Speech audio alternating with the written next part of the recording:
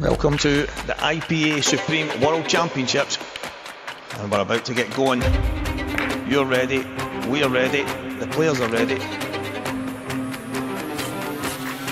Let's get this show on the road.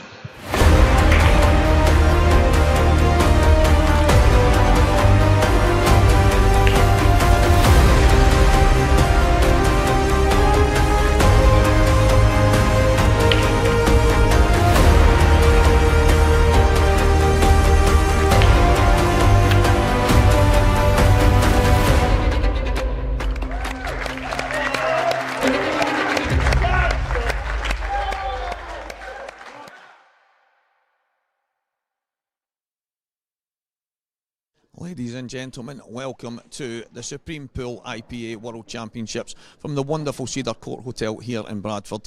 Stevie Walker here, delighted to be joined by Andy Betts. It's all go. It started here a couple of days ago and it has been absolutely phenomenal to this point, Andy. Yeah, it's been incredible so far, and now it only just feels like we're properly starting. So yeah, can't wait to see what unfolds from the last 64 of the open singles now.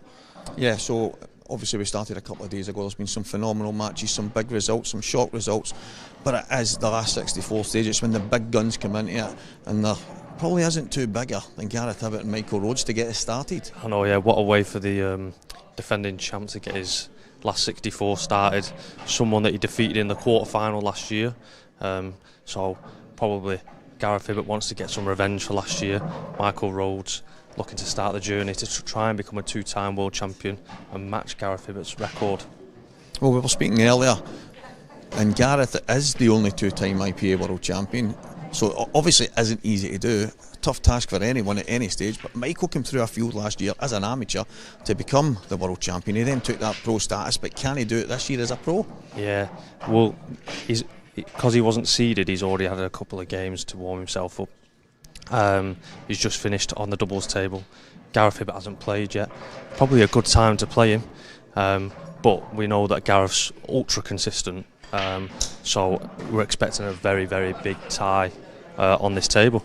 Oh, one of the things that's been spoken about over the course of the week is the conditions.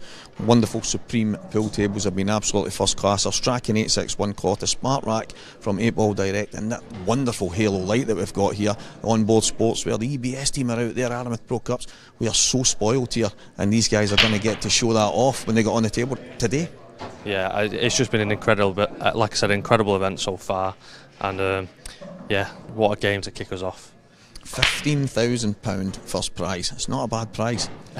It's alright, someone will have a nice holiday probably after this, but yeah, it's probably not really about the money. It's more about having that title. And Michael Rhodes said it to you before, where he said that people start noticing him a bit more, and he's sitting in a pub and people saying, oh, that's the world champion there. And I think that's probably what the I can't think of what the word is now. Well, it made them the humble. Motivation. Yeah, the motivation to have something like that in your career. It's one thing that you can never take away. To get your hands on this trophy and become a world champion, it's no mean feat. Like Mark Boyle's obviously failed, Dunster's won it, but there's some big names that have never got close to it. Michael will forever be a world champion, but can he do two in a row? That's the question. Michael Rhodes and Gareth Hibbott is our first match here at the IPA World Championships, and it's coming up very soon, guys. Well, ladies and gentlemen, welcome to the IPA World Championships here in Bradford, and I'm delighted to be joined by last year's winner, Michael Rhodes. Michael, how you been? I've been good. Alright, I've had a bit of a cold this past fortnight, but I think a lot of people have. And I haven't really played much, so I'm sort of wigging it this week a little bit. Last year when you came into the Worlds, I think I seen you down in your neck of the woods. You won the Lawless Pool Party, and although it's a one frame kind of thing, yeah. When you were flying through the Worlds, and I said to some people, I know it's just a one frame thing, but winning kind of breeds winning, and you just seem to have that spring in your step. You're coming in a bit different this year. Yeah, I mean, last year I was on like a cleanse from Christmas as well, so it's like no alcohol as well. So I haven't really done that this year. So just have to see how it goes, really. So last year when you won, obviously the ultimate high, and then you come on to the tour. Didn't really go your way, but you knew at the start you weren't going to be able to make some of them and that as well. Has that affected you in any way? Well, I wasn't originally going to bother. I was maybe just going to play the amateur and then just play the odd one, you know. But with winning it, I felt like, not my hand was forced, but I felt like I had to do it for myself to go pro, but I knew I was going to miss some events anyway, so I haven't done myself justice all year. And plus, I was saying, like off camera, love for the game's gone a little bit, so that's why I'm going to have a year out and see if I can get a bit of appetite back and see if I can go from there later on. One of the things that I would like to ask, not everybody gets to become a world champion, and they say it's the most amazing high you're ever going to get when you play this game, any kind of Cuesports. Is there a big crash after it, Michael, or is it tough to ride that crest of the wave? Nah, I mean, I'm pretty laid back anyway, so it doesn't really bother us so much. You get a bit more attention, I suppose, but I just took it in my stride, really. You know, and then when people point out in the pub I was really the world champion, I'm a bit like embarrassed by, you know, you want to be humble, don't you, really? No, I think that's a big part of it, trying to be humble, but at the same time, you've got to enjoy it as well, yeah. It's the biggest achievement in the game. Yeah. So try to mix the two, I suppose. Yeah. So coming into this week, you're saying you're winging it, so no expectation? No, not really. You know, if I get beat, I get beat. Put no pressure on myself. Just hope I cue the ball well and play the right shots and see where it takes us, really. Last year's final, have you watched it back a few times? Twice, I think. You know, so not much. There's actually a couple of finishes you took that were just unbelievable. The atmosphere in the place was electric, and I kept saying, I've seen it a lot of the guys, I think we need to get Michael in to see if he can recreate a couple of those finishes, because they were unbelievable. Yeah, I've seen the clips on that there now and again pop up, but I don't know, that round the table and the skilly on the black, probably what you're talking about. I don't know, I'll probably never do that again, but it's just meant to be that time, isn't it? Sometimes it is written in the stars, but it can be dead easy to get those things going for you, but then all of a sudden it goes against you. So yeah, Ben kept him firing back, so it's still huge. Yeah, I mean, I've still got the right attitude, I think, but I just need to find something. Like my first match, I was sort of losing the cue ball a bit.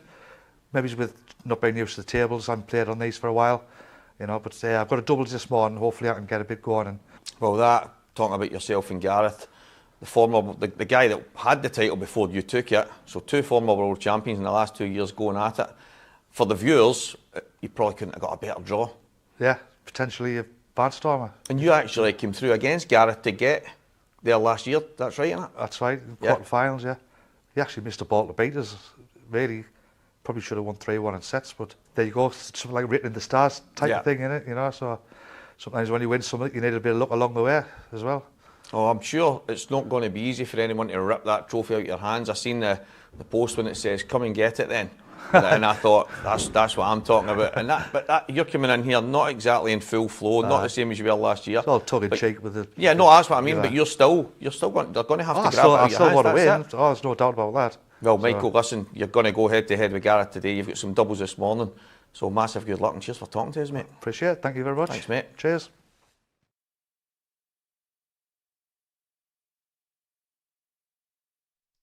Welcome, guys, to the IPA World Championships. We're in the commentary box now, ready to go. Gareth Hibbott and Michael Rhodes about to get us started for today.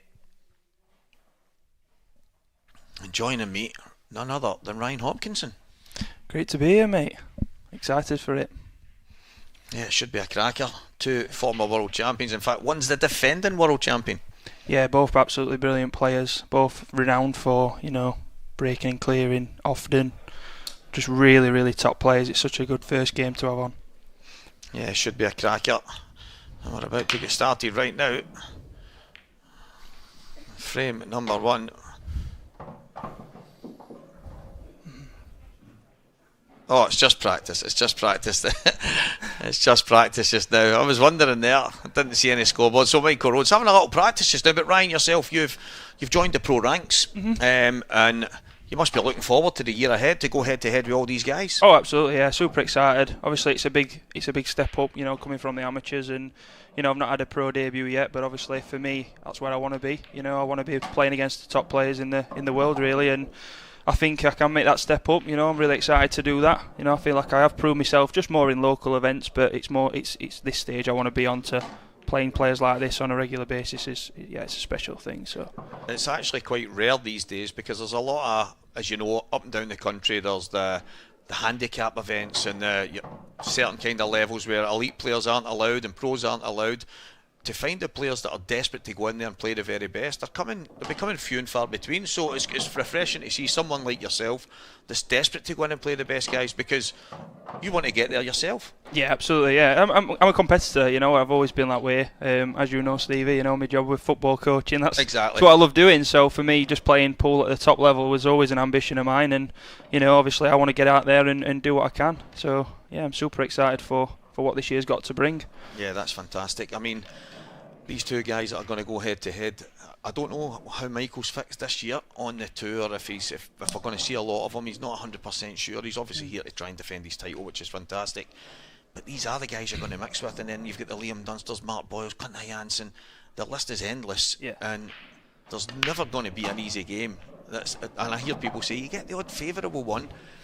I just don't see it that way. I think if you go in there thinking you've got a good draw, you're already kind of giving yourself maybe an element of doubt, because if you're looking and desperate to play a certain player rather than someone else, I think you're already beat. Yeah, absolutely. Yeah, I think, and that's the thing. There's not one easy draw, and for me as well, that kind of, I feel in a way that's relieved a bit of pressure straight away, because I do have expectations, of course, but obviously playing the guys who are at this level and have been at this level for a long time, I feel like probably I'm going to be an underdog. Yeah. So I'm kind of happy with that mindset. As you know, if I go and nick some wins, I'm dead happy with that. But I do feel like I can do something.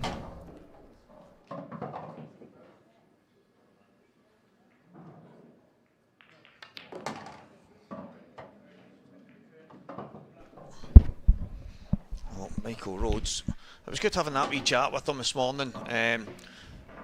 We've had a few chats over the last few months, Ryan, and there was maybe a few things he wanted not to get off his chest. I think mentally, after winning the world title and then maybe not having as much time as he would have liked to be in the pro ranks and go and maybe chase the dream a bit more, I think it got him down a wee bit. I think it was one of the things where he wasn't really showing his full potential after winning a world title. It was like, not like he fell off the face of the earth, but he probably didn't make the waves that he would have hoped to, and I think it got to him a wee bit. And we did speak about potentially getting a longer kind of interview, but this morning leading into this, I asked him if there was anything he would like to talk about, and a couple of things he was and I thought, let's maybe get into a more positive way. I think heading into a match like this, about to go and defend your title, and there's a time and place for the deep conversation, and I thought, let's just have a little bit of fun with it. But I know where he was coming from, because he's probably got a lot that he wants to get off his chest. Yeah, I think with Rhodesy though, you just know his quality, don't you? You know what he's going to bring to the table, and you know, from last year, it's a massive highlight, you say, and yeah, he didn't probably follow that up the way he wanted to, but listen, no one can take away a world title, and that's the big thing, isn't it? Yeah, I mentioned the £15,000 prize, and as much as it's great to see that on a poster and on some kind of advert where it says first prizes, but I think the main thing when it comes to something like this, it's all about the title.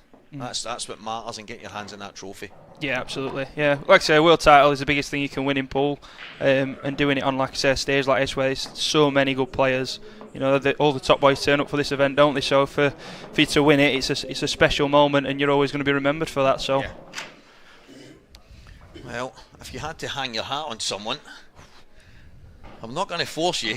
We've got the former world champion and the current defending world champion, but let's take away this game. If you had to hang your hat on someone for the entire event, so good. I think I'm one of them. I look at like Jack Wheelen, you know, coming back to have a little go at the Worlds. I think that's such a good pick, but you can pick anyone. I mean, Rhodesy's got, you know, a bit between his teeth. He wants it more than anything. So, but again, Gaz Hibbott, what can you say about him? Brilliant player. Yeah, it should be one hell of a game. We'll get that fixed on the screen. There's slightly the wrong name there. Different match. It's Boron and Liam Dunster. That is not the match we're watching, but we'll get that sorted, guys. And just like that, so straight off the bat, Gareth Hibbott with half a chance here. Dry break from Rhodesy, gone for the cup break there. I thought it was a top ball break, Ev, but obviously changing it for that straight away. I wonder if you've seen that video of, I think there's some pool coach guy on Facebook, and he's been telling everyone that he can perfect the Mark Boyle break, so maybe Rhodesy seen that and got the cup break, but It's giving Gareth an early chance here. Yeah, Reds aren't bad, are they? It's nice opener for Gareth to stamp his authority on the match early doors. He makes the game look so easy. His longevity in the game. Someone asked me maybe a couple of years ago, even before I was doing this, who do you I don't look at many people as inspiration, but Gareth's kind of longevity in the game at the very, very top. I said, if that doesn't inspire you in the world of Cuesports, then I don't think anything else would. Yeah, I've just been speaking to him then, and like he's just been talking about all the disciplines that he does, and he's so level-headed as well. That's the biggest thing about Gareth. He's such a solid player, but that's because of his mindset. His mindset is brilliant. You know, he's just saying to me there, he's played in a singles match on the Saturday in pool, and then he's gone to snooker, knocked to 131 in. It's like that's the type of player we've got on his hands here, so he can beat anyone. Yeah, he's making light work of these. Yeah, just got to be careful here with these two yellows. Just make sure he's not leaving any problem. If he lands low, the black might come into play, so we'll take a little bit longer on this one. Yeah, do you think he'll be leaving the black maybe long to the bottom right, or do you think he can get round the back of it? Yeah, I think he's just looking at how he can get on this one on the black spot without leaving a tough next red. Yeah, he's all good there. Yeah, he's overdid it just a touch. You can just play a little bit of bottom here, just come off the bottom cushion. A little bit of side just to take him up there. Early chance, Gareth Hibbott, and he's made a bit of a mistake here. I don't think he's on that red. Played that quite strangely. I thought he'd play a little bit deeper into that and use the side cushion just to make sure he wasn't snooking himself, but yeah, early mistake there from Gaz, what he won't be happy with. Yeah, he's in a bit of trouble now. That tells you everything. He was going to jack up there.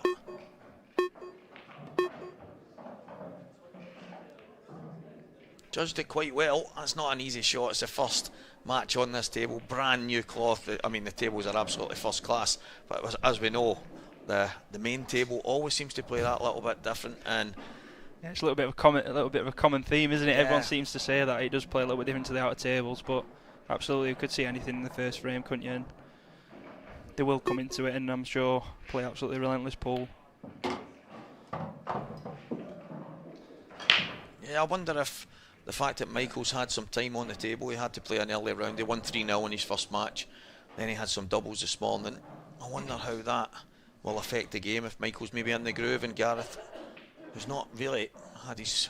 I mean, he's had some practice frames and stuff, but I wonder how it'll affect the game, Ryan. Yeah, I think it can help. I mean, like I say, getting into your groove early doors is always a nice feeling, isn't it? And you know, I had a couple of chats with some other players, other professionals, and they were saying the same. They'd rather play the earlier rounds because they are in the field where them players who are in that top 32. That's a great shot there. Yeah, I mean the fact that Michael gave him that after his attempt the first time, he kind of had an idea of how to play it. So I'm surprised Michael gave him a chance to get back to the table. First frame goes to Gareth Hibbott. I don't blame Michael for playing the snooker. It was just maybe leaving him that one cushion. And after the first shot Gareth played, he already had the angle. So yeah, I think at this level as well, leaving a one cushion escape is always a risk, isn't it? Yeah. These boys are so good at getting out of snookers no matter what, and like I say, when they're hanging over the pocket like that, they can judge them really good, can't they? So yeah, a bit of a dangerous one there from Michael. He'll probably regret that a little bit. Yeah, I think he will be disappointed that he's let Gareth back to the table, and it's ended up costing him the first frame.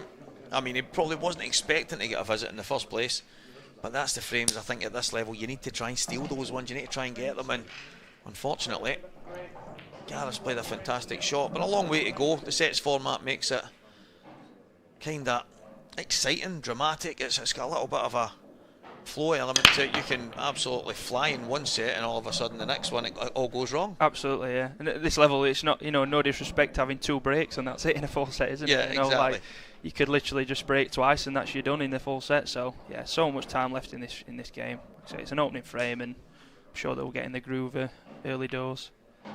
Yeah, I wouldn't be surprised if we get some early kind of highlight reel moments. Michael gave us a vast number of them last year. I actually spoke to him earlier about maybe recreating some of them, so he did say that would be good fun. He said, I don't think I'd manage it, Stevie, right enough, I think, but I'll give it a go. Yeah, he gave us some exciting times last year. Definitely. Guy's got a good layout here. Yeah. These yellows are looking and good. I didn't think he had a first shot on yellows, but that looks, yeah, pretty routine from here now. Leave that one above the black for last. Yeah, good opportunity here. Just what you want after the previous frame. You can sometimes kick yourself. I mean, he'll be disappointed that he left Gareth the one cushion, but you just want a chance straight away and go and take these out. You can just forget about it and kick on. Yeah, absolutely.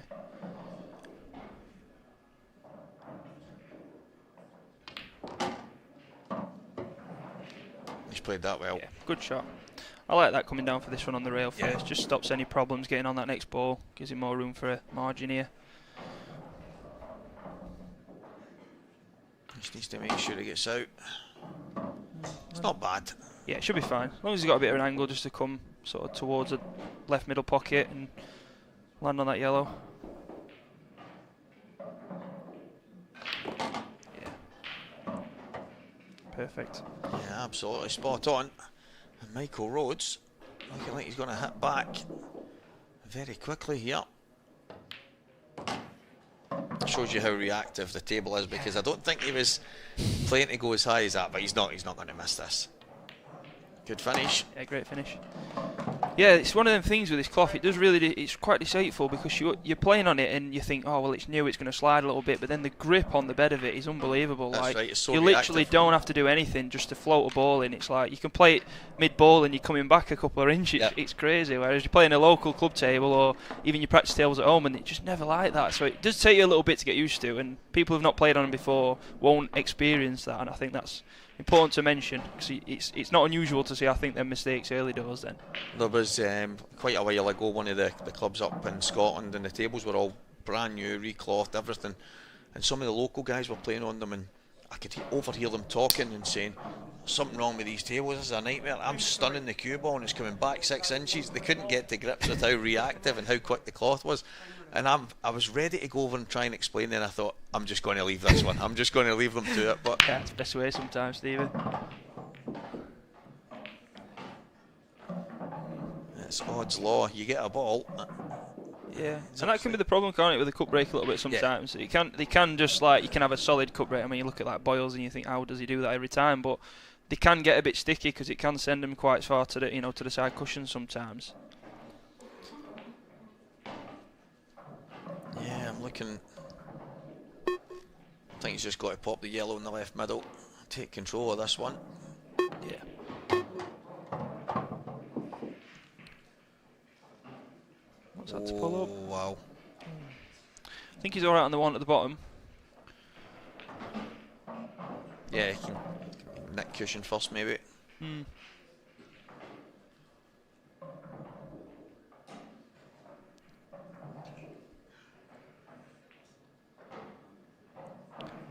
Yeah, he's landed.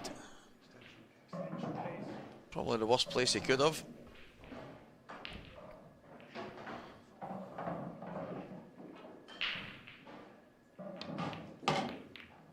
I like that shot. He's actually quite unlucky there. I think he's okay. He's got. Yeah. I mean, the one obviously where the two are below the black. They think this one does. The one below the yellow does pot into the middle. I think the one next to the black does go into the middle as well. Using all the pocket. He's just got this at the bottom left to think about here.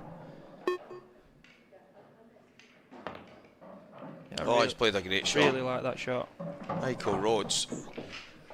Something out of nothing, that one, Steve. Yeah, what a finish this will be if he can get it over the line. He's manufactured a chance. It shows confidence. Absolutely. He's going to have, isn't he? He should be coming into matches like this with loads of it. He's the man to beat, as he said, isn't he? So I don't think he's happy with that one. I think he wanted to be a little bit higher there to play the middle one first, just under the black. So he could have just dropped that in then. Yeah, he's got a shot to play now.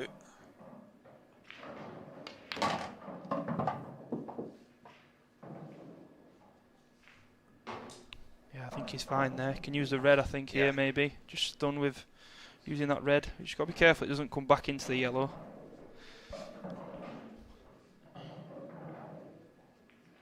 Yeah, he's had to work for this one. He's tried to slide it off the red. Yeah. Just missed it. I wonder if he can just drop this in off the top knuckle, bag weight. It does go, it's just tough to get on the black, isn't it? You may be moving the black here a little bit. It wasn't easy, like. I think that's one of them you have to be right behind it, and yeah. He's tried to just get the red out the way just to make it easier, but it's caught him out.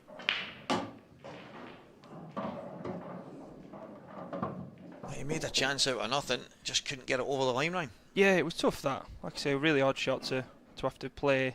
I mean, where he landed on the second shot, I think really he did really well to get the opportunity to even go for him, but yeah, just a bit of a brutal layout in the last 3 balls there.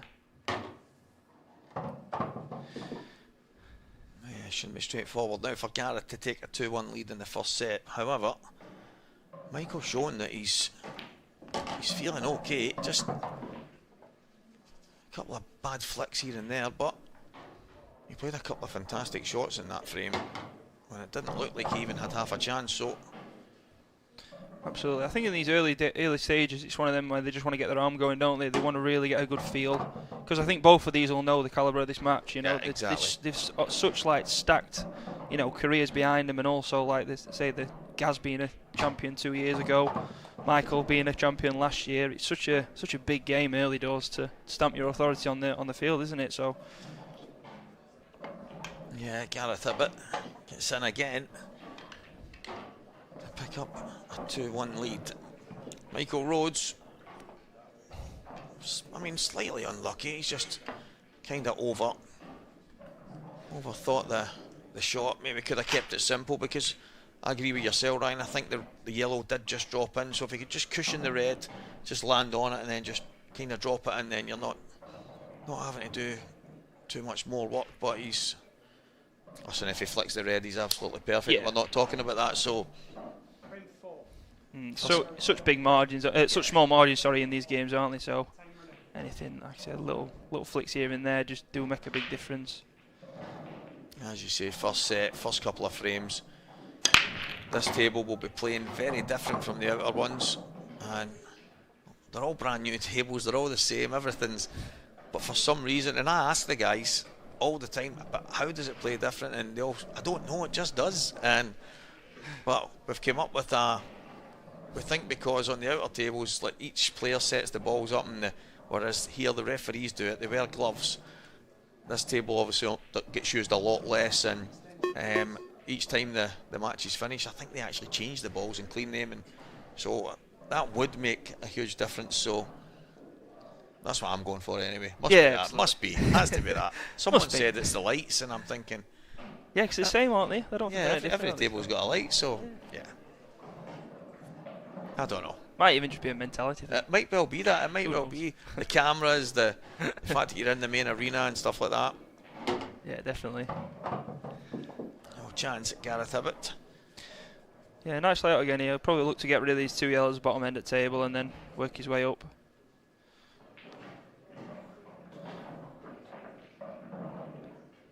One of his biggest strengths.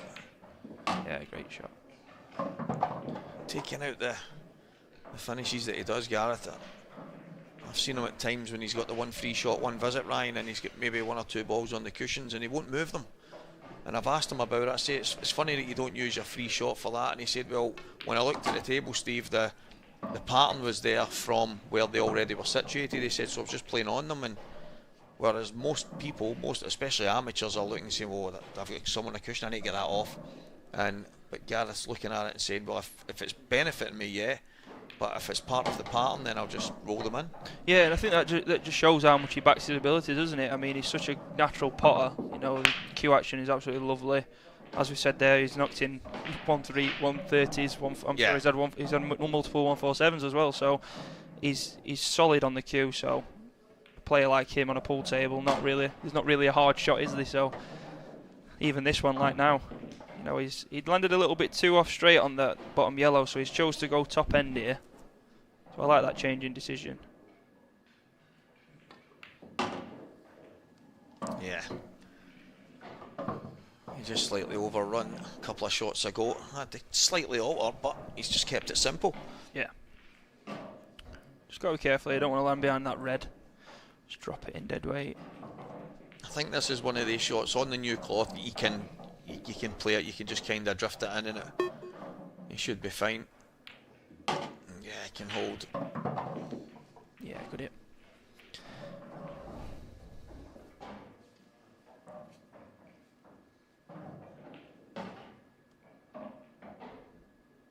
Gareth Hibbott for a chance. Yeah, another one on the board, and he's missed it the full length. Well, that's a collector's item for sure, that one, isn't it?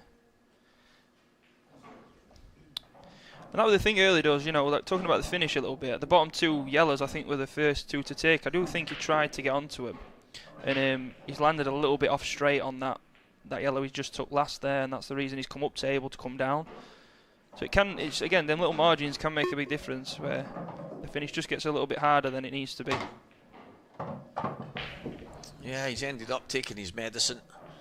He could have tried to be greedy, and I don't know if he could have maybe just nipped at the length of the table and just tried to keep the cue ball off the cushion, but he's took his medicine. He's ended up missing the long black, but a couple of mistakes early doors from both players. Yeah, it's quite strange to see, but I think again it might be on the stature of the match. You know, as I say, they both know they're both top players, and again they both carry such big backing with how much they've won, and as I say, got a previous champion against a 2-year champion. We keep mentioning that, but they're the meant to beat, aren't they, in a way? So yeah, definitely could mean some more. You consider Gareth won the seniors and the masters last year as well, beat Ronan McCarthy in both finals. And I spoke to him about it, and he's like, I know I've won those 2 world titles, Steve, he says, but I still walked away that end of that week feeling like I lost, because he was hoping to defend his world title, his main world title, and that just shows you the kind of winner that he is. And that's his mentality, isn't it? He wants to win everything, and again, he's, like you said earlier, Steve, he's such a good person to learn from, and you know, the way he carries himself, not just on the table but off it as well. He's a very inspiring character, no matter what, you know. And as I say, there's no surprise why he does so well. I wonder if Michael's slightly off here. I think that explained it, didn't it? Yeah. He had to play that with. Tried to get on the other one first. Now he's in a bit of trouble because this is not an easy shot to get on that next red.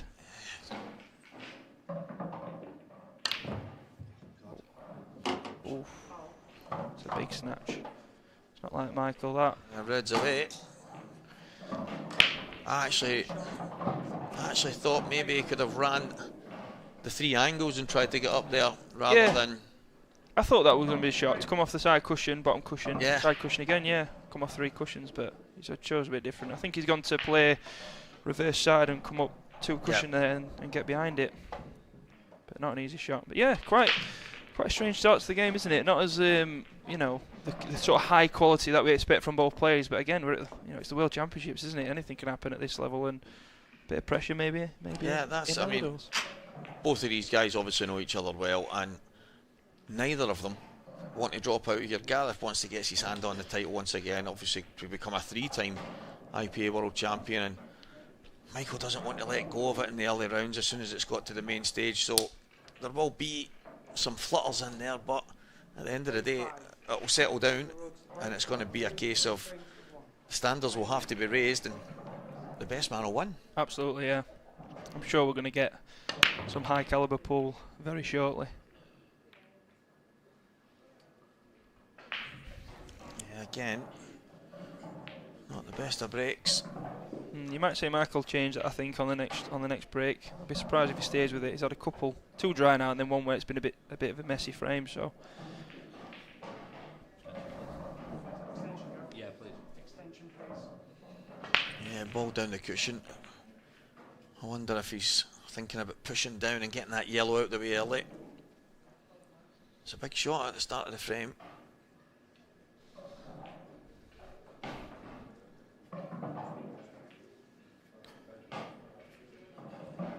Yeah, I think yellows are the more favourable here. You'll top through for the one at the bottom. Yeah, good shot. Still a little bit of work. Just red in the yellow in the middle of the table. Goes in the top right. Might drop on it now. I don't know if he can hold. I think it's tight. I don't know if it does go top right. That's the only thing. Yeah, I think the red maybe just covering it.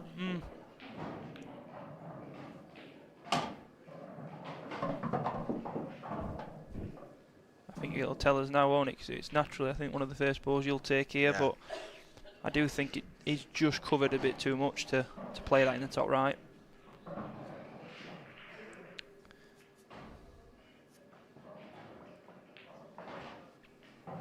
Yeah, I wonder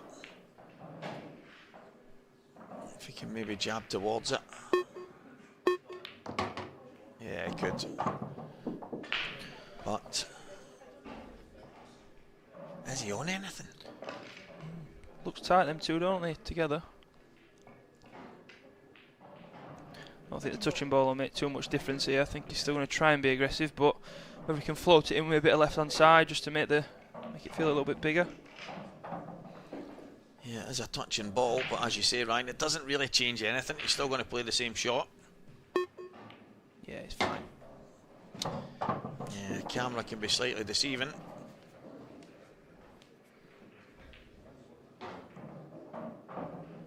So, chance to get the first set on the board. It's been a strange opening set. Yeah, and even that shot there, I think he's not too happy with that. He's gone a bit too far than he needed to then. He just needs to be above that red, but he's gone near the boat line here. So, should be okay. Should be able to nip this white quite well. Yeah, he's fine.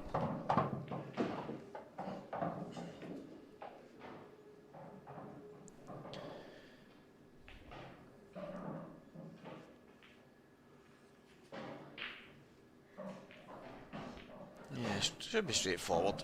Up and off the top cushion. Oh, just drop it and that's it. Yeah. I don't think he wants to get near the cushions after the one where he's missed a long black, but yeah, straightforward. Some good stuff from Gareth. Yeah, that's a good finish that as well. Good opening ball as well. It shows where he's at with his head, you know, where very positive, just goes for that hard yellow straight away and gets the problem ball out of the way. Again, like you said earlier, Steve, he's not got a problem with them tougher shots, has he? So I think that's why again he's at the top of pool, because he's so aggressive and he knows that he can back his pot in on that level. So yeah, fantastic stuff. Gareth Hibbott gets one on the board. Michael Rhodes. The thing I love about the World Championships and the sets format, I love the drama, I love the back and forth stuff, and I've probably championed it from the very first time I played on the Worlds, and there was a few people saying, Steve, I'm not too sure about it, it just seems a bit mad, and Renzi was one of them last year and he went, do you know what, yeah, I love this. And the thing I like is, Michael, that's that gone, let it go, and you get to start again. Whereas if you're in a race to say 8 and you're 4-1 down, you're in trouble. Absolutely, yeah. And that's the thing with a set format, it's just literally like, because it's such short races, it's like I said earlier, you can have two breaks and that's it. So like Michael here could come back, as we see here, look, Gaz has just gone dry. It could be a completely different story this set now. It could be a 4-0 and he's back level, so it is an exciting format. Even as a player, mate, I really enjoy it, and I think it's just good to have something different along the season. Instead of it just being a race to 8 every time. It does add that element of difference to it, and it's got to be like that, hasn't it, for the Worlds? It's got to be a bit special. So I think that's it. For me, it stands out because you've got to do something different. You've got to have a bit of endurance. You've got to make sure you let the last set go and then you go again, and there's just that element of difference to it. But anyone that wins a world title, you've got to have had something different. You've got to make sure you've got something in the tank to go all the way. Some of these matches at this stage can be 35 frames, and then even as you get to the final, that goes up again, and it's like it really is a test of mental strength, but obviously ability at the same time. And to go all the way and win a world title in this format, to me, it's special, and it's what makes it different, and it makes it worthwhile. You won the world title, then you've more than earned it. Absolutely, yeah. Like I say, even though it's short race to 4s, it's no gimme to win a match, is it? You've still got to be consistent over, winning your 12 frames of, for your win. So it's not an easy format at all.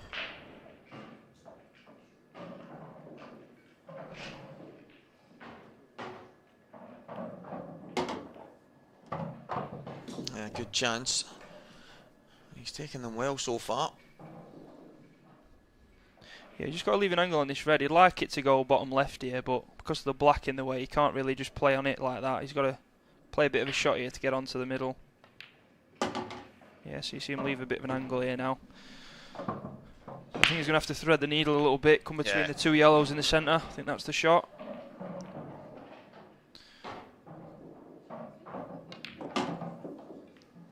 Not bad. Just, yeah, we're okay. Does deserve to be on it, to be fair, like that. Not an easy shot. Yeah, I think it's one of them. You can try and be really cute and get through the gap nice and easy, or put a little bit on it, knowing if you hit the yellow, you're going to... You'd be unlucky not to have a shot. Absolutely, yeah. And this will set on Michael now as well. Obviously lost the first set, he won't be too happy with that, but... Yeah, good shot. Yeah, well done, Michael Rhodes. That's the way to hit back 1-0 in set 2. And again, as I mentioned before, set 1 is gone. He is 1-0 down, but refresh, go again. He just needs to find a groove. And that goes for Gareth as well, because the first set, right, it wasn't like dish, dish, dish. There was some mistakes in there. Both of them had missed some bad positional shots. So probably got off to the kind of start I was expecting. I hoped that the two guys were going to just start firing in these big finishes, 2-1s and crazy cocked hat doubles like Michael did in the final last year, but it never starts that way. But a lot of these matches, they do end up going that way, so you don't want to be behind when your opponent starts to really start firing. So it was a good one to get on the board there from Michael. Absolutely, yeah. He's going down the middle now, just as you said. Yeah, I thought he'd change it. I know he hasn't had too much luck, and looks the same with his top ball there as well. Didn't really come out all too well then. Seemed to split a little bit less aggressive than I thought they would. A great chance here as well for Gaz now. Pretty much got a choice for any balls, any colour set here.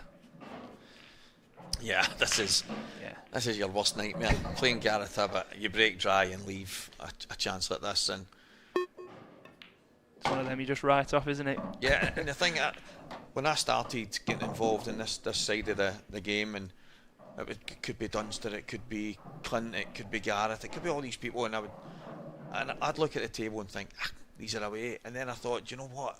Finish after finish after finish.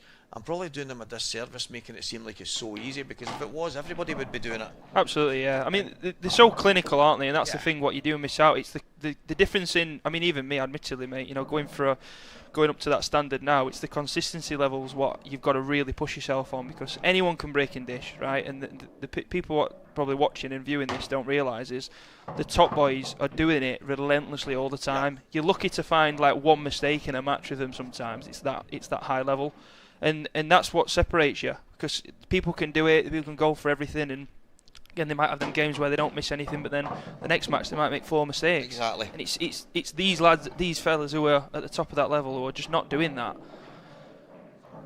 Yeah, it's massive, and that's the amount of tournaments you come into now, and the standard. Corey Reese mentioned earlier that he thinks the standard's gone up. Someone said, what's the difference from maybe 20 years ago to now? And he said, I think the standard. And I think a lot of that's down to the conditions that we've got now. These Supreme tables are absolutely first class. We've got the Aramith balls, and I mean, I can't see by Pro Cups, that's just me, and it's nothing to do with any kind of bias or stuff like that. I just think they set the bar. The Strachan 861 cloth, when it's brand new, there's just nothing like it on the market. I honestly believe that. We're so spoiled here, and it just keeps getting better. The guys at 8 Ball Direct, and then we've now got the guys at EBS, but the guys at High Vis giving us this production which has been absolutely phenomenal. The standards are just getting better and better, Ryan, and for you stepping into the pro ranks, there's never been a better time. Yeah, absolutely, and I love the IPA. I think what it's about as well is a very special thing. You know, for me, I like the environment that it's set as well. Like you said there, with the standard of stuff we've got is unbelievable. You know, and like you said, the cloth when it's new, it's beautiful to play on. In fact, I think really is one of the best cloths when it's brand new.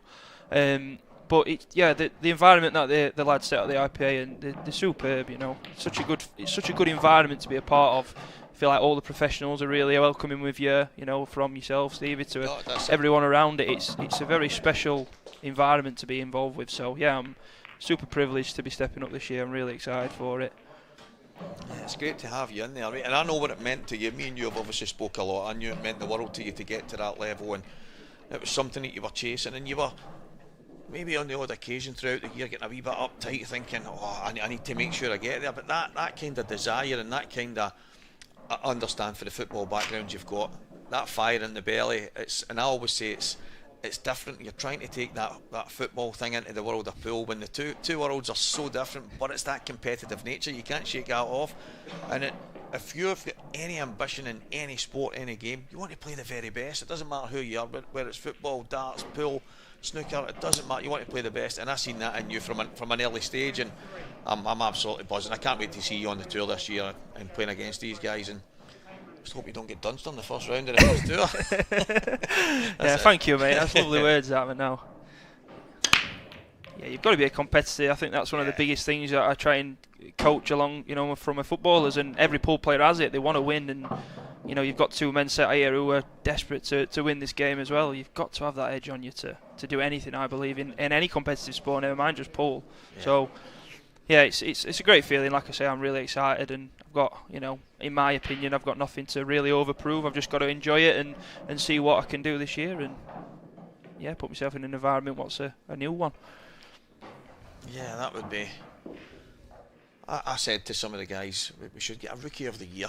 And I know I don't mean it like let's go and have some mad Facebook, but I've just been like, a lot of the pros when they step up, they've got a desperation just not to be the worst. And I think there needs to be a goal to try and be the best. Now, out of the ones that step up, who's going to push the furthest, who's going to go the furthest, who's going to cause the most upsets, things like that. And I think that's what the way I look at it, rather than, I hope I don't end up the worst of the class that came up kind of thing. So, but I know that your frame of mind is you just want to go and compete against the best, and the two guys we're watching right now, that's the level you want to get to. Absolutely, yeah.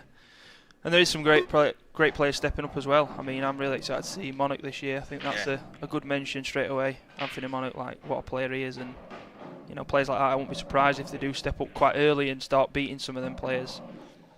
I think we're going to see a big shot here. 3-ball plant. Red off cushion onto the yellow. Oh, how did that not fall? I thought that was a gimme.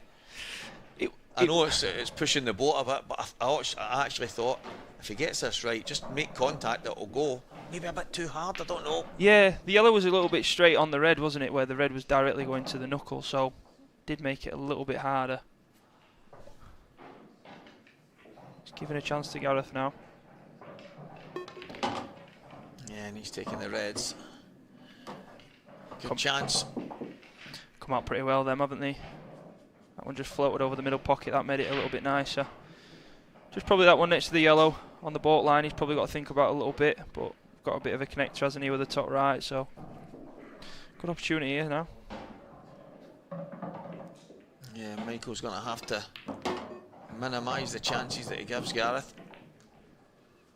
The last thing you want to be doing is chasing someone of Gareth's quality. Michael says to me earlier he's kind of just winging it. He's not had the greatest of preparations like he did last year, but I think last year when he's coming in, you want to go and try and win it, but he's probably deep down not thinking he's going to get anywhere near. And then this year you're coming in as a defending champion, and whether you've got expectancy in yourself or someone on the outside thinking, well, you won it that year, so we expect big things from you. Yeah, I'd probably say last year Michael would have been riding on like the high of winning every game, wouldn't he? Like, respectfully, we know how good he was anyway. So he was on as an amateur, wasn't he? Yeah. On that year he's won it. But probably no one expected him to go all that that far and win it. But I know he will have done, and plenty of other people will, because he's such a good player. That's it. There was no surprise that he was winning those games. Yeah. I think it's just one of the things as it motors on and people look and they still see the amateur tag. I mean, Michael's been at the high end of most Cuesports that he's been involved in, and he's always been about the game, and he's top player, but it's still going to surprise a few when the likes of, say, a Gareth, Dunster, Ben Davies, all these guys aren't the one lifting the trophy. And I thought it was a fantastic story, and it's something that he'll obviously live with for the rest of his life, but he's not going to want to go out with a whimper here, so he's going to want to try and hang in there. Absolutely.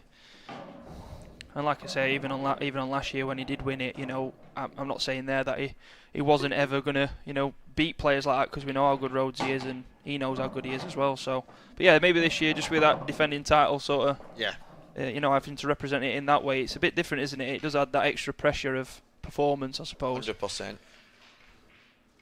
He's got a shot to play here. Needs to get out. Do you force this out, Ryan? Or you just I think put a bit of pace on it and make sure? The shot he might look at playing here is playing this left-hand side and trying to nudge off a yellow and kind of come down that way. So I think if he plays it with... Who's going into it with bottom, so... yeah. Great shot. Played it the different way. Just come off the bottom yellow there. Just lovely shot.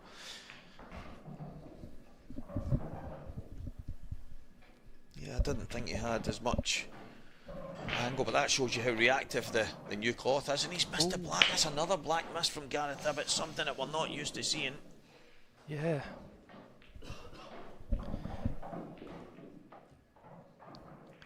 So Michael now really want to punish him here. He wants to go ahead in the set. Wants to stamp his authority on the game as well himself, doesn't he? And put himself a set on the board now.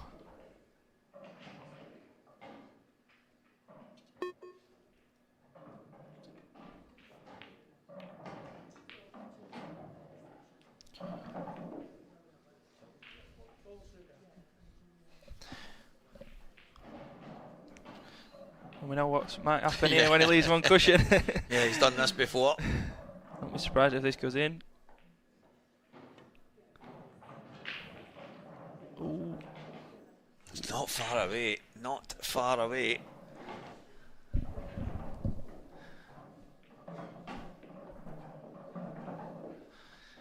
And you have to fancy Michael to take these out now. Yeah, I just get the impression that Rhodes is not settled as well as probably what Gaz has. I know he's missed 2 blacks, but Gareth has had probably a few more chances, obviously, and but he has missed a couple of balls that are quite unlike him, so that should give Rhodes a good amount of confidence to keep going in this game as well, which he'll never not, of course, but yeah, you can kind of... The way these yellows have been sat out, I don't know if those two slightly cover each other. Yeah, because he's played towards them. That was what I was thinking. Maybe if they're covering each other, it's slightly awkward. But he's played a good shot there, just to kind of clear the path from one being in front of the other. So good chance now. Yeah, it looks okay. He's just a little bit straight on that middle. That's why I like the decisions to change there. Right, now he's out all day. Yes, played that super positive. No messing about. And I know it sounds mad because you need every frame, but at this stage, second set, you don't want to give Gareth any... I mean, Gareth's missed a second black, 2 blacks he's missed there, but you don't want to give him that chance back after he's kind of thrown you one there. So, well done, Michael Rhodes. Yeah, super important that you always punish, don't you, when they do miss balls like that. Because they don't make that mistake very often, right? No, and it hurts double as much. Exactly. You know, you make a mistake and you get fully punished. It's a tough one to take in your chair. Every pool player knows that. Yeah, 2 frames to 1, set 2, Michael Rhodes, the Supreme Pool IPA World Championship. There's Gareth there. Very uncharacteristic that he misses any pots, never mind a couple of important blacks, but that's early rounds for you at the World Championships. Absolutely, yeah. And again, it could be an element of pressure. You know, these two boys, they know each other well, but they are both very big favourites in this competition to win it. You know, if you had to pick 2 players who have got that calibre of winning these types of competitions, you know, these 2 are your picks, aren't they? I mean, say you've got Rhodes on the defending champion side, and you've got Hibbott with all the stuff he's won. It's like, yeah, they know the calibre of this game, I think, and that might play a part. Well, back to the cup break, Stevie, now. Yeah, he's changing back again. I think he might get this a bit more. Yeah, he's like pulling out of it a little bit, isn't he? If you notice, it just doesn't hit it as hard as what Boyle does and plays like that. Yeah, I think he's probably feeling a little bit hard done by, because his break, no matter what he does, it's not going his way. And it must feel like he's just handing Gareth some kind of easy frames, and Actually, I'm not. I say to people all the time, I feel like all we ever do is talk about the break, because it is so important at this level, because you're talking about guys that they very rarely miss. So having a good break, making sure you get the opportunity, not your opponent, is absolutely huge. Absolutely, yeah. I mean, even last year, Stevie, playing on the amateurs, obviously, there's so many good amateurs out there who are, running frame after frame, and if you do break bad, it can be literally game over before you've even got anything going. So, yeah, as much as we do talk about it, and people obviously who probably don't play to a certain level of pool and think, oh god, the break can't be that important. It really is. It's and again, when you talk about this level, it's pretty much everything, isn't it, to get yourself in the game early doors. Another good chance here on yellows. Yeah. He's going to have to figure the break out at some point, because he can't rely on Gareth missing the odd black. No. That will not continue. You just got to think about this yellow, I think, on the black spot here. Obviously, it's covered by the two reds on the bottom pocket, which is your natural line, but obviously it goes in the middle. It's just quite a difficult ball to get on. See how he goes by it.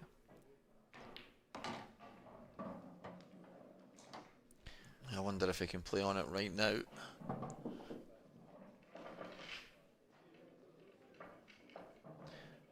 Yeah, I think lining it up there, doesn't he, Stevie? So he's answered your question there. Yeah. Does make sense with the two yellows there on the left as well, doesn't it? He's got a nice easy ball after it to drop into the middle pocket.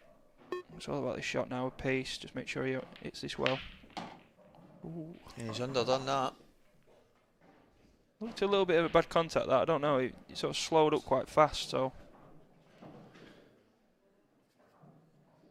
I think he's going to have to play it. Can he double it? Screw off the bottom cushion? I think he still has to play it, because I think getting back on it from the other balls is almost impossible. Yeah, I think he's going to use the red here. Yeah, great shot. Not bad. Even just that shot there, I mean, like from a technical point of view, like he's played that with right hand side, knowing he's going to flick the ball and come off the bottom cushion and out even better. Exactly. And like that's again just shows how much trust he has in his ability. Because again, you probably won't even see that just from a viewing point, but played it with right hand side, knows he's going to flick kick quarter ball and come off the bottom cushion. It just gets him in such a better position. Well, this maybe not as easy as it. It's a fine one, isn't it? Yeah, it's not straightforward. Gareth made it look easy. As they always do. Yeah. They can make you look daft at times. You're always in trouble here. Bang, heart of the pocket. And it is 2 frames apiece in set number 2. And Michael Rhodes' break has been a little bit of a difference in this, but obviously Gareth's thrown him a couple as well, so it probably evens itself out. 2 frames apiece, 1-0 Gareth. Can Michael somehow get over the line in this one, or will Gareth go 2 in front?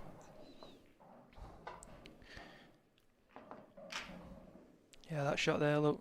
Just plays it right inside. You can see the white just flick off that bottom cushion a lot better there, just put him in a better position. Yeah, good stuff, Gareth Hibbott.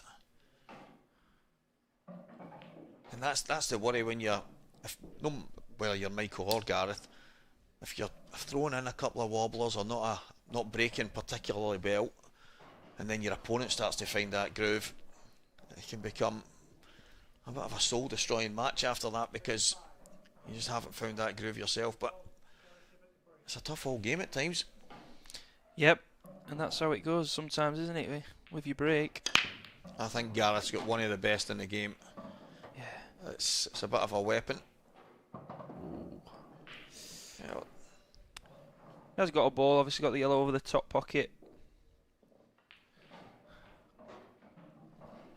I think he's probably forced into yellows here, he's got no choice, has he? Yeah, I think there's that one really awkward yellow at the top right, but is there a way? Does it go to the... I don't think it goes anywhere, to be honest. I'm going to say does it go to the left middle, but it doesn't look like it on the overhead anyway, so he's going to have to move it. Does it move? I don't think it goes to the middle right either. Well, work to be done. That's about all you can hope for when your opponent gets a ball.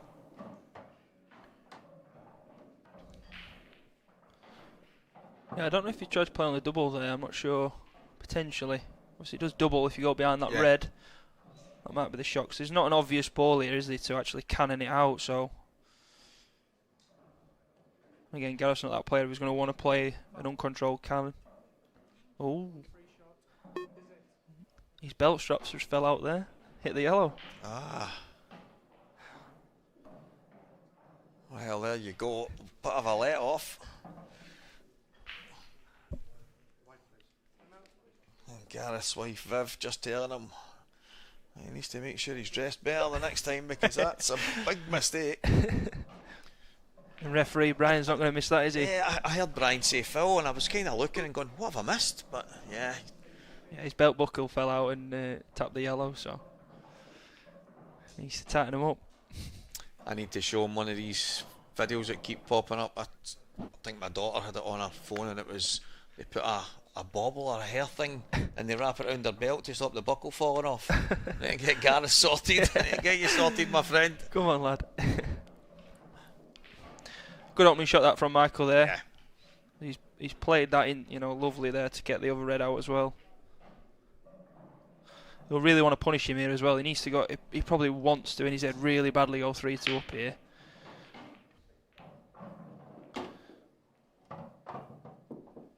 Yeah, you can't. These opportunities have to be taken. There can't be. I mean, you can't miss any opportunities at this level, and especially when you're a set down. Gareth's missed a couple of blacks. He's now made a mistake with the foul. You can't rely on that, so he's going to have to make sure he gets these. Absolutely. Just a little bit of thinking to do. So if he plays a cannon here, there's not an obvious ball that he's going to land on. Obviously, naturally, the one above the boat line, that would be a nice ball to fall on next if that yellow wasn't in the way. But just thinking here how he's going to play this. Yeah, so that was always a bit of a problem where he wasn't going to land on anything obvious, but he's got this one in the middle, he should be okay, but unless my eyes deceive me and that does go in the top left, that's the thing I was thinking of. Looks like it does. Yeah, I think it does. On the main picture that we see, we've obviously got the overhead next to us as well, but yeah, it must fly in. Ah, yeah, there we go. Yeah, could have got a football past there, right? Yeah, these cameras can be a bit deceiving though, yeah, can't they like can. You say. They really can. The amount of times I have to go. I should have kept my mouth shut there, because they just get down and roll them in. This was the awkward thing. Can he pass this by and go off the bottom cushion? Yeah, plays for running right inside. Should hopefully miss that red. Yeah, he's okay. Perfect.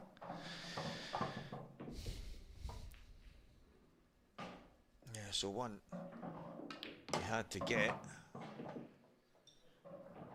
and he's taking them well.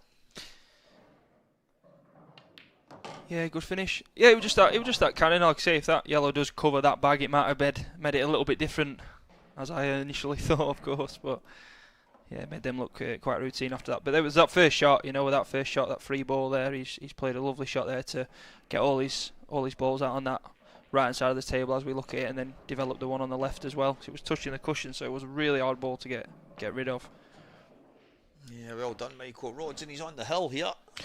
Chance to get a set on the board, which is pretty important at this stage. You don't want to go 2 sets down, and again, even when you are 2 sets down, there's loads and loads of circumstances where 2 up and you lost 3-2, and it's happened over and over and over through the years of this kind of format. So you're never dead, you're never out of it, but I don't think anyone wants to have to fight back from 2 down, but it's not impossible. But he'd love to get this. He needs a ball. Needs a decent break. Absolutely, that's the thing he needs now, isn't it? Is get his break going, and he's just as much as a contender in this game. And there we go. He's just not getting too much off it though, is he? As well, like obviously he's potted there, but it's not a nice layout, to be honest. Yeah, he's not getting much on at all. And that's the thing, so you're hoping to get a ball, but it needs to come with an opportunity, and in this instance,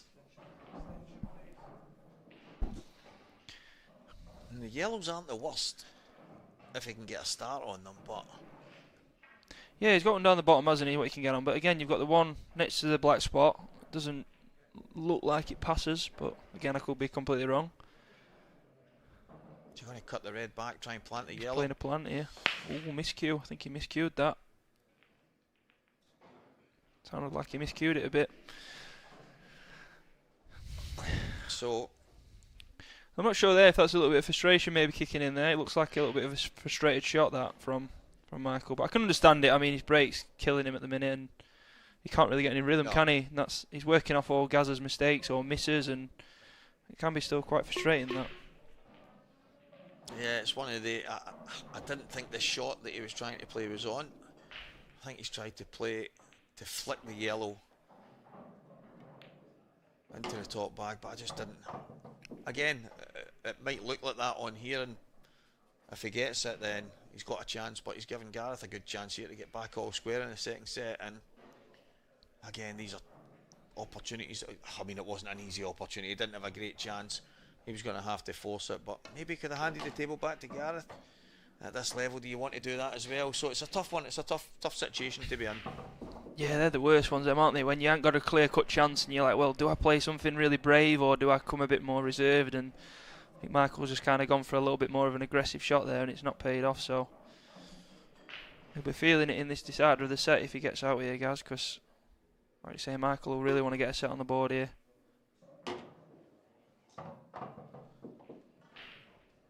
I take it. The yellow passes to the bottom. I think that's quite a strange shot, to be honest. I don't think he's meant to do that. I'm not sure. He's have to cut this back, I think. Yeah, I think he's overrun it.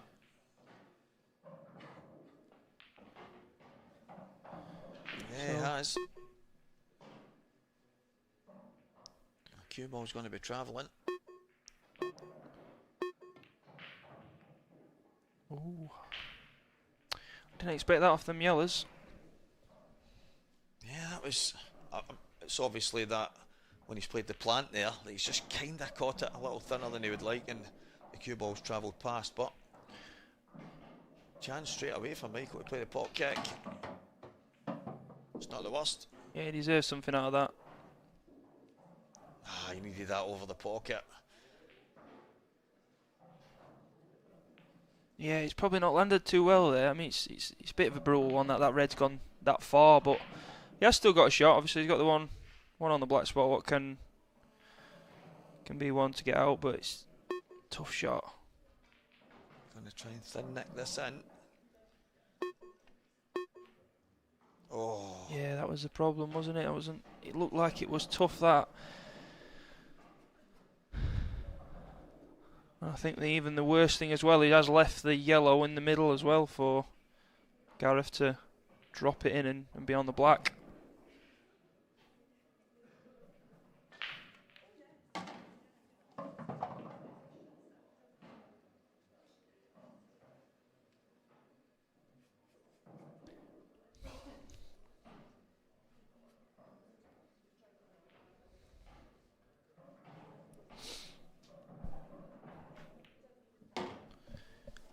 Yeah, there you see, look, double whammy, even worse. He left that little gap for Gareth to be able to drop it in the middle. It seems to be the case that you get punished more than once when something like that happens, and all of a sudden. Yeah, 2-0 down in sets is his worst nightmare. You don't want to be in that position. Yeah, so Gareth will break here with a chance to go 2 in front. Unfortunately for Michael, he got a ball, he got a visit to the table, but it wasn't easy. And that's been the case. I think he's only got a ball twice, and the twice he's got a ball, he hasn't really had much of an opportunity. But that's the nature of it. Is there a way to maybe hang in there? That's that shot there. I'm not sure it was on, but he's tried to play a plant there, I think, from what I see. I think red onto yellow, I think it was. That's a shot from Gareth. He's just kind of overplayed it.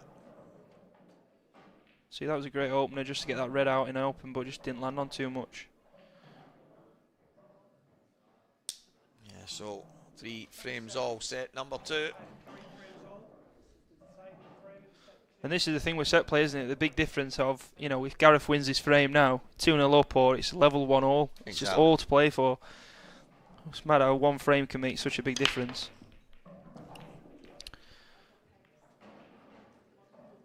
Well, Michael's out his seat. Now then.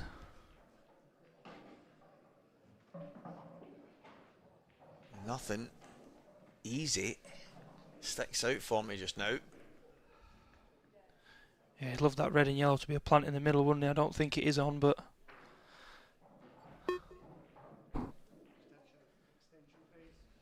I wonder, can he get past the black to the yellow at the bottom right? It looks tight.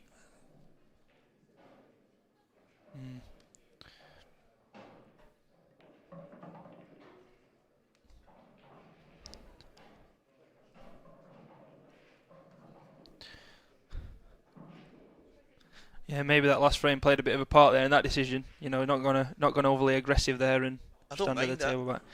I mean, I think he's saying, right, if he pots the reds, he's got work to do, and I don't mind that.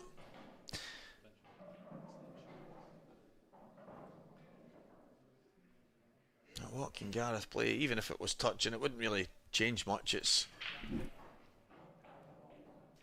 think Michael would prefer to have the yellows here, so he's giving Gareth a half a chance on a red.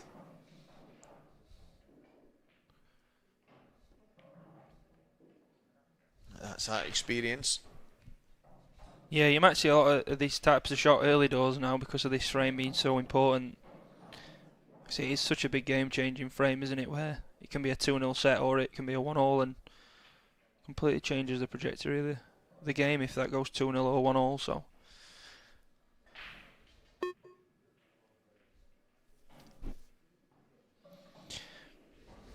Yeah, nobody giving an inch just yet. I wonder if he might be tempted by the red and yellow here. No, I think that answers my question, that one.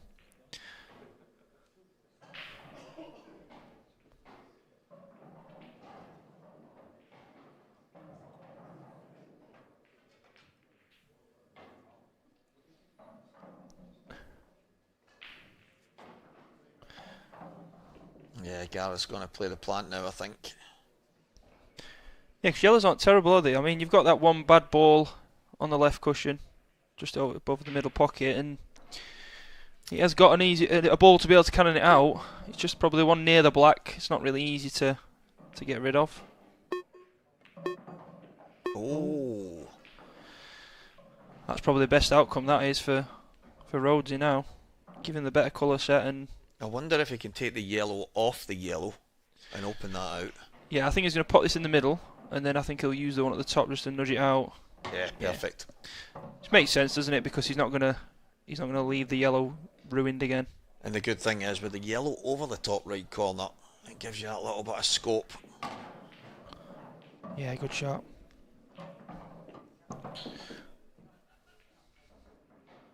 Yeah, so yellow down next to the black line is the only, not major issue, but it's only slight issue now. Yeah, that's a lovely shot, that is. And that was the thing about him not potting that yellow, you see, so he's now got a nice outlet here, but obviously he's got the one over the middle pocket now anyway to probably take next. Massive frame this for Michael.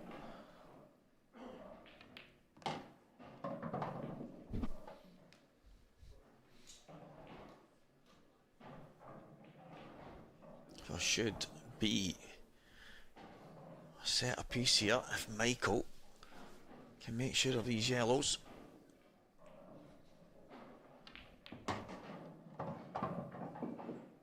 I quite like that.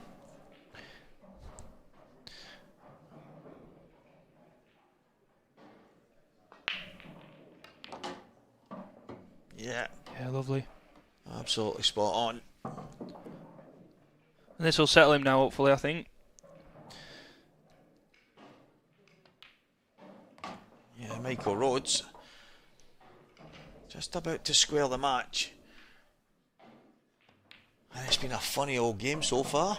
Yeah, it's quite strange, isn't it? You're not seeing the sort of firepower that we know these players have. And quite a few more mistakes than what we used to seeing. But again, it's one of them, isn't it? It's probably whether it's the World Championship case, who knows? I think it definitely plays a part. It's such a brutal, like I say, we spoke already, haven't we, about the format, and it first to fours, everything can change so quickly. So yeah, don't be surprised to be seeing this often, I suppose, in these matches, especially in the early stages where you've got so many top players in, and they're just trying to settle on the table. So Yeah, so the guys are away. A little break. You see some of the shots in that previous frame there. A cracking shot from Michael, just kind of soft screw back, leaving the yellow to the bottom corner. And then a straightforward 8-ball, and it is 1 set all. It's been quite scrappy, it's had a few mistakes. But again, you come to expect that at this stage, as the main coverage starts on the TV table, and I think as the week goes on, it'll get a bit more frantic. But right now, just trying to pinch any frame that they can get. Yeah, absolutely. It's nice for viewers as well, isn't it, to be watching some pool what's not always absolutely perfect, I suppose. So they are human at the end of the day as well, and they're going to make little errors. So in a way, it's probably nice to see. It makes us all feel like we can potentially match them sometimes. But what a setup, by the way, Steve, isn't it? It's, if you just want to mention on the IPA how like I said, we've spoke earlier, haven't we, about how well we're treated here, but the layout, and do you know what another thing is? That the hotel is lovely, isn't it? I mean, it's such a nice environment. It's nice and spacious. You can see there the seating area in the centre. Every player has got their own little place to sit as well. You don't feel crammed in as well. And you know, from experience, obviously playing yesterday and today, it's such a nice environment to be in. And like I say, we are truly spoiled in this. Yeah, we for are. me and this organisation, it's superb setup. Yeah, you can see all the players going at it right now. So it is all go here. See if I can get some scores. Some of the matches just now.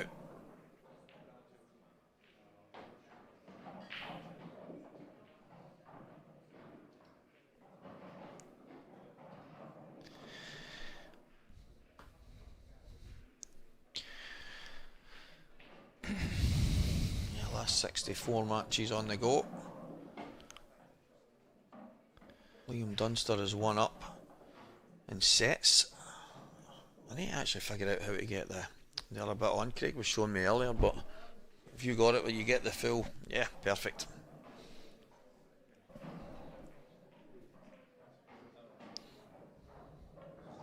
Yeah, another format I love as well is the doubles. I like how they do the 6-all, and we've just had a first shootout, didn't we, earlier with surprisingly Jack Wheelen and Cohen, and Jack Wheelen missed the only black, you know, and he won't like me saying that, I'm sure, but it's just like, again, it shows like it's a pressure cooker in here as well, isn't it? It's great to be a part of. It's a really good event.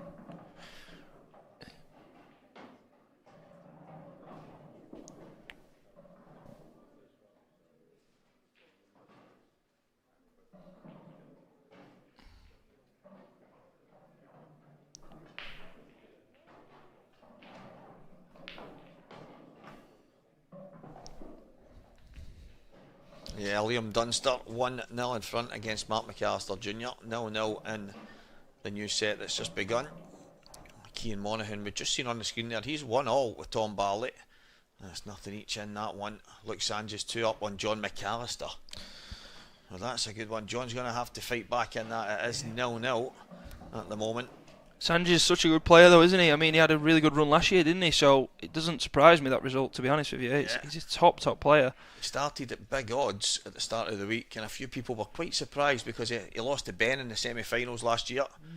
I was picking a couple of them out. Chris White, Scottish guy, he's come through a few rounds. Not many people know of him. Very good player, and he is 1 in front against Gav Robinson right now, but we'll keep you going with some of that.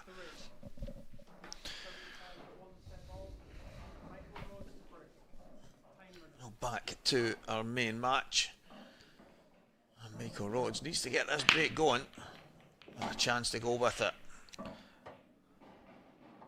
That's a good break. Put a bit more into that, I felt. Gave it a little bit more than it from the previous breaks.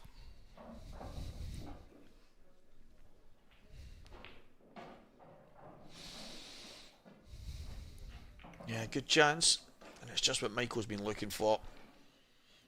Try and get the ball off the break, but does it come with an opportunity? Do you have to try and make something happen? But this is what you want after just nicking that set. Yeah, absolutely. I think just a black maybe you have to think about. Again, the camera can deceive me, can't it? And I'm not sure if it does just pass in that top left. If it does, it's quite a routine from here, but it may have to get it on the short position. Yeah. And these can be the hardest finishes to put away, Stevie. As you know, you're a player yourself. When they are a little bit more simple. They do feel like the harder ones because you've got nothing to do, and you sort of second guess yourself, don't you, a lot? And sometimes when you've got a shot to play, or you've got a little bit more work. I'm not saying you don't concentrate all the time, but you sometimes, when you've got the easier ones, you seem to make the bigger mistakes. But the fact that he's left that over that middle pocket, it's got me thinking, and maybe it does go to the top bag. Oh, he's under it that a little bit. Yeah, he had a bit of a sigh there, didn't you? He's definitely not happy with that shot.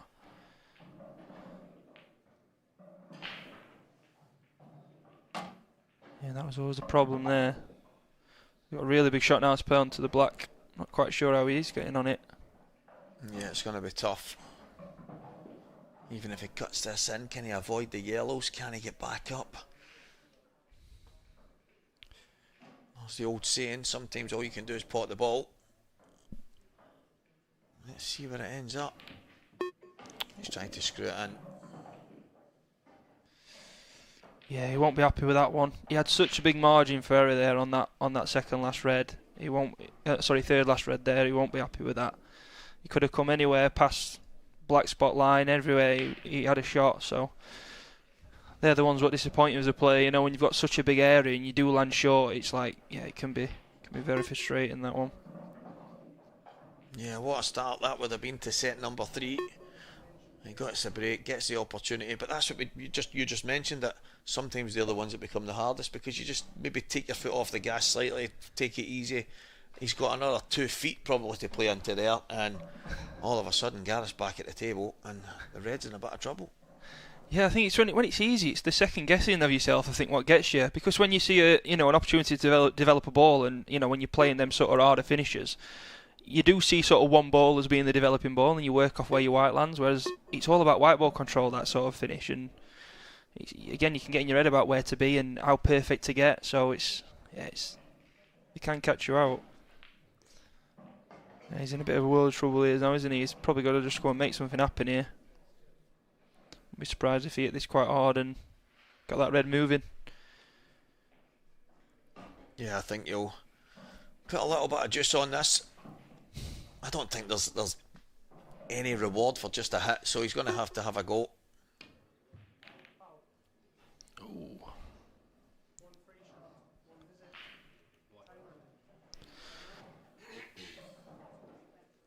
Yeah, so opportunity now for Gareth. I'm sure sitting in his chair he was not expecting, but that is something that maybe you might not expect. But at this level, the World Championships, the pressure, as you've mentioned a couple of times, I don't expect them, but we get them more than you would imagine. It's absolutely incredible, but that's the game, that's pool. You can't play perfect pool all the time, and that's why I say it's probably doing these guys a little bit of a disservice when we just basically say, oh, this is done, that's done. Because it's never that simple.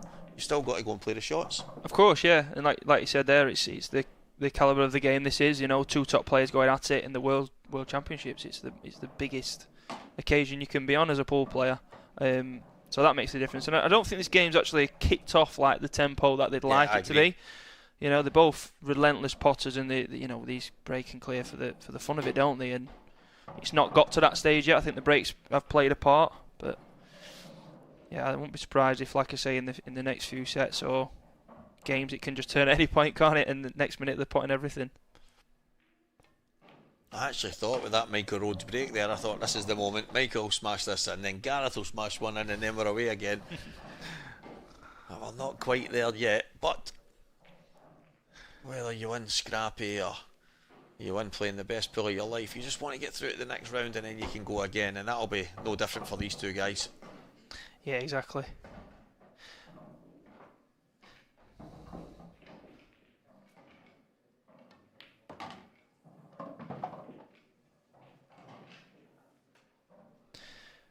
I think it makes a difference, doesn't it? How Gareth, like you say, he's played an earlier round, hasn't he? So he has got that table time.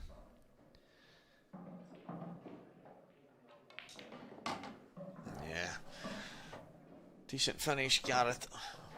didn't imagine him making any mistakes there, but from what we've seen, I wouldn't have been surprised. But Gareth Hibbott goes one up in set number 3. That was a big chance there for Michael, and one I kind of hoped he would get it. I did expect him to.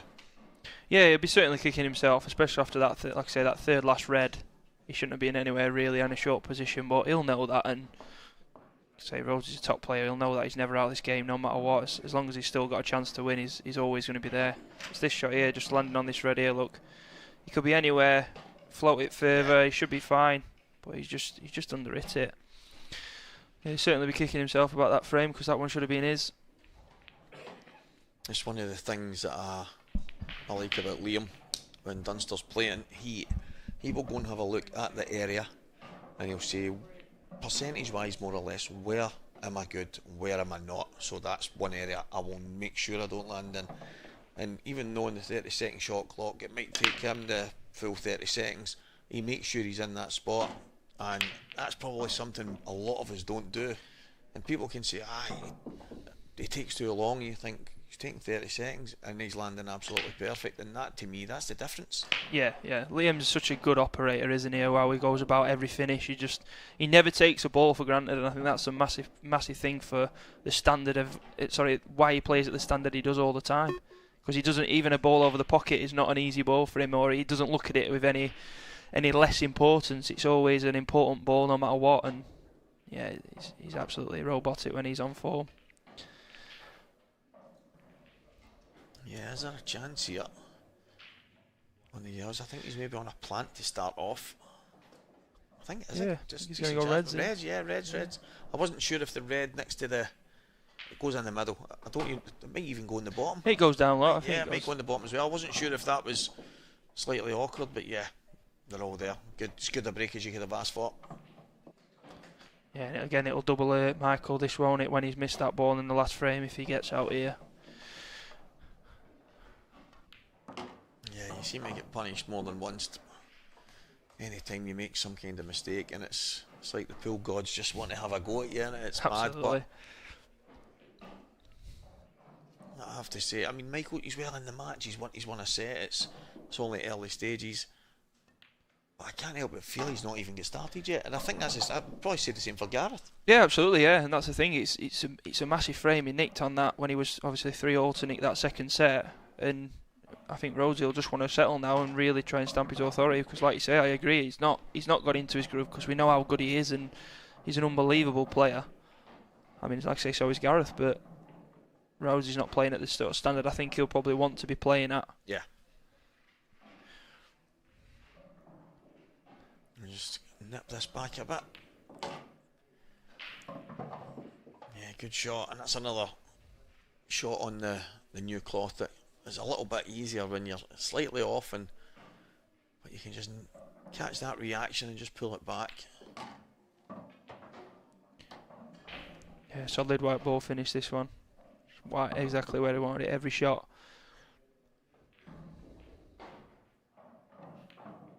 Yeah. Oh, wow. Wow. I can't believe that. That is so unlike Gareth, that, isn't it? That's 3 blacks he's missed in this match, and I am in absolute shock. Whoa. Picked both of our jaws off the floor there, Stevie, isn't it? That's crazy, that.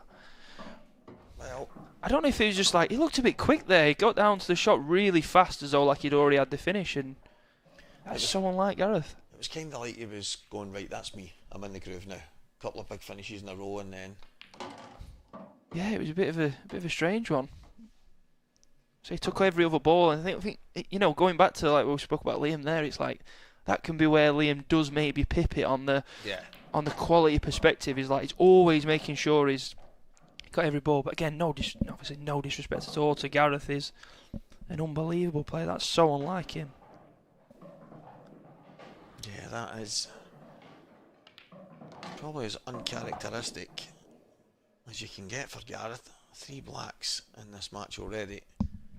The other ones, although I expect him to get them, that one, I would expect 100 out of 100. I'm very, very surprised, and maybe a little bad contact. I don't know. It doesn't just look to me like he missed it, but Yeah, I don't think it was a bad contact. It just looked like he played it wrong. Yeah, he won't be happy with that.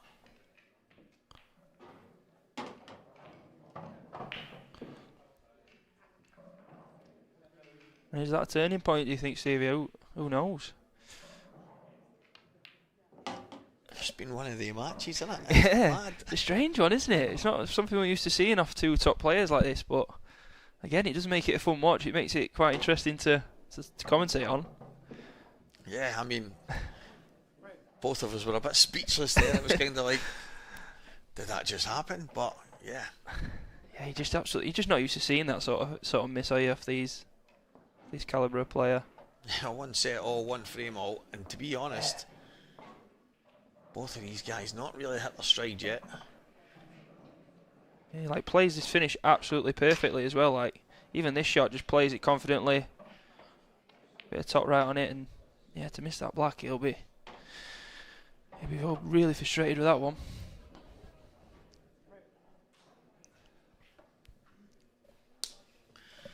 Yeah, he won't be happy with that. Especially with Michael breaking off in the next frame. And I often say you get punished more than once.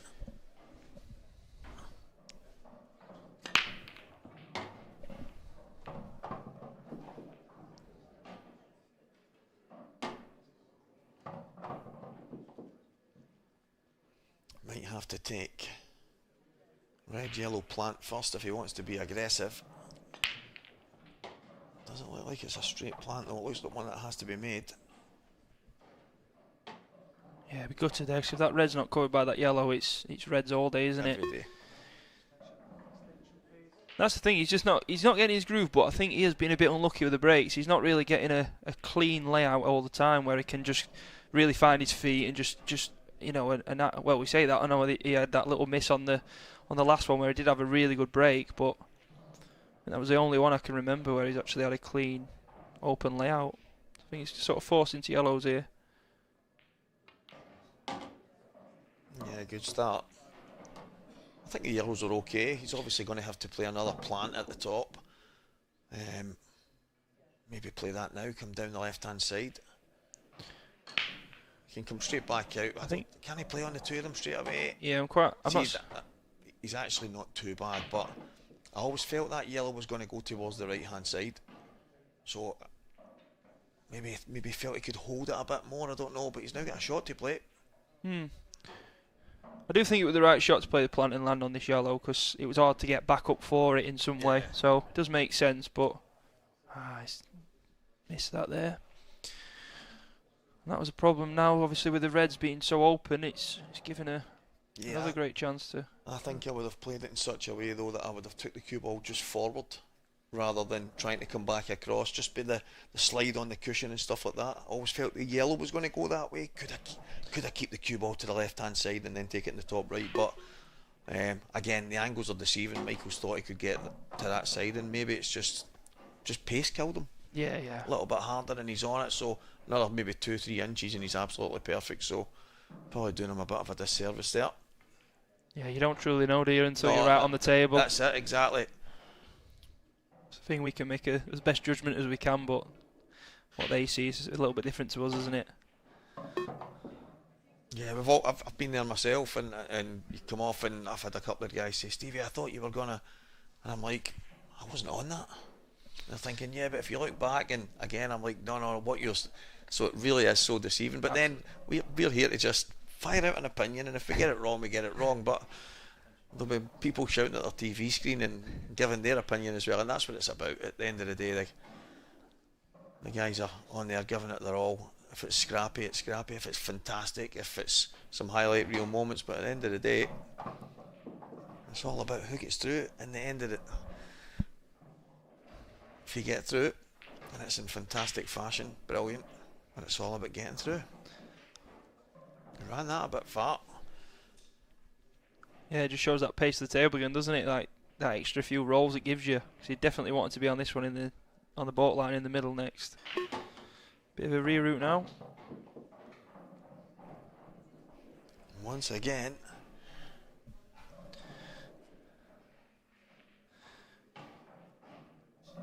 Yeah, so he's not in a good spot here because it's no matter what ball he takes here, it's really difficult to get on the next ball. The one on the bottom side, obviously, it's very tough to sort of come round all the angles. He's looking at it now to flick off the yellow because I think the natural is that. Yeah, not a nice position here.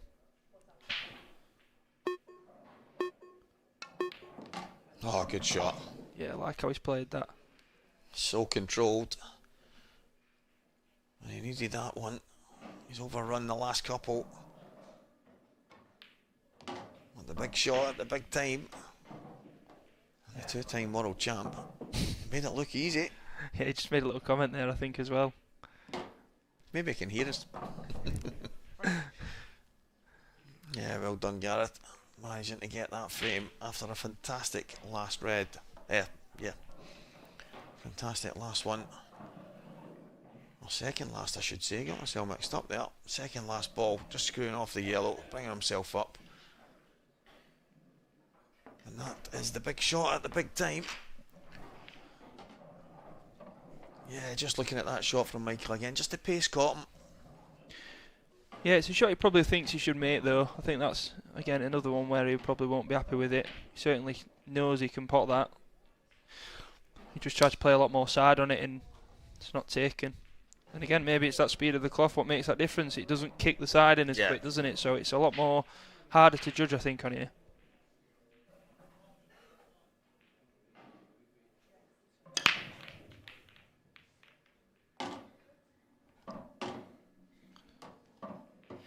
Yeah. Decent break.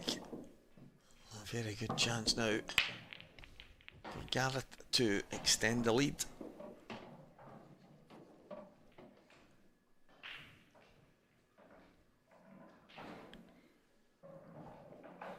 I wonder if that yellow towards the left hand side goes in the top bag once the other one's away. If it does, yeah, I think these are pretty straightforward.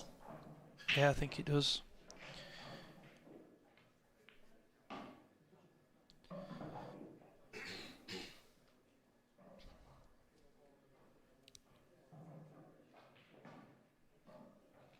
And off the red.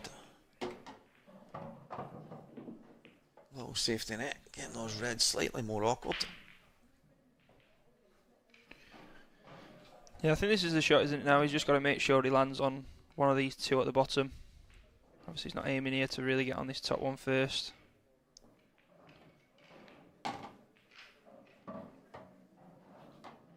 That's just gone a little bit too far. Yeah, a little puff of the cheeks there. You can tell he was aiming to be on the one just below the red. I think he can't play that now, so.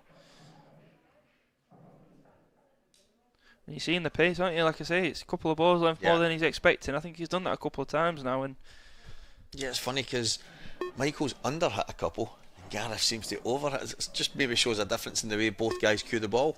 Yeah, definitely. And that's the thing as well. It can play with your mind because I mean, I admittedly did it yesterday when I was playing. I've over it one shot, and then the next shot you're under it in it. It's so frustrating when you can't get the pace of it. And yeah, you're just like, God, it's happening again. Yeah, you're trying to find somewhere in between. It's too hard, too soft, but Gareth's not a million miles away from having the pace of the table. Yeah, good recovery there. He's played a good shot on that third lash yellow to keep in position. Yeah, he's taking these well. Ooh, just a little bit to do here now. He's got the bridging over the red. Would have liked a clean shot at the black here. And again, you never know. That maybe the blacks he's missed can creep into his mind a little bit. And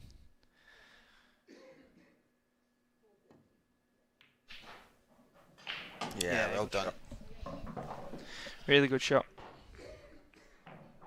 Yeah, massive finish.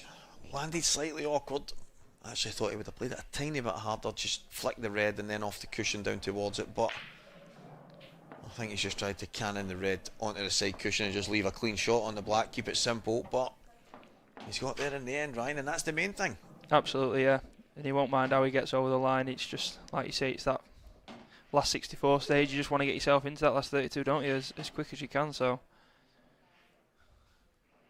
Yeah, Rhodes has got it all to do now in this set, hasn't he? 3-1 down. He's got to clean sweep, 3 frames, so. And again, this is a big set, it puts you on the hill, doesn't it, in the set, so it's yeah, Michael, I really want to come at it here.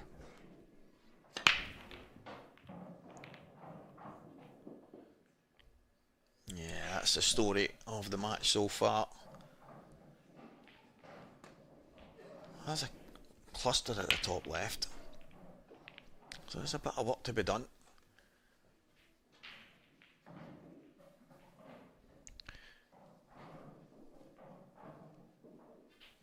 Yeah, not an easy table. No, yeah, they're all kind of blocking each other, aren't they? And them 4 colours up the top left, 2 reds, 2 yellows, and the black in that area just causing a bit of a problem.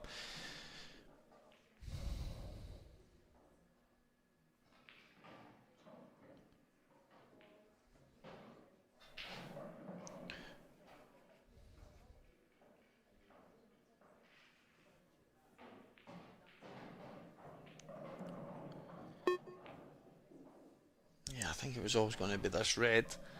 How's he going to play it?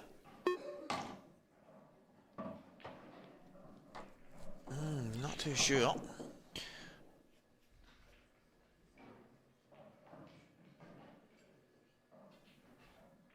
Again, he's no better off, but he had to play the shot because the clock was running down. Again, he's got a bit of thinking to do here. Yeah, the reds are probably more slightly favourable, aren't they? And there's no surprise why he took that first red. Oh, I like it.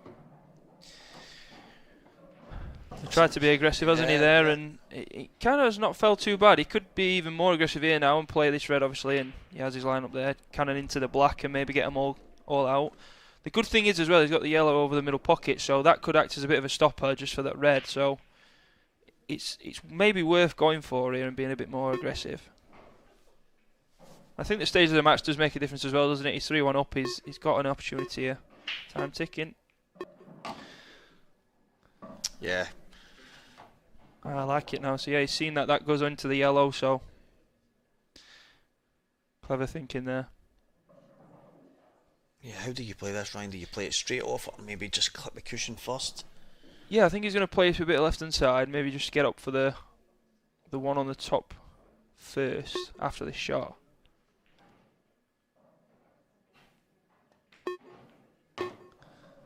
Yeah, he's going for middle then, hasn't he? Middle and then top cushion, and then he's going to come down to the side rail here. Yeah, looking back, it's good idea playing it with pace, just to move the yellow out of the way, so the black's a little more free. So he's got more margin for error now on this bottom red, so that when he gets down there, he can, even if he's not straight on it, he can land on it a bit nicer. Ooh. Well, that's another error, I have to say.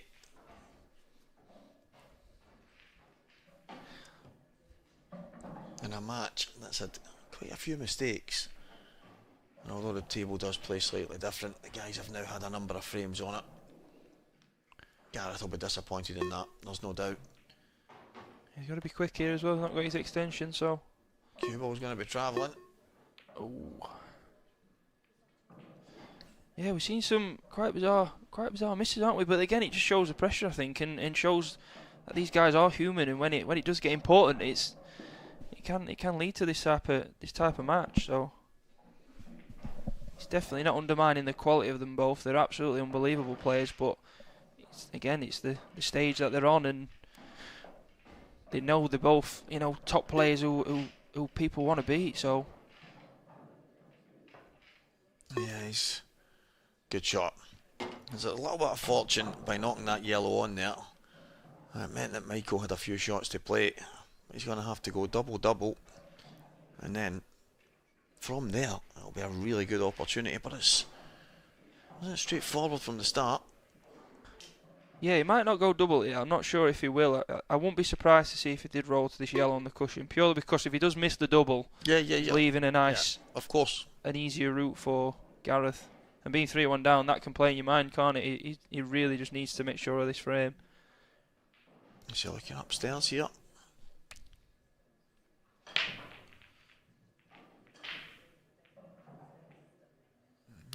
Simple stuff. Slide off it towards the other yellow. Yep. He's giving Gareth a chance. Yeah, it's a super tough cut, but I think that is the right shot in the context of that frame.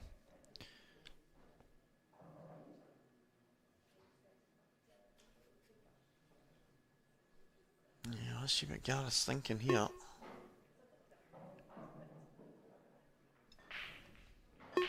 Double. Wasn't far away. I think he has played that to cover the pocket though, because of where the whites landed. Look. Yeah.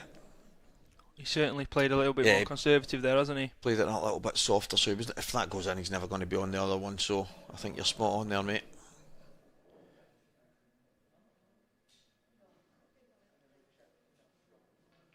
Yeah, now Michael kind of forced into having a go. Well, okay, I actually don't mind that. Has he left him the cushion first, maybe? To come round the yellow. It does look tight for the white ball to pass through, but could be an opportunity, that. Yeah, the overhead looks like it's on, but the picture when you look face on, it's... Yeah. I wonder if it's just enough. I don't think the red's right over the pocket either. No. On the overhead you can see there it's a little bit more to the jaw, so it makes sense going this way. Oof. A little bit more pace needed there. Yeah, it turns out Michael Rhodes has played the right shot here. Just staying a little bit more conservative. 3-1 down in this set. And the last thing he wants to do, Ryan, is hand the set away. So he's played a couple of good shots there, and he could have been frustrated, maybe throw his arm at a couple of things, but he's showing a little bit more patience than maybe some others would have had. Has he got the legs? Ooh. Yeah, and I think that's where the patience does make sense, because, as I say there, in the context of the game, he's 3-1 down. If he goes gung-go and misses, and leaves Gareth the finish and goes 4-1, loses the set completely. So sometimes it is worth just pulling back a little bit, and you can see here now why it's made that difference. So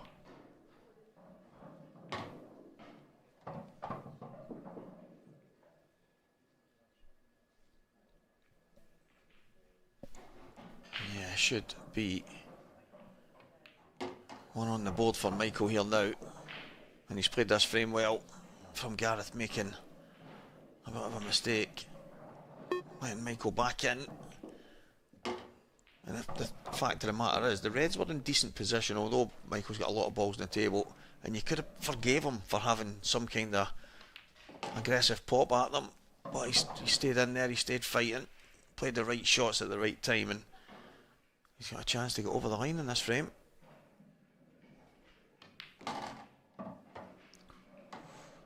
yeah, I just don't think he's settled with the pace. He's certainly having some shots like this, isn't he, where he's making a little bit more work than he needs to.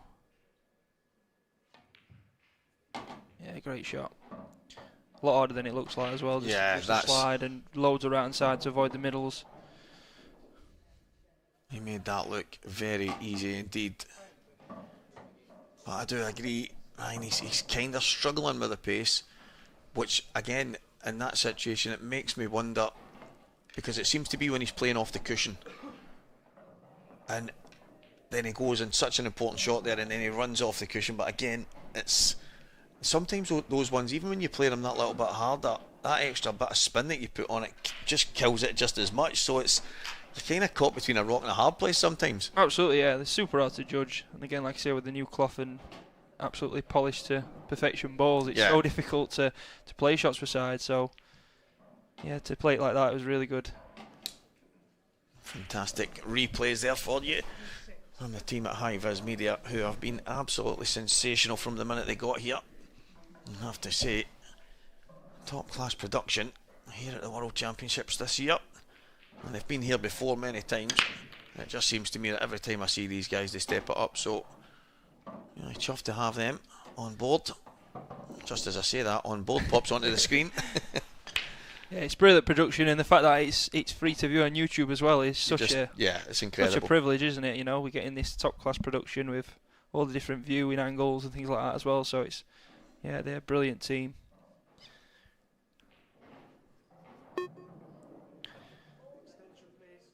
Yeah, Gareth using his extension here, because it has a chance to get this set done and dusted, but he has to make sure. He's made a couple of mistakes that I wonder if Gareth's just getting them all out the way in this first match, because I don't think I've seen him make, or never mind miss the blacks, but he's made a few uncharacteristic errors that I'm just not used to seeing in an entire weekend. Yeah, they're both at it, aren't they, a little bit? And that's Yeah. the thing, like, we're so used to seeing them in top form and playing again, just clearing up the table all the time, every time they visit, but yeah, it can happen. And to be honest, the splits haven't been brilliant, have they? I mean, we're not seeing really obvious finishes. There is a lot of clusters, which does play into your mind, because you do want that rhythm, don't you, of stamping your authority on that game. I think Rhodes as well, he hasn't really had that, so I do feel for him a little bit, because it makes a big difference when you have a few easier frames just to get you in that rhythm. Yeah, the reds are pretty nice here, aren't they? You've just got to think about that one just below the black.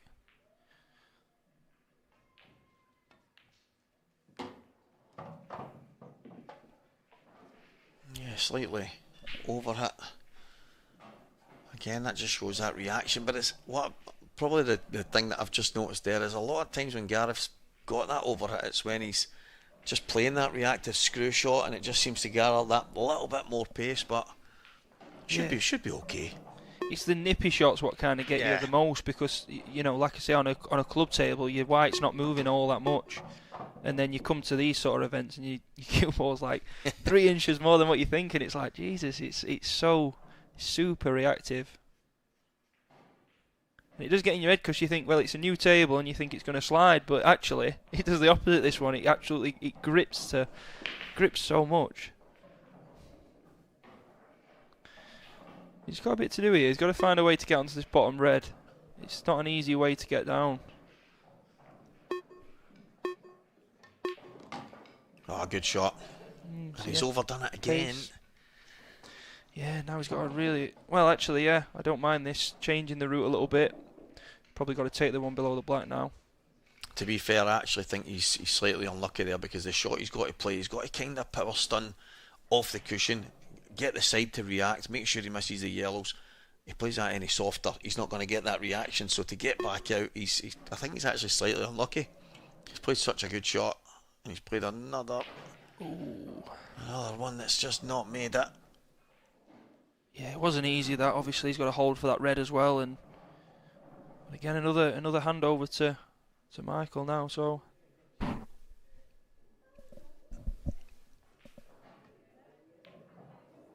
yeah, chance.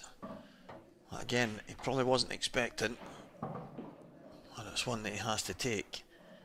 And he's this chance away, Ryan, from squaring this set up when it looked like there was no chance he was going to even be in the set. Absolutely, yeah, and that's the thing with set play, isn't it? It can just change so much, 3-1 down in the set, and you think, yeah, he's probably out of it here if Gareth just gets one chance. But yeah, it shows this at this level, especially, and also with such short format, I don't think you're ever out of it. Oh, you're even at 3-0 down, so.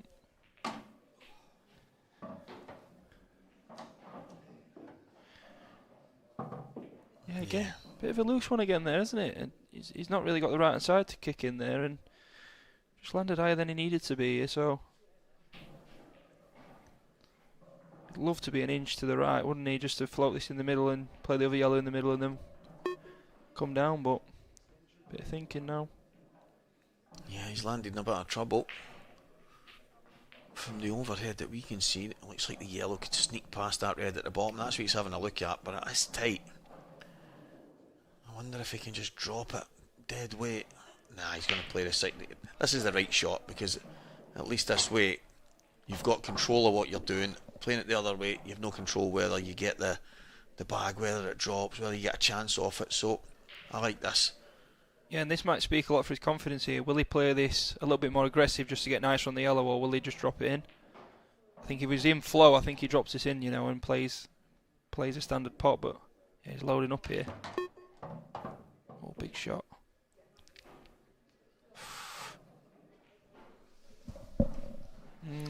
And it's probably in his head there that he's landed short numerous times, and he's thinking this yellow goes to the bottom right corner, I'm not going to land short on it, and then you put a little bit more juice on it, and I didn't even know that it passed the black. I did not even think he could pour it in there, so he's given himself a chance on both. Yeah, it's cruel. It's cruel, to be fair, because how he's played that is a good shot. Play off such a load of side, bottom right hand side on that ball and land right near the cushion. But yeah, be kicking himself. He should be level, shouldn't he? There all day. And that'll be the set. And at this level, you don't normally get as many opportunities from your opponent. We know that firsthand, both of us ourselves. That's it. It's just quite uncharacteristic, and the pressure's huge. Gareth was gutted that he didn't manage to get the title and defend it last year, even when he won the other two, the 40s and the 50s. And then Michael, he doesn't want to be that flash in the pan. He doesn't want to be the guy that just came, did it, and then disappeared. So I get that there's loads of pressure and there's been some uncharacteristic mistakes, but there's also been some really big unforced errors in the sense of maybe not had to play shots the way they've played them and stuff like that. And again, that these guys are human, and that's the pressure, and whether we like it or not, everyone feels it. Yeah, absolutely, and that's the thing. In a way, from a viewing perspective, it's nice to watch and feel like you can fit in a little bit. So, yeah, it's certainly like surprised me though the way the game is going, because they haven't hit their form, what we're used to seeing. So again, we could be expecting fireworks still even now. Like, you can kick on at any time, can't they?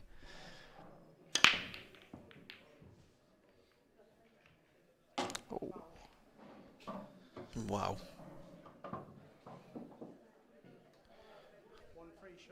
Right, Rhodes needs to really grit his teeth here, doesn't he? He wants to really get this set on on the board. Obviously, he has to, but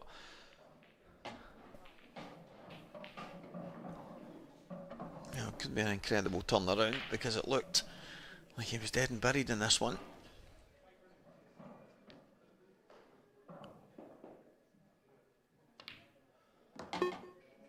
He needs to get back now. The last set, again, we mentioned it earlier, it's out the mind. So you just have to go again, dust yourself off. And this is what you want right away.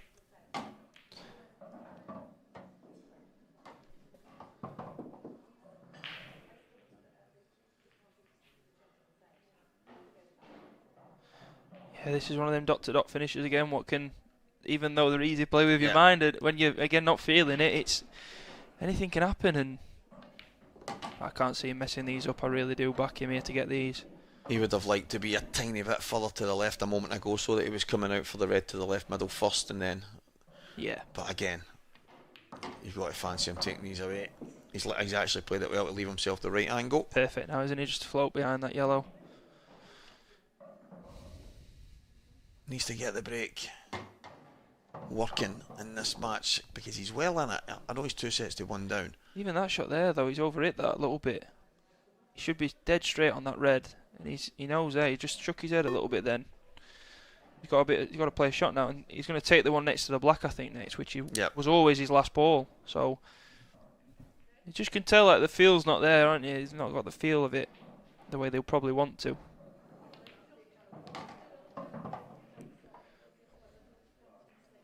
Probably slightly fortunate that the yellow was there, that he could use the yellow, because, as you say, if he's slightly off there, he's in a bit of trouble. But he's taking them well. Michael Rhodes Absolutely needed a frame on the board. He's got one. He's one in front, and it's him to break next. So, can he get that break working, Ryan? Can he get some head of steam somewhere? Because so far, to be fair, neither of them have. Gareth obviously managing to get over the line in 2 sets to 1, but none of them have really kicked into kind of first gear yet. Yeah, that's the thing. That's what's scary as well, isn't it? Because we know what we can expect from these two lads, and they're superb when they're on the ball and they're going for it. And yeah, it's strange to see so many errors, but I don't think it's a surprise in the same sense, because it is such a big game, and they both come in with such big firepower of trophies behind them, and you've got last year's winner. You've got, like I keep saying it, with Hibbott's background as well. It's a massive game, this, I think, early doors. It says last 64, but this is kind of like a little semi-final in a way. Something. It really is. The feel of it. If either one of these walks away with this as a win, it's a massive result, isn't it? So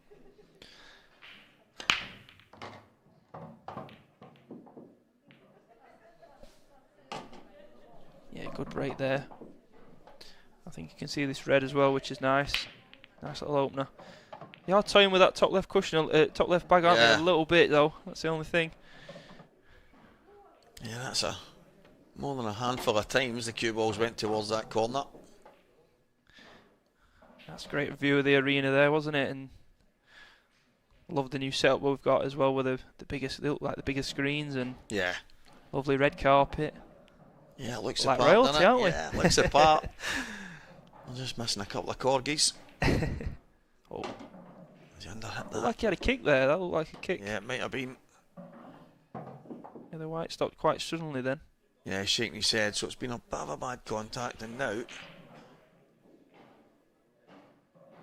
he's got a shot to play.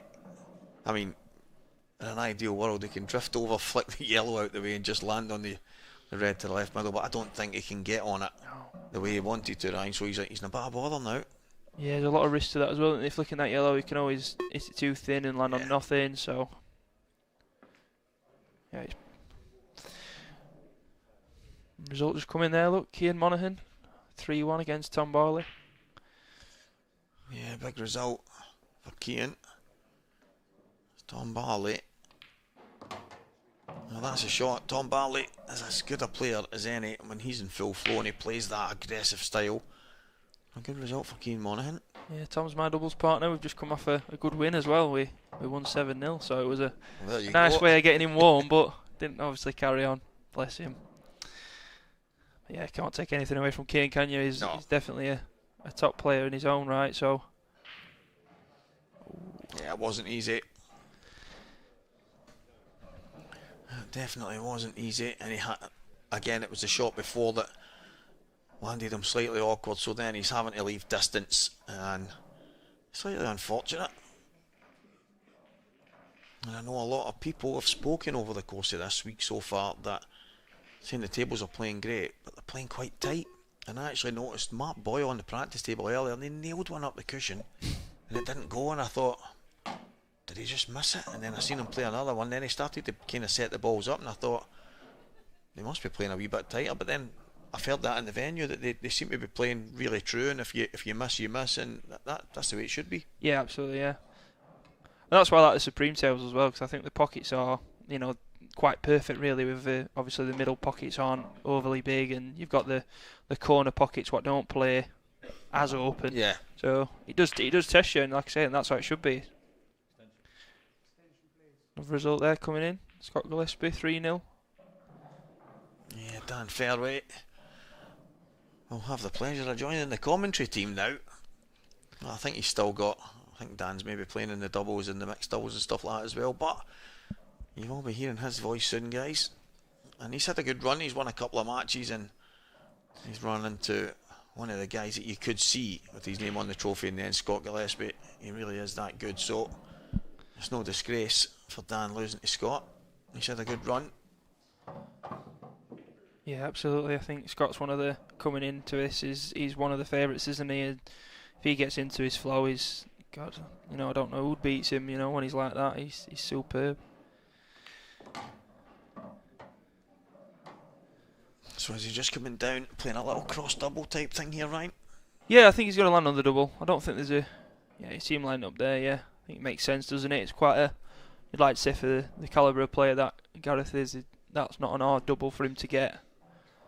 Just doesn't want to be low here, obviously. Yeah, it landed pretty much perfectly there. Just got to control the white here, obviously. A little bit of traffic just where the white's going here naturally, so.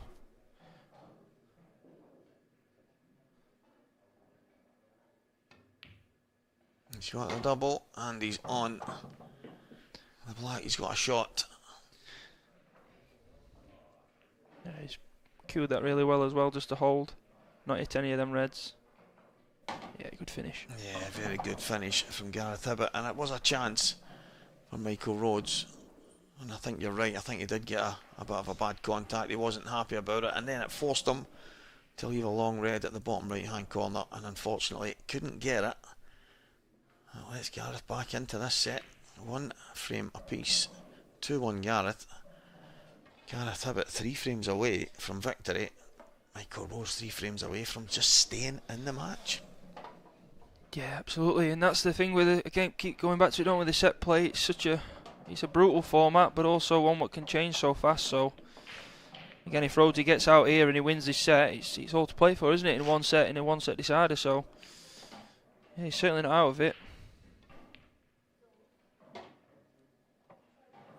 Yeah, that was a fantastic double because, you know, Gareth played it in that way. There's a lot of people that just, let's just get the double, and then wherever I land, I'll just play the black. But he's thinking, no, I need to get on it.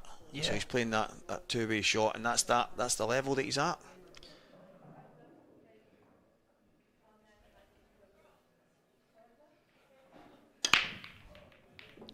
Oh, and we've spoke about it. I know he's been kicked in there. It's brutal. But when a bunch of balls are heading towards the same end of the table, that can happen. Yeah, but that's... No, he's creamed them. Yeah. Absolutely. That is tough going, yeah, that. They're the worst of the worst then when you hit the top cushion pretty much straight on and then another ball just smashes it in. It's your pet peeve in pool, isn't it, that? And look at the reds as well. He's not left to me very difficult, has he? Yellow's all grouped up. And just what Rhodesy wanted to get back to all. He's trying to go on that one on the left. Yeah, again, you keep seeing it. It's them sort of like more softer shots, isn't it? He's not really sort of getting through the white as he'd want to. The thing is, I understand that he was. This for me was the pattern I seen straight away. I wasn't sure if he was just off straight, so I didn't think he could get down in the first place. But obviously the angle showed that he could. But I thought this was probably the way anyway. And then with the red over the bottom right corner, I thought it was quite straightforward. But he was more frustrated that he didn't get where he wanted to get to. And that's them perfectionists for you, isn't it? And that's what they are. So anytime they're out of position by a half an inch, it's enough to kind of internally frustrate you a little bit.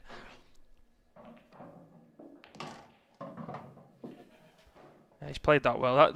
See, there's a shot as well. What looks easier than it is, I think. Over the pocket, you can easily underhit that, overhit that, and he's landed pretty much exactly where he needs to be. Oh, Liam Farrell too, one in front against Ross Fernie.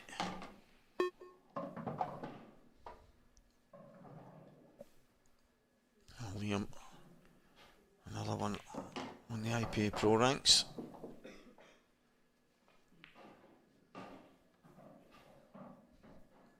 Well done, Michael Rhodes. He gets that finish after being a little bit downbeat on his early shot. I think he's probably looked and went, oh wait a minute, these are actually okay. But yeah, well done, Gareth. Yeah, I mean, I was probably a little bit out of order there, saying, well, that's what happens when you keep going towards that corner, because he was almost in the middle of the top cushion, wasn't he? Yeah, no. And then gets kicked straight and didn't even touch the sides. But yeah, that's rather unfortunate. And all of a sudden, another frame on the board for Michael Rhodes, one that he desperately needed.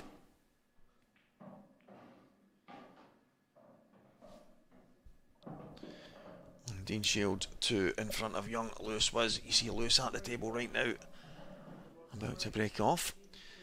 Yeah, I know Lewis well as well. A little mention for him. He's definitely come on, an hell of a lot recently. I think he's a brilliant young player and one to definitely look out for in the future.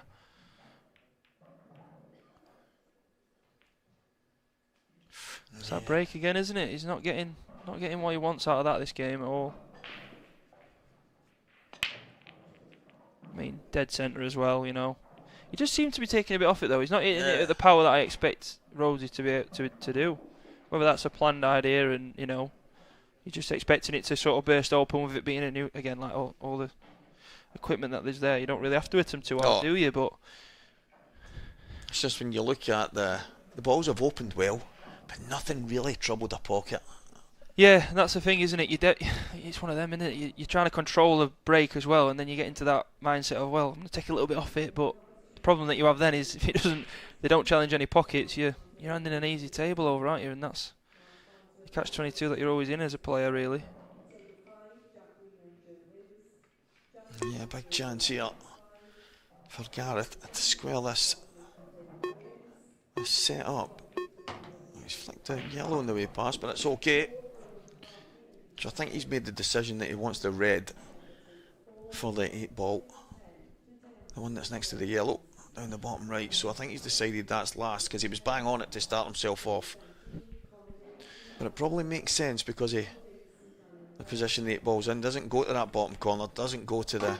Saying that, he could have took the red off the yellow, but again, you see these guys, they don't really play these things unless they really have to. The simplistic nature of why they're at the very top of the game.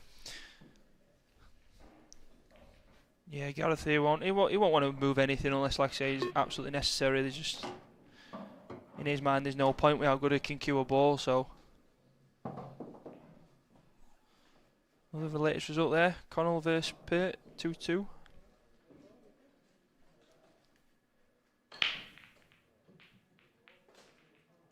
Must say I love watching Harry Pitt. I think he's a brilliant to watch. He's one of them, isn't he, who's just blessed with that personality, and I think that's... We need them in the sport, don't we? Yeah, I was speaking to him earlier before he went on, and he was saying, I think this suits me because of the way I play the game. He said, I know I can go and fire off 4, 5, 6, and I said, no, and I agree with that.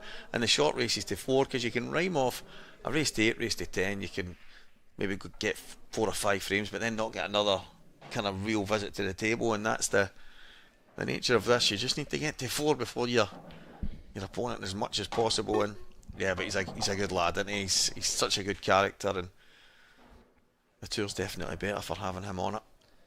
Yeah, he's brilliant. Get on with Harry really well, to be honest with you, and I've watched him in a few money matches as well, and he just plays no different. He's brilliant how he plays.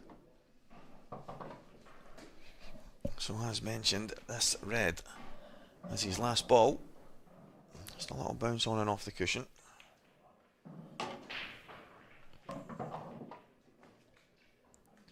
Yeah, he's finding his groove, isn't he, a bit, Gareth, now. That's the last thing Rhodes he wanted. Is to go dry and get a reverse dish, really, off that, in that scenario. Yeah. 2 frames apiece, 2-1 Gareth. So Gareth 2 away from victory. This has been a strange game, but probably deserves to be in the lead.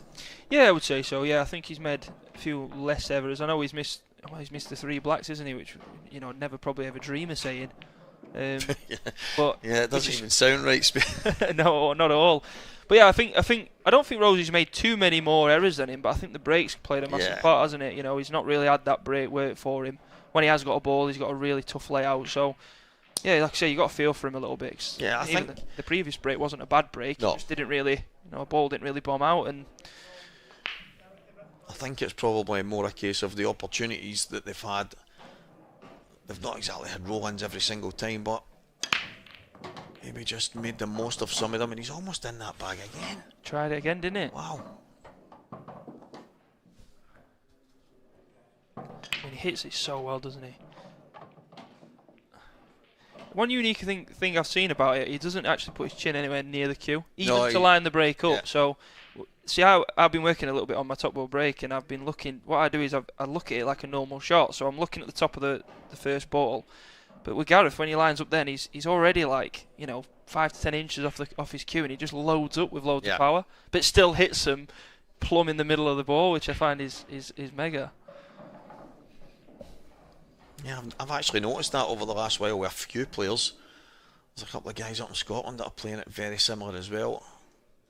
They seem to be some kind of technique in it by standing that a little bit closer and getting the hips into it. And I think there was a video of one of the Chinese 8-ball ladies showing people how to break, and I mean, it was just absolutely incredible. It was a weapon. Oh yeah. So I think if you've got that stance and the timing, and you've just got that technique, then fair enough. And it's like the Mark Boyle break, the cut break that everyone wishes they had, and it's just exceptional.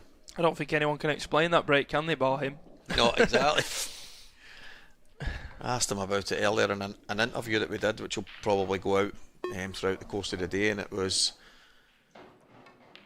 basically a case of, he's like, it's just timing, Stevie. It's just, just stay down, time it, and he's just a wee shrugging his shoulders as if, yeah, Mark, I know we've all tried it, but it's I think it's a bit more than just timing.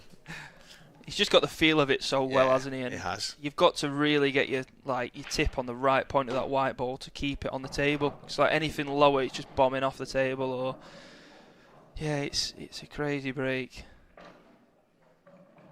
Another result there, Dylan Mitchell against Ben Davis. Dylan Mitchell's top player as well, by the way, from the Leeds area. It's quite a surprising result, really, because, you know, admittedly Dylan beat me in a competition a couple of weeks ago, and he played unbelievably well. Like, when he's in groove, he's such a good snooker player. Oh yeah, another puff of the cheeks there. Gaz is not where he wants to be on that ball, is he? Yeah, he's going to need a little bit of fortune here. Needs to cannon the yellow at the bottom left. Try and kill the cue ball, I feel.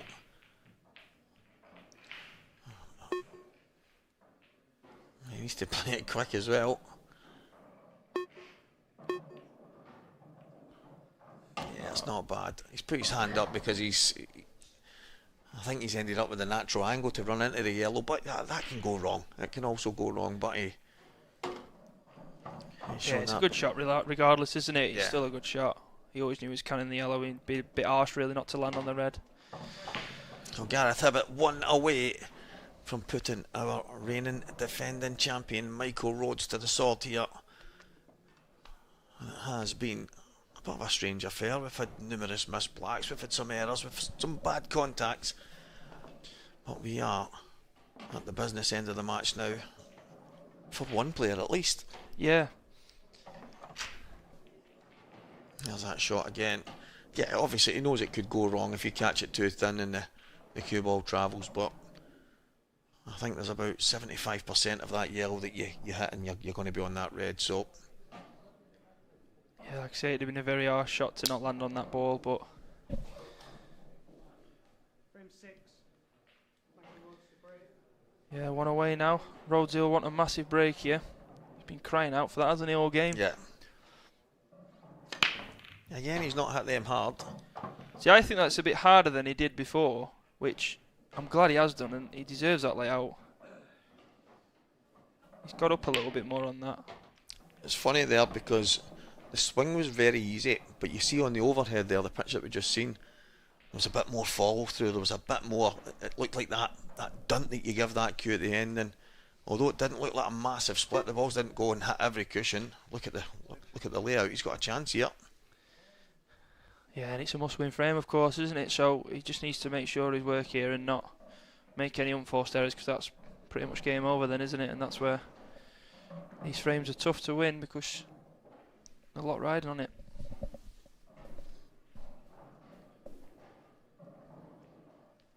Yeah, yellow to the top right first. And then I think he might have to play the one. Oh, can he screw past this? That's perfect. That's perfect. I seen him winding up at the bottom there, and I thought, is he going to try and screw past to the left-hand side? But that's a shot. That's a shot every day.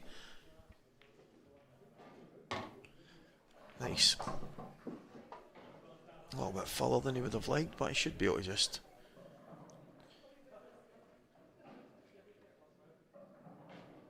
Just a little jab in. Nice.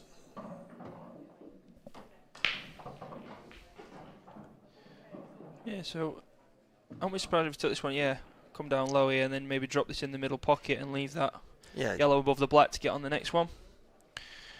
Could be his option here. Yeah, quite like that because he won't be far away from the line that he's on right now, just a touch further away. Yeah. You're going to just bounce on and off the cushion. Yeah, I like maybe this. more or less straight.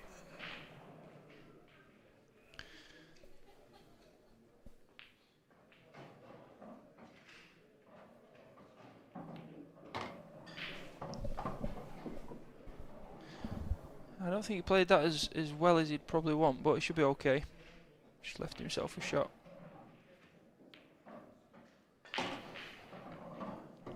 Yeah, so Queuing. he missed a red down at this pocket earlier, but it was 10 times tougher. So just needs to cue this in. And he's done it fantastically well. Lovely shot. So Michael Rhodes not going away, and Gareth is going to have to break and win the frame if he wants to get rid of Michael this time. And in this frame, Michael has done all he can. 3 frames apiece. Yeah, I'd be interested to see if that's Rhodes' first dish as well. I mean, I don't know if he's had a couple, but he's not had many chances off the break like that one, you see, so... I think that's his first off his own break, Yeah. or maybe second at the most. Like I say, he really has had some tough layouts to go at, but it's good to see him taking a finish out where, you know, where they're all on and they're there now. That'll get him in the groove now, that's what he wants. Scores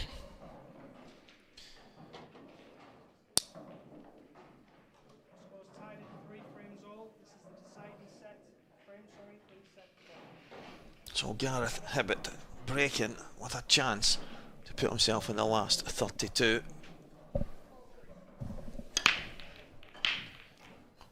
Flirting with that top right corner again. Ooh. Top left corner, sorry, but here we go. Yeah, he seems to always get a kick, doesn't he, off that break. Comes straight back looking, he just gets... like, he's so unlucky, to be honest, if that keeps going in off, but...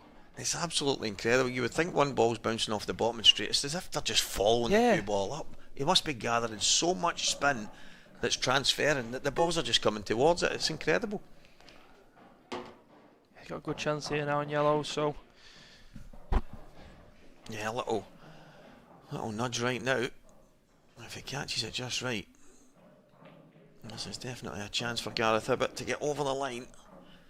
Yeah, so he's playing a little 2-in-1 here, isn't he? He can cannon these 2 reds and open that yellow, and then he's on the one on the top rail as well, so... I think this is the shot then, to win the frame. Yeah, so just making sure. Which explains the importance, doesn't it, of this shot, I think. He just doesn't want to catch the top red. So if he catches the top red, he's not going to move the yellow, so it'll leave him, you know, with still work to do then. He's got to hit this ball. Second red down, full ball. He does, yeah, he's fine. Goes top bag now, doesn't it? So. Yeah, I wonder if... I think he was trying to just flick it half ball, but that's second prize. Liam Dunster has beaten Mark McAllister Jr. 3 sets to 0. The former world champ comfortably through. Yeah. Would not be surprised if we see Dunster take home a world title this weekend. Yeah. I really wouldn't. I think it's the one he really wants, isn't it, as well? He goes into every tournament as a favourite, and it's probably not really fair on him, but that's what happens when you're that good.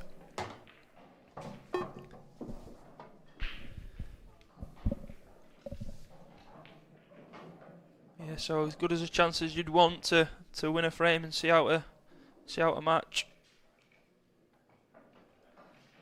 And as you can see on your screen, Josh Thomond will play Mark Boyle next on our main stream, so that will be coming up not long after this one. And this the beginning of the end. I think in the last few frames Gareth has started to really find his groove, and that's not been ideal for Michael Rhodes, because he could be doing one of the Miss Blacks here. Yeah, I don't think we're going to have a 4th collector's item, unfortunately. No, I think this is... They say it comes in 3s, and I think that's probably all we'll get this full week. So, well, this black to win the match. Yeah, there we go. Well done, Gareth Hibbott. Michael Rhodes was a fantastic champion, but that is now over, and we're going to have a new champ this year regardless. So, well done, Gareth Hibbott, and commiserations, Michael Rhodes. What a ride it's been.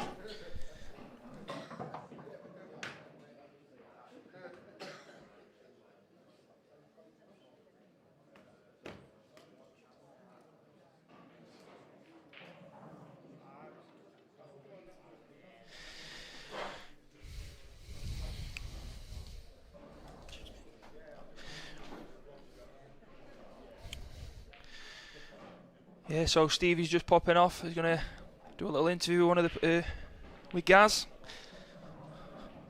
As if you see a few highlights here as well. So a bit of a strange game, really, that one, I felt. Obviously didn't get into the flow as a pair. It just goes to show again that the calibre of the game and the you know, the stature of what that meant to him, I think does play a part. I think Rhodes will be a little bit disappointed with how he performed there. I think he definitely is better than that, and he's a superb player. So absolutely no injustice losing to Gareth by any means, but breaks sort of got him a little bit, and Gareth sort of turned it on in the last few frames. So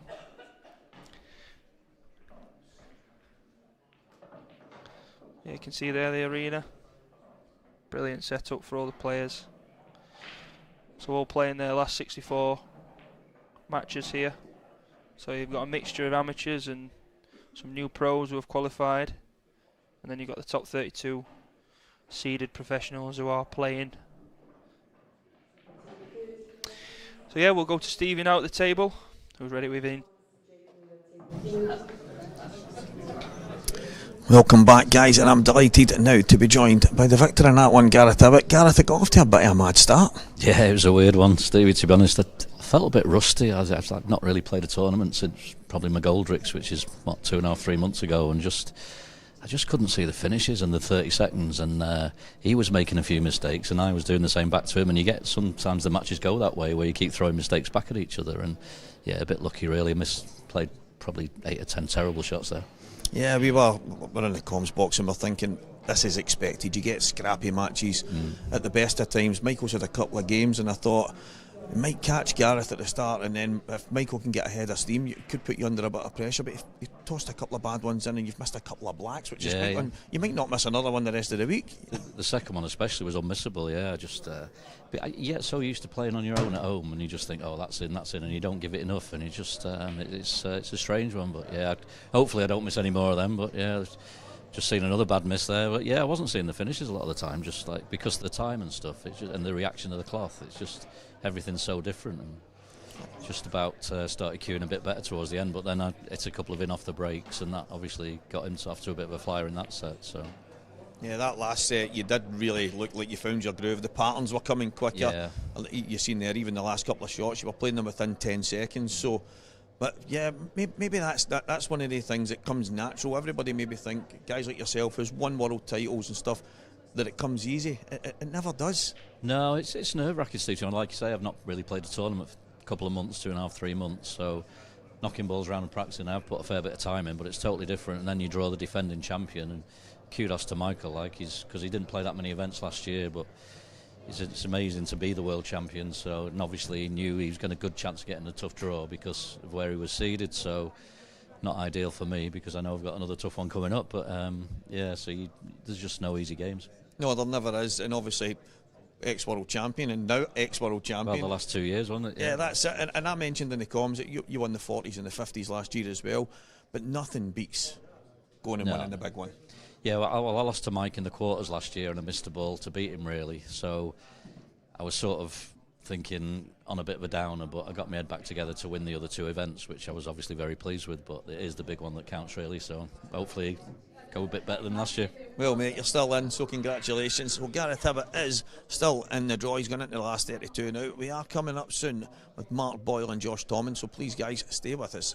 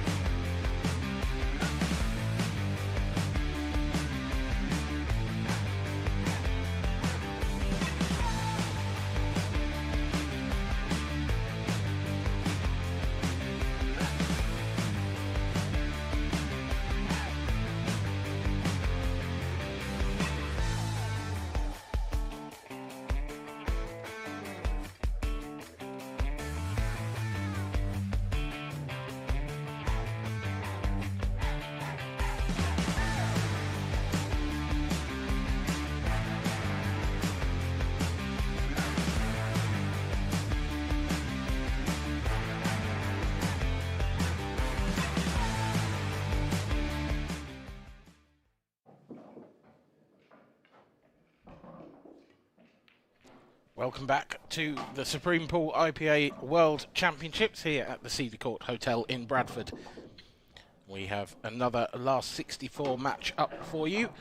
Josh Thomond, the amateur, will take on Mark Boyle, number 2 professional, one of the best players in the world. I am delighted to be joined in commentary for this one by our very own IPA professional, Steve Wall.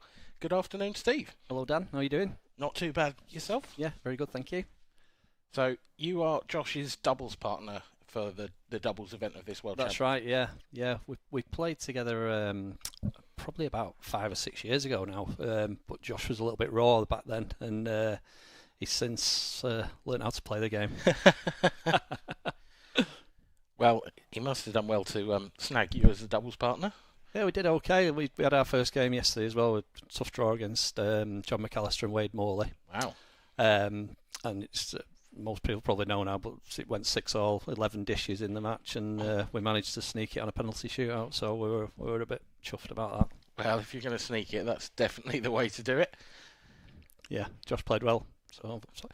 And then he's played well again yesterday in his first round of the individuals, to set up his match with Mark. Yep. So he's buzzing that he's on stream, and hopefully he plays well. Well, fingers crossed for Josh. Obviously, we all know how good Mark Boyle is. Absolutely. Josh is obviously from a snooker background as well. Yep. Still plays on the amateur tour, snooker-wise, so he's always travelling here, there and everywhere. But I think he's getting a love for pool, let's say. So he had a snooker table in his house. Now that's been replaced with a pool table. Interesting. So, yeah. Big house then. Yeah, big house. Yeah, this is mum and dad's. Ah, fair enough. But yeah, I think the difference between the two games is massive, but the transferable skills are all there. Absolutely. Yeah. I do think it's probably slightly easier for a snooker player to transition to pool, but I think it's possible the other way as well. Certainly at an amateur level. Yeah, but yeah, like you said, definitely easier the snooker to pool. Yeah. Yeah, so he's looking forward to it. He's just had a fresh trim, and he's it looks great. Ready to go. Mark Boyle, of course, former professional snooker player as well. So absolutely, yeah. These two could give us a good game on either table, perhaps. Yeah. Yep. Just going through their. Yeah, they're just having 5-10 minutes. Quick knock, and we will bring you the live action very shortly.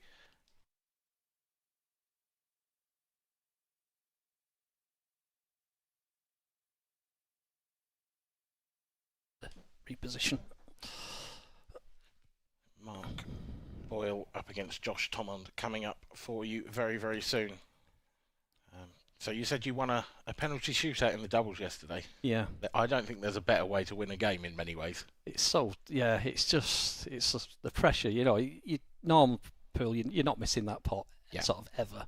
But when it's a penalty shootout, it just looks harder for some reason. Probably shouldn't ask this, but which one of your opponents cracked?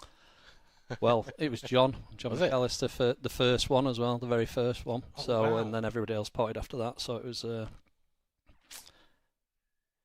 I let Josh go.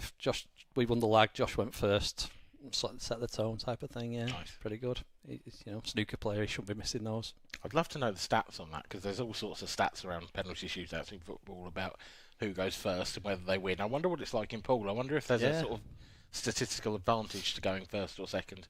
Yeah, who knows? It just seems to be that if you do win the lag, you go first just to try and apply pressure. Well, I think that's it, and I suspect probably if you did have that statistic available, probably winning the lag and going first probably wins more often than not. Yeah.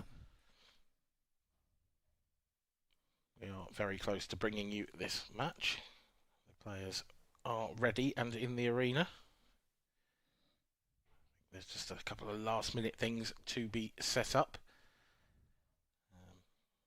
It's been a fabulous week so far. How long have you been here so far? I arrived on... What day are we on now? Thursday? Yeah, I arrived Tuesday, I think. No, I arrived Wednesday, sorry. Yeah, it feels like longer. It says a lot, doesn't it? That we don't know what day of the week it is. Exactly, yeah. Yeah, exactly that. So I bombed out of the of the main event yesterday. I was the only pro to get beat, so I've got that little mantle to my name. I didn't want to talk about it. I'll mention it. So yeah, it wasn't the best of shows from me, but the guy who played very well. You got to hold your hands up sometimes. He broke well, he played well, everything went right for him. Absolutely, and of course you've got the doubles at least to concentrate on. I assume Yeah. you've got another event as well. I have, because I'm an old man, as you know, Dan. So I've just played my first seniors game and won that. So I'm played well in that. Good. Well, gives you a chance to focus on that then. Absolutely. Now the two players lagging to see who will have the first break of the match. This is close. It is. Wow, that's very close. But Yeah. Josh, by a hair, has taken that one. So I imagine he will exercise the right to break first. Technically, when you win the lag, you do have the choice, but I've never ever seen anyone give it up. Absolutely not. No. And Josh has just recently, this weekend actually, this week I should say, has just switched to a cut break. So, be interesting to see if he employs it now. He absolutely hates the cut break as well, but he just thinks it works. Would be the battle of the cut breakers, I suspect, as well. Because Mark does quite often go to the front ball, but he's so well known for that cut break. Absolutely, yeah. It's a weapon, isn't it? Yeah. Referee for this one, Darren Maidment, aka Jim. Don't ask. Okay. It's really boring. Is it? Yeah. Apparently someone just said he looks like a Jim. It's stuck. Yeah, well, right. He will be taking charge of this last 64 match. There we go. Josh. He is cut breaking. Josh Tom on to get us underway. It's not the best. Might get the black. Oh, he might do. We might have a re-rack. We have. Lucky boy. Now, that wasn't the greatest break in the world. Do you think you stick with the cut break, or do you think you go... He just knows he's mishit that. Yeah.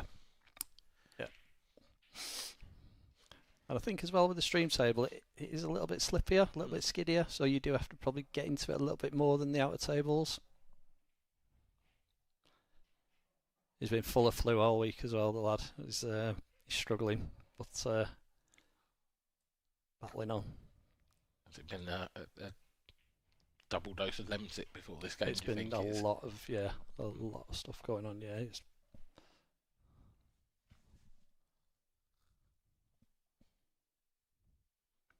Well, an opportunity to reset. We start again. Bit of a false start, that one. I imagine he'll hit this a lot better.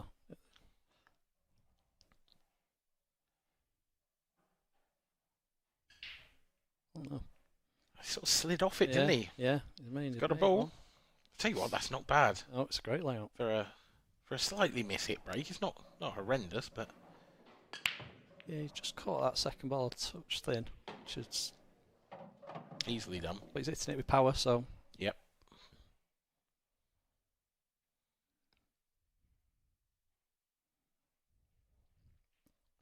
Choosing yellow, so just the one slightly awkward one, that yellow sort of bottom right of the cue ball now. If it passes the yellow to the bottom right, then you've got to take that now, haven't you? So it can't do. Drift across for the one in the middle now, won't he? Yeah. That yellow we're talking about, obviously you can take it to the left centre as well, but I just thought if he was on it then.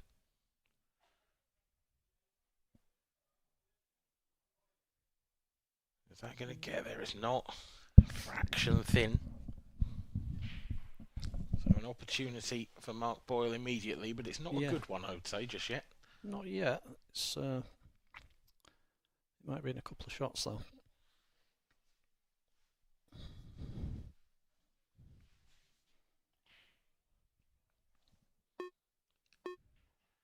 Result in the last 64. Dean Shields safely through to the next stage. A 3-0 win over Lewis Wiz. Yeah, that's a good win.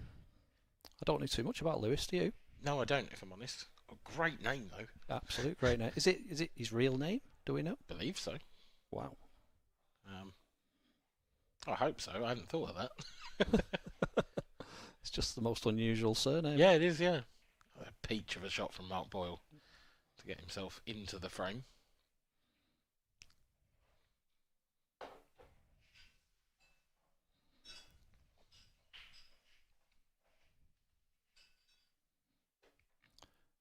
Just got a little bit of work to do, hasn't he, to land nicely on these.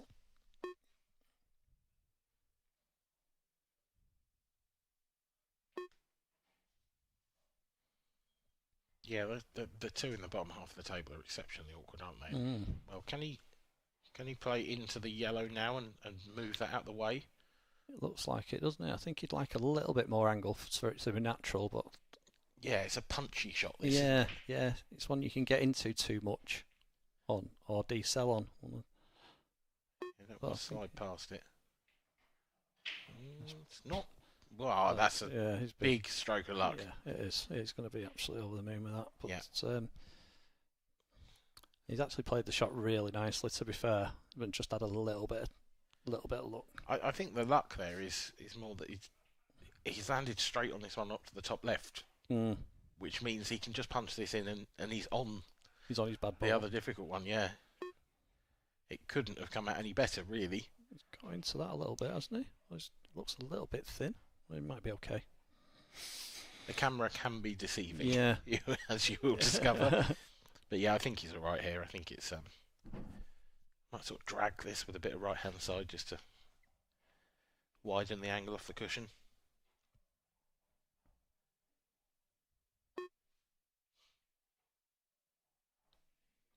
It was thin. Oh. It was very thin. Wow. Called it right, Steve. I think he's tried to screw it in, actually, hasn't he? Yeah. I think, to be fair, I think he almost overcut that. It sort of went in the... It went in the far jaw, and exactly. It went in thin, didn't it? Yeah, Thinner than it needed to be. Clever from Josh, just put the red safe-ish and get on with your work. Just takes the pressure off. Yeah, a lot of people don't do it, but it's the right thing to do, isn't it? You just... Yep. Nicely played. Yeah. We won't be finding the bleeps on too many of Josh's shots. He's a very quick player. Glad to hear it.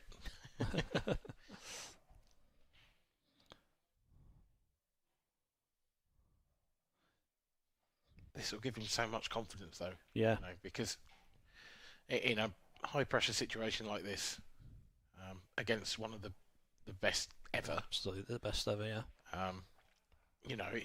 Especially having given up a chance in the first frame, to get back to the table is a massive bonus for Josh here. Rolls in the 8-ball and he takes the first frame of the match. Josh Thomond leads Mark Boyle by a frame to nil in the first set. Still a very long way to go.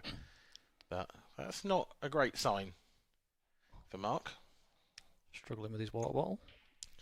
Well, and let's be fair, struggles at World Championships as well. Mark Boyle still yet to get past the last 16 stage. Really? Is that wow, is that still a start, is it? It is. I know.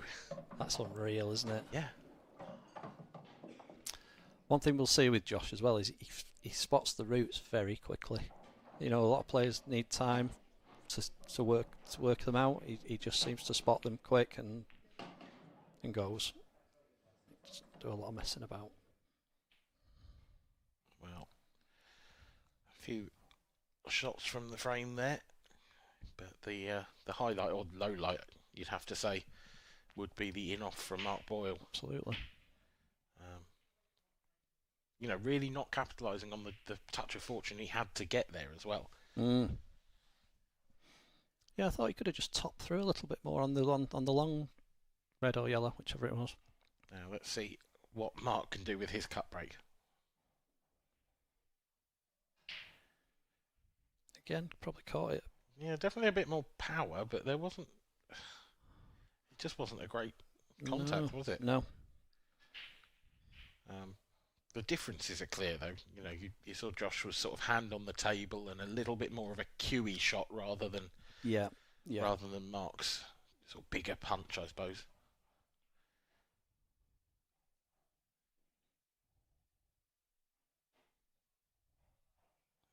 So just got one shot to play, really.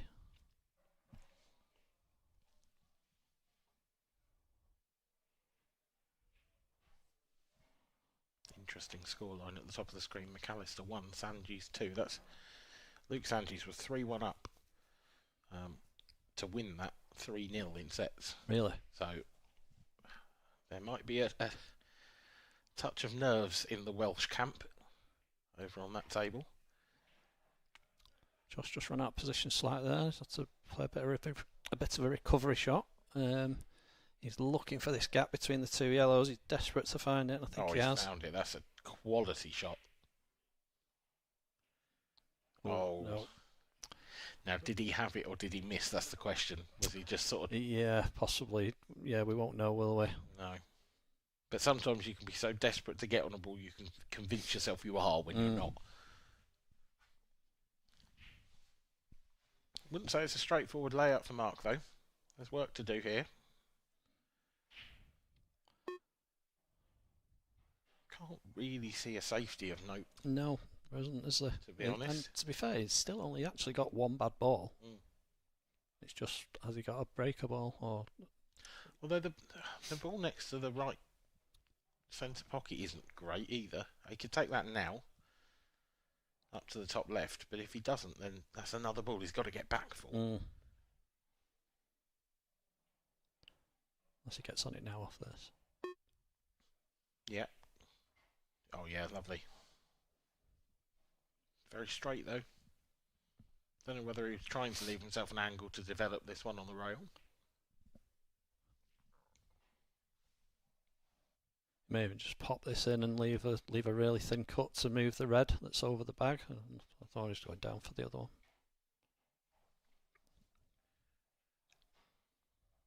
Ah. Yeah, now it's just the contact on this, isn't it? What is the? He's got the angle, but that yellow is very close to being in the way, isn't it? It is.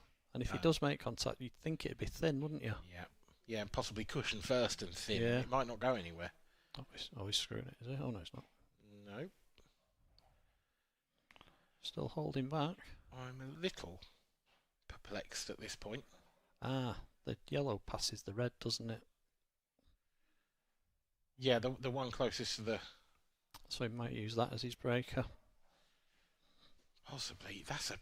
It's a big risk, though. Yeah, it's probably the right shot, because if he gets half-ball contact on it, it goes toward the middle, doesn't it, and then connects to the one at the bottom of the table. Yeah, I think it's more risky because of how late he's leaving it. Yeah. You know, anything goes wrong with this shot. And it's... And again, trouble. I don't think it's natural, is it? It's got to punch it a little. Yeah, because it natural looks thin, doesn't it? Yeah. It looks like you just push it down the rail, maybe. Yeah, there you go. Didn't have a full pocket. How's your luck? It's not bad. Bad as it, you take it. Does want to avoid those reds on the way back up the table. Are you swinging it round two, Dan? I'd personally no. Personally no. I'd probably play this with a trace of check and just bring it up. But Mark Boyle, he'll play it around two cushions. Yeah, I think it was the right way. Oh, I don't know. Oh, maybe not now. Well, that couldn't have ended up much worse. No. Although he has got a little safety in behind the black. It does. But it's going to be hard to get very, very safe. I mean, unless he gets absolutely plumb in behind it. Yeah, it's not as... I don't think it's as difficult as it looks. And you're obviously promoting the yellow as well. Yeah. Which means Josh really has to pot. Yeah. He's just done enough, I think, to get the total. But I wonder if Josh can just flick off the one next to the middle pocket here. Oh, well, he can flick off that one, but this is roughly where I was considering the white might end up. That's nice. That's nice to even get the white over that side of the table. He's played that he's played it at a lovely pace. Has he gotten lucky enough to get a snooker back? It's hard to tell from this angle. Might be able to see some of that yellow, like Mark.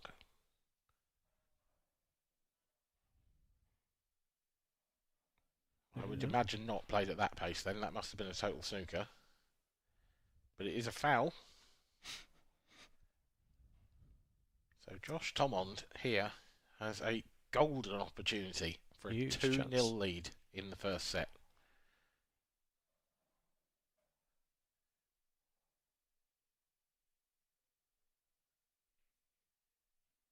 That's it. Just keep it simple. Don't In know. or over was fine, wasn't it? Yeah, as long as that one goes, doesn't it? Yeah, it does. Yeah.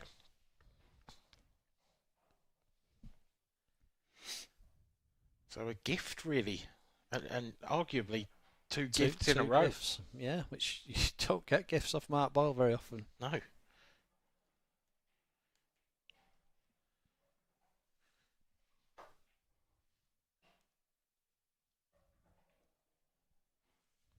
No, you don't. Certainly off Mark Boyle.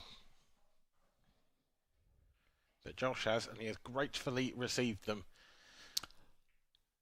Yeah, he won't miss anything easy, Josh. That's for sure. No. Just noticed the nickname on the back of the shirt. Is there? Yeah. Can you shed some light on I that? The can. Badger. Yeah, it goes back many years to Swinton Pool Hall days where we grew up in Manchester, and there just seemed to be a spate of, all of a sudden, everybody called everybody Badger. Right. Right, Badger. How's it going, Badger? And Josh has just kept it going. But it wasn't specifically him. It wasn't particularly him. It was literally everybody was Badger. You'd walk in, all right, Badger. So it was. That's absolutely bizarre. Oh, I love it. Oh. I mean, I'm never not going to call you anything else now, you know. Right? That's right. Yeah. Yeah, there was times like do a lot of driving. You'd see a little bit of roadkill. You know, you'd take a picture as you're driving along. Shouldn't do, obviously, but quick picture. So you stop by the side of the road. Absolutely, stops at the side of the road. Took a picture of the poor Badger. Pops it on the group. And with the comment, Badger. So yeah, it's just gone on for a few years, and Josh has carried it on. Well, away from livestock, back to the pool. Josh has creamed that break, actually, much better than his first attempt, and has left himself a half-decent chance here on yellows. Glorious chance. Well, black's a little bit iffy, but I'm just wondering, my worry is the yellow directly down from the 8-ball. I don't know if that actually passes to the bottom right. No, I think he's got to obviously break that out. Wants it to come a little bit further to do it next shot. Might still be able to grip it. It's getting more awkward, isn't it? Yeah. I think he's going to have to take the one near the pocket first. Now. Yeah, it looks too thin, doesn't it? It does. Unless he absolutely cues it and gets some grip on it, mustn't be on. The issue now, well, he's underdone that. Yeah. I mean, this is worse than it was previously. And he's dug himself a hole here.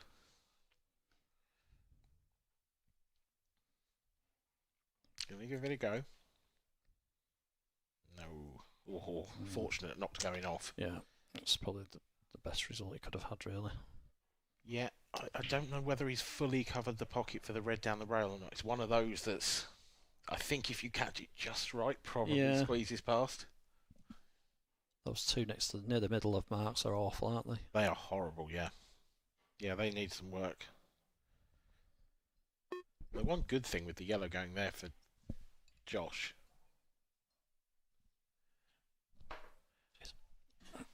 is, in theory, he can play that as a plant now if he could get to it.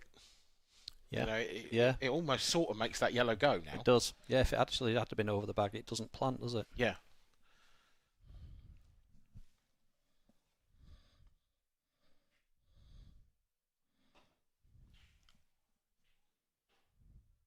It definitely doesn't now.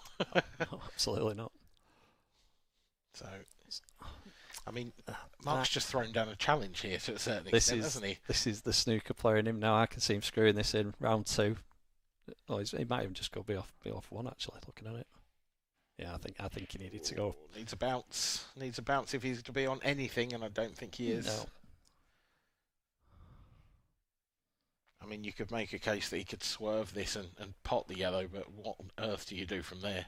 If he does get it, he might be. Oh, he's going for the other one, I think. He is. Is the side going to kick in? It is. Lovely shot. Yeah, nice shot. Keeps him in it. Mark's obviously massive favourite for this frame. Oh, enormous. But Josh has done the right thing for me there. I think if you can keep yourself in the frame and make your opponent have to do something, that's always the best thing to do.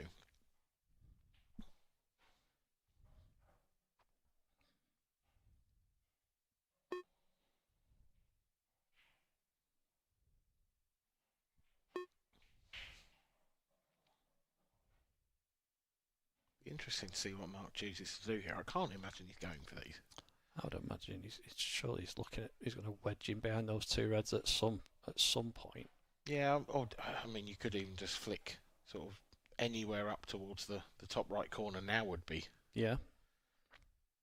fine, wouldn't it? That would. Well, I think that's what he's tried to do, but you know what? He's underhit this. Yes. Does he give him a slight chance? I mean, yeah, he has. He absolutely has. It's relying on a vast amount of luck, but. And also, does the table allow this shot? Yeah. Does it just skid off it? That's true. He's got to try it, though. Yeah. Okay. Hold on to your hats. Oh, how's he missed the yellow? It's literally because he was having to be able to get into the other yellow, isn't it? Yeah, he's actually overcut it somehow. It looked like that wasn't possible. Yeah, it did. I mean, he's played a great shot, really. He has. It's actually worked out reasonably well. He's probably happier that he didn't drop now. Yeah.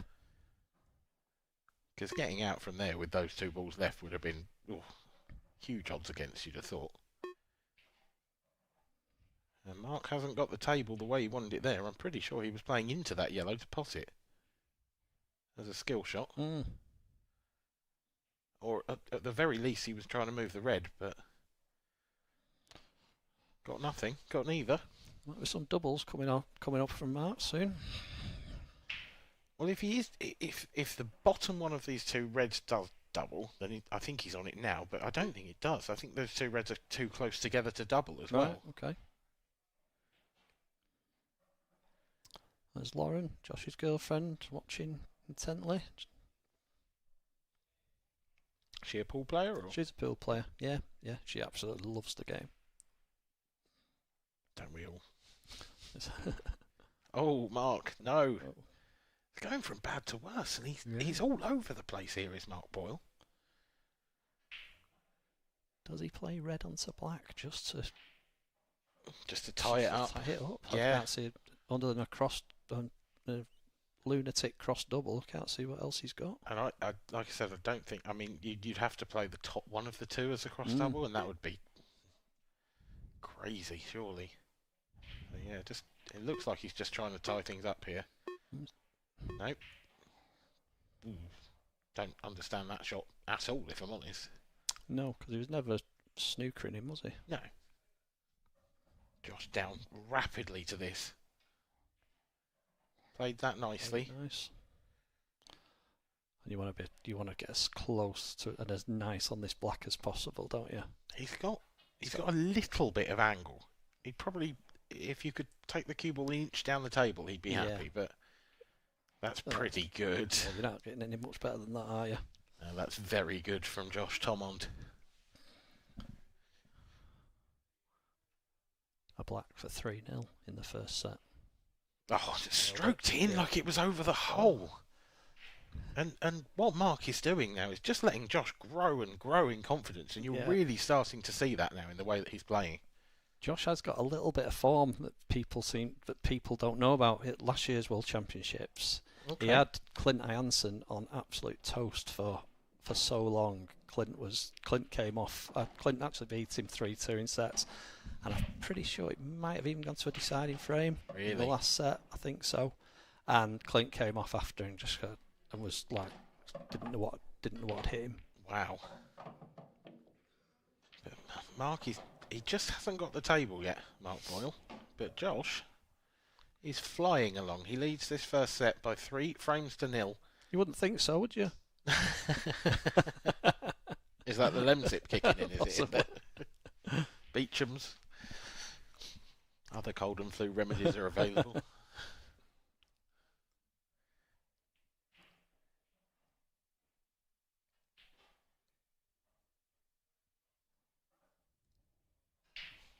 Mark's hit those this time. It's the Boyle break. That's a proper break. Oh! And the cue ball has just about stayed out, and the 8 ball has just about stayed out. But has he got a first ball? Oh. Let's take another look at that. That is what Mr. Magic does.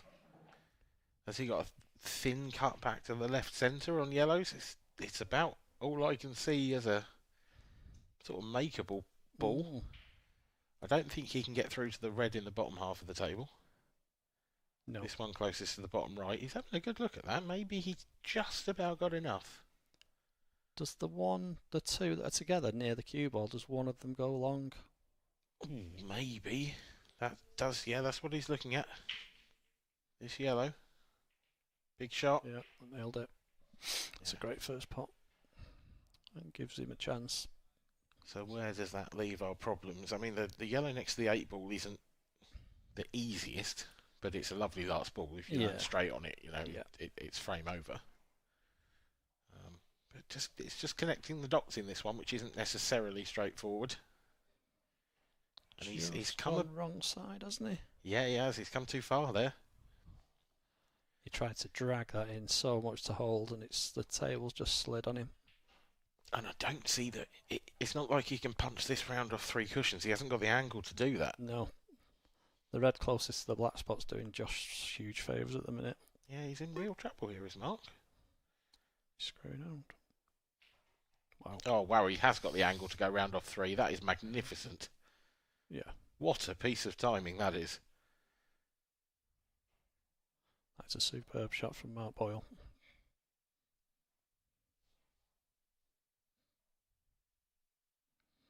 You'd like to have been a little bit further away from the cush, so he's going to have to just flick a bit side on this, I think.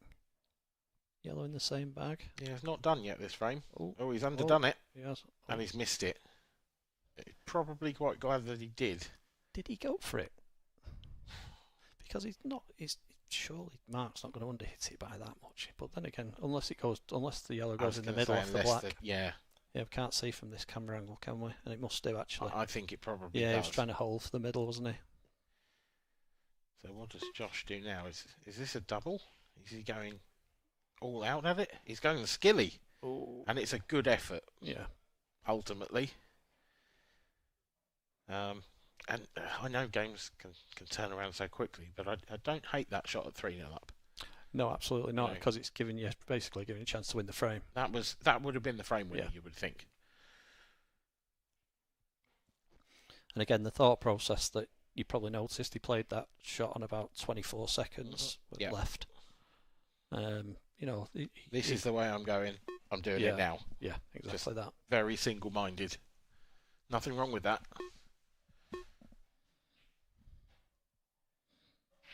But ultimately, here it is going to cost him the frame. Yeah. But it was a difficult chance.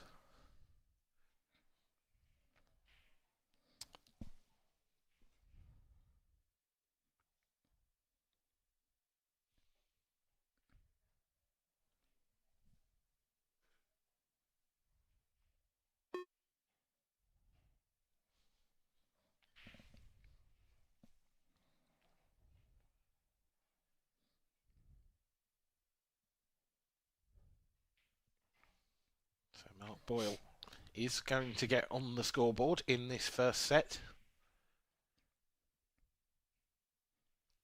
But you would still say he's odds against winning it. Yeah, huge set for Josh to win. If he gets over the line in it, obviously, when you're playing someone of Mark's experience and calibre, the first set is a real settler.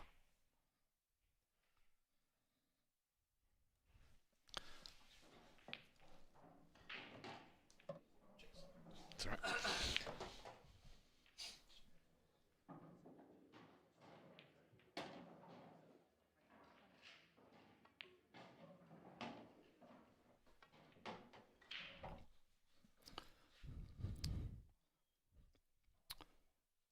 Josh will have a chat as well. To his opponent, he just likes to talk to people. Looks like Mark might not be entirely happy with the playing surface out there. My lip reading skills aren't great, but I'm pretty sure I lip read rolled off in there at one point. So might see Mark punch a few more in, maybe. Thing is, anything can happen, can't it? And you know, a little bit of dust or a little bit of, it's not necessarily that the table's not set up. No, not at all. And the stream table, as we all know, plays totally different to any other table for unknown reasons. It is unknown reasons as well, yeah. Well, he's on. He's going. I don't know where he's putting that red near the black, but he's going. He's going to have a go at moving them, isn't he? Yeah. But when is the question? The red next to the black spot does go. It's quite comfortable into the bottom left. So all the other reds are fine. So it's just picking your moment to strike, isn't it? I think he was hoping to leave an angle on this one into the middle now to punch into it, to leave the other middle. Yeah, I can see the logic. The thing is, he's got to be incredibly careful breaking that out. Because I think if you caught the red full, you might pop the 8 ball.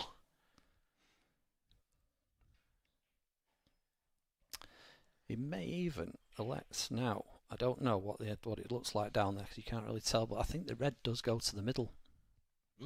Yeah. He's gone into it. He's gone after it. He's been a little bit unlucky there, hasn't he? He's still got a pot on, but he's off angle to the one in the middle. How do you get the cue ball round there? Yeah, and even if you could, how do you get on the 8 ball? It's huge odds against now, you would think. I'm going to try and back heel the red by the looks of it. Oh no. Well, if the red goes to that pocket, then I don't see a better option. Got close, but not quite there. Not dissimilar. A situation for Mark Boyle though, because it's quite. It is quite similar to Josh's situation. Yeah, it is. You've got to play a breakout shot, but you've got nothing nearby. There's no obvious ball here to get into those two. No, and even if you do get into them, is it going to come out nice? Well, yeah, that's it. There's so much distance there. You can't guarantee it at all.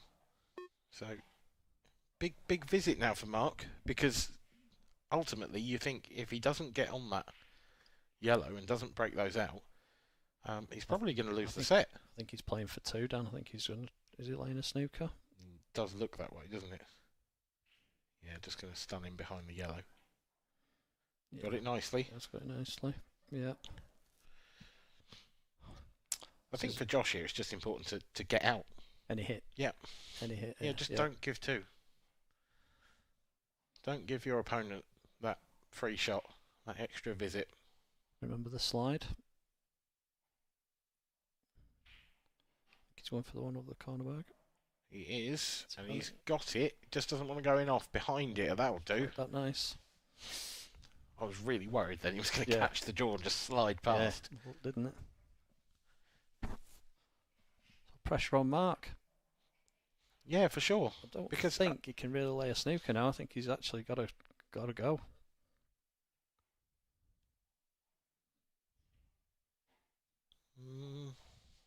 I think he might lay another one. He's got an opportunity to. Yeah. But you can't make a sort of very difficult hit from here, can you? No. You're always going to leave a 1 cushion. Yeah. And every time Josh hits it, it's more difficult then for Mark. So his next play, he is playing the snooker. Has he got it? Just about. Yeah, he's played it nice. Yeah. But again, it's just get the hit. Yeah, Josh obviously doesn't want to pot the ball. No. It's a bit harder this time. Don't want to go in off. This is going to slide in off. Just the pace, wasn't it? Pace, yeah. Yeah, just hit it a touch too hard. Ultimately then, a good shot from Mark Boyle. Boyle. Good shot selection, which has created the easy finish now, really.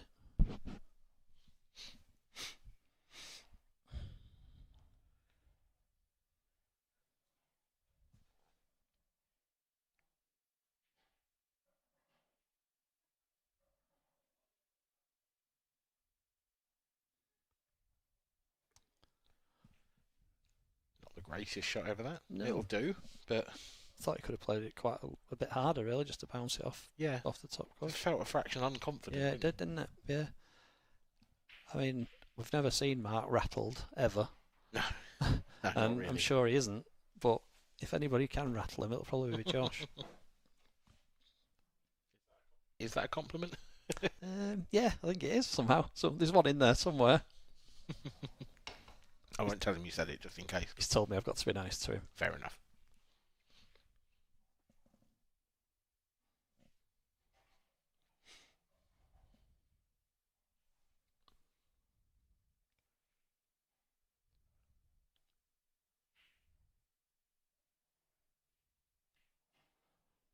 And the easy black for 3-2, and the set is still alive.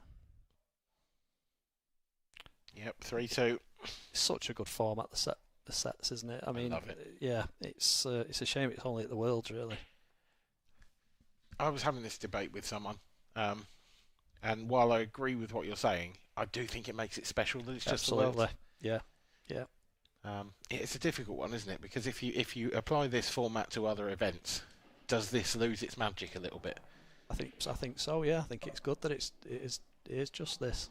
It does make a difference. You know, your mindset is completely different when you're playing the game. Yeah.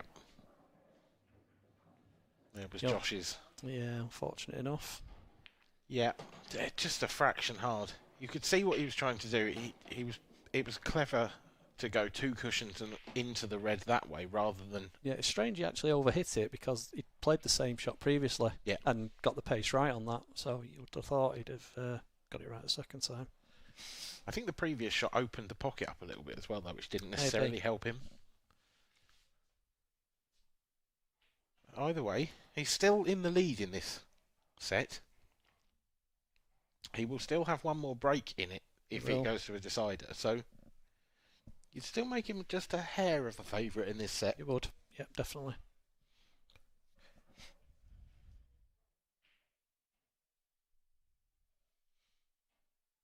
He's taken a couple of risks to try and win the set so far. He's got a couple more chances, you think, coming. So Mark hit it really well last time. Let's see if it's the same again. It's not his best, is it? Not his best, no. Not his best, and it's dry. And this is a chance. This is a chance. First look was reds. In my initial, my thought is reds as well.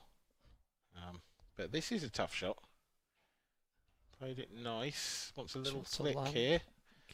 Take that. Yeah, absolutely. Yeah. I think that's plum. And I also think the other awkward red, sort of, if the black spot was in the top half of the table, it'd be near that, just below the balk line there. I think that goes to the top left as well. Oh, Josh. Just took it for granted, hasn't he? Yeah. Do you think that's one of those shots where you might say to him, maybe hit it on 20 seconds left rather than 25? That's for me. That's a pool player shot with a snooker player playing it, and he knows that.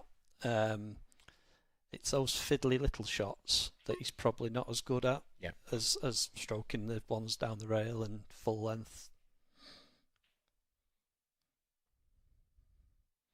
Has he left But I still much of a expect shot him to here? miss it. I think he sort of massively got away with that, you know. Mark could play the yellow off the black, but Is he playing safe? I think he is, yeah. I think Josh left him very little to go at. I think he's left him a chance here. See? Well, I certainly think that it's physically possible to cut that red in the left centre, but it is very thin, and where the cue ball and probably the red in the top half of the table end up is anyone's guess. Enough was always the It's interesting that he tried to dig down at it. I sort of thought that he might play for through that it. rather than... because it was so thin, wasn't it? But then he caught it thick as well, so, true. you know. Yep. It looks like we're going to a deciding frame. It does. And at that point, you'd have to perhaps change where your money might go. It's Josh's break, True. which is massive. However, the momentum is obviously with Mark at the minute, so it'll be if Josh can. Obviously, Mark's not taken these out yet, but I'm sure he will.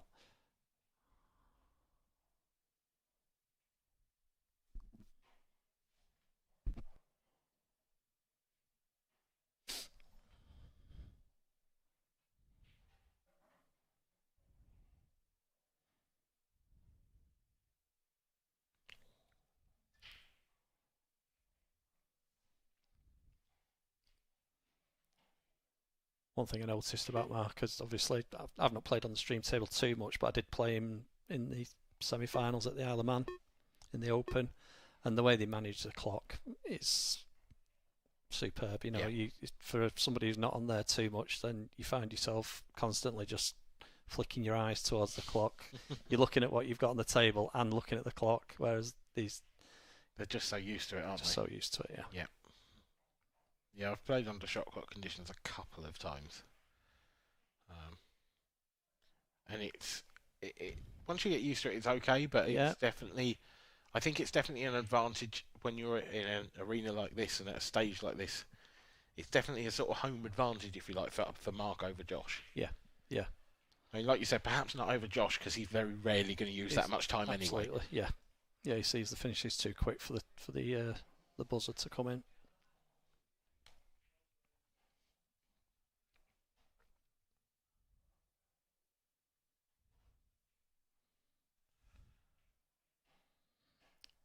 Not the best shot in the world. No, he's concentrating on potting both because he wanted to pot both, and he's underdone the cue ball. Yeah. This is quite thin now. It looks really thin. It doesn't it? Does he drag it in? I think he's got to just drag it in with lots of bottom. If he drags it in, does he end up behind the red? Does he sort of bump into that red? Oh no, he could get into it a bit more than I thought. So all good.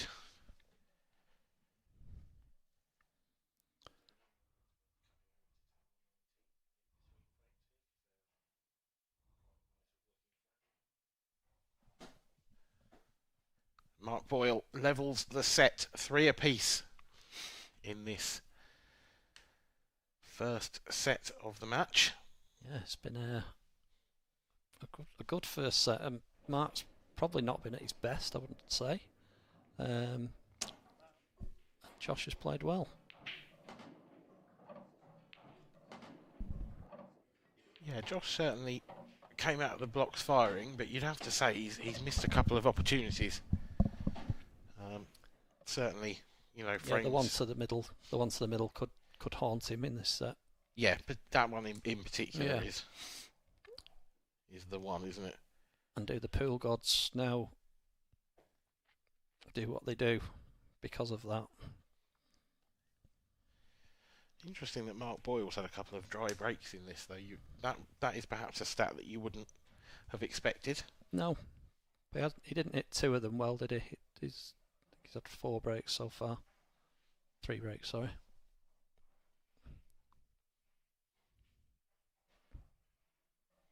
But this is an enormous break. At 3-all, first set. Yeah, Josh Thomond has had chances to win this set. I think we're just looking at our second stream there, out on table 19. Staying with the cut break. He's hit that well. Give you a score update on that one in a second. This is going to be dry. No, he's got one. Oh, is he? Yeah, one went in the middle, a red, I think. Yeah, got a red. It's whether he's got a first shot. Well, that's John McAllister picking up his cue case as well. So I was going to give you a score update because John McAllister had come from well back against Luke Sanges. He was 3-1 down, staring down the barrel at 3-0, but Luke has got over the line 4-3 in the 4th set. So Luke Sanges wins that one by 3-1. As Josh Thomond, the Badger, stalks his way around the table. Little raise of the eyebrows from Josh there. Don't think he's overly impressed with being on the cush for this. No, and he's got a horrible yellow on the right-hand side there. This is I'd say he's odds against to make these, to be honest. Yeah. He's underdone that a bit as well. Yes, I think he's on the yellow through the gap, but I take that. that's on the bluish spot. But even so, does that give him any form of out? Because he needs to break that bad yellow out at some point, because it doesn't go. No, it doesn't go anywhere, does it? I was even looking at the possibility of landing on it to the top corner. But can he drop the top yellow into the middle and sort of give himself some form of angle to screw into it off the other yellow? Maybe if it goes. Oh, he's going for the middle one here, is he?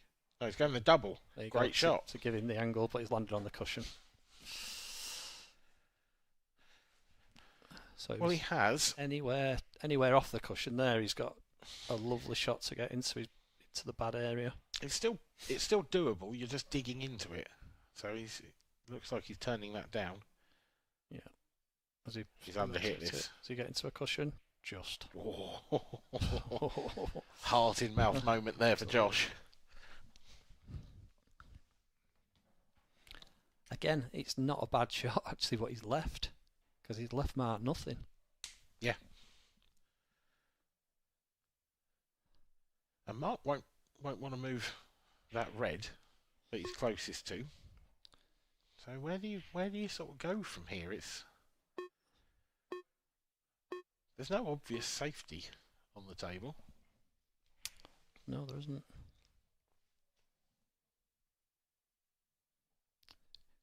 Huge frame in the first set.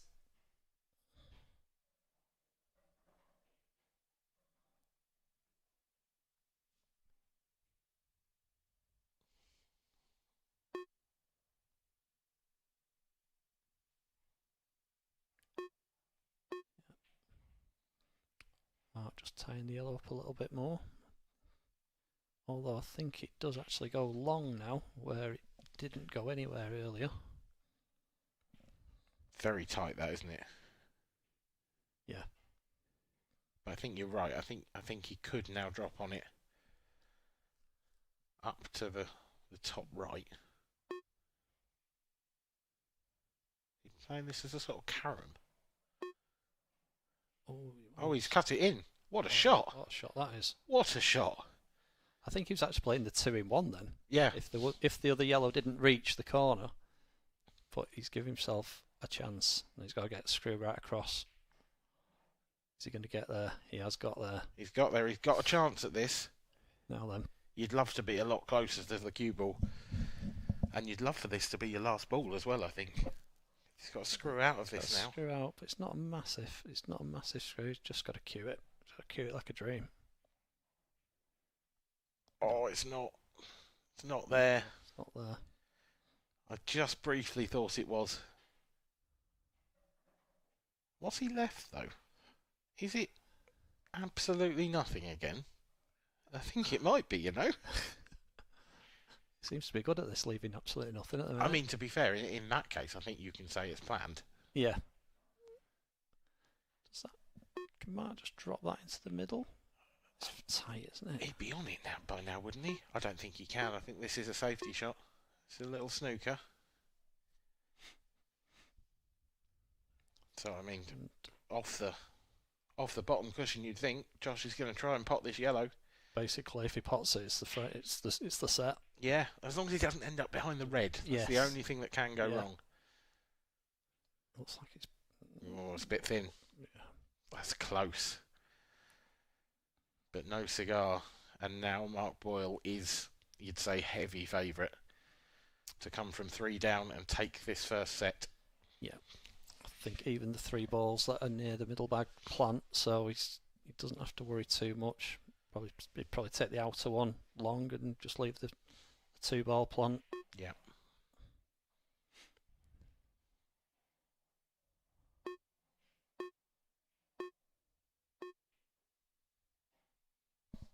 Have to feel for Josh here.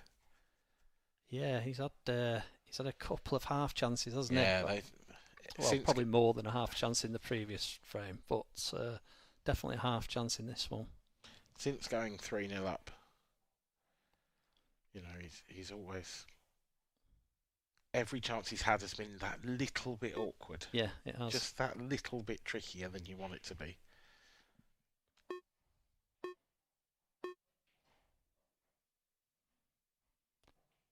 Is Mark happy with that?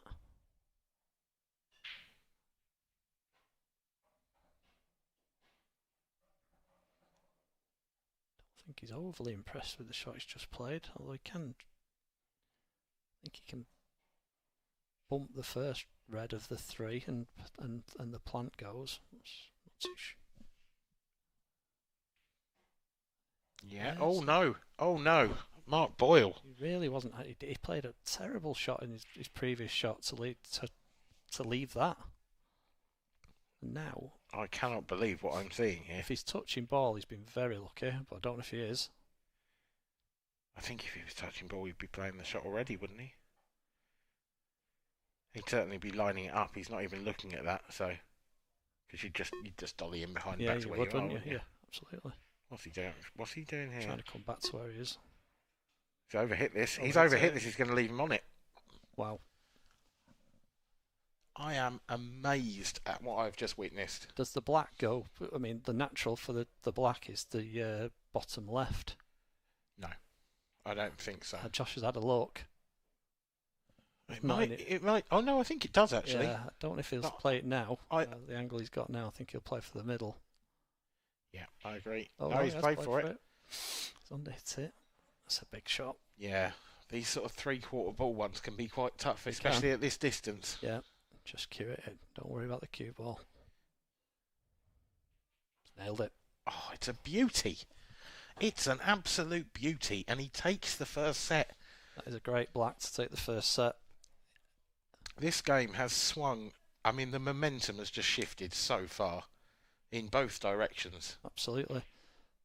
But it's Josh Thomond who takes the first set by 4 frames to 3, having led 3-0. Mark will be absolutely fuming. He's literally missed dollies. But it was this shot now. This one was the bad shot. He just nowhere. He's just nowhere. got nowhere with it.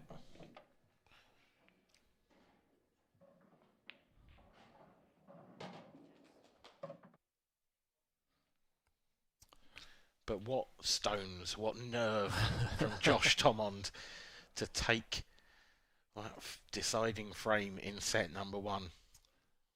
Matthew Schofield on table 7 there, with Jake Dill and Newlove in the background. I think they're both last 64 games.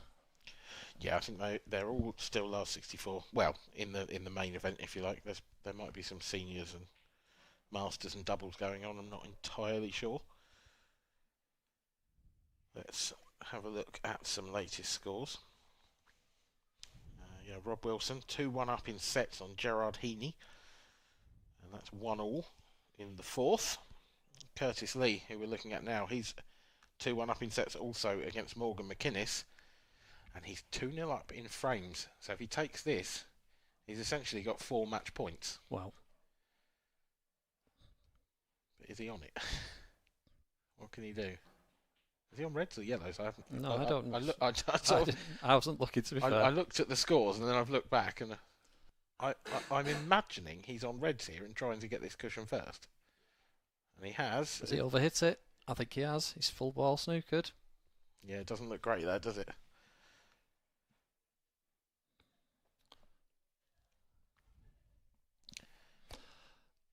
So need to be careful how we say that, don't we? Yeah, we're just the players are taking a break. I think there's been some complaints that the balls require a bit of cleaning. Yeah. It's not what the director said. But that's what we're saying. Because I don't think that's a phrase I can use. I'll leave that to your imagination if you're watching at home. Moving on, let's look at some other scores. Mark Farnsworth 2-0 up on A.D. Ibbotson. Mark looking for his second world title, of course, but he trails in the 3rd set by 2 frames to 1. There's a solid player, AD, from the Yorkshire area. Jack Wheelen is 3-0 up in the 3rd set, but the set score is 1-1. That's against Drew Hughes. You might remember, if you watched the live draw last night, we sort of went live to to one of the outer tables to watch Jack's final frame decider, which he just about snuck through. Well, I watched the whole game. I sat there for the whole match. It was an unbelievable game. Jack was struggling, very much struggling early on with the pace of the table. Just obviously with him playing a lot of Chinese.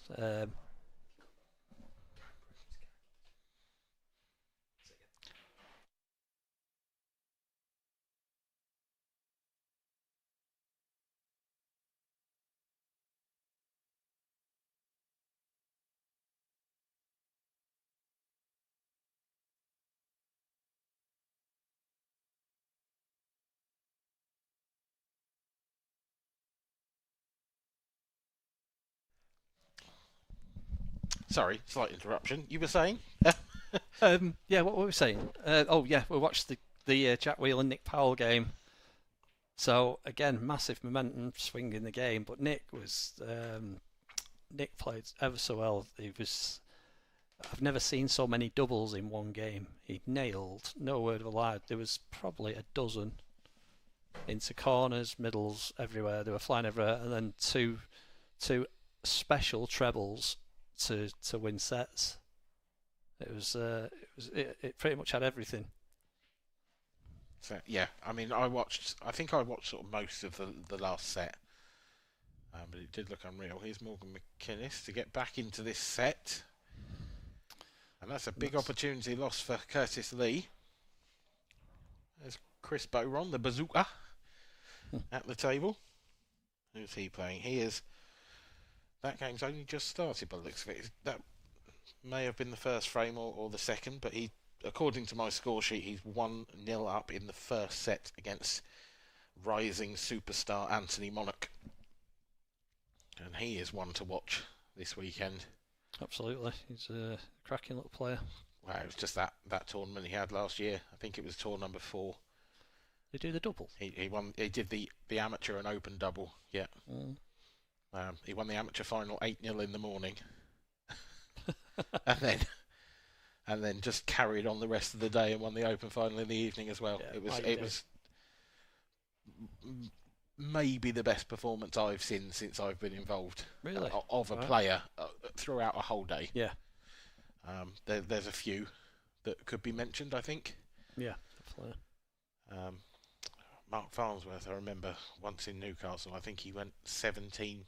I think it might have even been 27 frames undefeated. I can remember that, yeah. Yeah, so that's got to be up there. And he ended up, I think he won the open final that evening, 7-1 or 7-2, and sort of nearly went like 4 rounds. Card. Yeah, he nearly went about 4 rounds without losing a frame. Definitely got some technical issue going on. Yeah, I've just seen a brand new set of balls arrive, so surely there can be no complaints if they are box fresh. But there's definitely something. There's Nick Powell. Air. Nick Powell in the background there. He was playing Jack Wheelen last night. Yeah. Heroic effort, you have to say. And I did feel sorry for him because I've been in that situation before where you're one of the last games of the night and it's going close. And everybody's coming round, aren't they? Yep. And especially when you're against a name. Absolutely. And he's playing Jack Wheelen, former world champion himself. Yeah. There was a... Jack was very complimentary to Nick at the end. He said, in fact, Nick probably deserved to win the match the way he played, and Jack just found a way. But it was a magnificent performance from him to take Jack Wheelen all the way. And he had a chance in the decider as well. He did. It was a very tough one, to be fair. Yeah. So Mark Boyle to get us underway. Yeah, in set 2. Josh Tamond leading 1-0.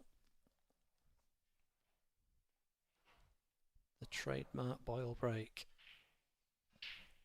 He's not hit it great. He's going to make a ball, I think. Just. Jinx. Yeah, it really was crawling towards that corner pocket. But just far enough for gravity to take over. And actually, it's worked out as a rather nice split. Yeah, because the plant he's just made, that will be his last ball for the black. It's just about piecing the others together.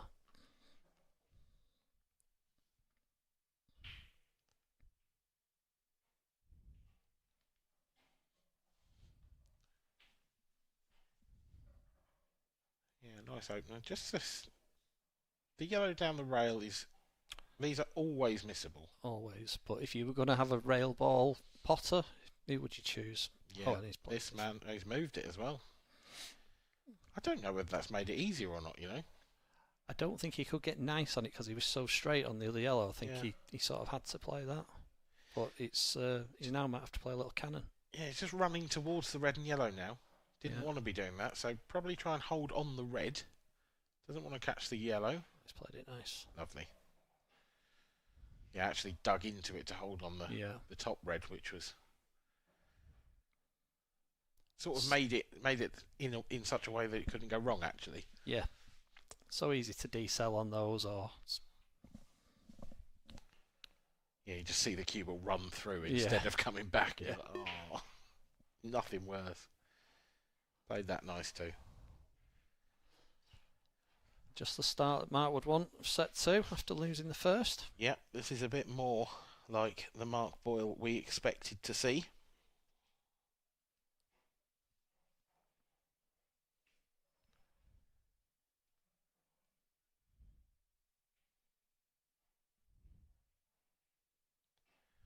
And he does complete the job. I didn't think I'd be saying this in the first frame of the second set, but that's our first dish of the match. Wow, yeah, it is, isn't it? Yeah. So it's probably it's probably the best chance that's come off the breaks as well, though. They weren't necessarily splitting as well as you'd expect, and maybe the new balls will help with that. Possibly, yeah, if they were a little bit mucky. But I mean, we both said Mark still didn't hit that break that well. He almost got a little bit lucky that reached the bag. Yeah.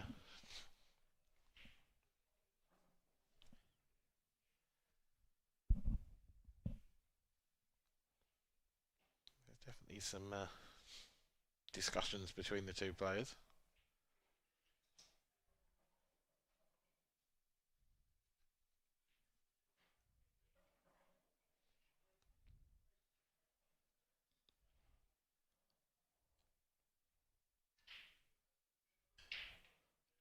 Oh, cue ball. That's brutal. Yeah.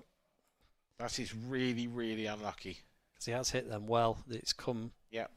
It's a decent split. Yeah. Oh. That's such a rare in-off, you know. Yeah. I'm not sure I've seen one like that, actually, where you've played the cut break nice, gone back into the back, and then gone in the top corner. Yeah. Yeah, you do have to hit him with a bit of power, I think, for that to happen. That has found, like, the most sort of acute angle, hasn't it? To get there. Yeah, it's unfortunate. It's a perfect opportunity for Mark Boyle. Not only is it a relatively open table, but he's got a free shot to make sure it's an open table.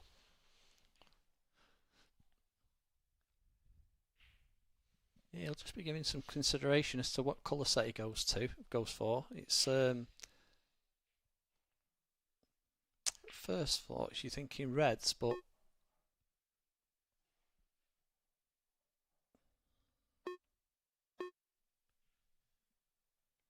he doesn't want that to go in the way of that yellow. Not the greatest. Has not helped himself there one bit, has he? No. And that's the old chestnut of the first shot being so crucial. Sometimes it can go so wrong, can't it? And there was probably another shot he could have played there. Well, there definitely. I mean, yeah, there were probably 10 shots he could have played there that would have come out better than the way he's ended up playing that. I think he's still okay because they still all link. He's just on the one to top left, is he? Tight, isn't it? But yeah, you're right about the first shot. I think the danger when you've got a free shot, sometimes you can try to do too much. Absolutely, yeah. And I think he might have just fallen victim to that slightly there. We have a little joke on our Wednesday night pub team that Josh's decision making with two shots is horrific. Is it? And anyhow, when we were in the doubles on whatever day it was, Wednesday. We got ball in hand, 2 shots, and he actually picked the shot. He said, "We need to play that." I went, wow, that just doesn't happen. What's going on? But yeah, he picked the right shot, and it won us the frame. Love it. When I used to play local league, we had a similar guy on our team, but he would always play a safety with the free shot, so he'd always try and put one safe or something like that. Yeah. Like, almost inevitably he wouldn't get it safe. So that is now known as doing a demo. Absolutely. Yeah. Josh has got a similar, but he isn't that bad. He's played a few stinkers and it's stuck with him. You put a ball, the shot where you try to put a ball on the cushion and you end up putting it over the pocket and covering your own ball. Yeah, or you don't reach. Yeah. If you are listening, Damo, sorry.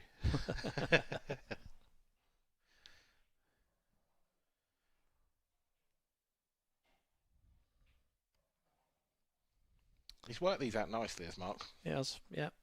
Just needs to make sure this doesn't drift onto a cushion.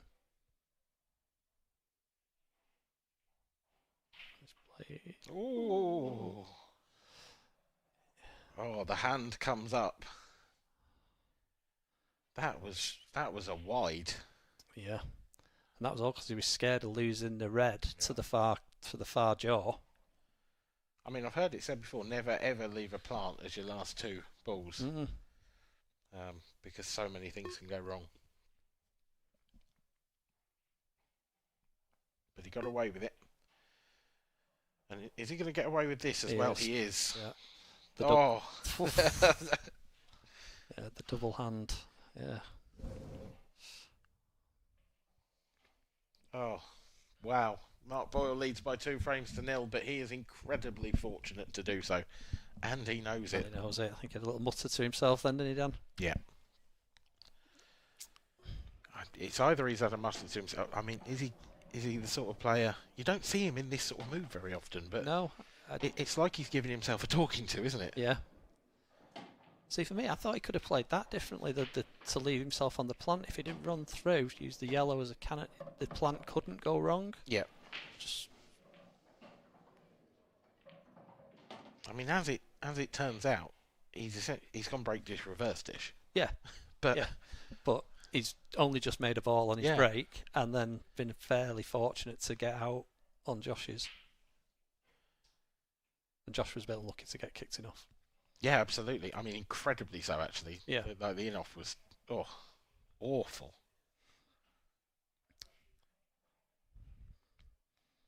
But again, in his previous game, I think Josh does have the ability to turn off for a set. He won his first match 3-1. I think he lost one set 4-0. And he literally just turned off for a set. It didn't bother me. He's that sort of blasé.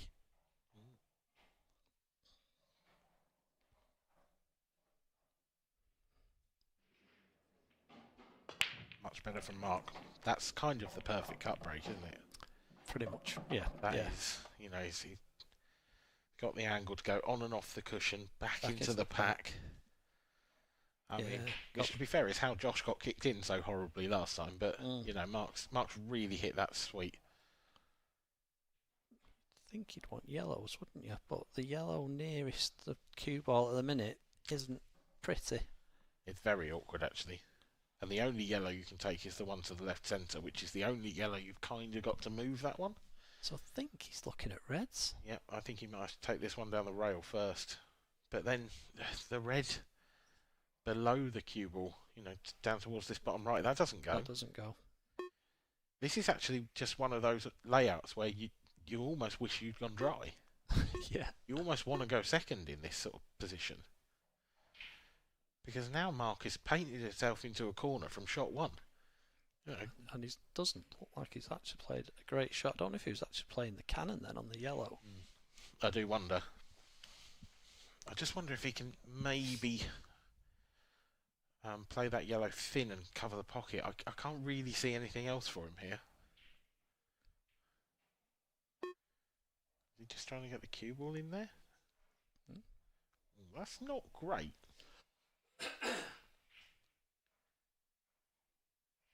He's sort of he's held Josh up, but I still make Josh an even bigger favourite now in the frame. Yeah. Well, Josh's got more balls on. Yeah. And he's got a bag. So, yeah, he's a huge favourite for the frame.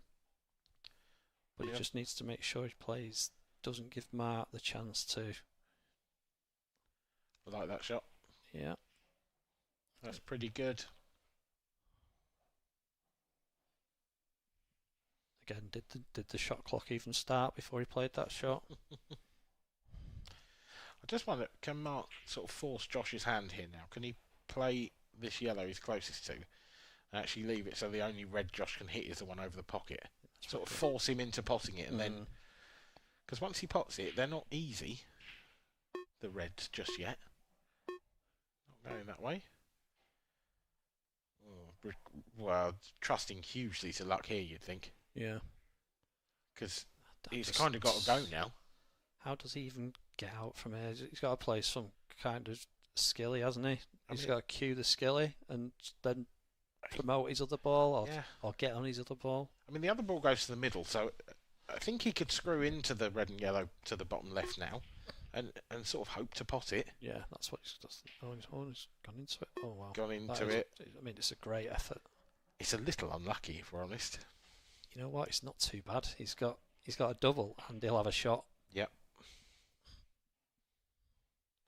Before that flick on the red, though, it looked like it was going to be really nice, didn't it? Yeah.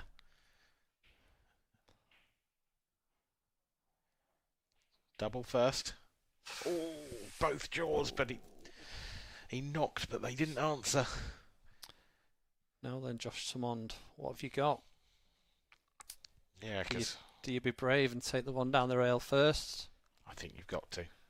Are you going to get better on it than that? Not really. Probably not. No. And you can probably play it in a way where you're not leaving Mark a shot in a way. Yeah. Oh, he's played it off the other ball. Ooh. I mean, that is actually lovely and a bit unlucky. Yeah, I didn't like it, if I'm being honest, but it's... He is unlucky to cover. To cover, but he's still got an out. Hold up. It's okay, but it's getting more difficult. It is. I think all he can do now is drop on the red next to the 8-ball and try and land sort of straightish on that so that he can screw back and then take that red to the right centre. So just drift this in. He's played it hard. Yeah, I think because he played it hard, it threw it as well, didn't it? It threw the cue ball a little bit. Yeah, I just don't like... I think he was trying to play the cannon. There's every call here for pulling back. Yeah, I agree completely. You see that sort of player. Interestingly, we might get a beep. Are we going to get a beep? Yeah. Yes. It does go to the middle. Yeah, I mean but I feel like he could have just drifted that last one in and played a very similar shot off the one next to the 8-ball. Yeah. And it would have been frame over. Now he's almost he's doing the same again. Full length. Yeah, he's not scared of these. Oh, hasn't come enough. Hasn't come far enough. No, it's a safety, Josh. This time. Possibly should have done it 5 balls ago. I can hear the pleading in your voice.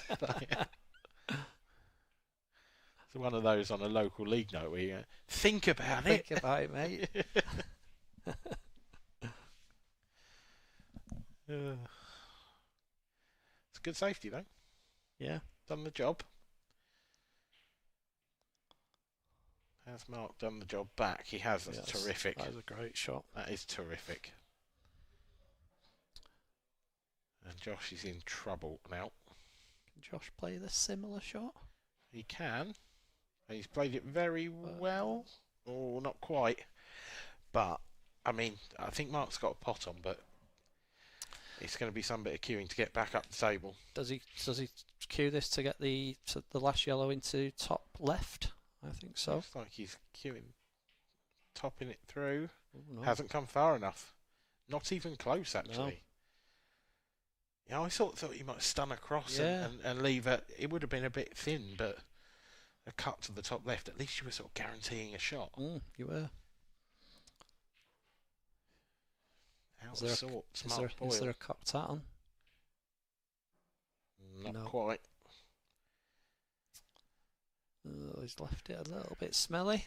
And again now, surely Josh, can he pot this and hold, or does he play safe? Well, it doesn't look like he's playing safe. You just play safe, don't you, surely? No, you don't. No, he doesn't. He doesn't, but he's come too far, and he's going to snooker himself unless he finds the gap. Doesn't look good either way, does it? No. Maybe a double on. He's right down on it quick. Oh, no, didn't allow for the throw. Has he got lucky? He's got so lucky. He has, hasn't he? Mark had a bit of run, and yeah. Josh has got just give it back. That's an incredible bit of run. Because, I mean, that's an awful attempt at the double, if we're being honest. I think the way he had to swerve it to get the potting angle of the double, and then it's just because of the speed, it's just slid, hasn't it? Yeah, it just took all the pace out and then slid down the cushion. A wry smile from Mark Boyle as he lines this one up. He hasn't got it. He's not come far enough. No, absolutely not. The yellow hasn't quite come to his rescue either, because I think Josh can play this with a rake of left-hand side, come back up the same side of the table, just like that. So he's going to be on the board in this set, Josh Thomond. And it is the most uncharacteristic performance from Mark Boyle that I have seen at the minute, in a long, long time. Yeah. And I do think it's Josh's style that he's making him play like this. Yeah. He almost seems, I know you've got the shot class, but he almost seems rushed. It's just his positional play. It just hasn't been, I mean... Yeah, I didn't like that shot, but he was unlucky. It's so rare to watch a match with Mark Boyle where you can question this many of his decisions. Yeah, you're right, yeah. There's been a couple of shot selections where you thought, there's a better shot. Are you sure? I hope he doesn't hear me say that. Well, he might listen to this back. I'll probably get a slap. But, ultimately, you have to say it. That's... I'll end up playing him in the seniors.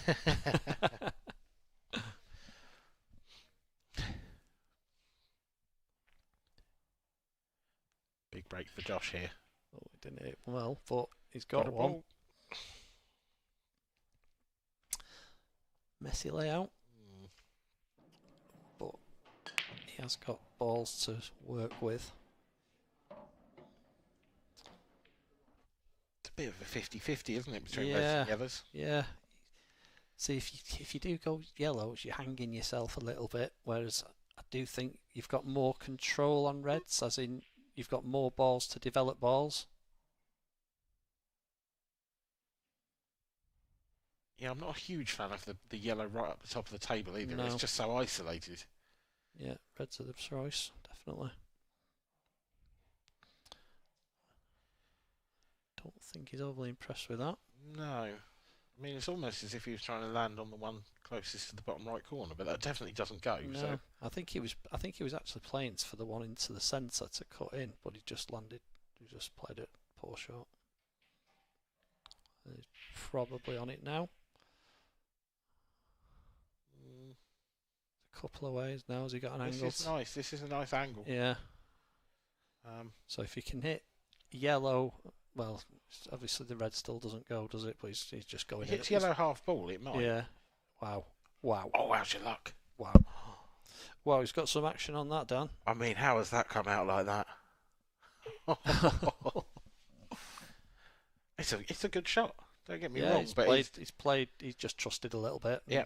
He's played to move them. He definitely hasn't played to move them like that. No. But he'll take it. He's just about still on this plant okay as well. Massive chance he's for not, 2 apiece. Yeah, he's not running too far down the table with this.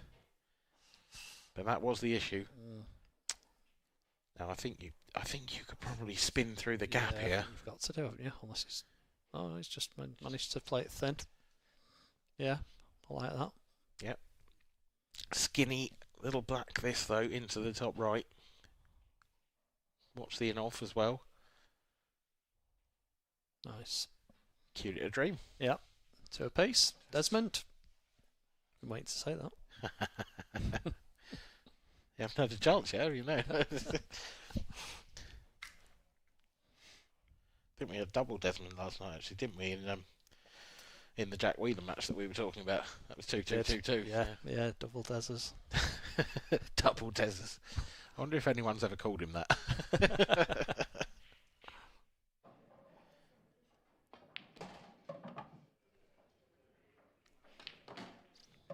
Oh, look at that. Yeah. I mean, it's a beautiful looking shot, isn't it? It is. It is.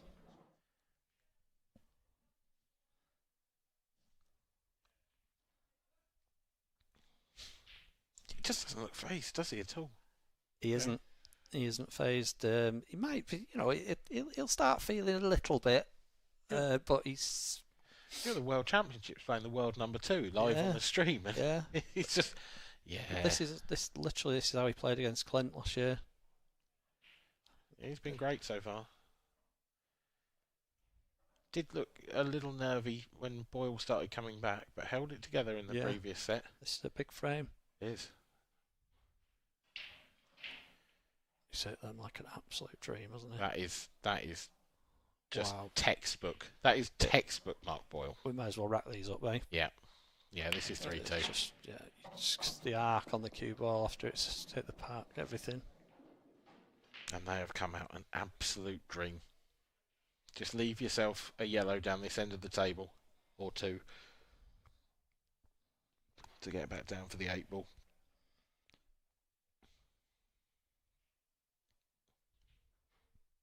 It's almost like those Reds are giving the 8 ball a guard of honour into the pocket.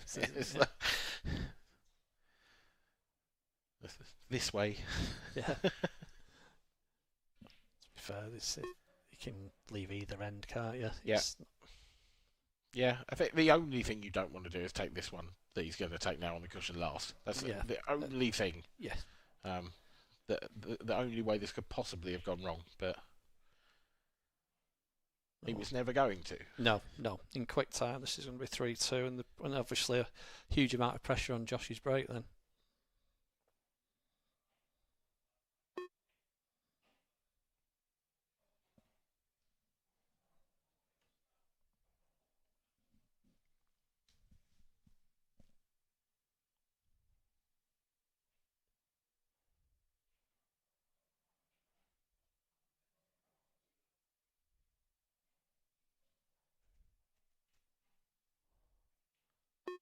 We can only dream about these layouts off the break, can't we? I think I have dreamed about layouts like this off the break.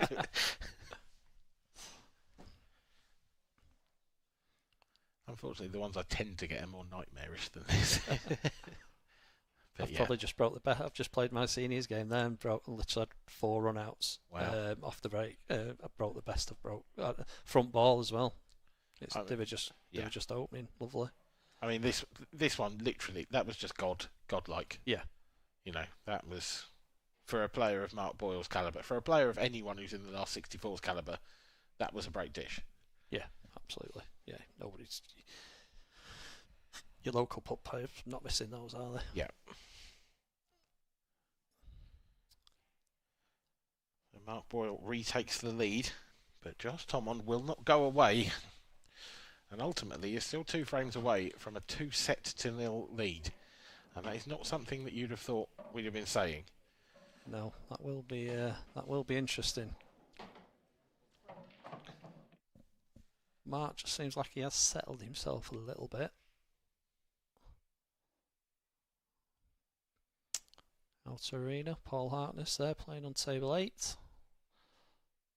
Craig Marsh on table 15, I think it is. Yeah, let's get some scores for you. So Craig Marsh is in a bit of a battle with Jack Heckingbottom.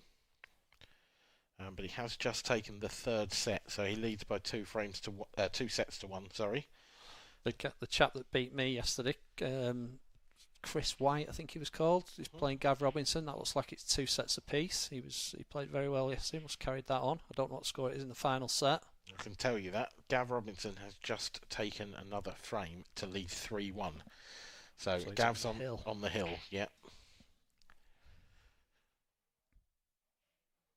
Jack Wheelen, Drew Hughes That's 2-1 in sets to Jack, 2-all in the fourth. And half and dad on table 9.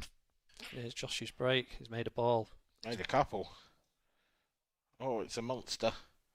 It's not the layout that he wanted. No. They're certainly trickier than Mark's. Yellows aren't bad. No, yellows aren't bad. And then you're probably looking at doubling the black, aren't you? Yeah. Unless you play off yellow onto red now. Yeah. It's not a nice first shot to have to play. No. Because you're off angle, aren't you? Yeah, it's not great, is it? But it's a frame winning shot. It's just... And it's the red a little bit too far past. That's what I'm wondering, yeah. I think it's makeable. He's going reds. Yeah, I'm shocked. So that's interesting. I mean, I can see the logic, but does he feel like that red up to the top right actually goes? Because to me, it doesn't look like it does. I think he does. I think he can flick it in with some side.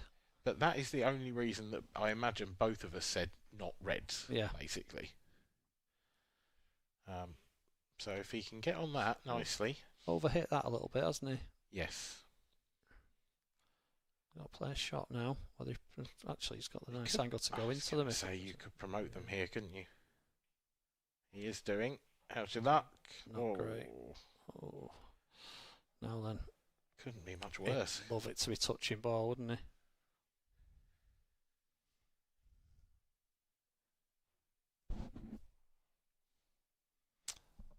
Kyle Brown there in the background watching on, partnering up with Cian Monaghan in the doubles. Former partner of yours, Cian? No, we've never played together, Cian. It was always Dean Shields. Okay. I don't know why, I thought you did, but... Yeah, no, we've never played, me and Cian. Cian's had... well, he won it with Jason Hill. Of course, yeah.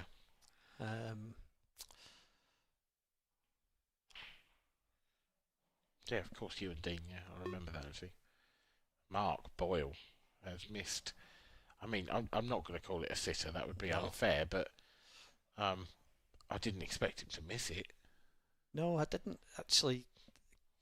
I mean, when you're bridging, it's horrible, isn't it? And he was. He's left this lovely as well. He's left this lovely for Josh.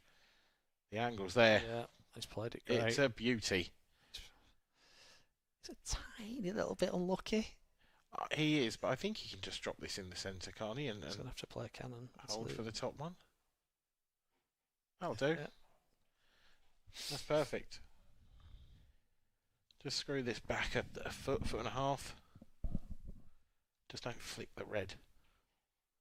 That'll do. Fine. You might even just glance off the black, or you might, I don't know if you can screw across. I think he'd like to glance off it with this angle now, but no, just going to screw across. Screw across, hold it, bit of check. Going to another decider. And the Badger, the 3 apiece. Wow. I cannot believe what I'm seeing. I was going to do some roadkill anecdotes then, but I won't. Go for it.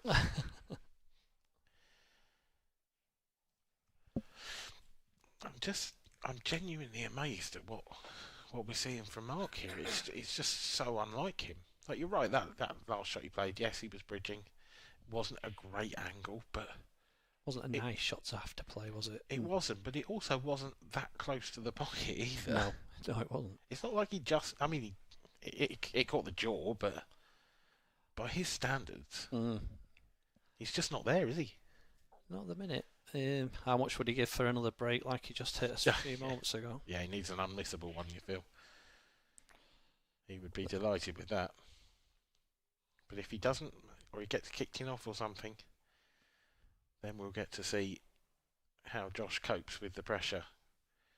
Because it's one thing to win a set, but it's quite another to go 2-0 up. Yeah. He doesn't tend... He just doesn't feel it too much. He'll cope with it really well.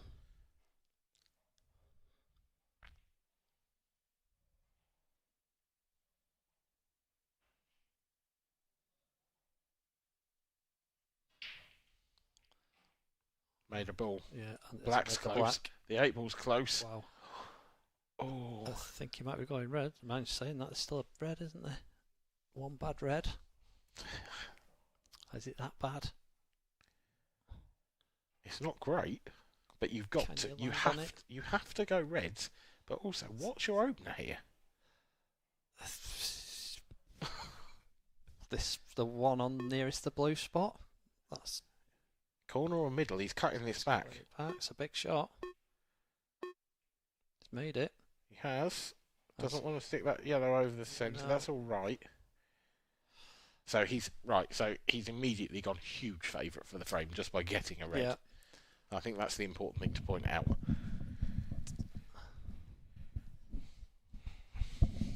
Does he win the frame by playing the skill shot? I was thinking it, but there's no way, is there? I'd run through it in my head, but just the way he's playing, there's absolutely no way. No. And also, it's the only way he could lose the frame at the moment. It is, yeah. And at 3 apiece, it's some shots I have to play, but I'm sure he can land on it. I'm sure he can land on the ball. I think Josh is going to get to the table here. Do you? Yeah. I'm not so sure, Dan. I think he takes these out.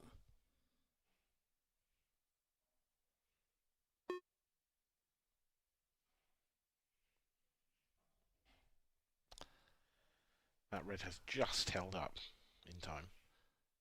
So the red only goes to both middles. Yeah. Doesn't go to the corner, opposite corner to the black. It doesn't look like it does. No, it can't, surely. Can it? No. At the minute, the red over the opposite middle is stopping it going, so he's got to do some work. There's work to do. There's absolute work to do. I mean, unless he does land on the skilly. But that would be such a brave shot. He's actually got to be thinking about it now, because he's running out of balls to get on that. He's off angle on the one to the middle now, and he can't come round the back of the yellows because there's too much traffic. So he either accepts that he's got a skilly, or he plays some Mark Boyle wonder shot that we've not actually seen. How's this angle going to end up? If this could, he could, he could pinch this and get through that gap, couldn't he? Yeah, he could. But if he doesn't get it right, yeah, I think he's playing into the yellow here, the top yellow of the 4, to leave the red into the middle that the yellow bag is. If that makes any sense, what I've just said. Does it go off the red, off the yellow? Now? Yeah, I think so. Do you think? It just looks quite close to the cushion for me. He's playing the skilly, and he's underhit it. Not only is he's played on the skilly, and he hasn't got nicely on it. So it's 3-all to go 2 sets down. What do you do in here? The World Championships, and you've played to be on a skill shot. But what do you do? You've got to go. Oh, got to go for it, Dan. You've got nothing. You've got nothing else. This is huge. This is massive. He's nailed it. Oh, what a shot! Wow. That under pressure to lose a set is one of the best shots I've seen. That is ridiculous. Just have a quick stroll out of the arena, Mark. Yeah. I think a fist pump would have been called for then, wouldn't it, Dan? That's got to be a dagger through the heart of Josh Thomond, though, hasn't it? You sort of expect him to get it because he's that good, but to actually do it,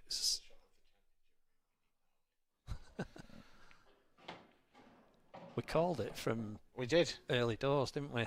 Yeah, it was always an option, but it wasn't a good option, was it? The bottle to do it. This is a good shot now, to actually get as good as he did. Yeah. And that. But that's just magnificent. I mean, absolutely magnificent. Yeah. Is it the most difficult skill shot you've ever seen? No. Probably not. No, he's played better. He's probably played better ones himself. But in a deciding frame of a set to go, if literally anything goes wrong with that shot and you're 2-0 down and you are staring right down the barrel of a last 64 exit at the World Championships, as the number 2 seed, I'm just not seen much better than that. No, not at all. No, when you put it into context, it's huge. Let's have a look at the outer arena while Mark gathers his thoughts.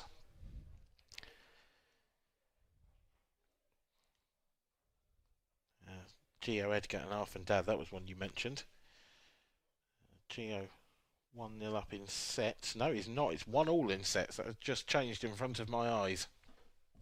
Arf and Dad has taken the second set against Gio. Anthony Monarch has taken the first set against Chris Boron. Marvin Nestor's having some run against in this as well. He's a good player, and he's 2-1 up on Matt Steeper.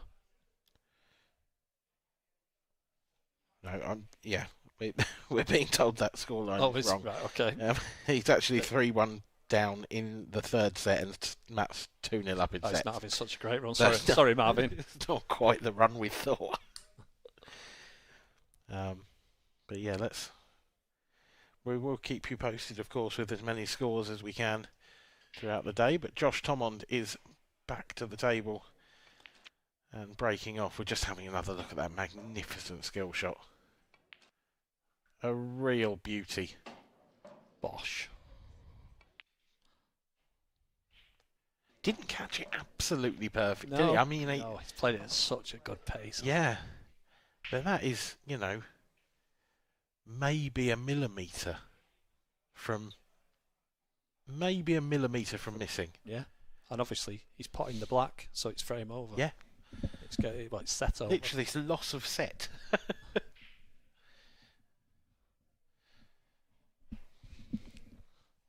I think we've just had a re-rack, by the way, but we missed it on the... Yeah. Hold on. So, Josh Tomond... Actually, was it the re-rack in the very first frame of the match as well, is it? Yeah, there was, wasn't there? Yeah. So his second re-rack, he likes, at the start of the set, having a re-rack. He's hit them great, and they've come out great. Yeah. They have. Yeah. They're not tap-ins, but these reds you would expect to be gone. Just got to be careful with this. Looks like he's got a fullish bag. Yeah, he did.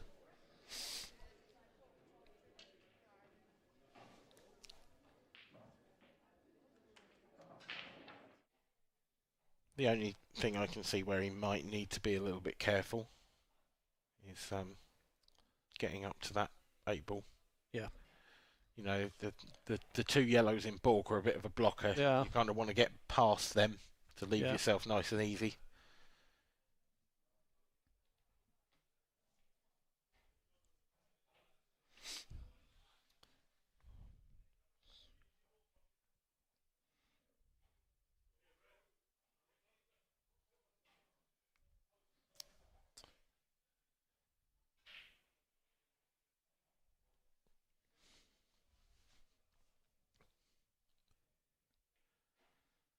That's nice. Looks like he's played that well. Yeah. Yeah. Just slightly off angle, maybe, just running towards the yellow. So just give this a bit of extra just to get past. There you go. Lovely. That's a nice set there for Josh, because it must have hurt, that previous frame. It just must have hurt. He'll appreciate it more than anything.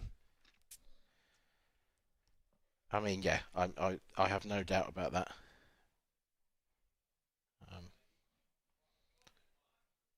Just also statistically, just got to look at that last set. We said in the first frame of that set, it was our first break dish. We had 5 dishes in that set out of 7. Yeah, yeah. Mark Boyle dished 3 of his breaks. So he's warming up. Josh almost couldn't win that set, and yet nearly did. Yeah.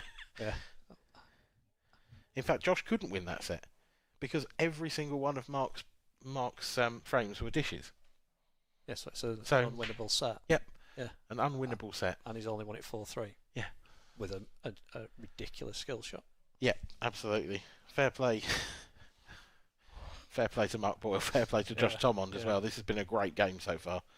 I am thoroughly enjoying it.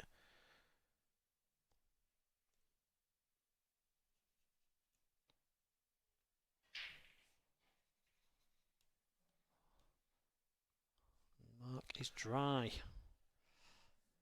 Chance. Not a great chance, but a chance. Whenever Mark goes dry, you have to think it's a chance. I think he's got to play a plant first shot.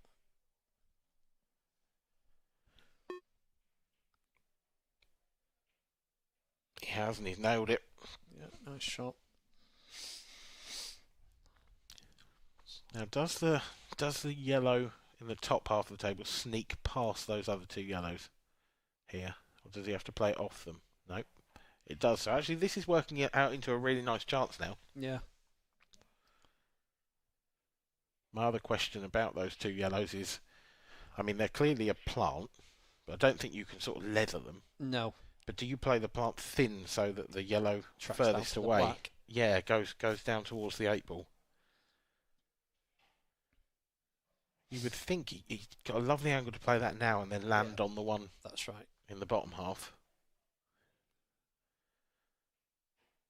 He's played it quite well. It's not bad, but it's not bad. But I'd like that. I'd like a bit more separation with the red and the yellow. I think he'd be tempted to play that one now. This is a don't. big shot. Ooh. Wow, I think for me, he's misread that shot for me. 100%. I think he's played it with a touch of stun to get to the jaw, and I don't think he needed to. He needed plain ball, and he'd have got to the jaw nicer. Yeah, now he's just misread that slightly. He's in all sorts here. Yeah. I mean, the only way he can win this frame is if he finds a pot out of this, you would think. And I can't see an easy way to do that. So, well, what's this?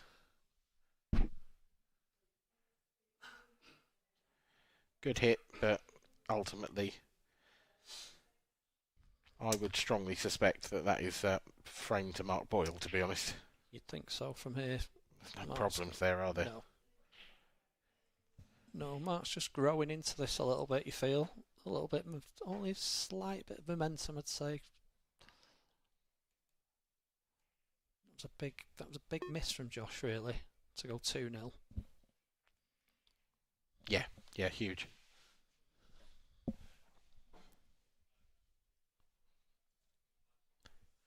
And it was that previous shot, wasn't it, really, that was the issue? It was the plant. It just didn't separate enough, did it? And no, he gave him issues. He sort of played it at quite a strange pace for me. I think if you're trying to separate them, maybe you give it a little bit more. A bit more.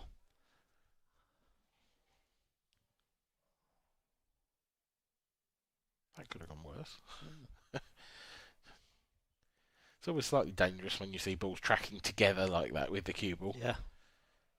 Visions of them sticking together.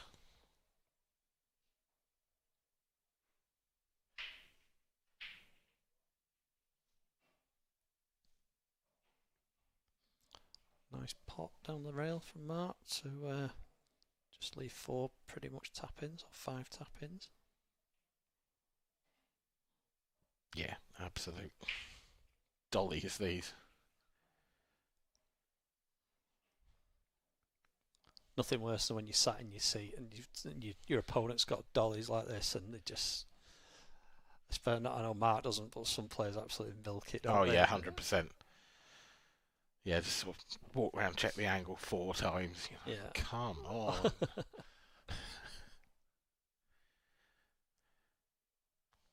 But no, Mark's not one of them. He's actually made work of this.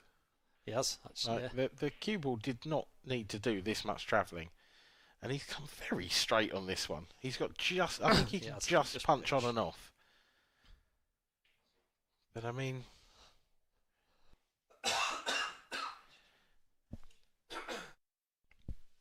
you would still say he's just not. He doesn't look the Mark Boyle that we know yet. No. Of course, if he can come through this very stiff examination, then it will bode well for him. Because Absolutely, you quite often see a player of Mark Boyle's calibre sort of struggle in the early rounds and struggle to get to grips with it, but then they find a way to win. And I think that's the difference between these players sometimes. And I think as well, sometimes it's like he's almost playing the unknown, isn't he? Yeah. He doesn't know what's coming at him. That's true. Yeah. You know, I know they say sort of play the table, don't they? But it's not always that easy. No. No, you see, he knows he's a snooker player, and he sees him, playing every shot with sort of 23, 24 seconds still on the clock, and he's rattling through finishes. Yeah, it unsettles people. Yeah, it does. Matt Steeper, confirmation of his result at the top of your screen. He does win 3-0. 1-1-1-1, all the legs in this match. But this match has certainly got legs. Ball, yes, just. And a decent looking table for Reds. Very decent looking. Yeah, they just need picking apart, don't they? There's nothing. No. Everything's got a pocket. It's just got to find them. And I feel like he's going to have to take the one he's closest to now. And then I think the one nearest the centre pocket, if you take that along as well, it all just opens up. It does.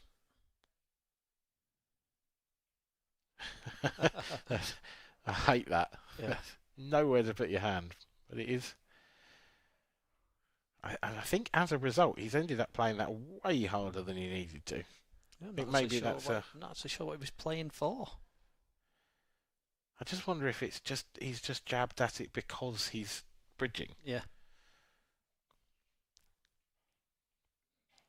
Should still be okay, but it's getting more difficult here with every shot. It is. He can probably play this just to hold on the yellow without hitting the top, the bottom yellow first, hopefully. It does pass. Yeah, he's very good at bridging. He's got stupid long fingers. They need to be, because this is a tough shot. Yeah. Oh, wow. That is a peach. That is an absolute peach.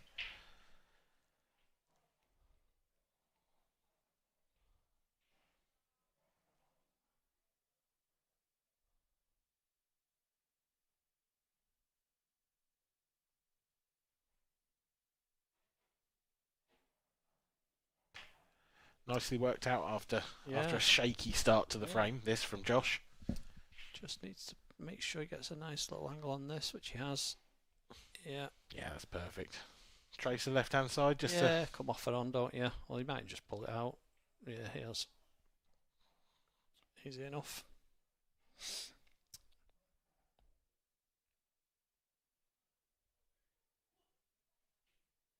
Good black. Peach. Lovely stuff from Josh Tommond. And that's his second break dish of the set. So, maybe he can do to Boyle what Boyle did to him and have an unwinnable set, or an unlosable set from his perspective, I suppose. This has been a bit of a classic so far. It's been a great match, actually. It has. Yeah, there's been some great balls potted. Yeah, even bridging on that ball there to pot, that's not an easy shot. No, it's not. Dead straight like that as well. And control the cue ball. Lovely stuff.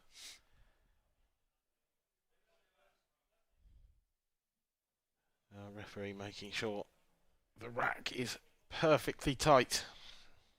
Vitally important, of course. Especially when you're breaking the way Mark Boyle does.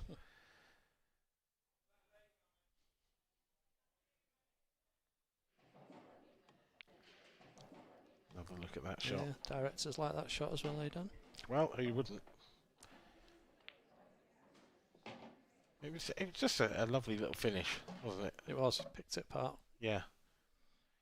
And we sort of called it after the break, where it was one of those that it was a good chance, but you've got to do it right. Mm-hmm.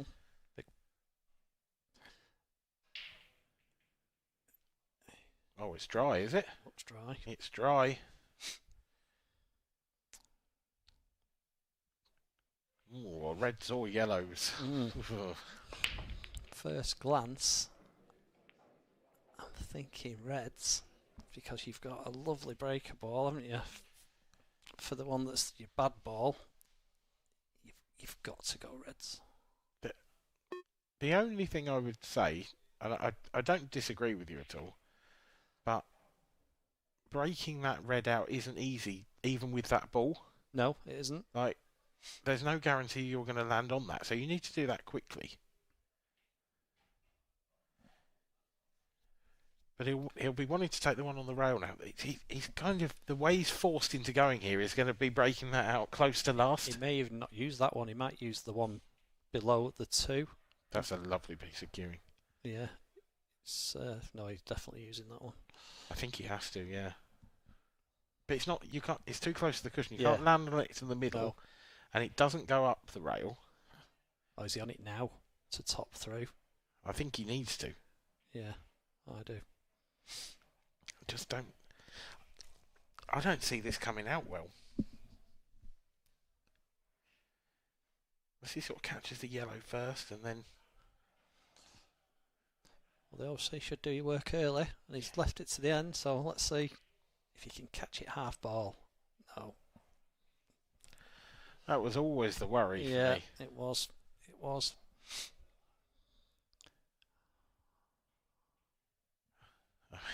What have you got? Oh, there's literally nothing. There is. I can see him trying to play the double coming across and trying to double it. He's doing something ridiculous. I mean, No, he's going for the double this way. Wow. oh my goodness! What a shot! Well, Mark Boyle's skill shot might have just been bumped down to second place in this match, because that is one of the greatest doubles I've ever seen. You're going to finish it off. Of course he is. Yes. Wow. What an out. That is astonishing. Oh, get that on the highlight reel. Have you seen a shot like that? Absolutely beautiful. We will be taking another look at that, don't worry, viewers. This match has had absolutely everything. It has. That's another reverse dish as well. Well, I mean, To land there. here's some of the shots, but Yeah, he needed to play that thing, but that is. it's world class. There's no other word for it. That's ridiculous. I mean, it's not absolute heart of the pocket, but I No. think that can be forgiven. Just ridiculous. The black wasn't easy. No, it wasn't. It was really difficult. Especially because the adrenaline's The got to be adrenaline, pumping yeah. after that shot. Yeah. And it's a reverse dish. And he's 3-1 up in the third set. Oh. It's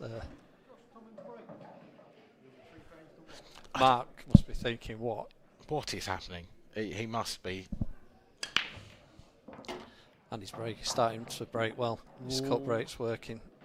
The 8 ball stayed out. That's Oh, important. that is. Them reds are lovely. Yeah, it's dreamy, isn't it?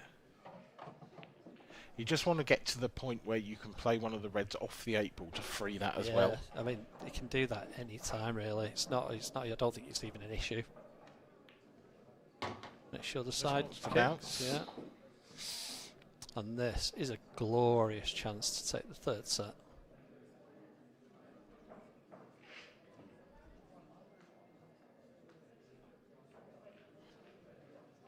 I think you play it now.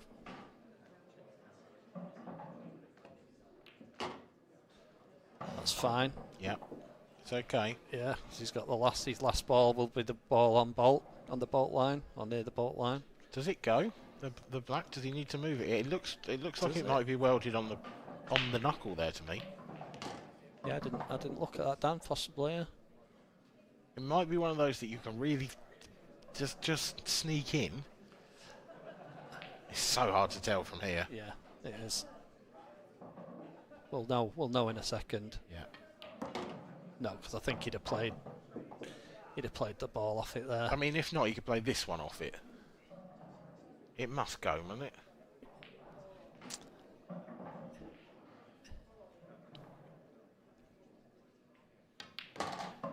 It only needs the faintest of touches. Ooh. Just okay. He's just okay. Can hear you willing the cue ball in. That's an interesting shot. Why has he played that one first? unless he is. He can't be having to move it, surely. He'd moved it ages ago. We might have to sort of almost play this as a skill shot now, because Unless you can bump into the yellow off the cushion and just leave. Yeah. If it is easy, the black, I mean. You wouldn't want to leave. Yeah, it looks like I wouldn't be happy playing it as a skilly. I know, I'm more just... Let's play... beautifully, it's fine, surely. Yeah. Just any touch on this and it'll see it down. Yeah. Another Great set. finish. Great finish. And it's a perfect set, really, from Josh. He missed the ball in the second frame, but other than that, this is break dish, reverse dish, reverse dish. No, 3 break dishes, sorry, and 1 reverse. Absolutely mad.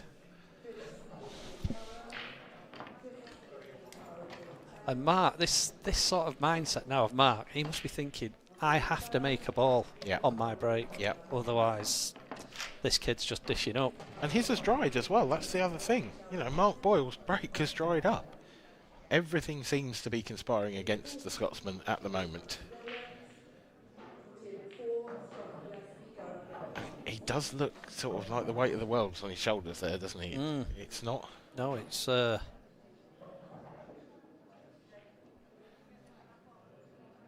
a great look. Looks like we've gone to the camera. There's Stevie Walker. Lee Shepherd there, he's through. It's a great win for Sheppy. Yeah, beaten Ronan McCarthy.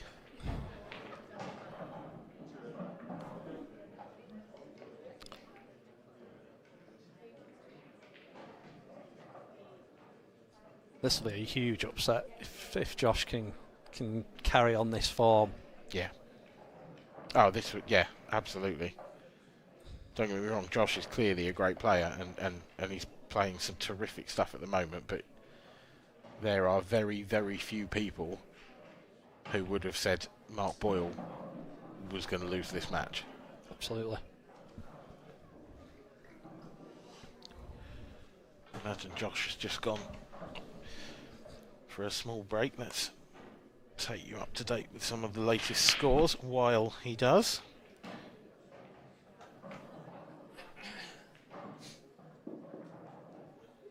Where are we? Mark Farnsworth 2-1 up in sets and 0-0 in frames against A.D. Ibbotson. Sorry, 1-1 in frames. Keeps updating. Drew Hughes is on the hill against Jack Wheelen. It's 2-2 in sets, but 3-1 to Drew. Out on table 18. Scott Gillespie putting his cue away, getting his cue out there on table 4. He will be playing Gareth Hibbott. What a tie that promises to be. That is in the last 32 stage, those matches just getting underway, that you can see the players walking through the arena. Anthony Monarch, he's well in control against Chris Bowron. He is 1 set up and 3-0 up. The young Englishman. Dan Davey in a bit of trouble. Trails Elliot Glover. Right, 2-1. With set 4 just about to start. I'm talking about set 4 just about to start. Let's return to the action here. Mark Boyle to get us underway. Mark Boyle has made a ball, made a couple, and left a wide open table. Yeah, looks a great layout.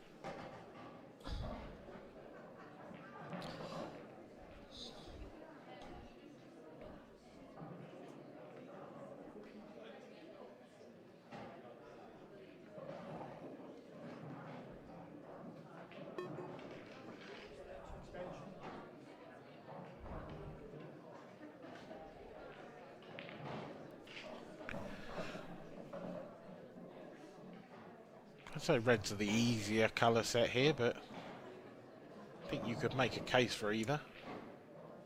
Yeah, fancies the yellows. Fancies the yellows. Going after the worst one early. The 2 yellows in the sort of closest to the bottom half of the table. I don't love those.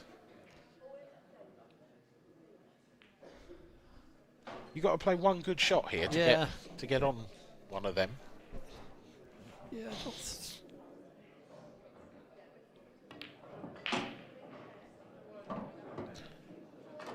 that's not great. He's dead straight on the one to the centre. He's got to find the gap, hasn't he? If he's playing the middle yellow into the bottom left, yeah, he's got to find the gap, which isn't the easiest shot in the world. It's a tough gap to find, that's for sure. On these cloths as well, so reactive. Is he playing this off the red to widen the angle? Yeah. Yeah. That's a nice shot. That's a nice shot. Does mean he has to take the 8-ball long now, which perhaps he wouldn't have done, but he might have been playing it that way anyway.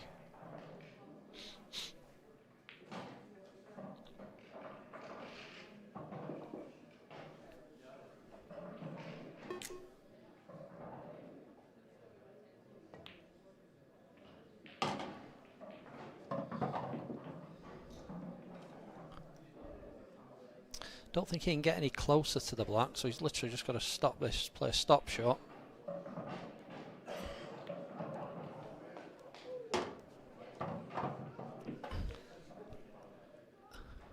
Is this a gimme?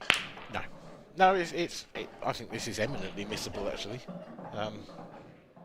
You know, 8 out of 10, maybe 9, but it's not done. It is now. Yeah, it was far jaw, wasn't it? It was, yeah. It wasn't. That wasn't heart of the pocket. You know, you play that on a pub table and that's out, isn't it? That's not staying. That's not dropping. But ultimately, that's a nice little finish from Mark. Yeah, it was. Probably not the colour set that most people would have gone. Well, no. Well, certainly not the colour set I would have gone. No, me neither. Oh, okay, good. I'm glad it's not just me. Yeah, I just thought there were more options with reds. Yeah, I mean, he was probably hoping that red would open the black bag, the middle bag, but even so, he's played them well. Yeah. It's just...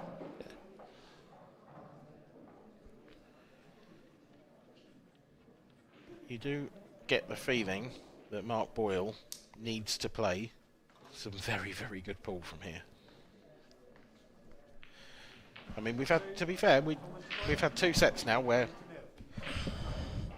both players have had 4 dishes, so yeah.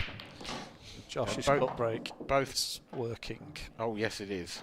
Both players have had an unwinnable set. He will get some stick on Wednesday for cut breaking, but when you cut breaking like this, there's a case to be made. If you give him stick for that, then quite frankly, you are all monsters. You will get grief for cut breaking. You are horrible people.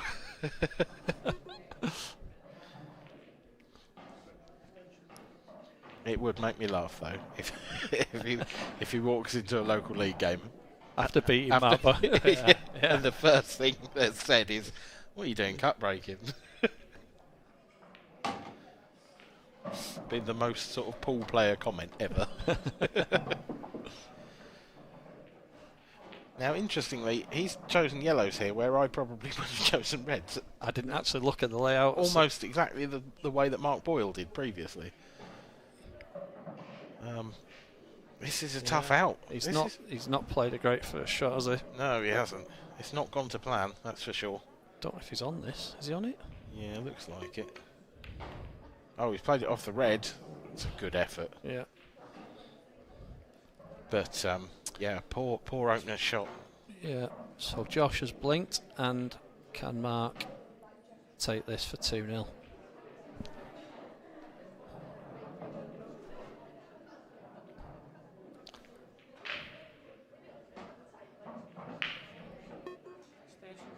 Again, it's not straightforward, is it? There's work to be done.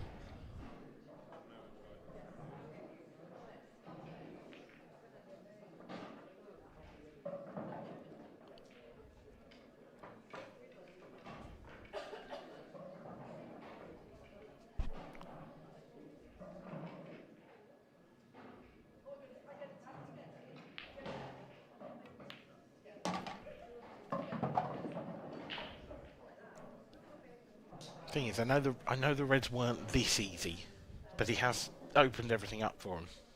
Yeah. That's Josh.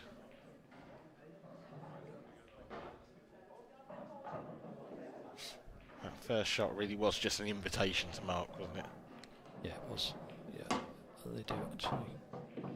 He's played that well.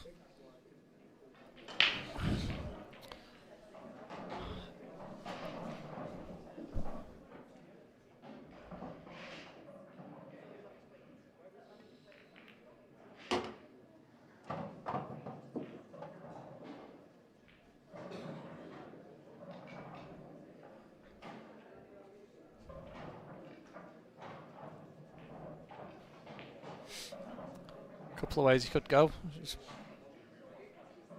Thought he might go centre back first, but he's he's pulling back off this. You can see this is a tougher shot, but it makes the finish easier. Oh, wow! Nobody saw that coming, did we? It's gonna hang there.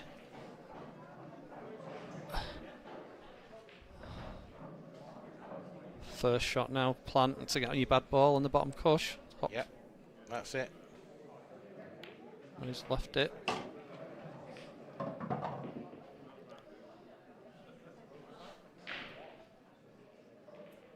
He's going to have to leave the correct angle.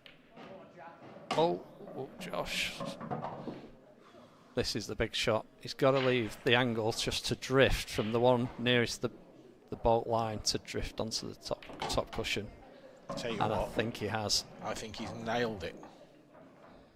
I think this is lovely.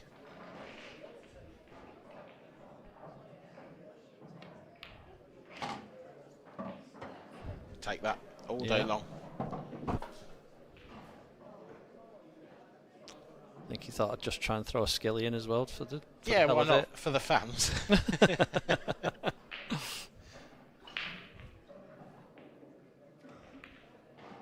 Nice. Nice. It's very nice. It's a steal as well.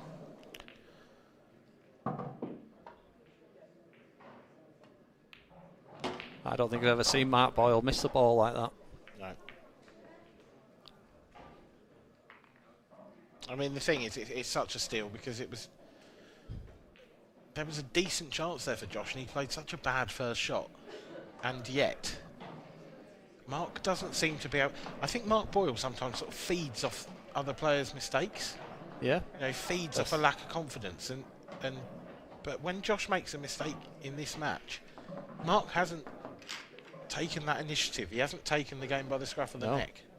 And if Josh has made a mistake, he's not let it affect him at all. No, absolutely. He's looked absolutely superb. I'm so impressed with Josh Thomas.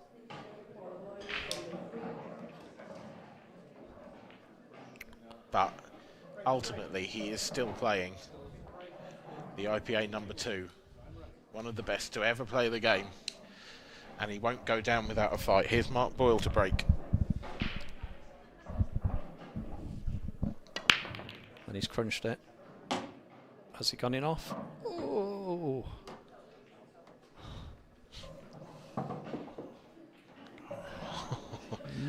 I think he might have been clenched.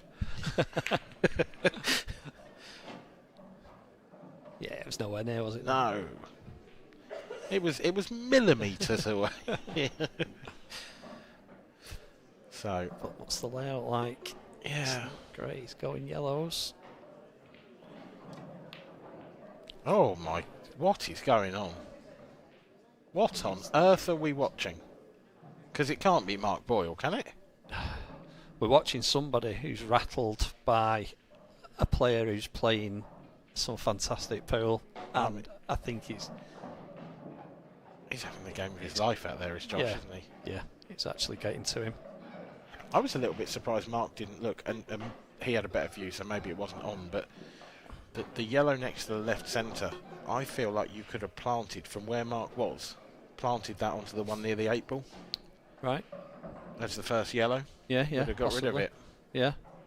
Now perhaps that shot didn't go, but it's one of those that you need to be right behind, but it just looked good to me.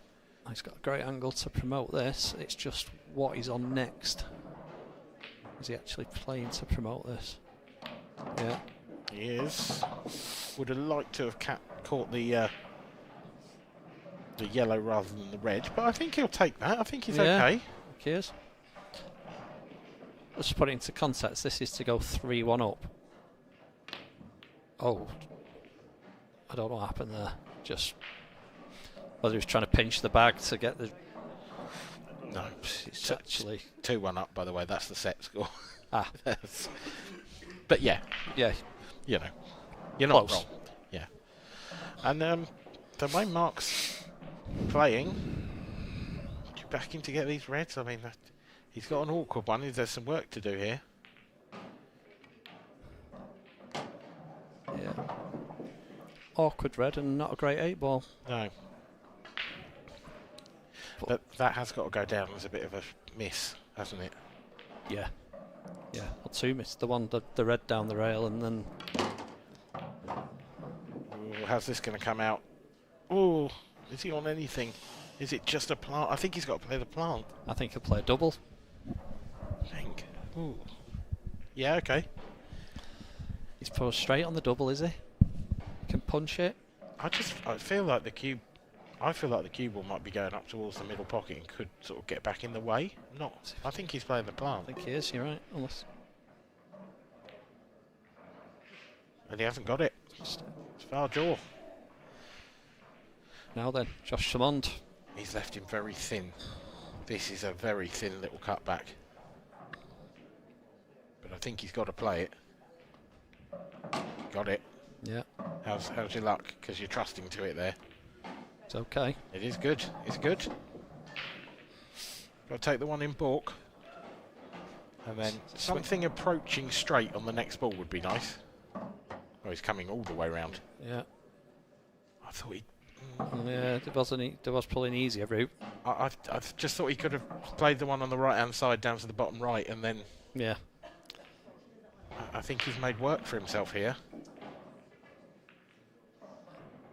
Yeah, possibly a little misjudgment on the route. He does have a big pocket for this one if he cuts it into the centre.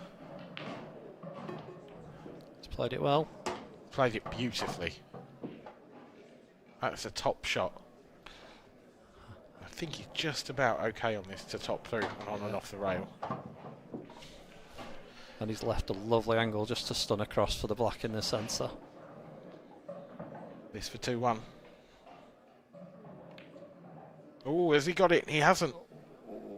It was tricky. It was a bit tricky. Those little cutback shots, they're never given. Yeah, they're not playing huge, are they, these No, tables? They're not playing I haven't seen one yet where I thought, oh, that's generous. Yeah.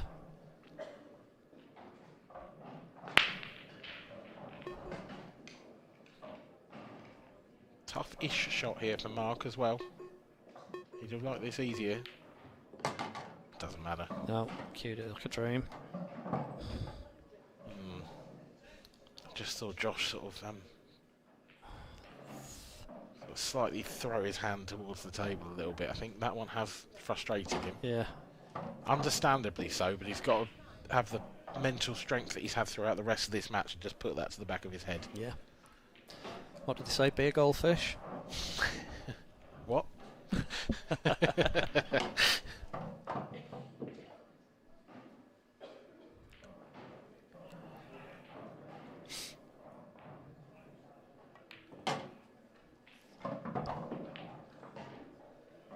What looked like 2-1 Josh Tamond is definitely 2-1 Mark Boyle. Yeah, it was a chance to break serve there as well, wasn't it? Yeah, it was, yeah. For Josh. Now he could have been 2-1 up and breaking. So every frame is so important in this format. Yeah, it is. It's unbelievably. He'll be so frustrated with this. Yeah. But I do think the bad shot was a missed couple of trick, shots didn't he? before. Definitely. It'll This be next shot next, now. Yeah. To get there. Where he ended up there, if he'd have just landed straight on that one. Yeah. He did actually miss that as well, didn't he? He did catch Yeah, well he did. down the Oh cushion. yeah, no, it was a miss. It wasn't. It wasn't one that should have dropped. Put it that way. Mark Boyle is clinging to this World Championships by his fingertips, but Josh Thomond did throw him a lifeline in the previous frame. Is he going to be generous again? This break has been working so well recently. Wow. Nailed. Oh. Oh, not another one. That's his third re-rack of the match. The question is, will this one haunt him or not?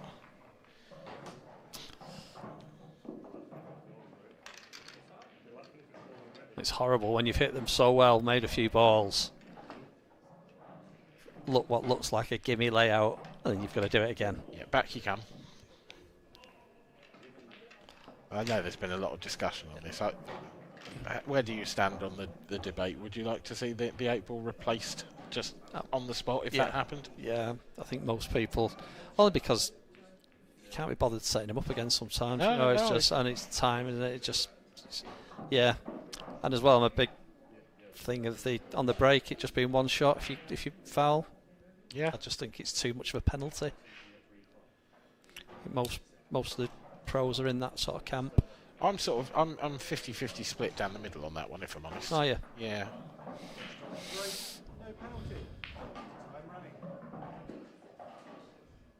Can he hit them as well? He's hit them well. Hit them really well. Made a ball. The cue ball stayed up. He's on anything he wants to be on. He's got a little smelly yellow to the middle, hasn't he, there? Yeah, I don't know if you can take that. Unless, I don't think it will go off the red. No, red's too far up, isn't it? But the pace he'd have to play that, I think he'd just end up welded to the back of the other one, wouldn't he? No, he could hit it a bit harder. Oh, is there a gap between the two reds for that yellow? I think there is. Oh, that's a dream.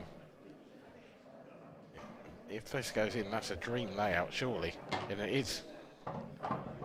That's a monster, you know. He's outboiling Boyle here off the break. That's the only way I can describe it.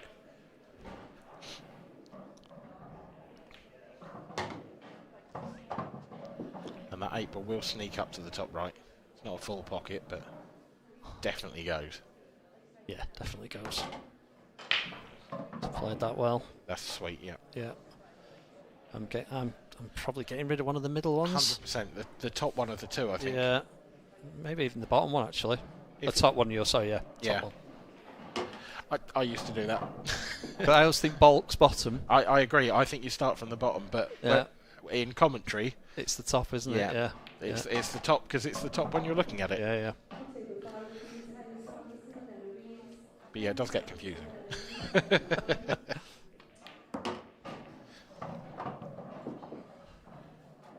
Just make sure. Yeah. It's peach. And literally no time at all. It's 2 apiece. Do you want to say it? Yes, I do. It's Desmond. There it is. What a game this has been. This has been absolutely brilliant. It has. Yeah, it's been great. It's had everything as well. Like the first set, sort of tactical and just the balls that Mark has missed have been astonishing. Incredible, yeah. Yeah. And to be honest, I would actually argue the ones where Mark has thrown in a really bad one are probably the ones that Josh hasn't punished, as a general rule. Yeah, possibly. Yeah. There's been that many dishes, I can't remember what's been punished and what hasn't. So no, you're right. Been a ridiculous pool.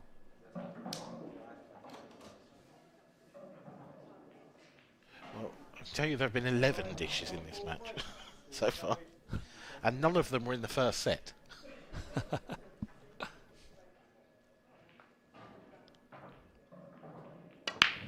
So we have 11 dishes in 3 sets. That is.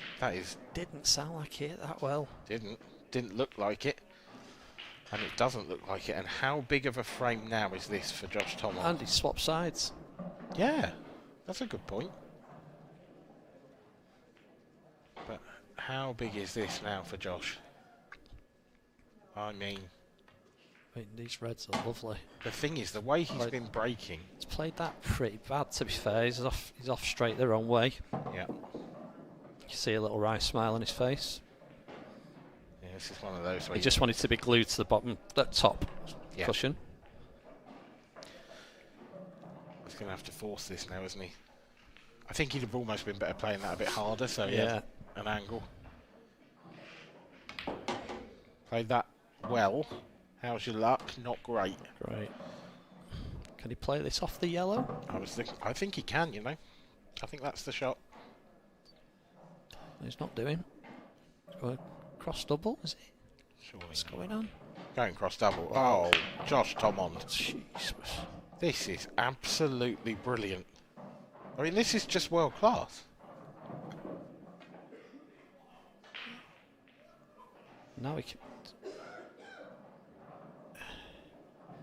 He's just got all he's got to worry about is how he gets on the 8 ball. Yeah. Which is no mean feat. Let's be honest. No. Oh, he's looks wide, does it? No. Right. Heart of the pocket. I'm glad it wasn't just me that thought that. Yeah, it looked wide, didn't it? Yeah. So a little plant now. And now, this is such a key shot. Yeah. If he can get the cue ball just above the middle pockets, then I think he can just run this in and land on that 8 ball to corner or centre. This looks good. Was he a bit Looks short? A bit shy. Yeah, he is, isn't he? It's shy of pace. Is he going to screw on and off? Screw off? Yeah, he is. He's going to try and get on this either long or into the middle. There we go. Oh, he's going to be behind the yellow. Behind the yellow, isn't it? Oh. Just doesn't grip, does it? No. It's so slidey. It's a terrific effort. Maybe on the outer tables that grips. Yeah. On the stream table, not a chance. Well, he's got one shot at this, and it's treble and pot the 8 ball off that cushion there. If this goes in, he'll bring the house down. Oh, did he hit it first or not? Don't know. Foul.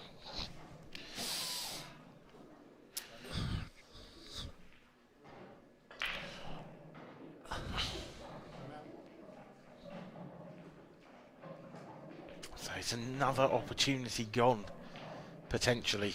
You would imagine. Yeah.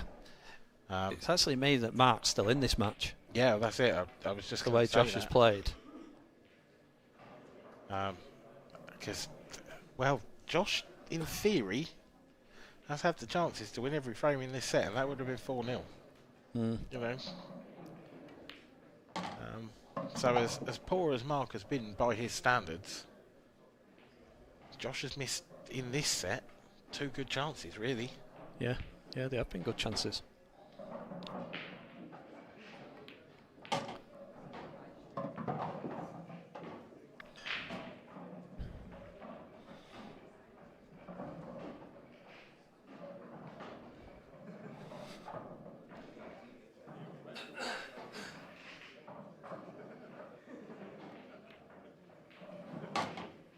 Good shot from Mark. That one was missable. Yeah. Doesn't have to play into anything, does it? Everything goes. So it's whether he can just miss the black with the 8 ball. Yeah.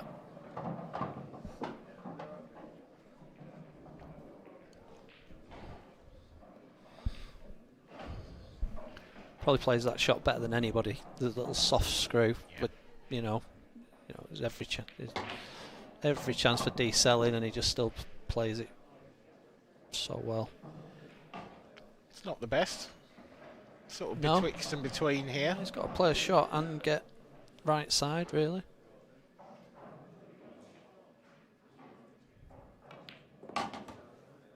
It's pretty good. Yeah, played it lovely.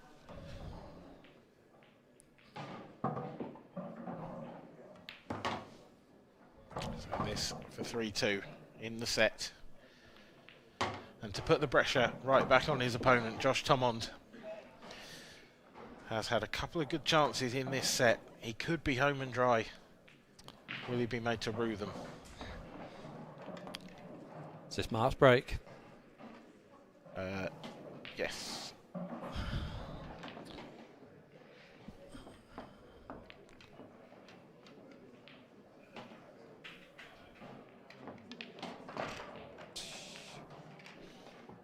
No, this is Josh's break, sorry. Josh's break. Yeah.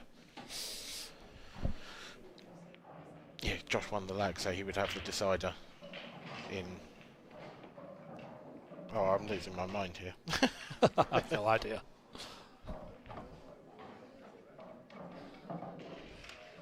Josh would have the decider in sets 1, 3 and 5.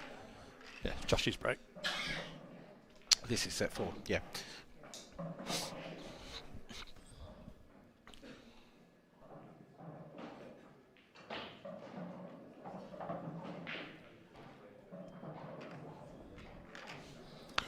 Doesn't look like he's got a care in the world, does it? No. Looks quite vacant, actually.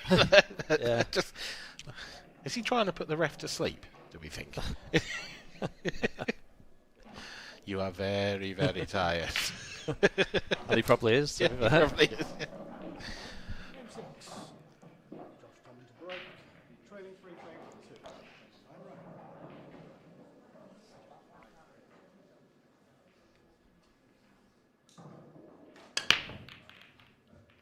Nearly got the block Hit again. and sweet, nothing down. Nothing down. Wow, big moments. This is huge. Has there been a turning point already? It happens so often. You miss a chance and you get punished. It's not straightforward, this. Not at all.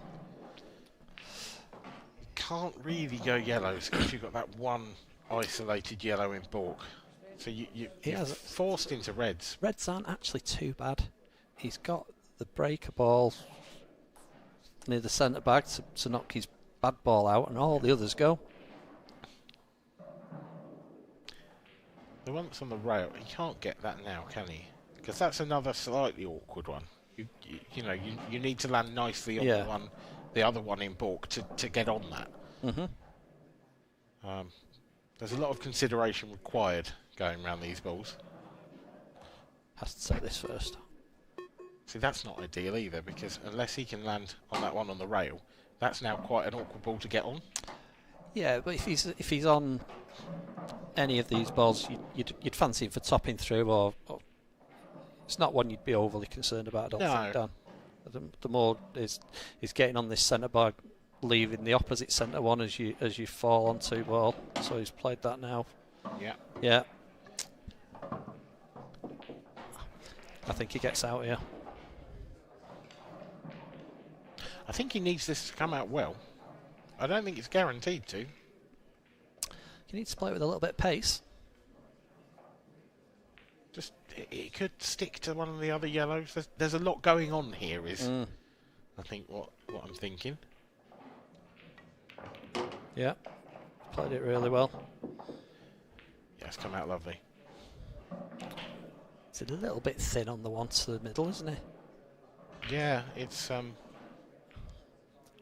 that's really his only choice as well. Yeah, it wouldn't be bad if he wasn't bridging. He'd be fine. But yeah. But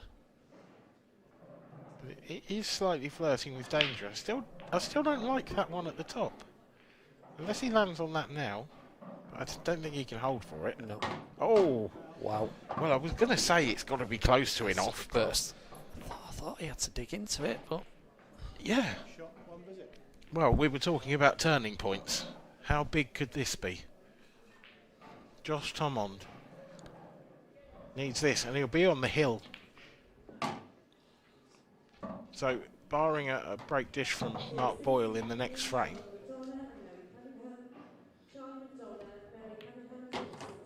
you would think Josh Thomond is going to get a chance to win this match.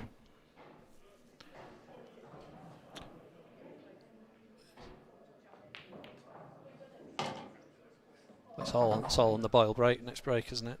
So much, yeah. And he's been dry so many times in this match. More than I've ever seen, I think. Probably as a percentage.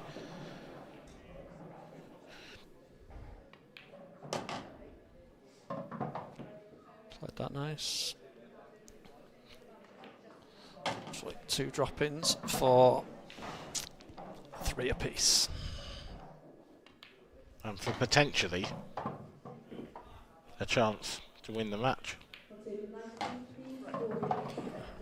Well, how is your heart rate, Josh Tomond? How is yours, Mark Boyle? I would argue they're probably quite similar. Yeah, I think Mark's feeling it more than Josh.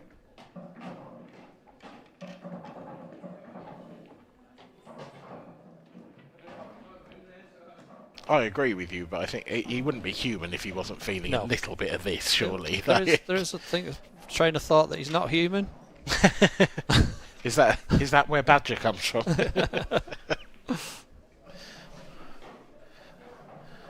He has been, I mean, he's been remarkable. He's been absolutely brilliant. And if he does win this frame in the match, there isn't a person in the world who can say he doesn't deserve it. It's absolutely fully deserved it. He's played some unbelievable pool. I mean, the shot clock hasn't even had time to reset most of the time. I think I think we heard the beeps once. Yeah. Literally, he got down to 10 seconds once.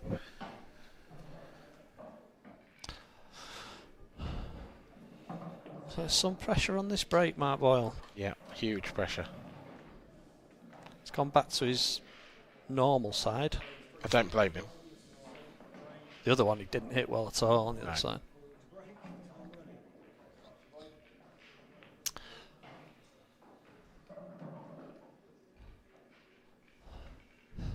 Massive moment.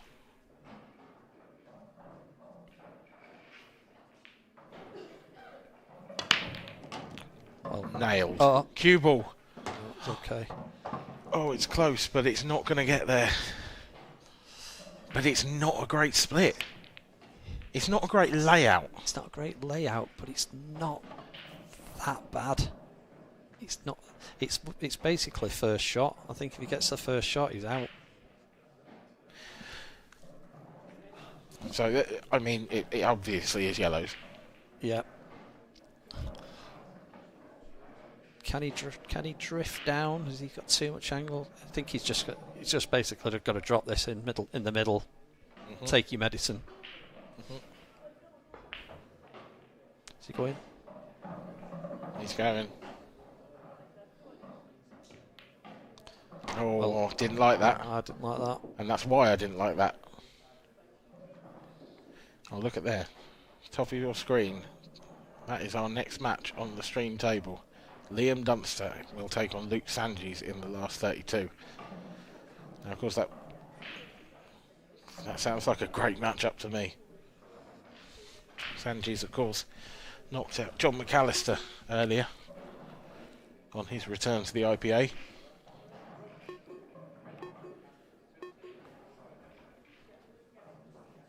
Mark Boyle. It's pulled back. Bit of a nothing shot, that. I think he's just tried to cover the middle with the yellow towards the bottom of the centre to stop the breakout. I mean, if it wasn't quite so bridgy, you could play red off the yellow here, couldn't you? And then try and get into the two reds.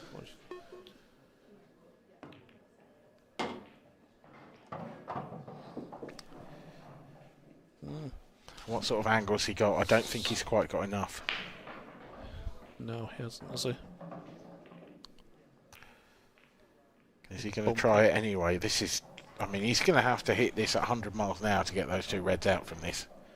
And I just don't see the pocket taking it. Yeah. Yeah, this is the one for me. Yeah, definitely.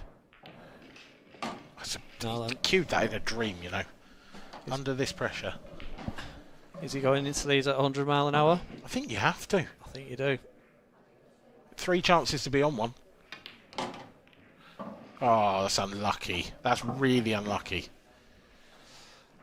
Has he got anything?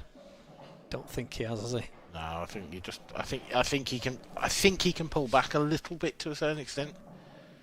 Just put the cue ball in the middle of the top rail or bottom rail. Can he open the two reds up and leave Mark no shot?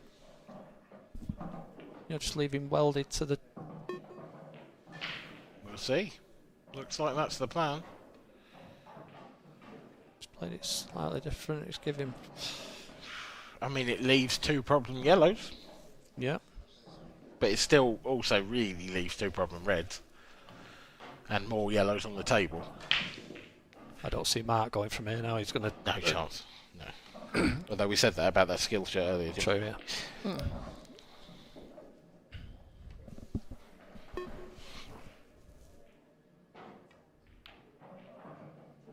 Waits this lovely. Oh.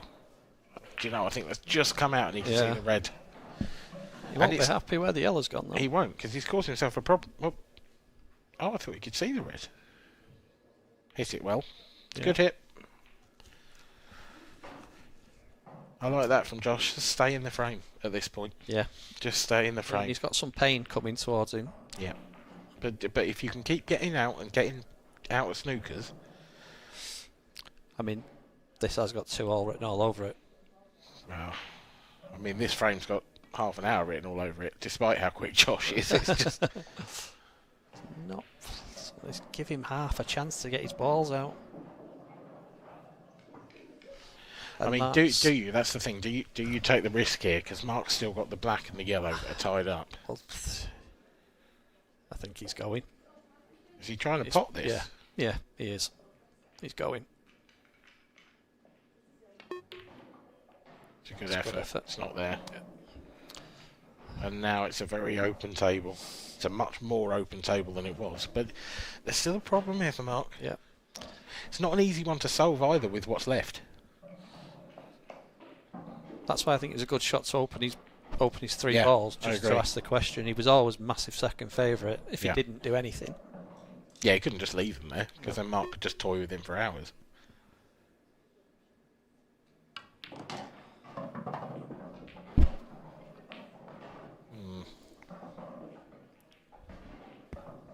I'd love to have been straight on that. Yeah, is he gonna one on the top cushion. Just in behind the yellow and 8 ball now, can Mark. Yeah, it's not going to be a great snooker though, is it? I think he'd want to ideally he'd want to separate them whilst... Yeah, I agree. But the more balls he takes out first, the worse it gets, Yeah. So it's the right shot for me. Yeah, definitely. But you're right, it shouldn't be too difficult of a hit, should it? No. You go up and down and try and hit the one in the middle of the bottom cushion. Are you coming off the side? Those 2 yellows are playing big if he comes off the side, aren't they? Yeah, I think I prefer the up and down. Yeah. 2 cushions. Yeah, I like this. Looks like a good line. Yeah, okay. Oh, lovely shot. I had a horrible feeling it was going to slide massively off that last cushion and just squeeze by. But no, it's a good shot from Josh.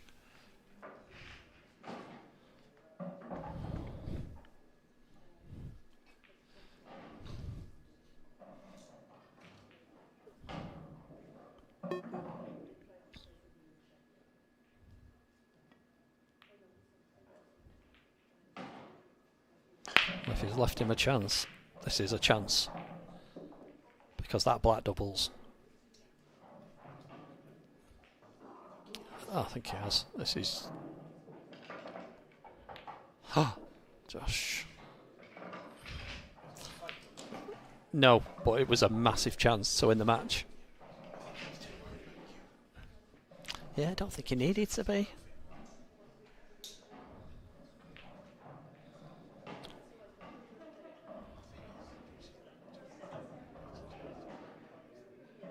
No.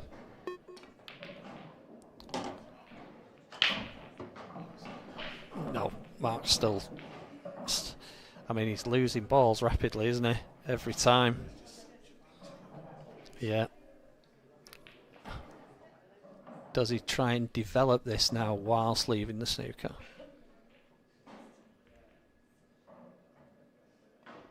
Yeah, yes. That's a good shot. It is, but he hasn't snookered him. No.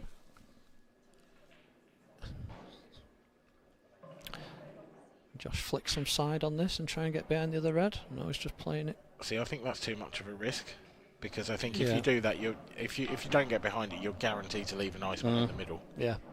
I like that. Just he could have bumped it a little bit more. Yeah. Promoted it a little bit more, because Mark's got a pretty free shot, really. But then he's making the cut in the middle easier.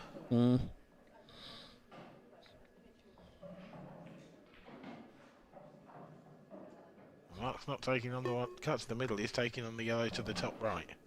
Big shot. Hasn't got it. Was he playing that or was he playing safe? I genuinely can't tell. I think he was playing safe. Well, I think it was a bit of both, wasn't it? Yeah. Yeah. Has he left a shot here? Has he left this? I think he might. He's having to bend it slightly, I think. Yeah. So. Oh, good shot. Oh, is it? I think it is. Yeah, it is. It's a great shot.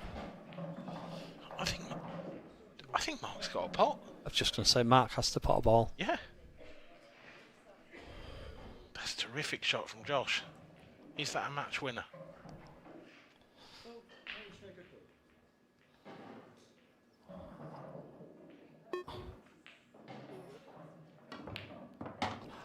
Wow. Oh my God. What has just happened there? You have got to be kidding me. What an unbelievable shot to even pot the ball. After everything we've seen in this match. That is a cruel blow for Mark Boyle. Josh has underhit this one slightly. Yeah. He's feeling it a little bit now. These aren't gone just yet. And he's underhit that a little bit, but you can drag it in with a bit of side. This would be one of the shocks of all shocks. And Josh Thomond is essentially one shot away. He's nailed it. He's straight on the black. And he gives it the fist pump. He's giving it the fist pump. He knows. Go on, Badger. Wow, unbelievable performance. A huge round of applause from the audience. Josh Thomond has knocked out Mark Boyle. Mark Boyle exits at the first hurdle.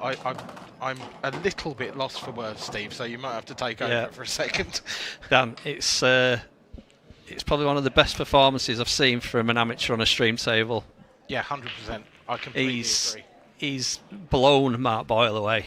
Mark Boyle, he has been a little bit unlucky in the final frame there, potting the ball out of the snooker, but Josh had him rattled for four sets. It's just been magnificent, hasn't it? I mean, and he was brilliant. And they both were, to be honest. They both were, yeah. He fully deserved the win. He's probably missed 2 or 3 balls in open play. Yep. Yeah, I'm pretty much speechless. Both. Yeah, I know he's capable of that. I see it weekly. Yeah. But to do it on that stage against Mark Boyle is something else. That is. Remember the name Josh Thomond, because I don't think it's the last you'll see of him if he plays like that on the stream. Absolutely. That is. Just magnificent. Unbelievable performance. Well done, Josh. Yeah. Looking out into the arena, we've got plenty of action still to come. As we said a few moments ago, next up on this stream will be Liam Dunster versus Luke Sanges. Let's see if we've got any other latest scores. Josh Thomond will be with Stevie Walker for an interview in a moment, I'm sure, but Dan Wells looks like he's going to knock out IPA pro Connor Davison, leading 3-1 in frames and 2-1 in sets. Jack Heckingbottom is going to be your favourite scoreline of all time. Go for it, Dan. Craig Marsh. Do you want to do it? Is it double Desmond? It is double Desmond. Fantastic. Fantastic. To a piece. Gotta love a double Desmond. Dan Davey in trouble against Elliot Glover. Well, I say in trouble, but they are one frame away from either Elliot winning or double Desmond. There it is. Just brilliant stuff. There's so much going on here, but I do feel like you have been treated to the tie of the round this afternoon. That has been superb to commentate on. It's thoroughly enjoyable. I completely agree. I couldn't agree more, to be honest. Josh Thomond has caused a seismic shock here by beating Mark Boyle in the last 64 of the 2026 IPA World Championships.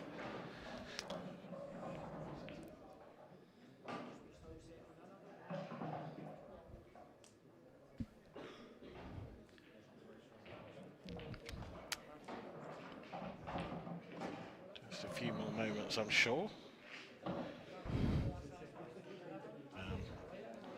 You can see there as well. I'm sure you can see the ladies' competition is getting underway. But, and we'll keep you up to date with that as well. But for now, we'll hand over for an interview. Stephen Walker is with your winner, Josh Thomond. Welcome back, guys, and I am with the victor of a fantastic match, Josh Thomond. Well played, mate. Thank you. Yeah. It was tough, but I think I played well towards the end. I thought I looked like I was going to get over the line. There's a few mistakes, but felt good. It's never easy coming into any World Championships, no matter what Cuesport it is, and then you get the number 2 seed, Mark Boyle, but he's kind of regarded as one of the best to ever play the game, so it's a tough one in the first place, but then you go out and play the way you did. You pulled off some big shots and big moments. They made the difference in the end. Yeah, there was a few massive shots that felt like it just swung the other way, and then a dry break came or whatever. But like I say, I was really happy to play Mark. I wouldn't say I wanted Mark or I wanted anybody of the top boys, but you know, a couple of my friends texted me and they said, "Oh, you've got a tough draw," and I was like, "He's got a tough draw," and I genuinely mean that when I'm saying it. So yeah, no, I'm happy whoever I play, really. How did you find the conditions? Like I was just saying just now, I thought it was tough, to be honest, at times. I think it played like, that was one shot, it just didn't go, but it played heavy, I'd say, which I was surprised because everybody had said to me, "Oh, on the TV table it'd be more slick, it'd be a bit faster, more reactive," but it just didn't really play like that. I was a bit taken aback by it. I was a bit lucky, but yeah. There was one of the shots in particular you played, you landed on the red on the side cushion, and it looked like the world you were in trouble, but then it catches the 2 knuckles and comes out and gives you a shot in the black. On the camera angle, it looked like the black was really thin, but you just went down and rolled it in. Yeah, I play snooker, so obviously any hard pots on the pool table are relatively easy on the snooker table, so my potting's not my problem, it's learning how to play pool, really. Yeah, some of the guys were explaining to me, I've not seen a lot of you in the world of pool. I know you had a tough one with Clint last year, and the guys were explaining, saying he's not going to have any fear. If he gets a run here against Boyle, Mark might be in a bit of trouble, and obviously in the end, he's kind of tried to hang in there. I know that both of you guys had some issues with the table and just trying to catch certain things, maybe not as reactive as if you were hoping, but I thought you were good value for it in the end. I really did. I thought you were one of these guys that's came in and it doesn't matter who you play. Yeah, I think the third set, he's just won a set on the decider and he pulled out a really good skill shot, I think it was. Yeah, that's right, in the top right hand corner. And then I think I had 2 break and runs in there as well. I felt quite good, I felt like when he set me a bit of a test, I passed it. So yeah, obviously he has let me off a few times and given me a few opportunities, but you got to take them as well. So I'm pleased with the way I did. Well, congratulations, Josh. You are into the next round. I know you don't look much into the draw, so massive good luck to you. Well done, mate. Thanks, mate. Appreciate it. We will be coming back soon, guys, with Liam Dunster against Luke Sanges. That's bound to be an absolute cracker. Liam is the number 1 seed. Can he get his hands on a world title, or can Luke Sanges go one further this year? But both of them meet in the next game on live TV. We'll be back soon. Cheers, mate. Well done, mate. Played great.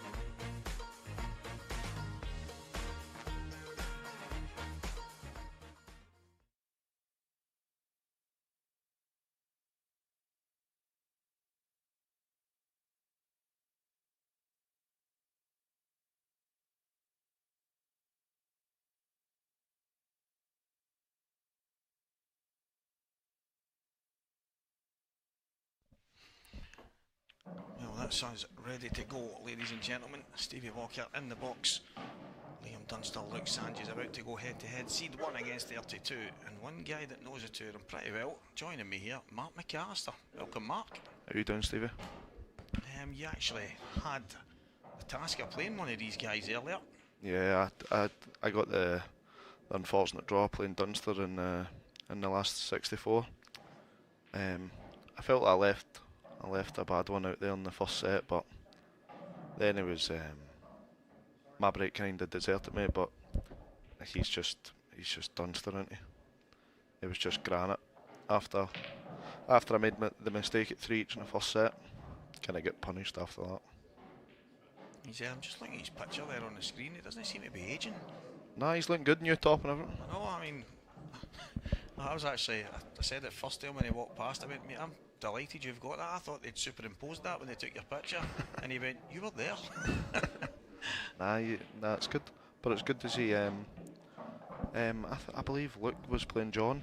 And I think it was a kind of like seesaw match for a wee bit.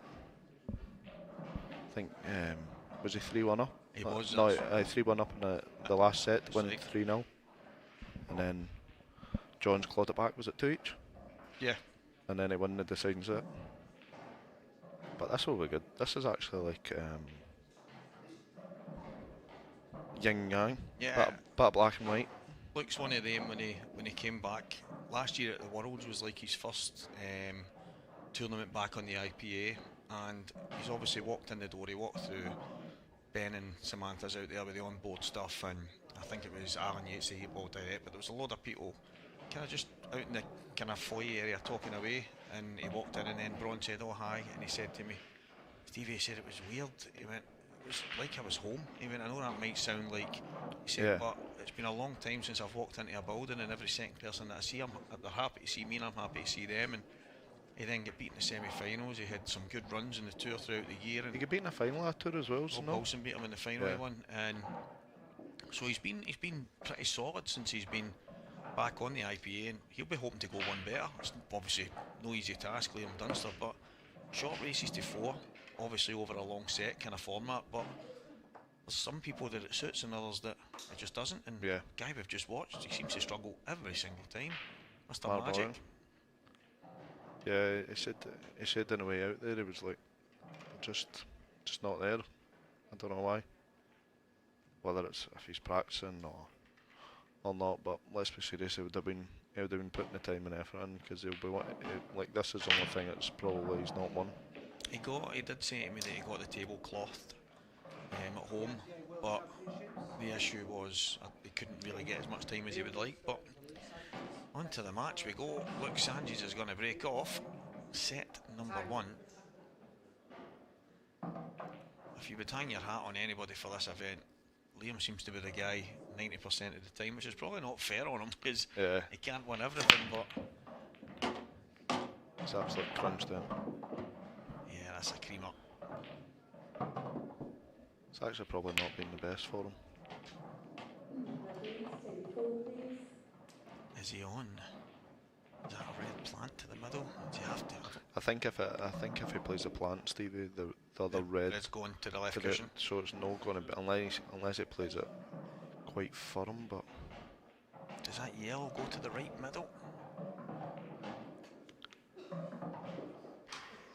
Yeah, he's looking at yellow plant at the bottom, so that tells you everything you need to know.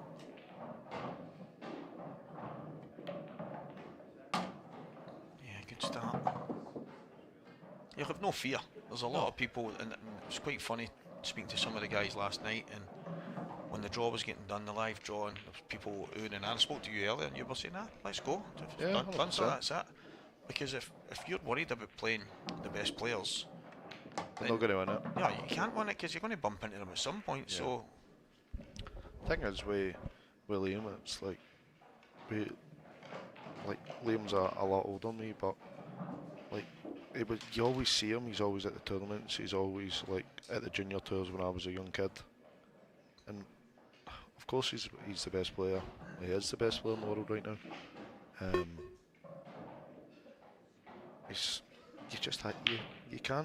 You can't always feel them. No, you have to just play them, and At the end of the day, the balls aren't going to change.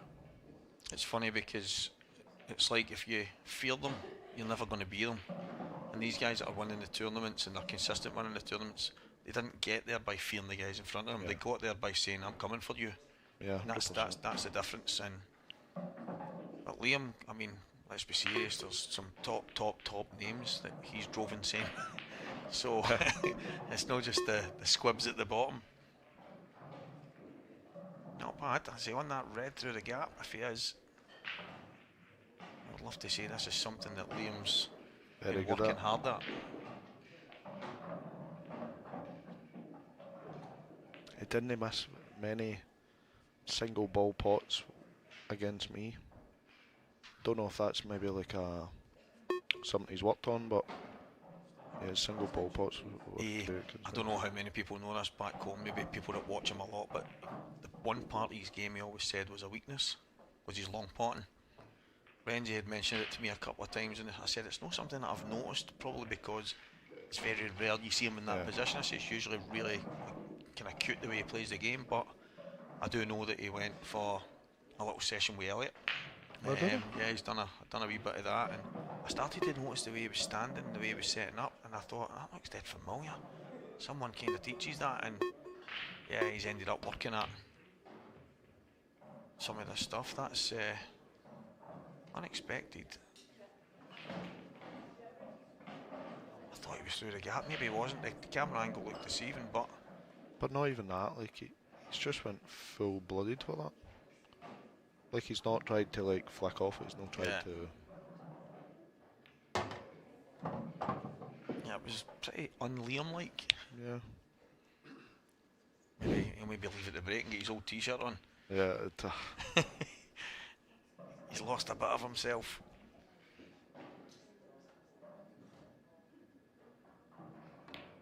It was one of the questions someone was, I think it was Corey, was asked about whether he was kind of superstitious about wearing specific things, or would he rather have brand new stuff all the time. And he was like, oh, new kit. And then there's other people, it's like, oh, I need my lucky socks with it. But you know, like, when are they just lucky until it doesn't go right for you? Yeah, and then you're looking for new ones. Yeah. Oh, tough yellow. Does this can't go in the middle surely, because he would have took it earlier. No, it definitely goes. Does it go? Does it drop in nice and easy? Yeah, you see there, perfect angle. Lovely. Like Sanji's one in front against Liam Dunster in set number 1. I don't know if Supreme's working on their tables, but these are definitely the tightest Supreme winners I've ever played on. So I did ask the question because it had been mentioned that, to me, a few people saying, didn't expect that, brand new cloth, brand new balls, the table to play so tight, it's not usually like that. And then I was not led to believe, but I was told that has been something that they've been working on and trying to tighten things up with their winners. So I haven't played on them, I haven't even played a single shot, but I have, maybe a handful of people have said to me that they've been playing really tight. Even Mark Boyle actually said it there as well when he came out. Yeah, no, they're definitely tighter.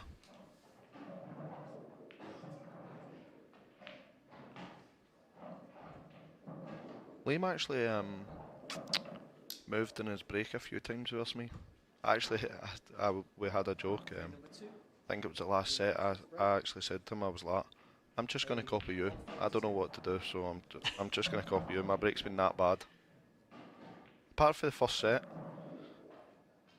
my break was just terrible. It's a tough game when you're at this level, when you're not breaking well, because your opponent's just far too good. He's got them well. He's going to have a chance.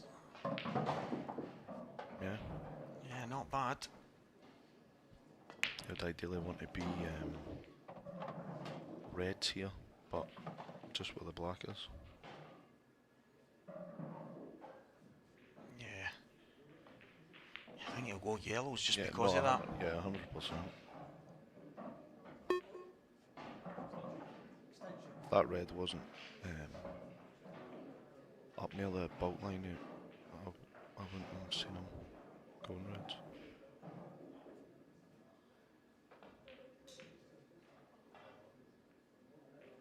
think the middle one goes in the middle if you land. Yeah, it looks slightly deceiving on the. We're lucky in here. We've got an overhead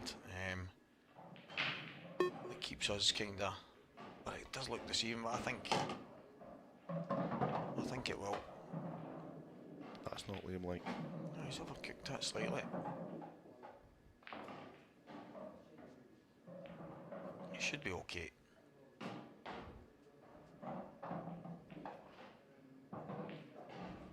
Is that a yellow plant to the right middle as well? I think that'll be the last thing he'll try. No. No. Like eventually. Yeah, I can't see Liam kind of forcing the issue on that, but worst case scenario, he's got options. I think he's good.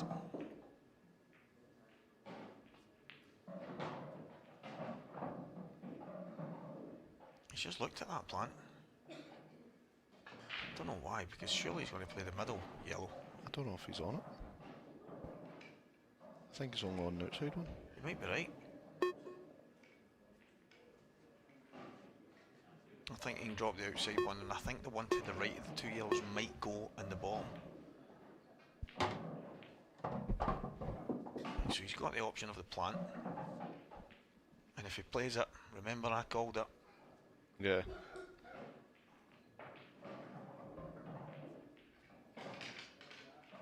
The thing is, it's not straightforward to just play the plant and then you're guaranteed another shot, so there's work to be done. Because it's pretty thin as well.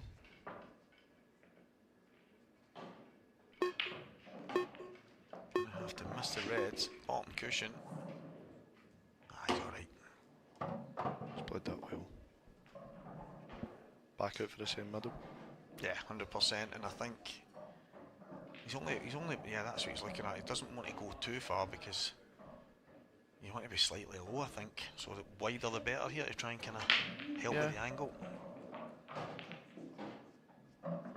It's reactive, so you can nip it a wee bit, but it's not as straightforward as. And I think if he's too low on it, he could just. Yeah, good shot. Yeah, that's perfect. I was just saying that if he ended up too low, he could probably go cushion into the red. Yeah, I like the fact that he played it positive rather than trying to kind of dolly it Aye, in. be perfect. Well, pretty Dunster. Like, is that a little pouch he's got as well? Has he always had a pouch? I don't think so. I've never noticed that before.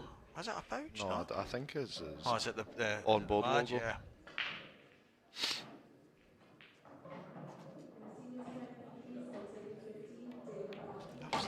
Who's this guy? New tops, logos, all sorts of pouches, and that's not as it was. It was a logo hanging down. One frame a piece. Actually, I noticed when I was playing him earlier, he's got like patches, like obviously on boards done the logos that has like patches. That actually looks really smart. So see how on board they're usually just the logos. They've done it like wee patches for him. It's pretty smart. As in, like, yes. See if you look at his top and his sponsors. See. Oh, the squares. Yeah, they're actually like patches. So the first tops I got from on board, I sent them what I wanted on them, but I sent them from my phone. I'd cropped them into a shape. When they sent to them, they were all the same because once they were saved, they went to the same size on my phone. But I didn't. I thought they would have just put the logo I sent them, and when it came back to me, they were all the patches from exactly what I sent, and they were inside. And I was like, oh, I don't mind that. Yeah. I didn't expect it to be like that. I thought it was going to be like the way like Sanji's is with the Kings just right on top of it. But I was like, that's actually not bad. But a couple, it was like I had 3 at one side and I think 1 or 2 the other with the IPA thing. But yeah, I know what you mean. I think on the black on black, I think that looks good. I think on one of mine it was green and then there was all these black patches and it took away the design. But yeah, I know what you mean. It looks quite good on it. You can see it on the screen right now. Looks absolute crunch down again.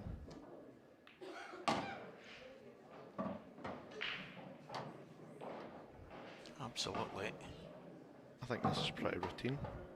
I think they all go. I think when you're playing at this level, it doesn't matter to me how you're playing.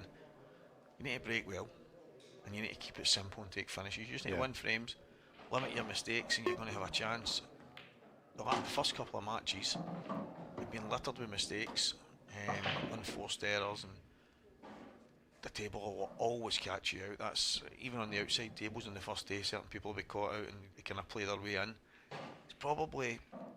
It's a bonus being a seed, but it's got a slight negative in the fact that because there's good players, you're John McAllister's, Jack Wheelen, Arfin Dad, even yourself having to play. Did you play a match first? Were you seeded? I was seeded into 96. Yeah. So there's some of them that haven't lifted a queue, and then there's others that have played a couple of matches. Yeah. So it can be. I actually thought would have went a different way about this. So did that. I thought it would have took the ones up in bulk first, and then played the one left middle, right middle, either long or in the opposite middle. Because this is quite. It's got a bit of traffic, and I think he'll be fine. But he's actually played that really well because he can drift the gap between the reds now. But yeah, I thought the 3 yellows at the top would have been away first, then the yellow to the left middle, and then kind of worked his way down. But he's played that shot really well. He's overcooked that. That was the only problem with leaving one in bulk. You had to play a position shot. And the tables are really fast, they're reactive, they're lovely. It is so natural for all of us as players, every player, to put that little flick on that. But when the cloth is as new as that, it just goes firing away. Yeah. That's a good recovery. Very good recovery from Luke Sanchez, and it's funny when you're in here with Renzi. I hope he's watching. I hope he's good up the road. And where is he? I'm telling you, mate, I'm missing you. I wish you were here. He calls him Luke Sanchez, and I'm like, he's no Mexican, Renzi. It's just not a Mexican. He's from Wales. The Mexican Dragon. Like Rick out of Rick and Morty. Good standard off the bat. Look, off to a flyer. 2 chances, 2 good finishes. That one puts him 2-1 in front. Set number 1. Remember, guys, 5 sets. Races to 4 each one. Alive here at the IPA. Big thanks to High Viz Media, who they've definitely upped the game. Yeah, they've upped the game. It's been brilliant. World Championships does deserve the best, and if there's better than these guys, then there must be something special, because this is first class, and I'm delighted to have them here.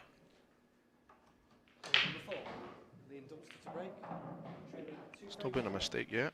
I feel like a time that's apart from Dunster's attempt at the double. Aye. Every time I've mentioned a sponsor, the next time the camera goes on, they're on the screen. I don't know if I'm good or the guys behind there are just clicking the buttons to get me. Yeah. Liam Dunster to break. Oh, it's a dry one. And it's a chance, Mark. It's a great chance. The yellows there. I can't. That's red, isn't it? I was like, You're looking to see what I was seeing. What's Stevie seen here? What's he seen? Yeah, it has to be red, surely. The reds are just so simple. Yeah, this is.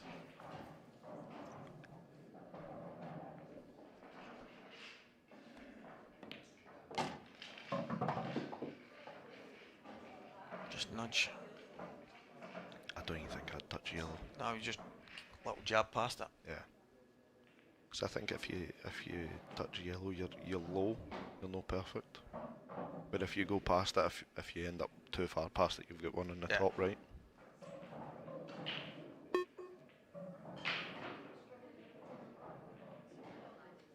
Yeah, good thinking. I'm actually really liking the new on board logo. Yeah, it's more it's becoming its own. Obviously, it always was, but it's starting to look like its own sportswear brand. It's starting to look like a brand rather than. And you have to say the guys have done phenomenal work, and they deserve the plaudits that come their way, because some of the stuff they've got. But it's the quality. It's the quality. For me, it's not just the nice designs and things like that, because you can get that, but having something that lasts. In fact, I've got a house full because they keep putting dates on stuff, so you can't use them the next year. I hate that. I said to him, I went, you're the most clever marketer I've ever seen, Ben Davies. I said, stop putting dates on him. I went, it's the people that order. I went, I can't wait. I know. IPA Tour 25, 26. I actually said to him, I said, mate, you're not doing me any favours because I can't even give them away because everyone's saying, no, they're last year's tops. Get me this year's. Look, Sandy just does not look like missing right now.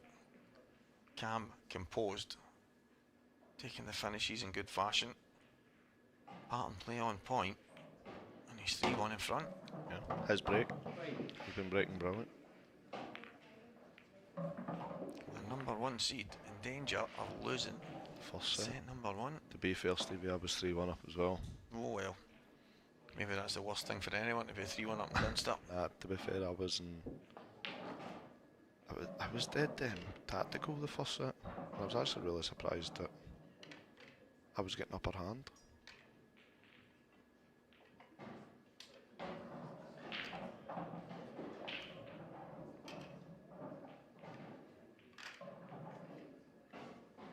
It's looking calm.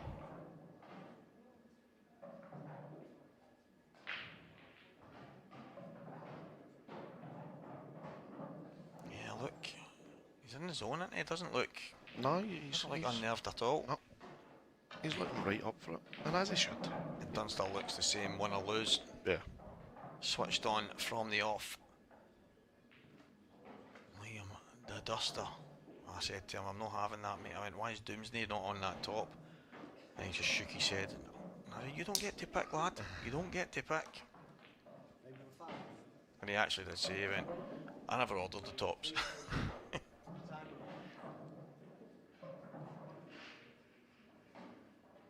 Yeah, he won't.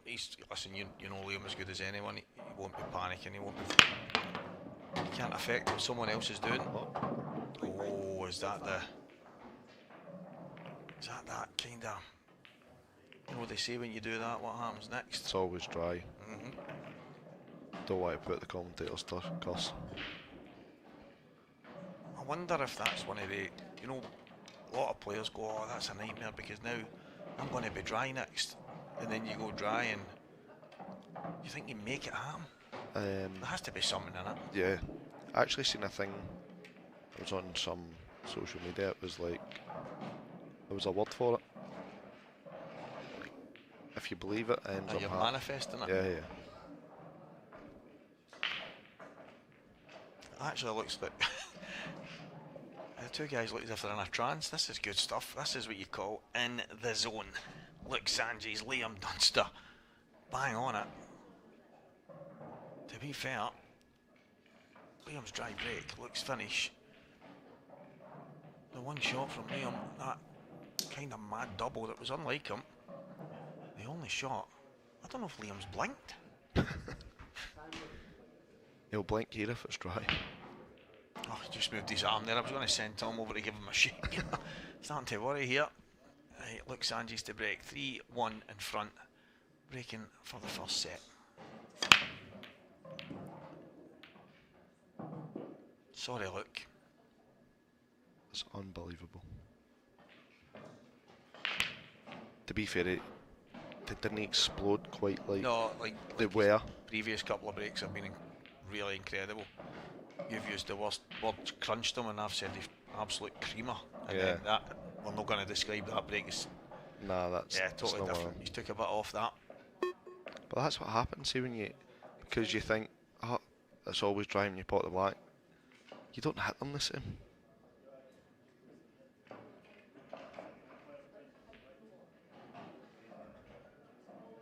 So Liam, it's not exactly an easy table. He's got work to do, that much is for sure. But the alternative is he's sitting in his chair and he's one set down, so if Liam Dunster can affect the frame, he's pretty much dangerous. Yeah, 100%. I think this will be a wee containing frame.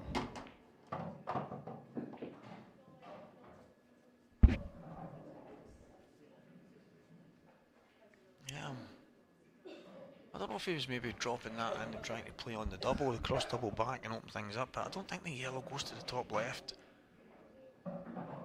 It might just drift past the red. It looks like one of them, you have to be right behind it. Yeah. Oh, here we go, he's playing it from there, so it must fly in.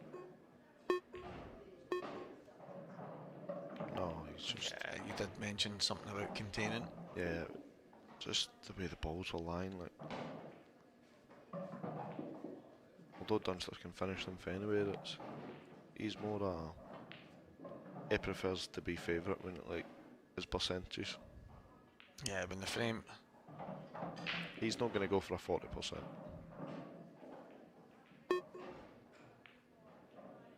I was thinking here, I thought that's what he was going to play, but...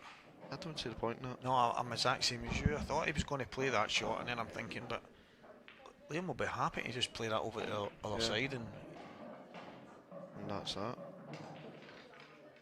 He would have been better getting that back Yeah, while the yellow was still yeah. over there. So yeah, I'm a wee bit surprised at that.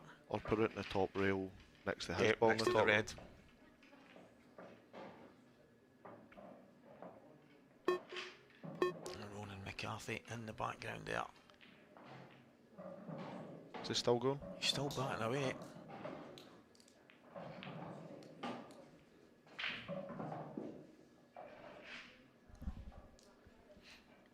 He's got a lot of pull to play, mate. He's in Seniors Masters. He won. He didn't win. He got beaten 2 finals last year off of the Godfather Gareth Hibbott. So he's still got a lot of pull to play. You know, I think these guys that are in their 50s, Mark, they're really spoiled. Oh, aye. They get to play in everything this week. Yeah, they get to play in everything, and then the young guys, basically, once you're out, it's what's fair home.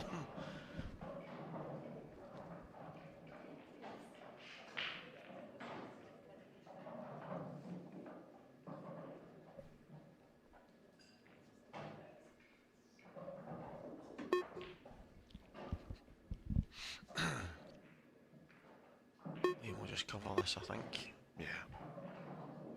Turning the screw a bit. Can let play the red off the cushion off the yellow and try and take that top left pocket. Yeah, kind of cut it across. Yeah, just cut it to the cushion and push the yellow out a bit. It's one of these shots, I quite like the idea of it. Just even if you don't get the bag, you might make a bit of a mess. Aye. Like he's massive second favourite in this frame and already. He's not made. No. He's got away with that one. Liam won't mind that though. No. He's got another yellow now that's well away from any trouble. Yeah, Liam will be happy. Liam will stay here tomorrow if needs be. I was actually really surprised. We played a first set, and yeah, a few frames were tactical, but it wasn't crazy long, and we actually get told we potentially were going to get put on the clock. He's just got a stigma, hasn't he? I know. I was as surprised as anybody, and sometimes when you're playing a match you can say, oh Jesus Christ, somebody's been slow, but yeah, I didn't see it, but that's the thing. Listen, Liam gets a raw deal. I actually had someone, I was watching one of his matches, can't mind if I went up to the room or whatever it was in the hotel, and someone had commented on it and says, can someone please get Liam on the shot clock? And I'm like, he's literally on the shot clock. Yeah. He's on the main table playing under 30 seconds. And I'm like, what more do you want? As you say, there's just that stigma because he'll play this game forever. And if it's 30 seconds a shot, 5 seconds a shot, 10 minutes a shot, it doesn't matter. no. These frames might not suit everybody. There's loads of people that want to smash things out, but he plays the percentages better than anybody else, probably anybody else in the world. Yeah, he's so granite.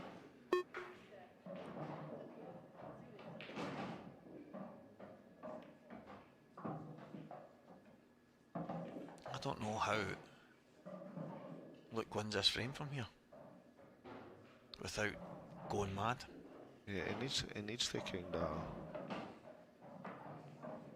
like he's played maybe 5 shots and he's not got better in the frame. Yep. If anything, the Reds are a wee bit worse. Yeah. So he needs to bet like see him just touching this. But like, there's no betting his balls at all. Look, Liam's just gonna just hit this into the knuckle. He might not actually, because he's already covered the red. He might just get his bad yellow out.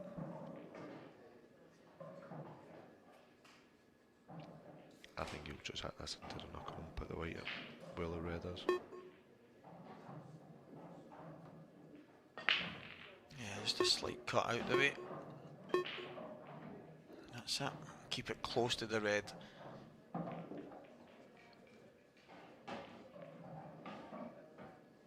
Just, I mean, the first 4 frames out with the red, the bad double that Liam played, it was big finish kind of stuff, and looking absolutely fantastic, looking really in the zone.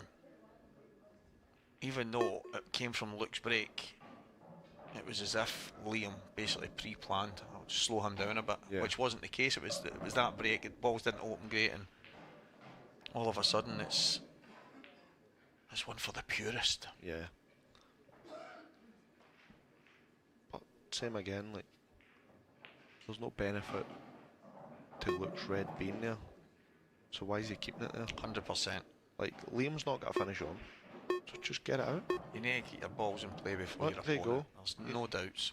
Every ball of Liam's now goes. I mean, there is a half chance here on reds. I don't mind that 2-1, and then the planting off the yellow.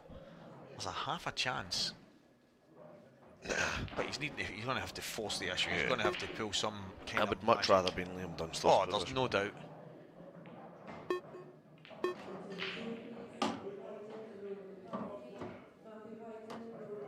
He is going to have a go. He's got no option. So it's a bit of a Hail Mary. So let's see how it... Let's say like 1 or 2, like he's played 6 shots, and he's not really done much with his balls. See, even if 1 or 2 of them were out, is wee sniffs a bigger chance, you know what I mean?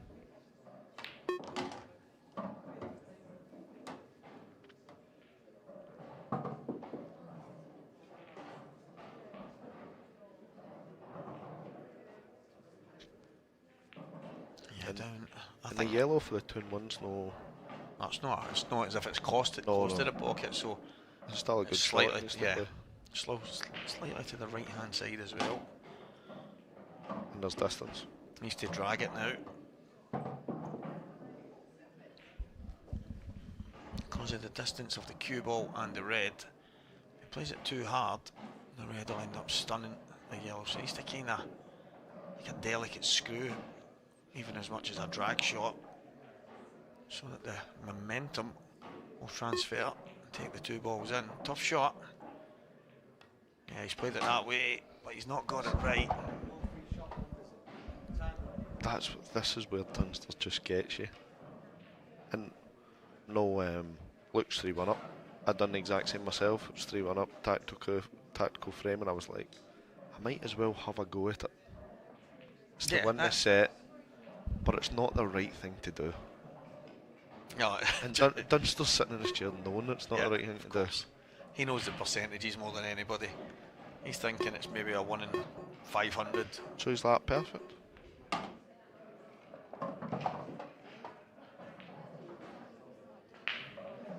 Don't be surprised if this isn't Luke's last shot. I was actually thinking that as the scope for Liam to end up upstairs, just hide the cue ball once again.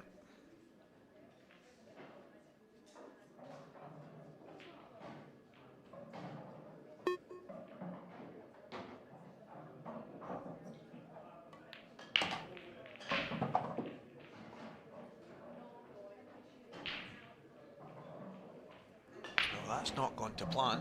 No. The thing is, I knew he was going to...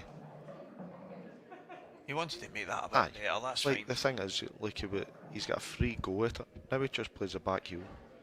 Like, go cushion first and touch it, but the bottom yellow, it's not touching the cushion and he's snookered.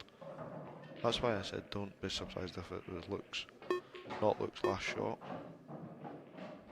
Like, do you know what I mean? So he had a free go at the finish, if you get what I mean. Because he had always places to hide, and other shots to play. And Luke's sitting there thinking 3-1 up, set almost in the bag. Now he's going, why are you doing this to me? yeah, But I'd rather, as you just mentioned, I'd still rather be in Luke's position than Liam's, and this is a great shot. Oh, he's got it. Nice little flick. And what a result! Whoa! he'll be at we rare smile for Dunster. He'll be absolutely buzzing with that. What a fantastic out from Luke Sanjis. Did he mean to put the cue ball there? Of course not. No. But what But a you take it. fantastic shot.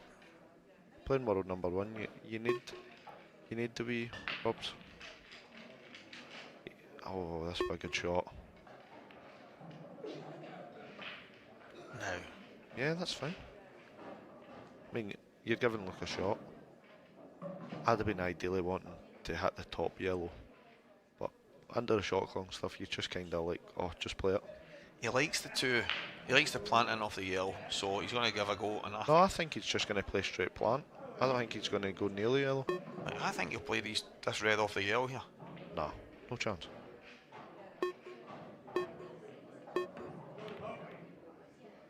Yeah, See if he played it off a yellow deposit. See, there you go. There's like, even though you get a right good bit of fortune, but maybe the shot clock got him out a wee bit. He would have rather not been the shot clock in that shot. They both used their extensions.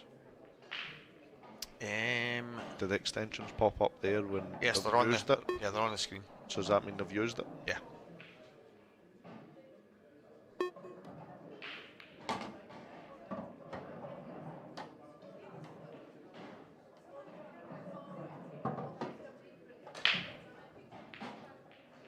He would have loved to be on that gap. Yeah. He's still got work to do. He might actually have to just take his medicine and take it in the top. Yeah, I think that'll be his plan. I think if he can get on it in the middle, great. But I think in his head I think he's playing the plant here. That's a great shot, by the way. Yeah, How fast is that table? is he maybe just on it? I think he's on it. I think he's okay. I don't. No, he's on it. Yeah, I think he's just. I can't believe how fast that was. It just seemed to take an extra. Few turns. Yeah, it did. I thought he was perfect. Oh, he's perfect. I thought he was perfect. Oh, he is perfect. Yeah. There it is. There's 3-2. Dunster's break. He's back in the set. All of a sudden. There you go. He's played that shot in 3 seconds. So he can play quicker.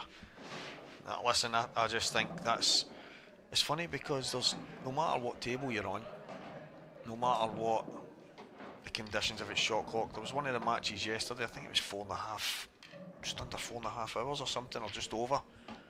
And almost every frame they played, Mark, I was watching from a distance, almost everyone was tactical. They didn't even really have a chance to go at it. So yeah, there's that shot that we've seen there from Luke. It ended up not making any difference.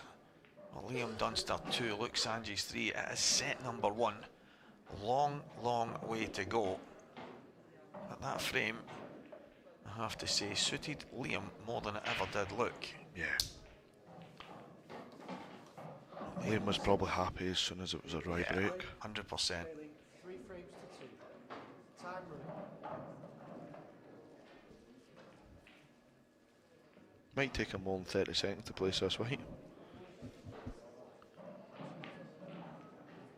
So Liam Dunster with the cut break that he always uses, a little pop on the cue ball when it makes a point of contact. But this is a chance. That's a great chance, Steve. Big chance. He's actually got an option of both. I wonder. I think it still has to be yellows. Yeah, I think so. Just because he's right behind that red, but one good pot on the yellow. And saying that, those two yellows close to each other. They could be a problem. Yeah, you need to find a small gap. What about, do you think the red passes the 2 yellows? Yeah, I think it just about. There he's having a look now. I think it just about does, but if it doesn't, it does go in the right middle, and the 2 yellows plant in the right middle.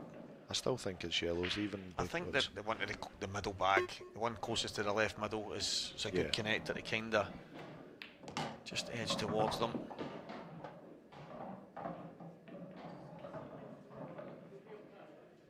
Yeah, that's not ideal.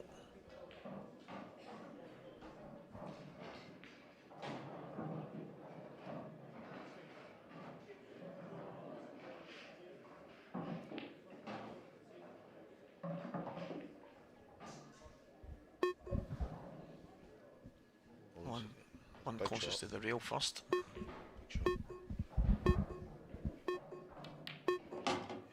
good shot. Probably used this word a few times. He's so grand. But these shots missable when he's just he's just gonna go and maybe just flick. I think he would love to just go between them and just nudge the red up and the yellow up, and then he's going to have a choice of both.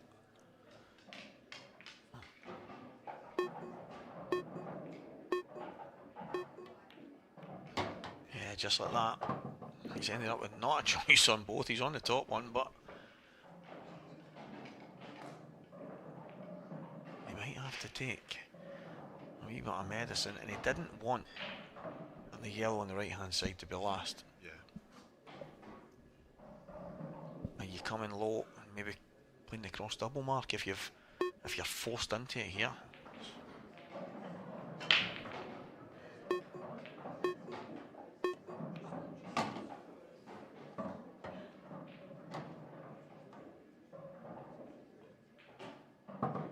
Giving his leg a shake there. Bit of cramp there, Liam. So plenty of time. He's just got to run this in. Probably land as straight as possible, bring the cue ball back. Oh, cross double. Bob's your uncle. No, I think he's playing this in the middle. You think so? Slide off the red? Yeah, just slide up. Yeah, why not? That's worked out even better. Now he's definitely playing the double. Yeah, that's worked out even better.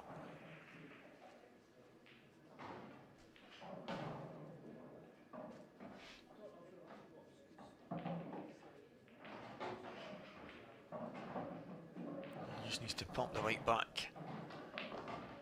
Just below the black, would you think? Just about perfect. No, I actually don't mind being high on this. Yeah, you like to just pop it in, give it a little bump. Yeah, I don't mind like being there on them.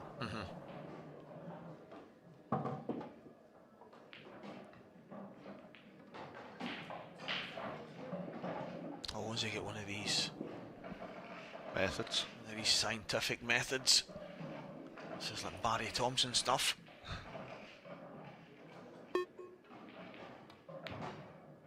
That'll do nicely. The thing is, Liam, he's pretty good at the doubles. Ryan Davey, Big Chick McKay, there's a lot of guys that are really good at them. I don't see Liam missing too many. I think that's one of the first times I've seen him do that kind of... Thing is the waist cue.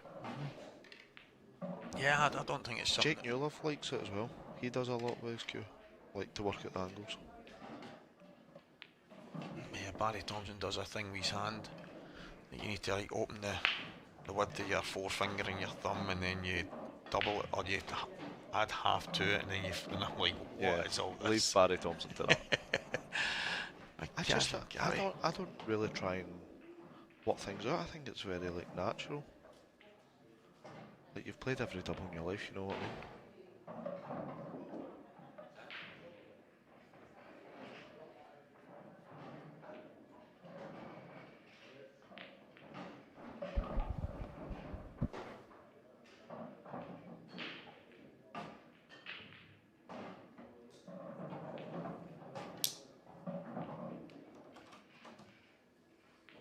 Seven, Sanchez break.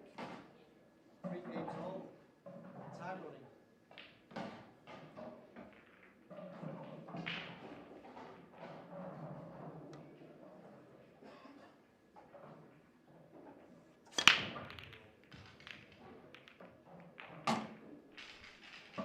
Deciding frame, Mark. Yeah, it's big break. Hang your hat, hang your hat.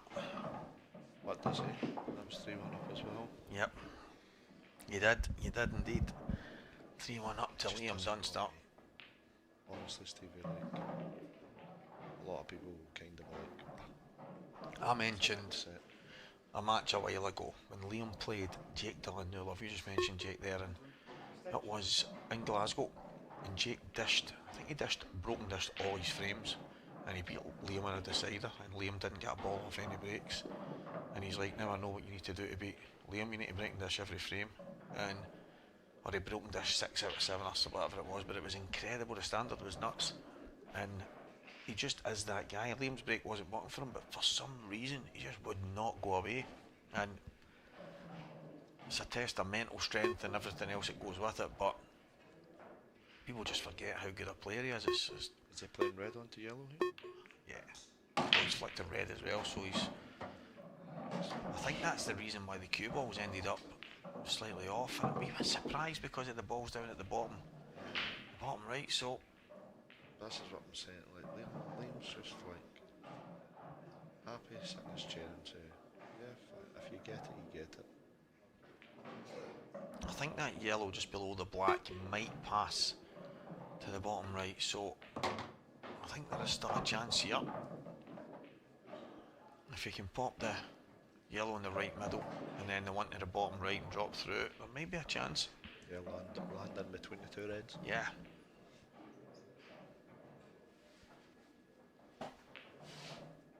Oh, he's looking at a pot kick here. Unless he's going pot kick to the red to leave it in the middle.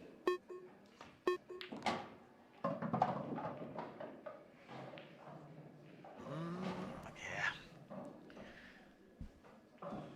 It's not come out the way Luke Sanches would have wanted. With the overhead there, the yellow definitely like passes. Yeah, I wonder if... I think Luke might be able to cut the yellow back to the top right, get the bag, screw off the side cushion, and might still give himself a chance here. Yeah. Here we go. Got the first one. He's willing it to just stop at the cushion there because he'd have been in. He's going to play... Carom. Yeah, some kind of cannon cross double. Please refrain from American terminology when I'm at got enough of that with Renzi and rails and but I don't know. I don't know. Yeah, that's it. That's a big shot here. Cross double. He's got one of them. Oh. Like this is Dunster's just like. Yeah. He's so happy. Liam's thinking to himself here, I wonder if I can pot his 2 yellows for him. There might be a chance, but listen, I actually understand Luke really pushing the boat out because that's what it does. Yeah, it's his style of game anyway, but when you're playing someone like Liam, there's no point in hanging back and letting him kind of torture you, so the way he's got off to a good start, getting the big finishes, just the opportunity wasn't as straightforward as he would like. And it's led to Liam Dunster. There's a chance to really turn the screw here and get the first set from 3-1 down. And rumour has it he's done it before.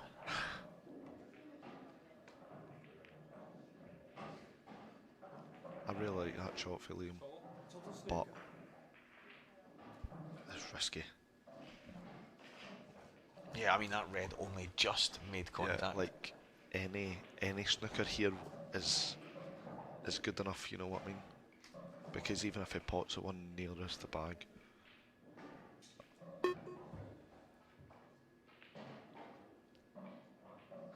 Oh. Wow. 1 free shot, 1 time. Luke's going to be at the table in the next 2 shots. He's going to be roughly where he was again. You don't think Liam will just take that red to the bottom left and finish it? No.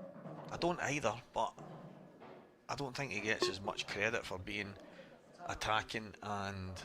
No, 100%. And I think if Dunster was 3-2-1, he would 3-1 up, he would play the shot differently. And that's that. I keep using that phrase. He plays the percentages better than anybody, and that's. Oh.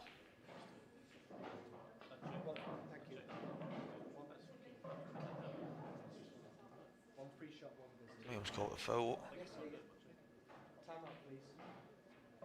Oh, this is a big. I think it did hit the cushion. So they are, but. So I think it hit the cushion and roughly the pink spot line.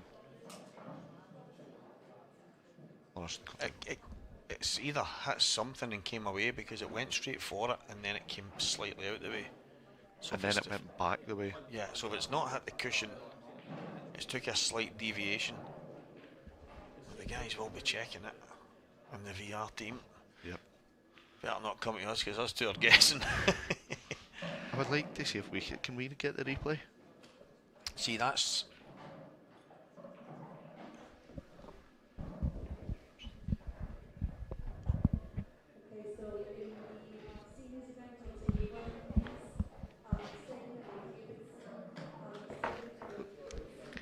Yeah, so. Oh, it's a foul. Foul stroke. Stevie, I hope the boys are listening to us at High Vis. I want to see this again. Do you know, we're in here thinking, I wish we could see that again, while we've got numerous devices in here that we could have just flicked it on and looked at it.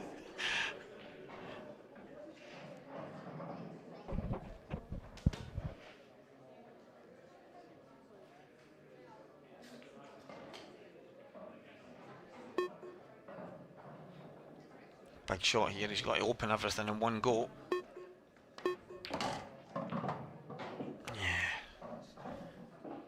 Not. I would have been concentrating on getting my yellow out. Yeah, me too. Because that yellow goes. Like, it wasn't like the red was hanging over the pocket. I think he's tried to play that perfect and just screw back and take the yellow to the bottom left, but that's high risk, low probability. Yeah. It's a tough shot. And even this, like, he's going to be cannoning the yellow anyway. And it's gone in. He's got a long cut the length of the table here. I would actually play the back kick. Yeah, don't mind it. Don't mind it. A little bit of a Filipino. Yeah, play it hard. Play it with a bit of top to get the white moving. Oh, it wasn't far away. It wasn't far away. And as always, I think, in those situations, your ball ends up slightly safe at the same time if you don't pot it. I know I'm sitting here in the commentary out of the tournament, but that's definitely not the right way to play with two shots. So Liam hasn't got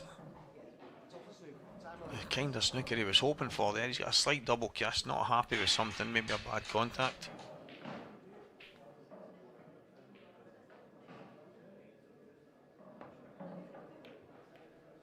He's allowed, look, to at least get some kind of hit. He's just going to torture him again. I think every red goes. I get the feeling.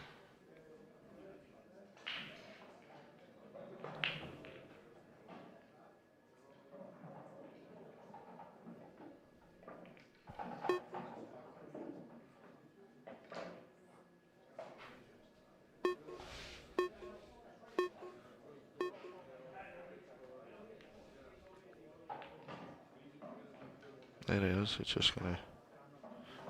Liam probably doesn't...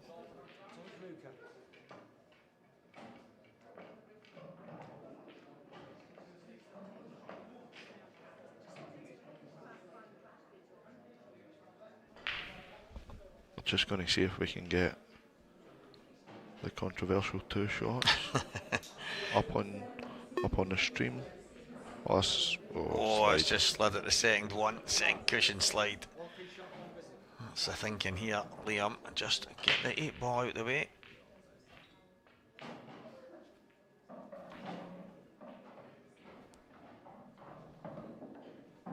Get the 8 ball out of the way. A little flick on the red at the same I think time. he'll just be playing like a wee plant 3/4 ball, get the black and moving a wee bit. Yeah, that's it. perfect. This is it. Set number 1. Is it going to go the way of Liam Dunster? Or is there another twist in the tail yet? It's unlikely, but it's Yeah. not impossible. If I was a betting man, Stevie, I'd be highly favouring Dunster right now. Like, see, even there, that's why I feel like Dunster is where he's at. I think 80% of the tour there would have played the top one. Yeah, and then just... Played the top one, played the bottom one, and then the ball nearest the left rail down the bottom of the table was his last ball. Yeah. But he's so... his patterns are just so good. And if you're a young kid want to learn the game, I know he's not everybody's favourite cup of tea to sit here and watch, but you can learn a lot. You just have to look at the success rate. Yeah. And Like that's it. that shot there, Stevie, is like, I'm never playing the bottom one there. Like, No, it's I know. not even popping into my head to play the bottom one there. And he's just like, if I play the bottom one, I can't fail. Like, Yeah, he's given himself some options as well. And at the same time, he's landed absolutely plumb. He just joins the dots better than most, mate. like I feel like he would have still finished it if it went, like, I'm going to say the normal route. Yeah, if you took that day balls away and said, well, that's That's your last ball. Yeah. He would have still took it out, Yeah, of but course. like, it was quite clever. There he is, 4-3 to Dunster. Yeah, from 3-1 down. My man, from the Dunfermline area, or Scythe, I think it is he's from, Dunfermline, that neck of the woods in Scotland, and he's gone 1 set in front against the Welshman Luke Sanges, who got off to a flying start, 3-1 in front, couple of fantastic finishes, looked right in the zone, and to be fair, he's not done a whole lot majorly wrong. He's just been caught up in a couple of frames that have been a little bit more Liam Dunster-esque. There's Dunster. Yeah, there's that shot there. It looks like it just feathers it, but they've checked it back, they've done the zoom in, and do you know, He's actually just played the same shot there, Stevie, just to see if there was a roll or a bit in the cloth, and it's rolled absolutely perfect. And Yeah. Him and the refs just a wee laugh. it's frightening how often that happens. Yeah. And this cloth is so fine. I love it, and I'm not just saying it, I'm not one of the guys. I'm probably the worst guy in the world. If you want an honest opinion, you're in trouble, because I'll give you it. But Yeah. when this is brand new, it's as good as anything that you'll ever get in the market.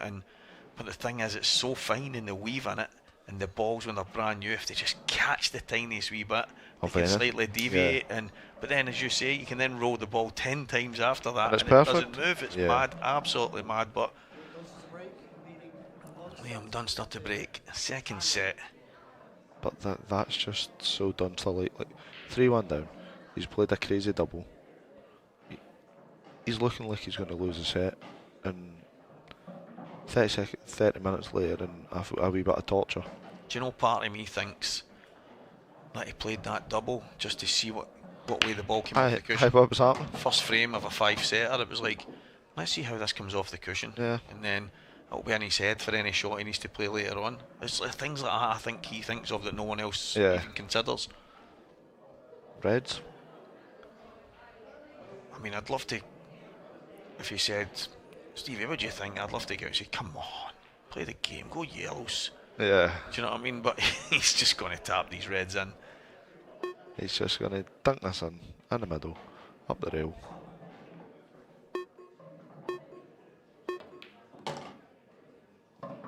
Has he pulled that back really for the plant? Do you know, I would love to say no, but I think yeah, because I don't think Liam's the type that likes to come back for stuff unless really forced, and he's not forced here. Yeah. I think he can just drop the plant and there's no work to be done. He's got the red at the top side and he's going to be on the one in the middle as well. So yeah, the one at the top right at the same time. So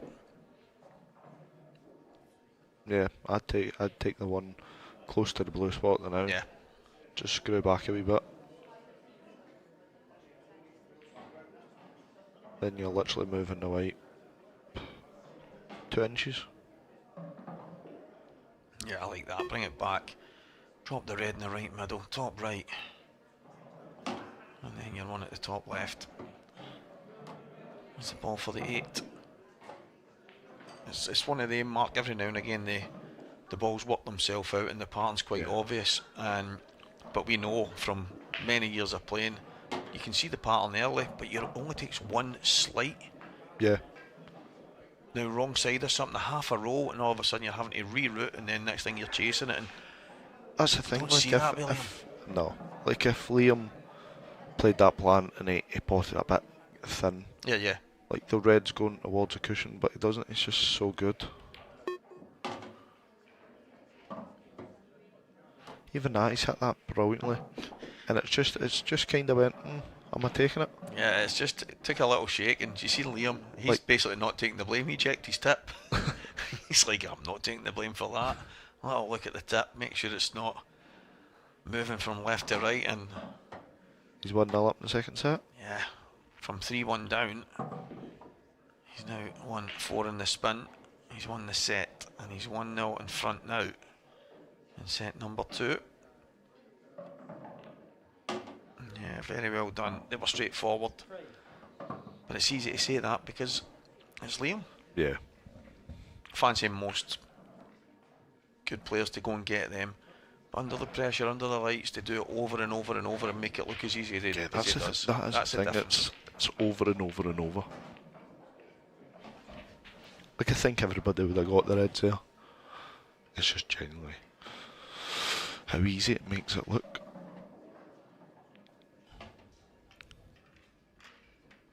That looks like the picture from earlier.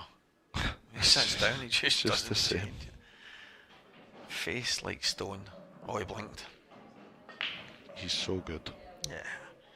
He deserves all the plaudits that come his way. I don't know if he deserves some of the criticism that comes his way, but normally it's from people that could only dream of being on the level that he's on, and it baffles me, that stuff. But yeah, look, he's going to have his work cut out to hang with him. You get a 3-1 kind of start, and it wasn't a start like he got handed it, he earned it by taking some cracking finishes. He's going to have to get back to that. We need some finishes now. Look, that's more like the break. He's caught them decent, but let's try. He's just going to take the yellows, off he goes, 2-0. That's very premature, I know, but he's slightly unlucky there. Look, well, that red's kind of covered the yellow, but let's just say he's just going to flick off it and pour it. Yeah. Going to stick my commentary and life on the line, and he's just going to take his time.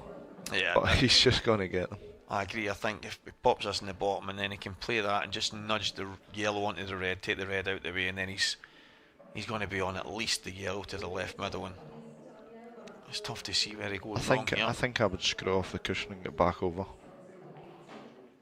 like so I can get high and give myself options. Yeah, just like that. See, I liked that shot. I liked being lower though, so that the shot I've said is a bit easier because he can play it next, just a slide off it, nudge the red away, and then he's got every ball in the home. But he could play it a couple of different ways, to be fair. I wonder if he can still play it from where he is. I actually like playing, potting it in the middle and screwing it out. Yeah, and flicking it on the way out. Like flicking it on the way out. Oh, well, just play the the billiard. Yeah, just play what we were saying at the beginning. Yeah, that's it. Off he goes. 2-0. Liam Dunster, desperate to get his hands on a second world title. The one man that can stop him right now is sitting in his chair. Just about to be 2-0 now. A lot of people. I love the fact that we've got the massive big screen outside in the kind of foyer area. Loads of people coming and looking at scores, but it's how excited they all get when they're looking at, oh, if I win my match, I play either him or her, or her, and the girls and the guys are all out there looking. And when it's one of the top guys, it's because a few of them have been behind against maybe the amateurs or lower down pros, and their next opponent getting all excited out there, and then like 2 hours later the opponent they didn't once won, and like he ended up winning in the end. But that creates a bit of excitement out there as well. The setup out there is great with Ben and Paul and Andy and that.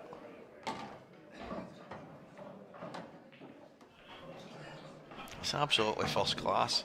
I was actually having a laugh with Paul. I said, listen, that's the way Paul is. Paul sat they were talking about the pictures and getting the badge in, getting the badge, all that kind of stuff, and we were having a laugh and a joke about when Morgan was like making his top pure square so that he could get his OCW stuff in there, and I was nearly pointing at it. Paul was laughing. He was like, it was quite funny. He said, because he's done all that. He says, and then he was on the screen on the picture, and his name blocked it out. he was like, I was killing myself, but it's all good fun, and that's the way it's supposed to be. I was getting my photos done, getting the shooter's badge in and non-Cuesports badge in. But yeah, everything's good. Everything's done in light heart. It's a great thing that the boys are. Obviously, there's a lot of people saying, "Listen, I won't have my new sponsored tops until the tour and things." And they're like, we need these for this. We'll update the ones. Don't worry about it. We won't miss them for you. That's not what we're playing at. We want you to make sure you've got as much support as possible, and it can get you there. And that's where we're at right now. And it's long may it continue. It was a nice touch. I actually turned up, only having last year's tops, and the team at On Board actually brought me my tops. Fantastic. So all the up-to-date sponsors, big thank you to them. So if you look Sanji's right now, Mark, I know you were in his shoes not long ago. Yeah. This is near enough carbon copy. 3-1 up, 3 each get beat, and then I think I was 2-0 down as well. So if it's the same, he's going to win about 2 more frames, and that's him. Nah, he's like looks experienced. Looks been there. He's been in big finals. He's just going to say, look, he just needs to keep breaking well, and just hope. I actually quite like the fact that when that came about with the cushion shot and Liam's called the foul, Luke was the one that actually says, listen, check. And something similar when I played them a number of years ago in a tournament in McGoldrick's, and I actually called a foul on myself, and he said no, and I was like, no, please trust me. But he was watching over it, and he's one of the guys, he is as honest as they come, and he wants to make sure before he's taking something that he thinks is maybe doubtful, and that's, you know yourself, Mark, you've played the game long enough, there's people that spring off their chair even if they have and you're like, whoa, it was fine, mate. And yeah, I just love his character. I think he's just great to have him back on the IPA. I think he's different class, and I don't believe he's out of this. Oh, he deserves his chance, and he's breaking next. Yeah, he's not out of this, and he just needs to hang in there. And it's the sets format is what makes it. It makes it so good for me, and the fact that you can lose more frames than your opponent and still go through. Yeah, brilliant. End of the day, you only need to win 12. You know, I've actually, it's funny, I've had players moan at me. Now, I've been in the situation, I've won less frames than them through, and they say, I think it's out. Final a few years ago. I think it's out of order, and I'm like, do you watch tennis? Oh, I love tennis. I say, I'm not having this conversation anymore then, because it just doesn't even add up. But we're all in it for our own personal gains. That's the nature of competitive sport. And I wish it was races to 3. Dunster would be out. Yeah, nah, I probably wouldn't have been. I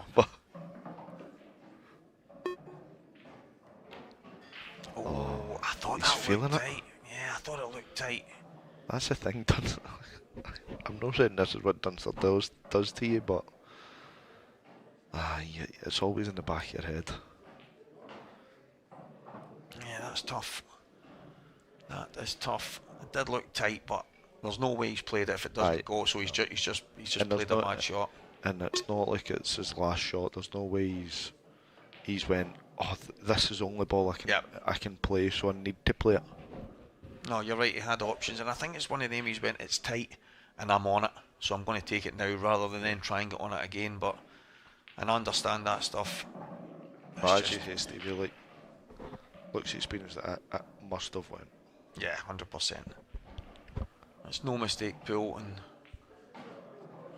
that's the problem when you play against someone like Liam. So Liam's got a chance on these reds now. The red on the side cushion, I actually thought, yeah, that's not like Liam to play that. I thought he might have doubled that there. Just No, because he's no. quite good at him. He doesn't play many kick shots. That's the only reason why I'm saying that. And I didn't think that was a gimme to kick that out. He's actually get perfect to kick it again.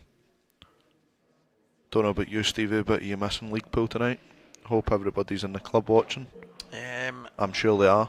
I don't even know what day it is, mate. I've been here for Thursday. Is it Thursday already? No, not missing any league pool. No. Hope everybody's in shooters enjoying us in the comms. Yeah, everybody tuning in. That would be fantastic. If you fancy, like, I don't know, sending us some money, just pay our wages. Perfect. No, listen, for everybody that's tuning in, we done a big match not so long ago there, and I heard that there was pubs and clubs all over. It was a Mark Farnsworth match, and I heard there was pubs, clubs all over, absolutely rammed watching it, and I was like, that's like some big show being on Sky, having things like that. So it was, you get a bit of a buzz out of that. Yeah, there you go, he's perfect again. Yeah, it was actually my club's club championship, and we got it on the TV, and I think just everybody was watching, loving it. It's brilliant. It's the drama that it creates. I know a lot of people. It actually bugs me that we've actually got guys in the world of pool that down our game, and I think we need everybody kind of supporting it, because it's the most played Cuesport in the UK by millions of miles. It's not even close. Snooker clubs everywhere have closed, while pool clubs are starting to bust out everywhere. It's the most played from youngsters and academies and stuff growing, but we're just missing that tiny link to the main kind of big. Yeah, getting the big sponsors and the big support on the TV and all that. But I tell you, and I really believe this. Watch this space. I think it will come, because they can't. When you've got so much participation from a young age up, you then can't ignore it. No, yeah. Because if that's where everybody's going and that's what they're playing, then you need to keep them involved. Yeah. You need to then support it. So I would say watch this space, and we're not a million miles away. As long as they keep the talker on board, I'll be happy. Fine. As long as I'm still trying to pot a few balls in a few years. He's just ruthless, isn't he? Really, really doesn't make many mistakes, and I'm actually quite. Even in the situation, I know Luke went yellows and he tried. When he got the chance, I thought Reds were always the balls to begin with, right enough, but to be honest, I wasn't really. I understand why he took the yellows at that point, because where the cue ball was situated at the start, but just looking at it, it's ended up landing slightly awkward, and obviously he's missed that pot, made a mistake.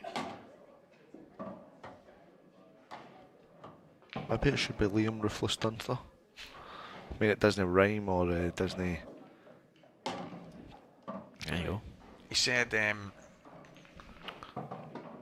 he went, Stevie, he goes back and watches the matches, which I think is fantastic, and then a couple of months down the line, when I've not seen him in a while, he then shouts at me and digs me up for some shot that I've called or said that he got lucky, and I'm like, Liam, I don't even know what you're talking about. Well, and he doesn't forget anything. He can dig us up at that double, because it was atrocious. Yeah, but he says to me one time, he went, Stevie, you always say that I seem to, like, basically take to any kind of circumstances, whatever the conditions are, however the tables play.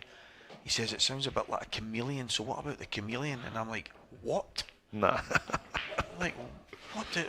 Big lizard Dunster. And I was like, Liam the lizard. No, mate, I didn't say you blended into the surroundings. I'm just saying you're just you're just adapting better, but it was just, He was quite chuffed with it as well, and I was like, I'm not having that. Looks, body language and everything's different. The thing for me, you fight, scratch, claw, you do everything because you don't want to go 2 sets down, so I get that. There's obviously situations where you shake it off and you go again, but yeah, it's time for Luke to step up, try and get a few. He got a few in a row in the first set. There's no reason why he can't do it here, but he needs, well, I mean, it goes without saying, he needs a ball, he needs a chance, and he needs to take it.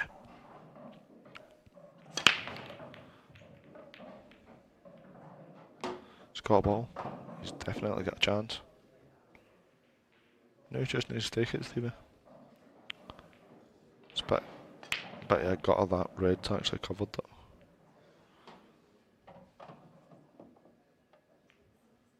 Yeah. Is he? I don't think he is on the one to the middle. I don't think he is either. I don't think he's on the yellow. I don't even think he's on the red to the left middle either. I think he's landed in the one place which just keeps him off both.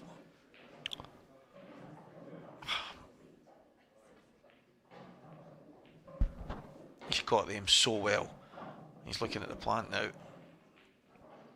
And it's not what you want to be, Mark, when you're in this situation, 3-0 down and a set down against Dunster, and you're forced into a plant from the break when the balls are sitting as good as they are. One mistake and it's set over. Are you any winners of the event, Stevie? You got, I know obviously, but we've spoken about this numerous times, and it's hard to see past Dunster. Yeah, but you know, I think the sets format keeps it nice and fresh. I thought that one of the guys that we've got joining is like John McAllister being back, which is absolutely fantastic. I thought maybe, imagine what a story that would be, just re-signed up to the IPA and come back and win the Worlds. John's out. I know Jack Wheelen's been kind of firing away. He's been firing away. He was struggling at one point. I don't know, did he manage to get... I think he was 2 each in sets and 3 each in frames against Nick Powell. That's right. He won that one, but today I think he was 1 set down again today, so there's obviously, it just goes to show the...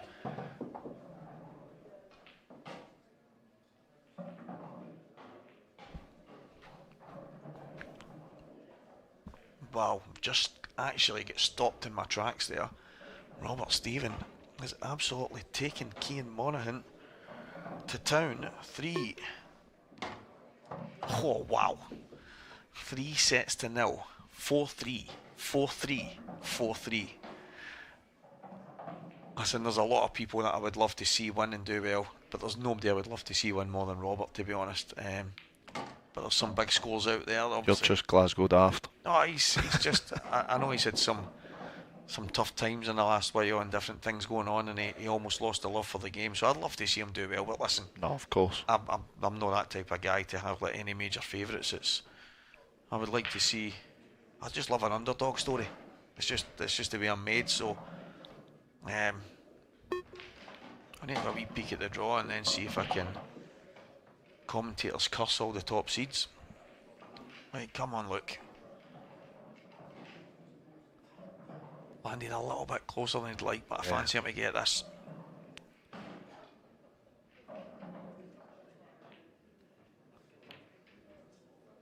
Yeah, he's got it. Yeah, all the way. Wasn't in doubt, he walked it in. He's got one back. Dunster to break next. However, all you can do is win your frames when they come.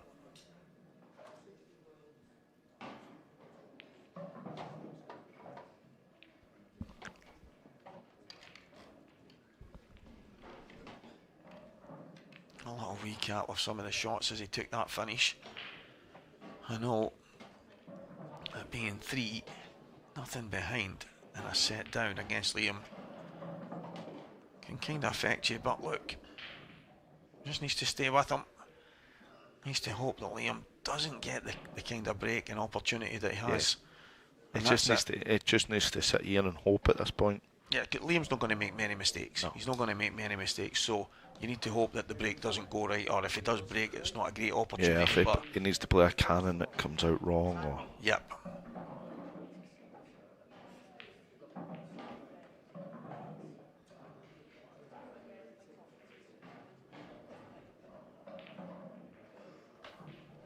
what a match to finish us off in day one. Mark Farnsworth will play Jack Wheelen on the TV table next, guys. I don't know if anybody at home knows that, but I just had a little look there, a little check to see what was coming. And what a break that is from Liam. Yeah. But yeah, Mark Farnsworth and Jack Wheelen will go head to head on our table, our main table. And that will follow the Liam Dunster Luke Sanji's match. So what a treat of a day one it's been. Both players have won it before. And yeah, Jack won it as an amateur. He was the last amateur to win it before Michael Rhodes. Oh, was he? Yeah, I got that information last night. But yeah, big news. Jack Wheelen will head to head Big Ray. So the Wonder and Big Ray will go at it after this. But right now, Doomsday Dunster. Is Jack on the tour? Well, I don't know. I've heard potential that he could be, but I don't know. I'm kind of making stuff up. I don't know for sure, but he's here at Worlds. Yeah. And he might just decide to win the trophy and just head home. Yeah. And catch you next year, guys. I'm off to China. I know he's don't know if he's still doing a lot of the Chinese 8-ball. Yeah, he's or hay-ball, as I like to call it now. Yeah, he's doing fantastic at that. I was asking a few questions of Wade Morley, who coming back at the Worlds as well. I know he had a little stint over there and really enjoyed his time, but he says that there's very few of the outside guys that really break into the top Chinese bracket, and the likes of Potts has been in the mix and stuff, but he says probably the next one that's right on the periphery is Jack Wheelen. Yeah. So Jack's right in there. Well, that should be a fantastic match. Jack's obviously, he was on the match last night against Nick Powell, which went all the way, and I know quite a few of you might have been watching that on the live stream as we got the tail end of that match in, but that'll be a good match to finish us off on the main TV table. That's a classic.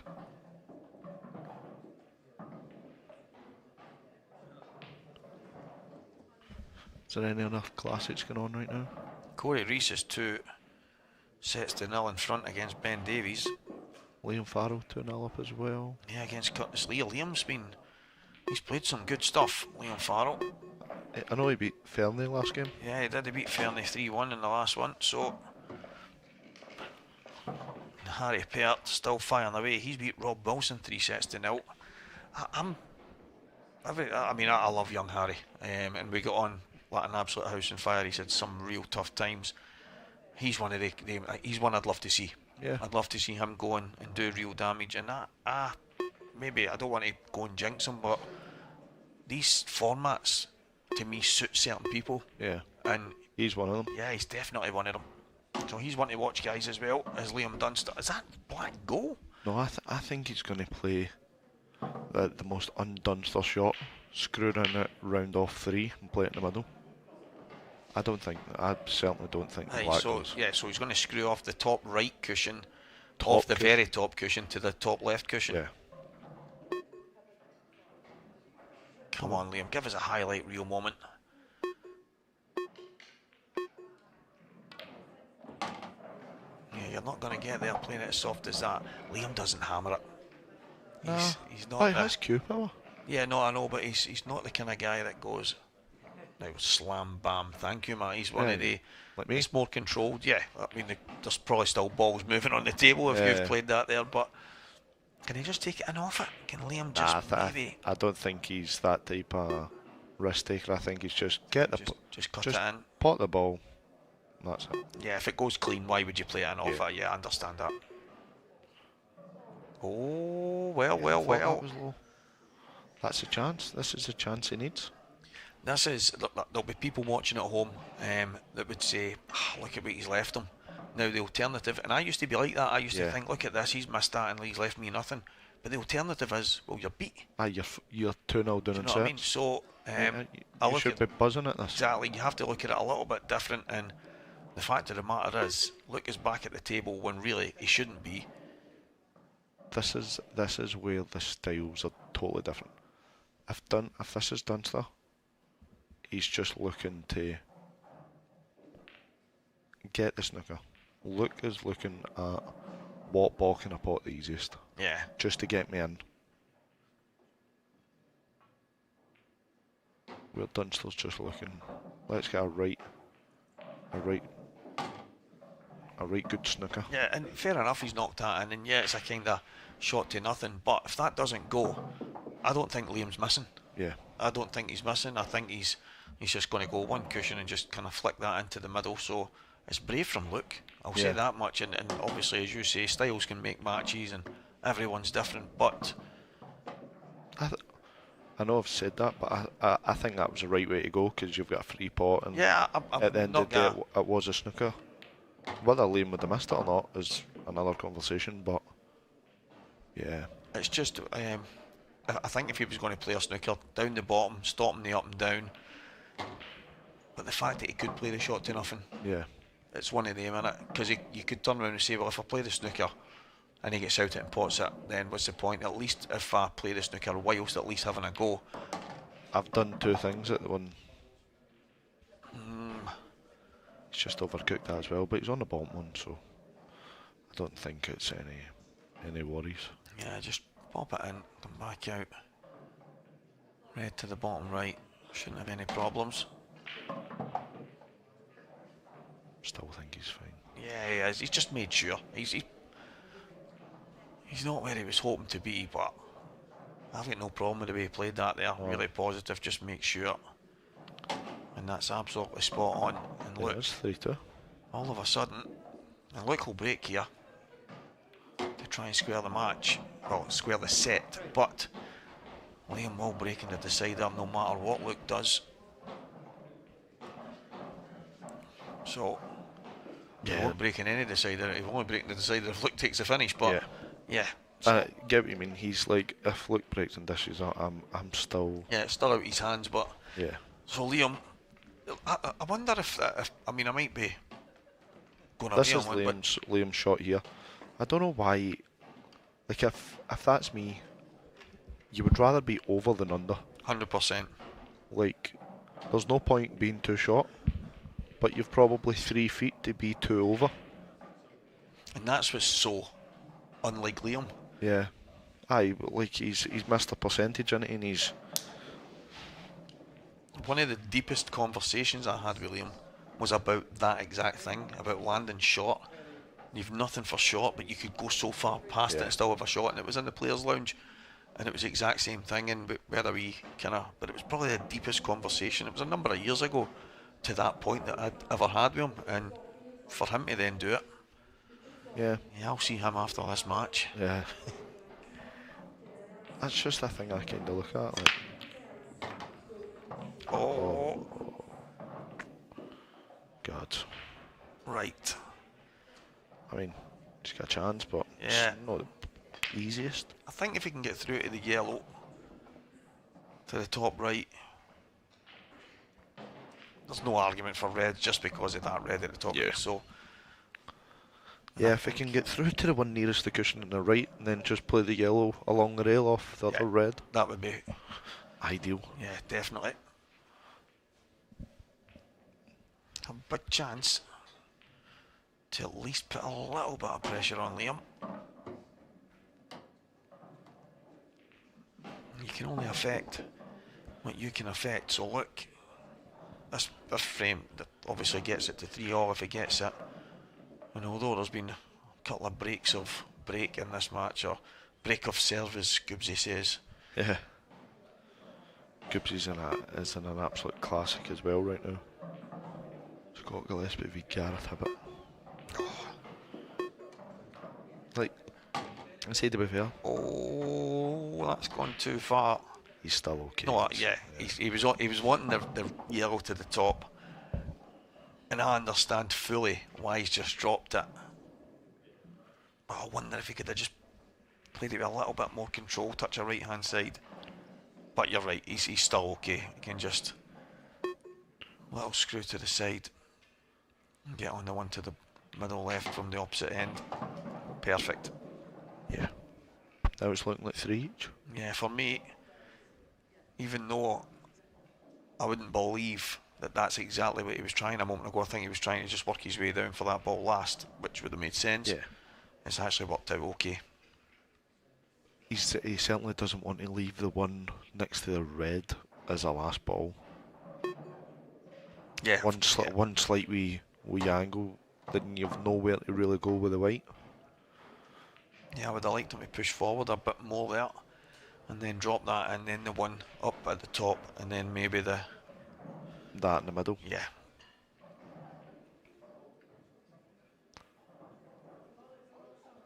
I think he's gonna. I wonder if he's got a lot more of that yellow than we think.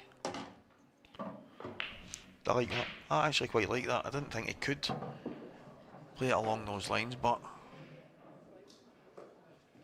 I would have preferred to be a wee bit thinner, and then a little check come out, and then a yellow to the top left in that situation. But I think that is perfect. I actually think he might come out for the top right, top left. That's fine. Yeah. Nice and confident. Taking his medicine, just get the red out the way, enough to have clean queuing. Like Sanji's. Can he square the set? And put it in the hands of Liam Dunster, this black. For 3-all.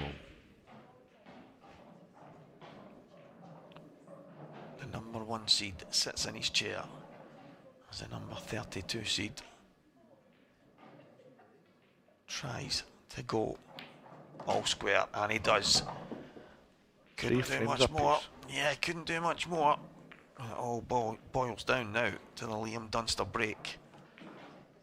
Here at the Supreme Tables IPA World Championship. Seeing some of the shots on your screen right now in the replays. On board sportswear on your screen. I'm very much spoiled by everything here. And the team at High Vis, I have to say, I have to give them another shout, because what we're witnessing on our screens is absolutely first class, and it's a type of production that a World Championship deserves. So a big shout out to those guys that are working tirelessly behind the scenes right now. Just shows you this organisation's going in the right way, and the guys behind it definitely striving to go forward. And I believe all the pool players that are here are on the right track. Yeah, 100%, mate, 100%. So the Dunster break. Sometimes it disappears on him. Other times it's bang there. Yeah, and the thing is, he doesn't hit them hard. Just that little dink. Needs one here. Like a rocket. Oh my god. Yeah. That's what happens when you're number 1 in the world. Yeah, look. That's so sick. Look, we'll be sitting there spewing. I'll be thinking, why did I drag that set out? I could have been 4-1 and we could be on the next set now. That's also the other thing the sets, like, say when you fight back, yeah, and then you go build that momentum, and then it's whipped away. You're like, oh no. Yeah, guys at IPA are really elevating the game now. Just need to look at the players, Stevie. The standard, see when we were doing the live draw last night, and you've obviously got the 32 seeds, but some of the guys that were coming from the other side, and some that had already dropped out, were top names as well. And I'm thinking, this is ridiculous. This is and even the players that, like, your second phase of seeds played, like, no, that's what I mean. It's incredible. Like, you see some old pros coming back to give it a go, and I was looking at yourself and Johnny and all these kind of names that Morgan. Morgan, and I'm looking and thinking, this is just mad. But that's what you need. You need to be pushing each other. You need to raise the bar, because if the guys around you are dropping in the level, there's not much to push you then. So if you want to get to that next level and really kick on, you need others around you to be doing the same. And I think that's what we're seeing here. Is there a mistake here, Mark? No. There's just one guy that's not going to make a mistake here, and it is him. Like, there's probably like 90% of the Pro Tour won't make a mistake here. No, I know. But this man's just, he's just not going to make the mistake. Is he going to play? Yeah, I think I'd be trying to get to the cushion here. As close to the cushion as possible, so you'd let no side. Just let the slide do it. Unless he's playing the stun, I actually like the stun. So you're not going near it. So you're just stunning basically right across the bulk line. Yeah, I'm thinking that. Do you don't want to be playing towards the top cushion of that. You don't, unless you can guarantee that you're going to miss the red on the top. So that's straight here. Yeah, that's why I would have went cushion to guarantee that. To guarantee, yeah, like that. Well, he still could. He still could. Didn't look like he could have still played that, but yeah. He played it with a lot of side. That's the way I would always have went there, because there wasn't any way that you could land then high on on the second last yellow, and then you're flirting with the reds. If you're that way, you're always going away for the reds, and you're going to be on your last yellow. I think he just floats this in and plays he's going to dig it in. Yeah, he's just going to float it in. Play there you go, 4-3 Dunster. Oh, look, Sanji's. He'll be sick. He dug in. Maybe gathered a tiny bit of momentum, but it's now gone. And it's 2 sets to 0, Liam Dunster. It's probably, to be of any commentary, room service.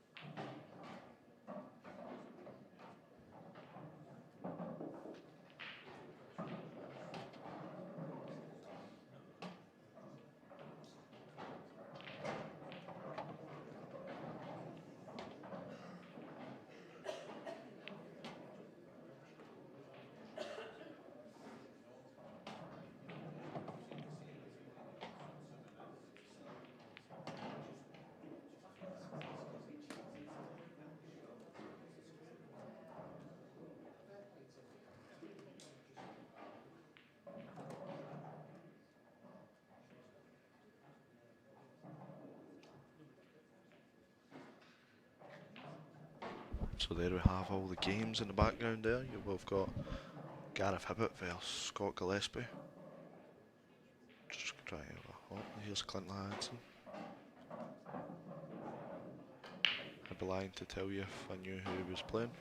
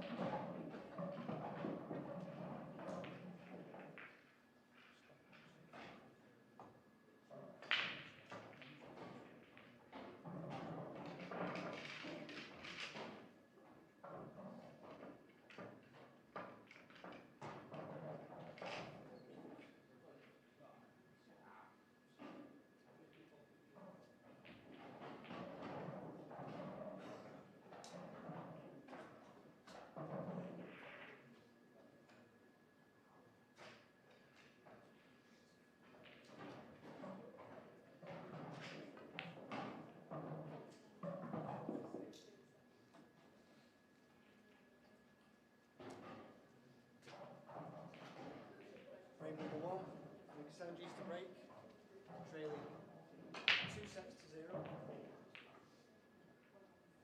Time runner.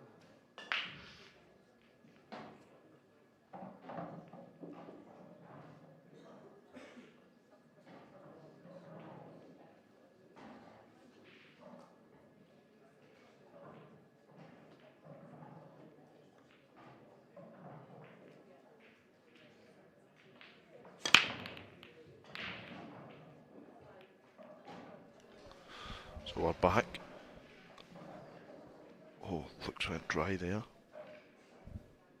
Stevie's just away for some refreshments.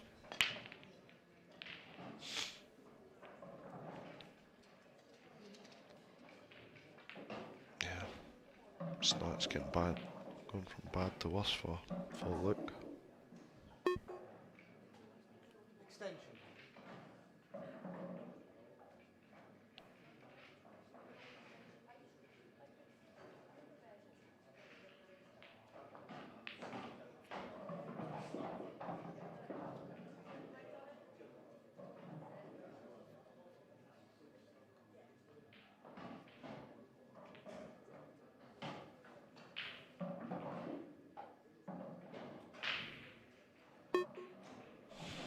I'm just going to go red here. It's not went great.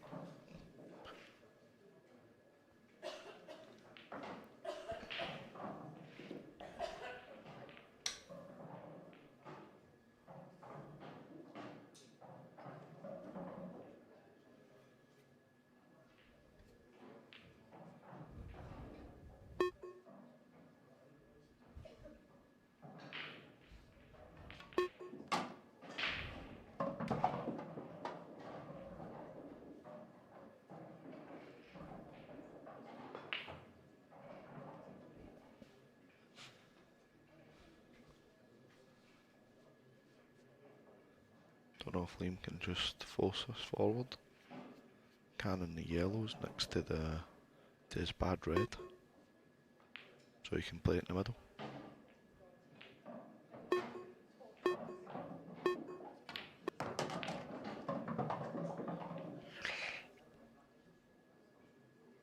Played that a bit harder than what I thought he would have.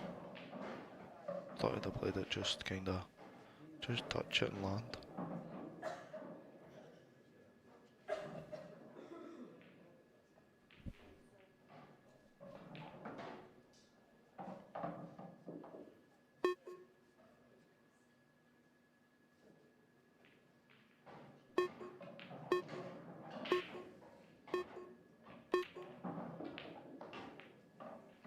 Just a bit rushed on the time, shot clock there.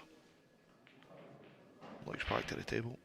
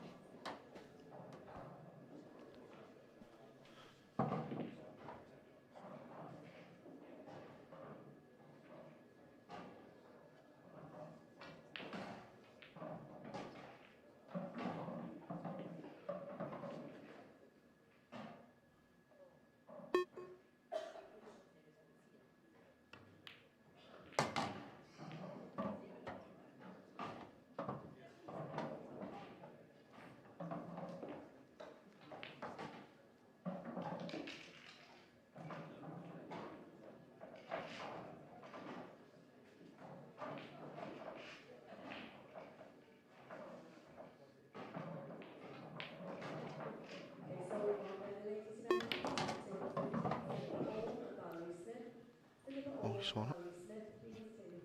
It's a great shot.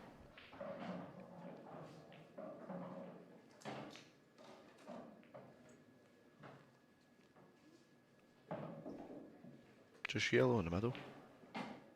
Go down for other yellow in the middle, and then just float across to the other side of the table.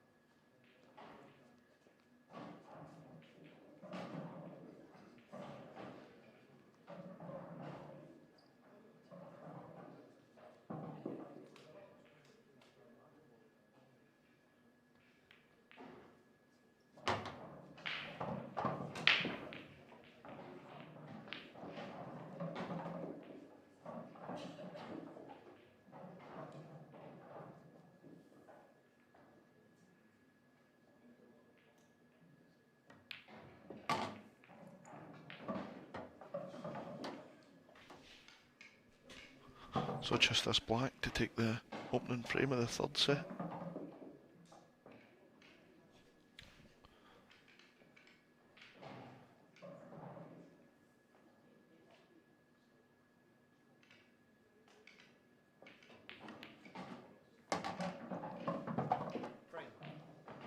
One no look Sanchez.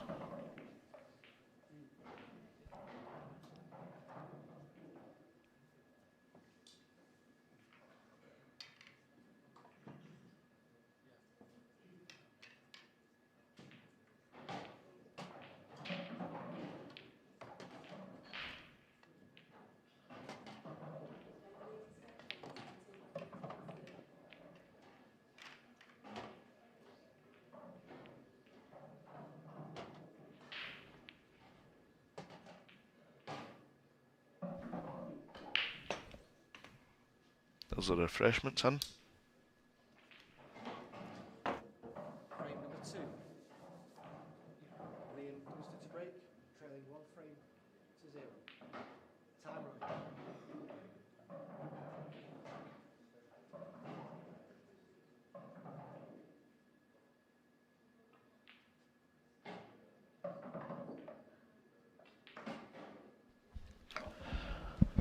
Liam Dunster. Try and get back in this set. Oh, he's nearly went off. And look at the Reds. Wow. There's a... Oh, so it's pretty lucky. Actually, when I nipped out there for a wee second, just before Luke got back in, I didn't want to get back in front of the guys, but he mentioned, he went, Stevie, I felt a little bit hard done by. He said, I didn't want to get down trying not to lose. He said, so I kind of pushed the boat out on a couple of things, and to be fair, he was up against it. He was talking about the end of the first set and then into the second set, but I said, to be fair, it's probably the big thing that changed everything for me when I look back was when he broke and the black went in, and then he went dry next, and all of a sudden it was like everything flipped on its head. So he did push the ball out though. Yeah, he definitely did. The one where he's tried the 2-1, like, I don't think he needed to be anywhere near that finish.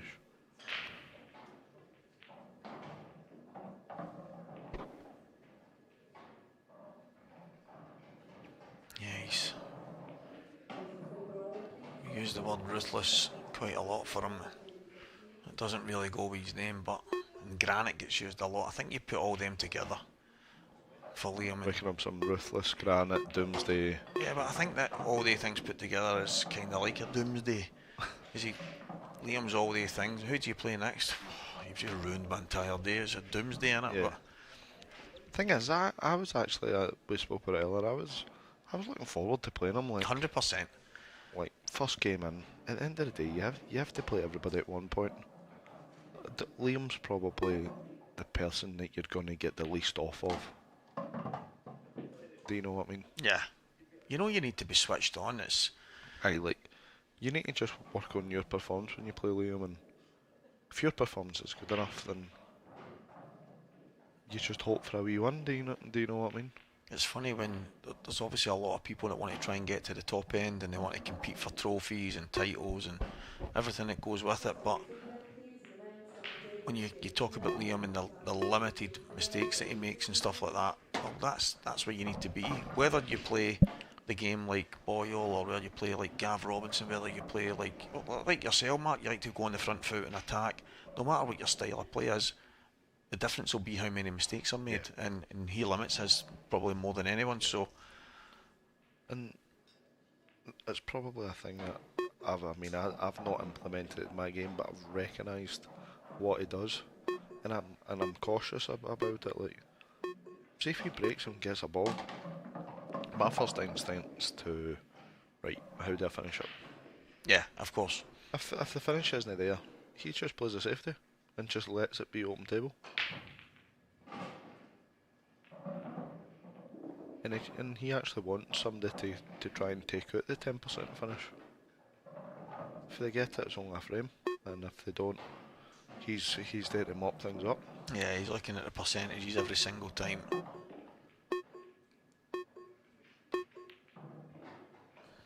Nice and easy. 1 frame a piece. 2 sets in front. That is on Luke's break, this one. He has to make sure he keeps himself on the front foot. All you can do is look after yourself, but Liam Dunster, if you give him a chance, he will punish you every single time here at the Supreme Tables IPA World Championship. Massive thanks to all our support guys, EBS, Onboard Sportswear, 8 Ball Direct, Strachan 861 cloth, absolutely fantastic. The Armouth Pro Cup balls, they're all played on a fantastic Supreme winner. We really are spoiled. The halo light that stands above and the smart rack getting used. It's actually mad when you consider all the things that go together. People think you just show up, there's a table, there's some balls and play the game. A lot of equipment that you need to make it what it is.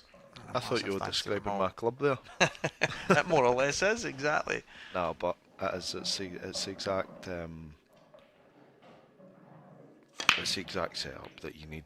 The tables are brilliant, the cloth's brilliant, the lights are superb.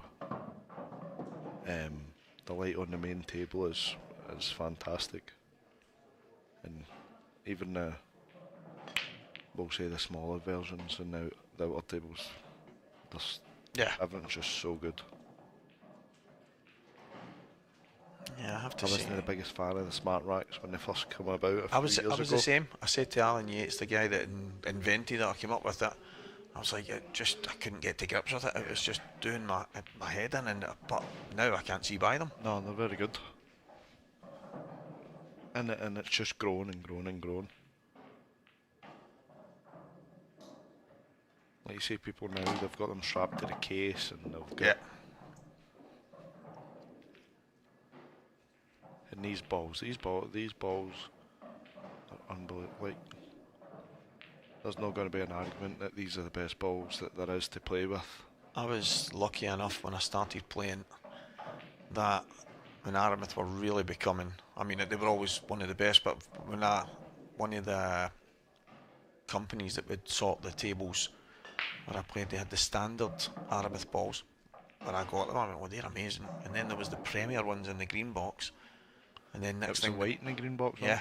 And then all of a sudden the Pro Cups came about, and it was like they just raised the bar so far when these balls came into play. And they definitely are the best balls in the market right now.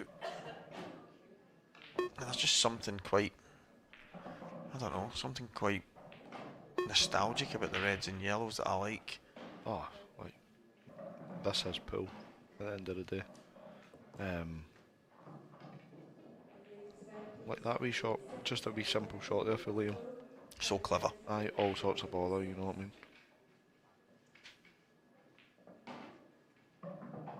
Just look on a little jab to the middle here. Slide off it back in between them. I think he's going for this. That was always wide. Yeah. Yeah, it was always wide. You knew as soon as he's hit it, he's missed it. I thought he had to play more onto it to get it towards the pocket from the angle that we could see, but yeah, he's just kind of cut it away. It wasn't easy. He's been a bit hard on himself there because it was not as easy as he might have thought. Yeah. Big chance now. Plant up the rail. Yeah, plant up the cushion. Sorry, that's my American terminology. Yeah, I'll blame Renzi for that. No, that's just this plant. It's not straightforward. I think the one closest to the pocket's slightly off, so he might cut it slightly out the way, or he might play it towards the cushion and then let it drift out naturally. But I think he's going to load it up beside. Not bad. Not bad at all. But that, as he landed in just enough, he can maybe force it, but just kind of push it in and maybe roll through the gap. Yeah, even he could maybe land just towards where the red is and have the yellow to the right hand middle, but if he can get through the gap, that would be even better. I think the gap's a possibility. Yeah, brilliant. Only 2 hours in, Nicole won. Yeah, that's absolutely fantastic from Liam. And this set in particular, and it's the same in all sets, you have to make sure you keep it on your break. Liam wins this, it goes against the break, and it will be him to go next. It does make life. The only thing he doesn't want to 2-1. Yeah. Perfect. It's already, just screw it to the side cushion. It's already difficult as it is. And it's about to get more. Not much Luke can do sitting in his chair as Liam Dunster. Break? Yeah, Liam will break next. So this is this set. Actually get like a wee, maybe even a wee white ball to indicate who breaks. Yeah, who broke. I think that's what the arrow is. Oh, that's just who's at the table, innit? Oh, that's what I was thinking. If Yeah, it's I think Liam to break next, the arrow wouldn't be there. Yeah, so, no, that's a good shout. Luke definitely broke. Yeah. It's looking 2-1.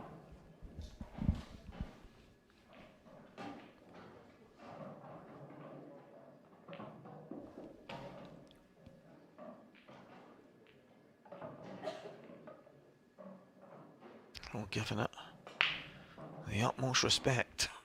Yeah, these tables aren't easy. Spot on. Not many mistakes at the best of time. I would actually really like one of these tables in the club because they are that much tighter. Yeah. Well done, Liam Dunster. I don't know if it's the tops have changed but they're definitely tighter. Definitely. So it's not in Luke Sanji's hands anymore. He now needs a Liam Dunster mistake to keep his World Championships alive.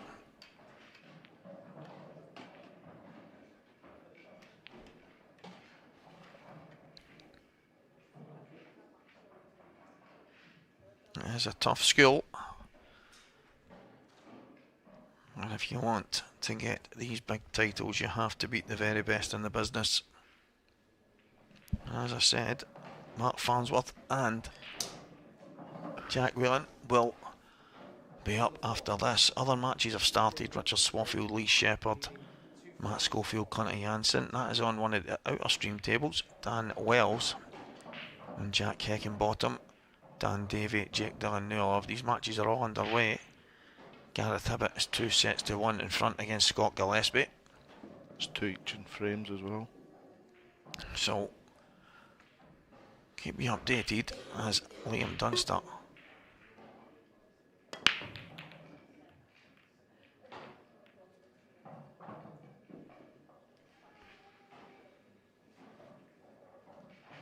goes dry. Oh, and look where the white's landed. Especially when you want yellows.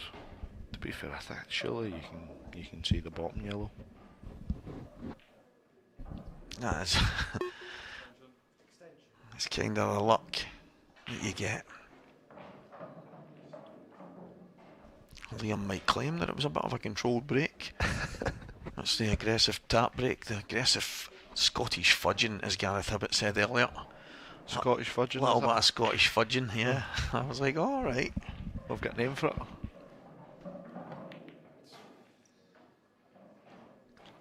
Yeah, Luke's not happy, is he?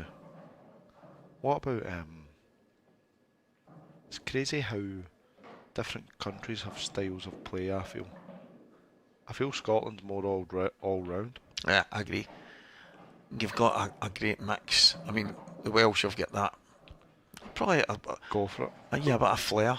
But I think that's the way you play the game. Yeah. You've got that bit of I might be well somewhere down the line. That creative kind of, but I suppose it's everyone, if they had a choice, would. I just think that it's not the mentality to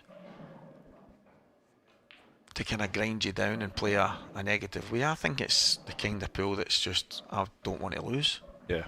I think that's the difference. And yeah, there might be people out there that would rather play well and lose rather than play bad and win, but it's kind of not. At the end of the day, winning's the main thing. Exactly. Obviously, it's great to play well and win. It's maybe we had the joys of having like Ross, and I mean Ross is a big one that sticks out in my mind. Yeah. Ross Renzi, Mick McGoldrick. There's a lot of guys that spent their time travelling up and down the country winning. Charlie Shaw was one. Charlie plays the game Lovely. very like fast and aggressive. But Ross and Renzi is the one that sticks out, that they would stay there to next week to win a match if needed. But yeah, that cannon for Liam's just brilliant.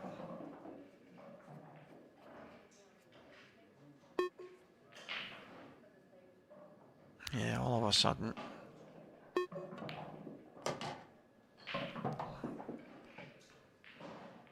It's getting away from Luke. There's not been a whole lot that he can do about it, Mark. It's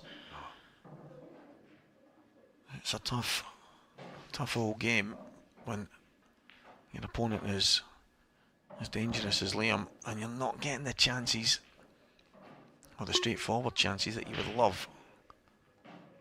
But that's the nature of it. No one ever said it was going to be easy. I think he's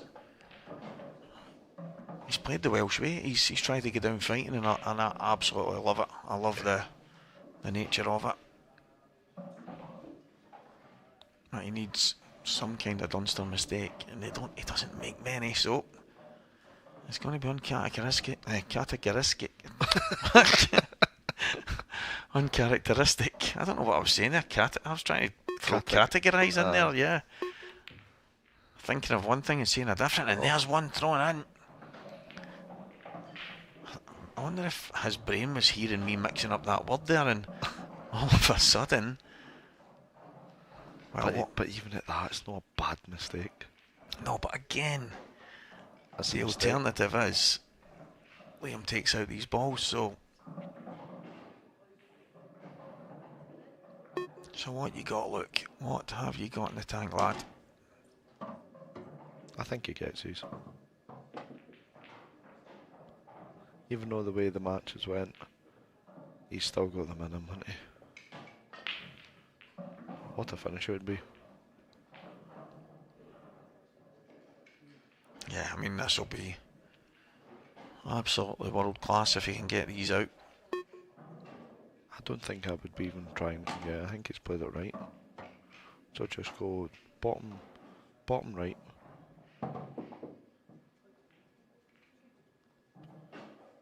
Yeah, bottom right into the middle. And try and bring your ball out and just see where it ends up. Yeah, it's playing a back double. Try and double, come round the angles. Don't mind it. That's decent.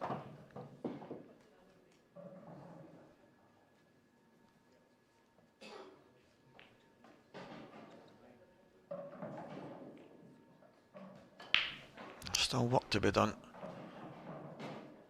It's never easy. So he's managed to get one more problem away.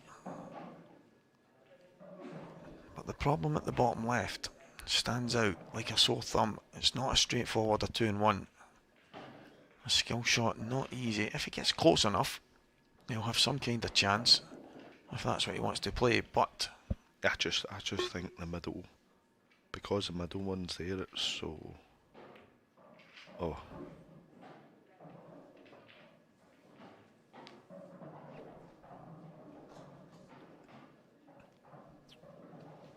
Well, it's not the worst. No, 100%. It's not the worst. And I think Luke will know that he's not hit that particularly well. Yeah. He kind of hit it quite into the cushion straight away. So yeah, it's not a bad result. Just Dunster needs to play a shot here and get right down. Yeah, like that. Not bad. No. It's not great. No, he's got a little bit of work still to be done. I think I'm playing it quite firm. Because even if it like double kiss and misses, I'd be getting the weight up to at least over to the left hand side. Or the top of the table, yeah. Just if you kind of try and roll this in, you're basically like, if this doesn't go, like you're just leaving him it. Like Luke's got a free whack at whether he wants to play the red into the yellows, or to be honest, I would just be potting it and screwing back and playing the plant double, or the double plant. Yeah. Like there's no relying on luck. I think the 2-1's a lot easier now though as well. Oh no. That's why you don't play the crash, Stevie. Like the plant double just is fine. Right, okay. He's gonna have. And I think the black thing is the 3 rails. A little bit of moving and shaking here. Top cushion, side cushion, flick it, go to the left hand side. Come on, there's a chance. Not at that pace. He'll pot it.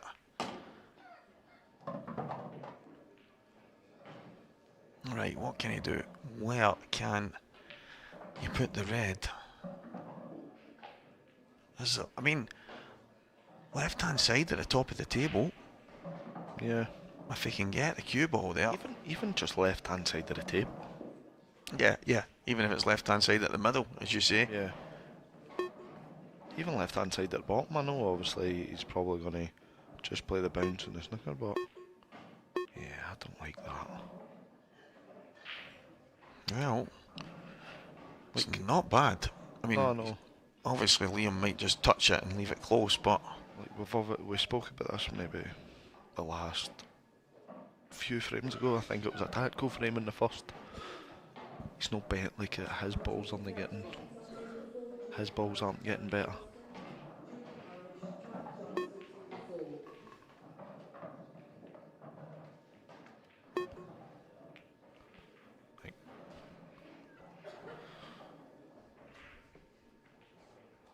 yeah, that's.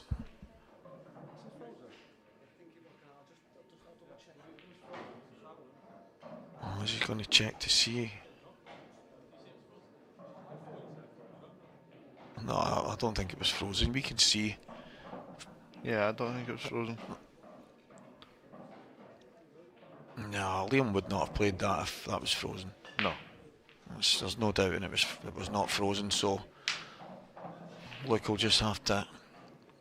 I think you just need to touch the red and just lie on top of the yellow here. Yeah, I don't think there's any doubt about that.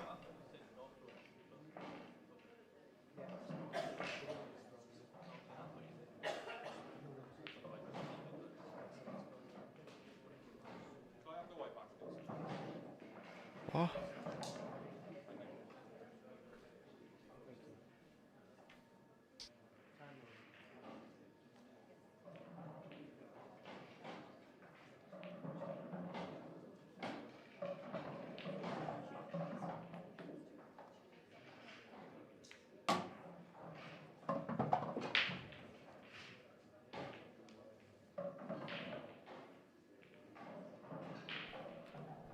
Well, that was a slight turn up for the controversial books. one, Yeah, slight turn up for the books. But hey, we like a bit of drama. Yeah, we love the drama. We love the drama, but I'm slightly aghast because I didn't think. Oh no! Oh, He's just pointed to his head there, hasn't he?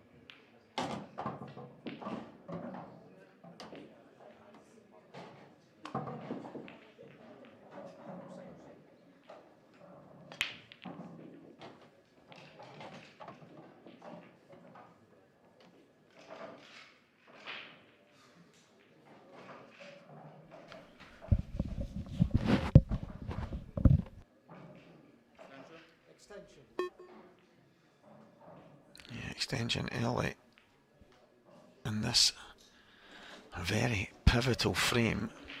Yeah, the last frame is massive, eh? Yeah, I won't lie. We tried to have a wee look back at that there. Whether it was frozen or not, it's just obviously the referee must have known that it was frozen and then had a little check just to double check with the referee at the side. We've got a team at the side checking on the replays and stuff, so yeah, I'm just a little bit baffled that Liam would play it like that, knowing that it was in that kind of danger. But it's given Luke Sanji's a fantastic chance. It's got this set back on break, so the advantage is now back with Luke, and it's something that he's been desperate for. He needs to get a set on the board.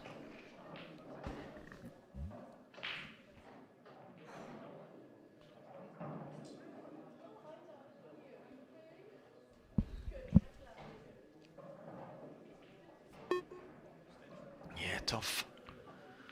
I'm still kind of. Yeah, I know. I don't know what was happening. Like, it just kind of came out of nowhere. Look, I must admit, I love Luke. Like Sanji's kind of just went, "Can I have the white?" He was not messing around, and I love that because it's like decisions made. Give me the white. Let's play. But did the ref call a foul? I think he just said, "Listen, I think that's a foul. I think it was frozen," and they've had a look at it. And yeah, I think the ref might have went, "It's frozen," and then Luke's just basically seen the shot and went, "Geez, yeah, white." of course. And the ref's kind of like, but the team of refs and stuff that we've got here. Yeah, they're all round the table. They're gonna get it right. It's actually fantastic that the side setup we've got with, I think it's Darren that's sitting there right now, and he's got all the screens in front of him as well. He's got every single angle that he can check and double check. So just the way it happened kind of knocked us for six a wee bit, but here we are, 2 frames all, set number 3.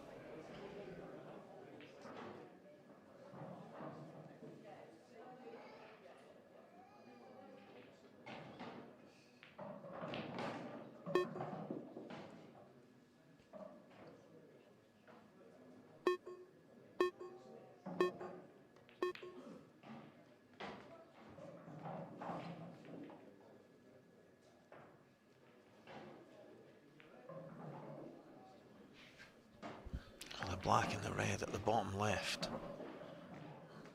Really surrounded. Yeah, they're looking very out of commission now. Yeah, I mean, do you think there's a gap? The overhead's kind of deceiving. Yeah, it looks like there is. It actually looks like Liam might have a half a chance here. The overhead, obviously, on this, we've got the other camera. Yeah, we've got that on 24/7, which gives us that constant difference of angle. But there you can see there, guys, that it does look like there might be a ball's width, but it looks like it's a small window of opportunity for Liam to drop into. So I didn't know if Liam was going to play that in the middle there. Yeah, and then kind of go down and towards that area. So and give them, because he's kind of in control of the frame with the top right of the table anyway. Yeah, you can see from that angle. So I'm just going to touch this over.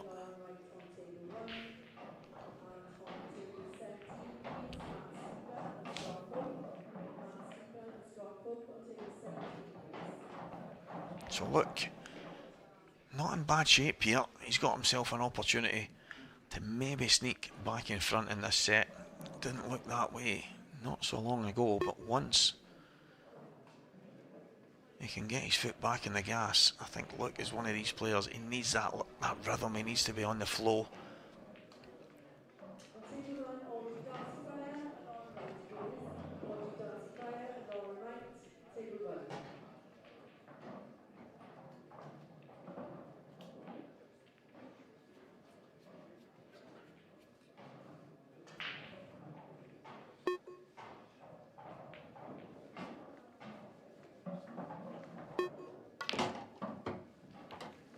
What a shot.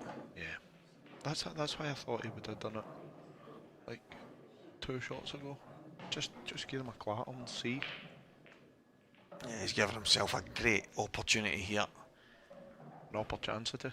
Yeah, a wee opportunity. It's a Stevie Walker word there.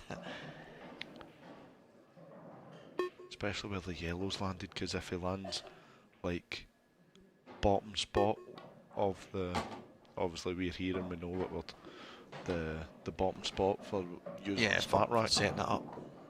Like you just float in and touch a yellow.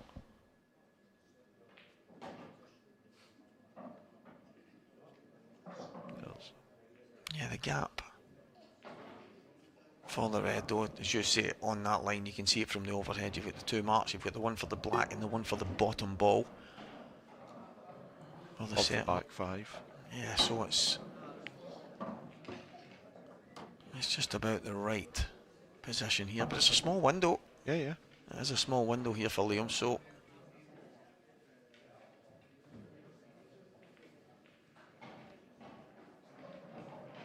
a little bit of work to be done still. Not straightforward by any means.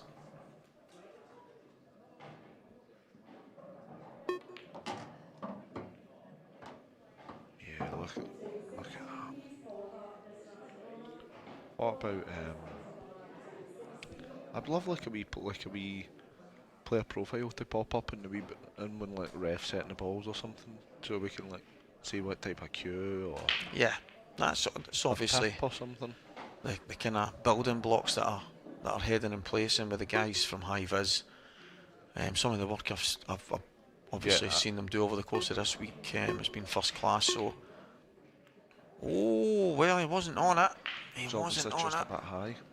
But I think that's some of the stuff you'll see, Mark, coming in the near future. It really is. Everything is on the up. I mean, you've got the guys who are the best in the business, kind of pulling you in that direction. It's where we want to be. So, Luke Sanji's, what a chance.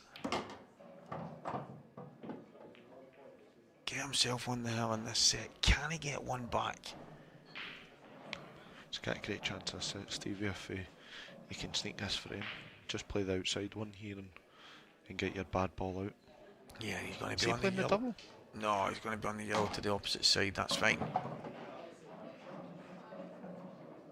Yeah, good stuff. Yeah. Just drop this in. Just 2 yellows, bottom right corner, and the yellow to the left.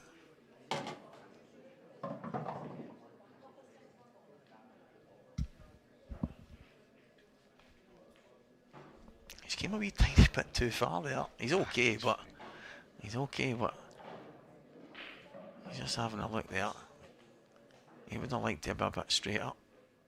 Correct me if I'm wrong, but there's another new professional coming to the tour next season. Oh, there you go. See, he has come too far. Yeah, he's fine. These shots, though, these have caught a couple of the guys out. Especially new table as well. Yeah, that's it. Sometimes the cushions can be a bit dead. So you kind of slide and then it slows up, but that's how you play it. Yeah. Because if you try and force it with that little bit of side, it will take it away, it will just skid. Very, very well done, Luke Sanjis, and he's given himself a great chance of getting a set on the board.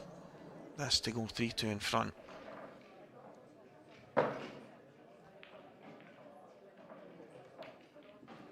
So no matter what, Luke Sanjis will get a chance to break off in this set. With a chance to win it, Liam can do not much more than just take the next frame. Yeah. So absolutely, it is still 3 each. A distinct possibility. I thought it was 3-2. Oh, so it said 3-2 on the other screen. Maybe that was a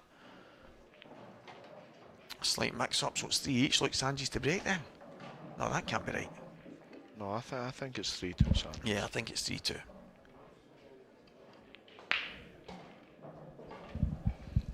So some of the highlight moments of that frame on our IPA replay. See, even there, like you've seen the... Yeah, you see it's that little bit tight up. Yeah, so is it 3-2? 3-2. Dunster to break. We'll see in 2 seconds who's done. Yeah, the two of them look like they're ready to go. Yeah, so it must be 3-3, and it's just... So it's going to be Luke to break here. Yeah, it is 3 frames all. So happy for Dunster to win the set. Yeah, so I do apologise. That was a chance for Liam for the match.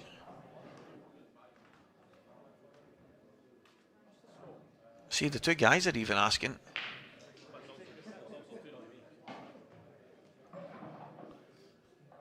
No, it should be 3-2. Yeah. Yeah, it's been fixed. And a good point. Yeah, there we go. Said there, it's also 2-0 in sets to me. The two guys were baffled there. That was good. So here we go. Liam Dunster to break off.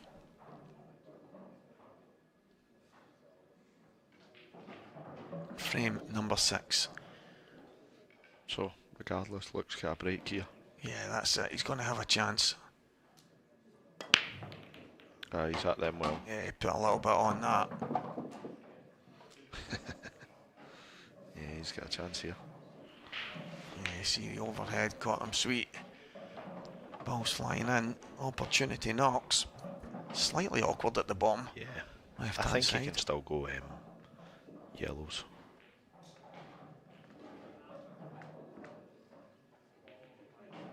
I wonder if that yellow that's in between the two reds will pass to the bottom left corner.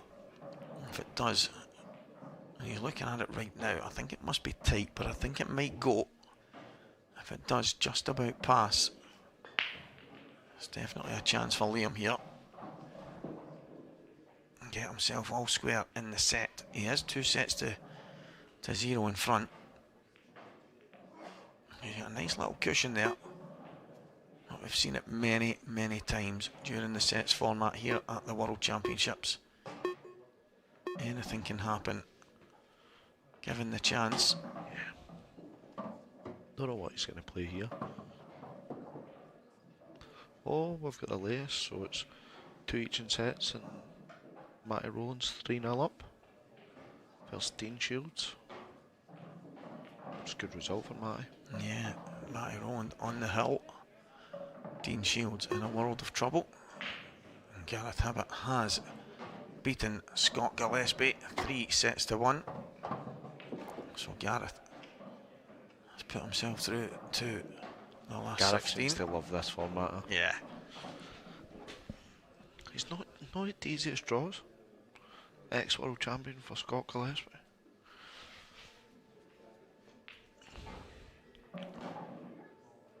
Yeah, so Liam's looked at this extensively. It looks like it flies in, but it must be tight. Flies in. Yeah, it didn't just fly in, he just powered it home. And now is that going to the back knuckle, or does it just about drop? It definitely goes. I think he's milking it. Yeah. He's milking it. We say Richard Swaffield, Lee Shepherd. Swaffy is 1 set up, and it's 1-all. And that one in the second set. He's another guy that I consider to be a real solid competitor, Richard Swaffield. So Liam Dunster. Yeah. Told you he was milking it. Yeah. He's becoming a bit of a character, Liam. Yeah. Played a good shot, powered the one to the bottom left, and then a little nudge up over the middle. He's fortunate. It's a straightforward plant, but I mean, fortune favours the brave. That's it.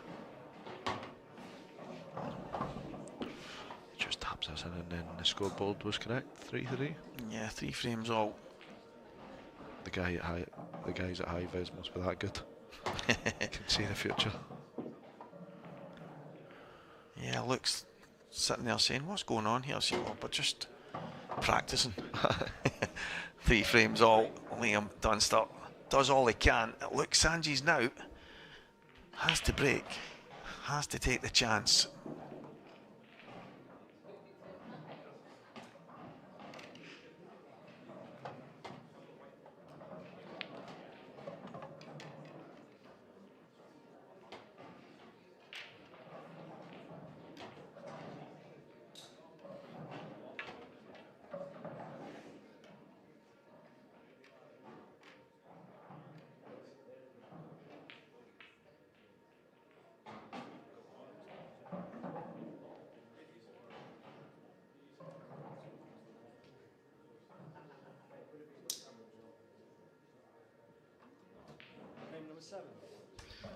Here we go, guys. We've got to decide up.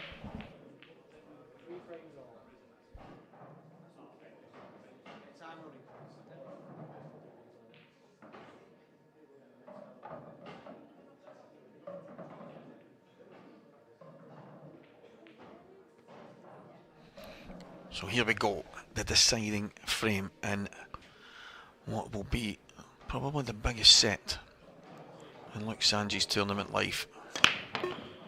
Whether he wins it or not, he has caught them so good, but does it come with a chance? There's a chance he doesn't like it, but there's a chance, just not a... He could have been doing with that Yellowstone. Yeah, he would have loved that to stay over.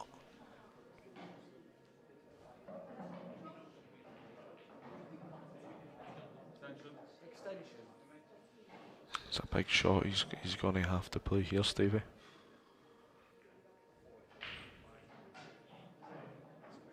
Yeah, it's massive, absolutely massive.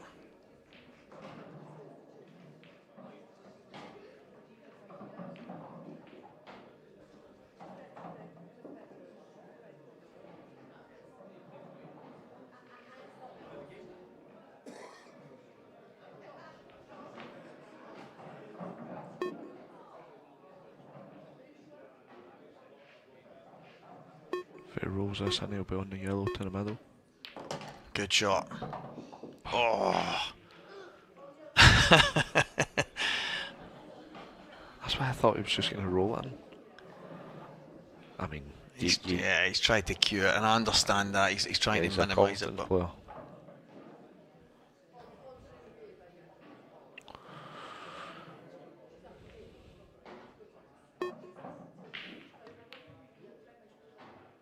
yeah, chance now, Liam Dunster, to get the match over and done with.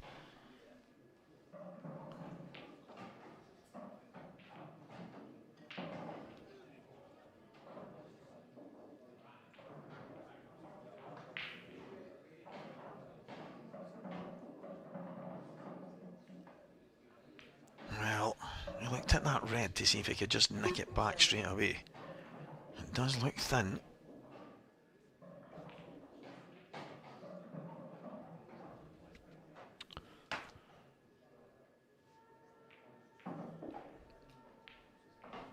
Yeah, it just needs to. Yeah, I think he's got to go.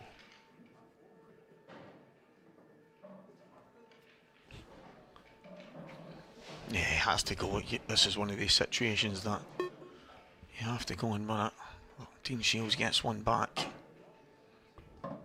He's got a mountain to climb against Matty Rowland, who is absolutely cruising. But there's, as I say, 3-1 in front, but there's still a chance that Dean could come back in that one.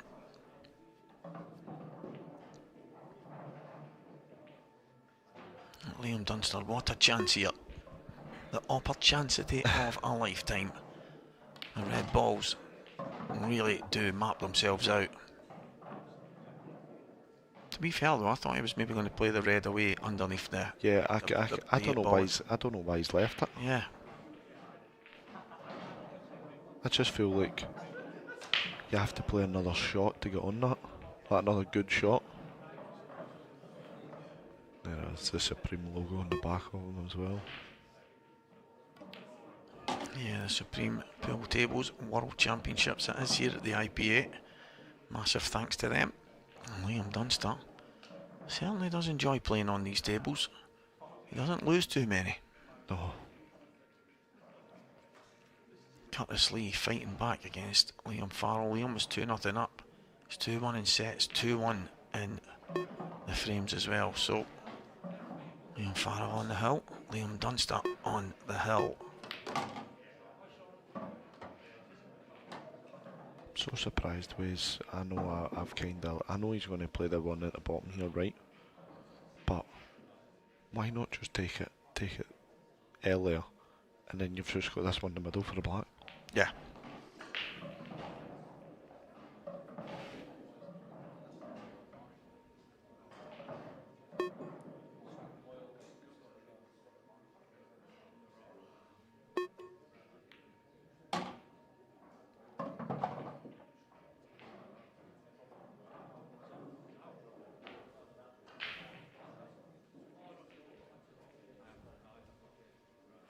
just drop this in. Stevie, get down the left hand side of the table for the black and the bottom right.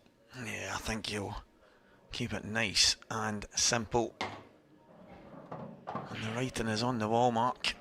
Yeah, Liam Dunster, 3-0.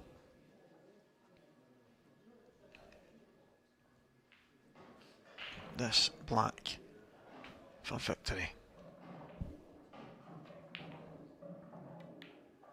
There it is. Yeah, no mistakes. Liam Dunster is the winner. Like Sanji's gave it his all, but sometimes things just don't go your way. Yeah.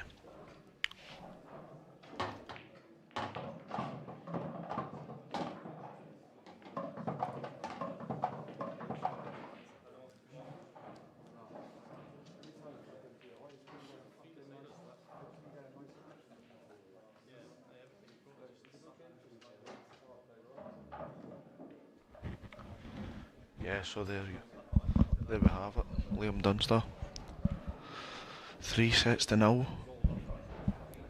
was a few kind of interesting points in the match. The one where Dunster fouled when it was a touch in the rail, and then Luke missed a few chances, but that's pool sometimes, at the very top. There you have Liam Dunster putting his cue away. He'll be feeling good after that. He can chill. He's into the last 16 tomorrow.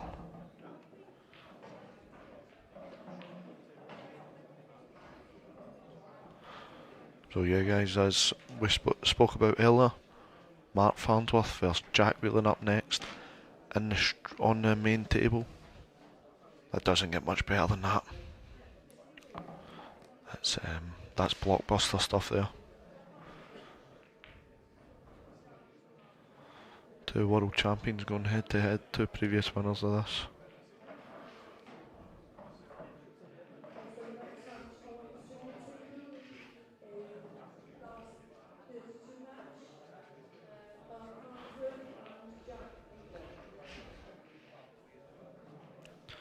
He's just seen all the other games that are going on just now.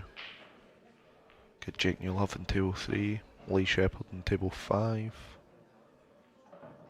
Yeah. The ladies' singles are well on their way as well.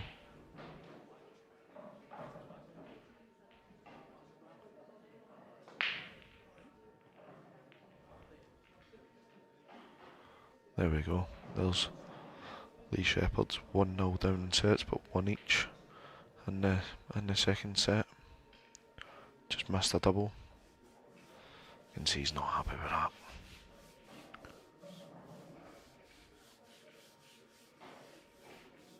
Yes.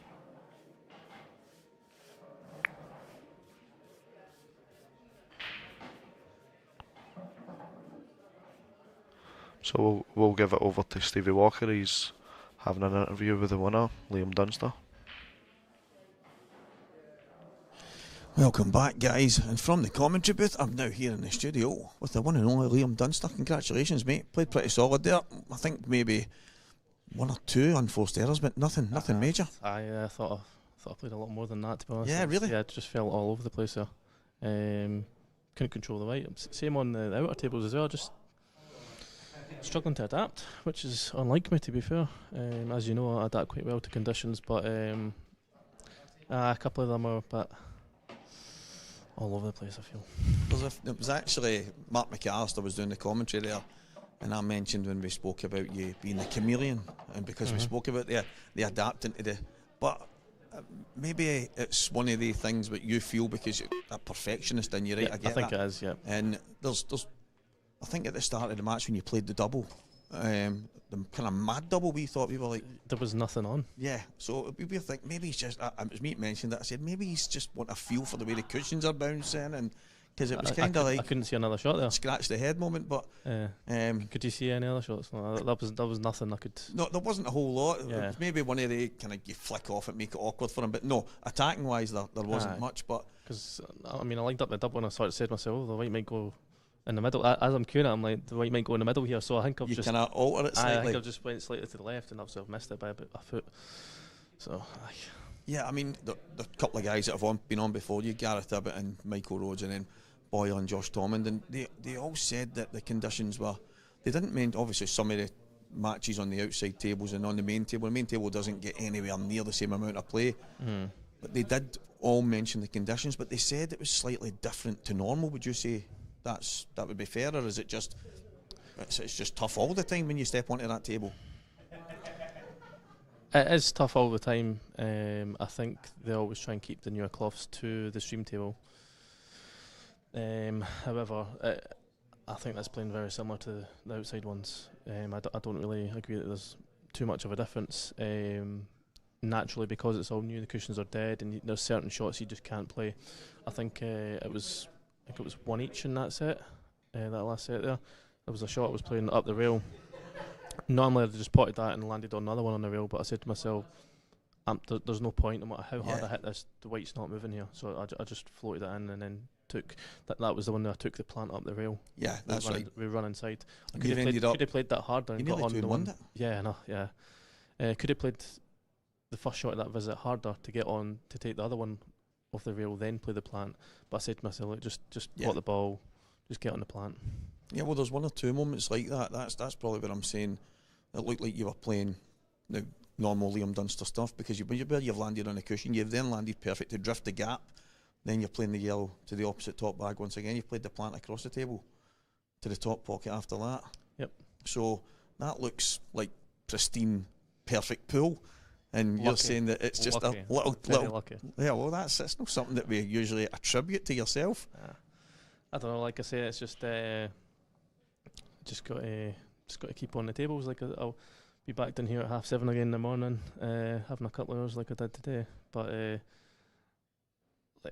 it's bizarre because I came down this morning at 7:30 for a couple of hours, hitting the ball well, feeling good, blah blah blah.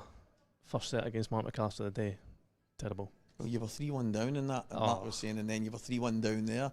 Aye. But you don't go away. Somehow I've not lost a set, and I don't know how. I should have lost at least 4 sets, but it's crazy. Oh, that's incredible. You play Robert Stephen next. I don't know if you know that. He's had a few tussles in the past. He's commonly called his bogey player. The sets is quite different. You're quite handy at it, but there's a few players that seem to falter in the kind of format. Have you got a preference? Do you like this for the Worlds, or is it? I like the fact that it's different.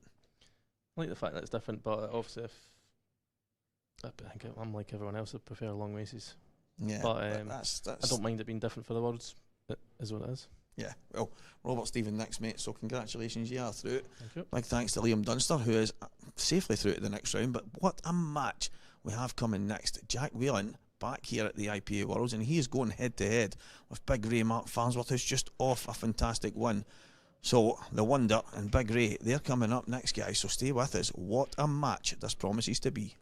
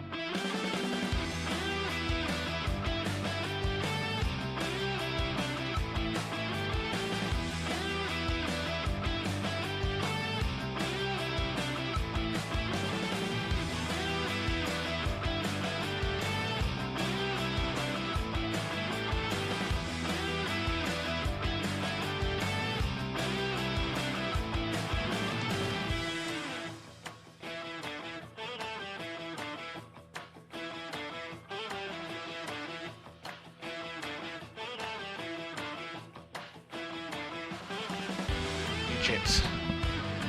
And next up, we have a mouth-watering clash. Two former world champions, Mark Farnsworth, will take on the returning Jack Wheelen next up.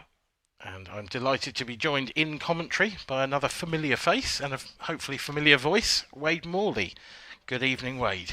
Evening, Dan. How are we doing? Yeah, not too bad. Are you enjoying your return to the IPA? I'm happy to be back, just not happy with results. Yeah, I know that feeling.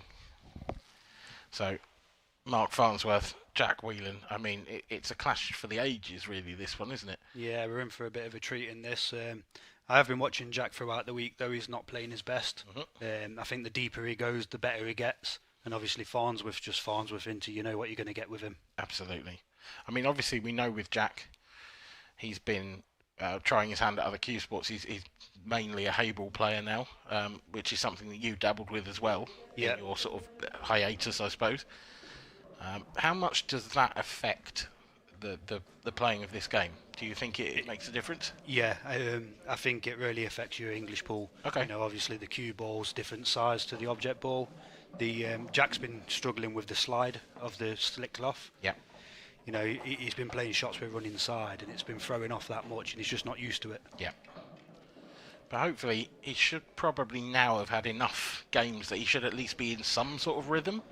I think so. You know, that last set he played in his match earlier on, he was really good. But then he's going straight onto the stream table, as you know, it plays different to the outside tables. Yeah. You've got all the lights and the heat and stuff, so you know it'll be even more slidey again for him. So we'll see how he gets on in the first set, and I'm sure we'll get an idea. But certainly looking forward to this. Any predictions, Dan? Or oh, I daren't predict this. I mean, the thing is, how could you? You'd have to go for Mark Farnsworth, because how could you not? As you say, Jack's been away from the game. You know, this isn't his full time anymore. Whereas Mark is doing this day in, day out. no, and obviously when Jack was playing English pool, he was playing on different cloth, wasn't he? So he's not played on this cloth for a long, long time. Exactly. So I think Mark has to go down as favourite, but it's going to be close. Well, the bookmakers do have Farnsworth as I think it was 4-7 favourite, and Jack was 5-4. So yeah, they do have him as slight favourite. I do believe that Jack's got the better break out of the two, more consistent.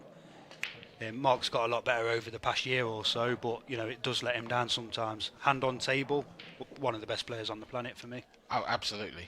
But Mark has started cut breaking as well, and we saw. I mean, that was a great example of it. And look at the pattern it's left here.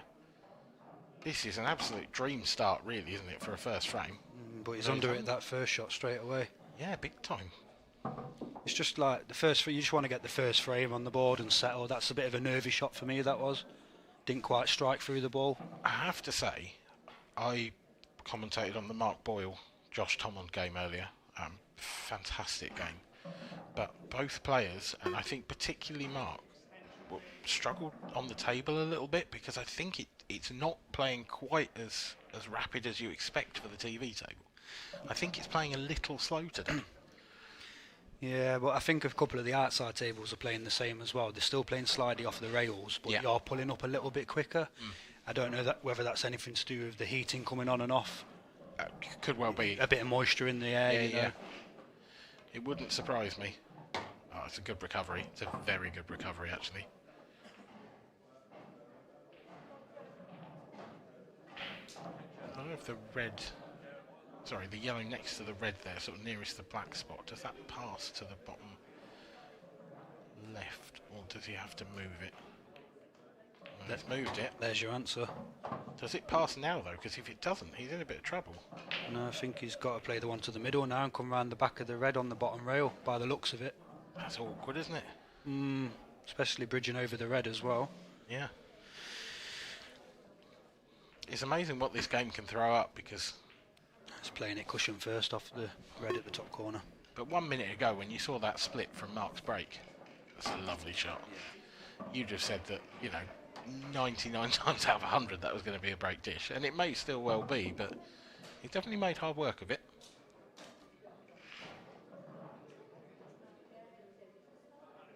Still not entirely straightforward. No, I think he'll still get them. The only problem is on this next one, I think he's coming away from his work, so he's probably going to have to take his last yellow into the middle bag. That is lovely. that's what I was on about before we came on air. You don't really see the angles from the cameras that we've got in front of us, do you? No, it can be deceiving, that's for sure. Still awkward, still bridging. And this is probably a touch thinner than he would have wanted because of that. Let's see how much it slides off this side rail. Yeah. See if he's got the pace. Load it up with check sides. Perfect. Absolutely plumb.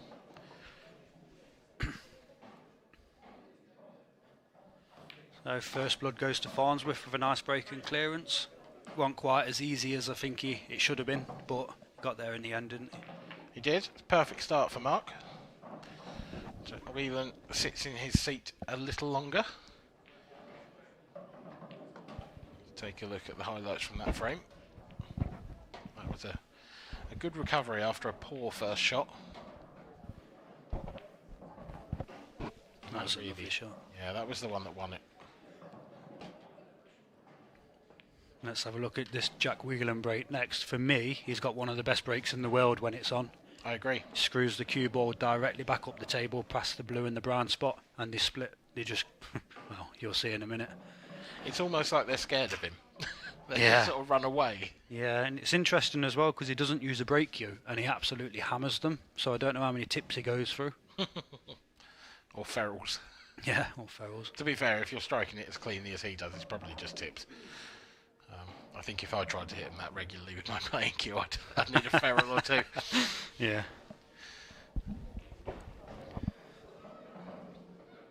Not quite sure what's going on here. Brian Moss, the referee's just come away from the table. Yeah. It's a bit harsh that they've started the clock on him. That's a bit unnecessary. 10 seconds.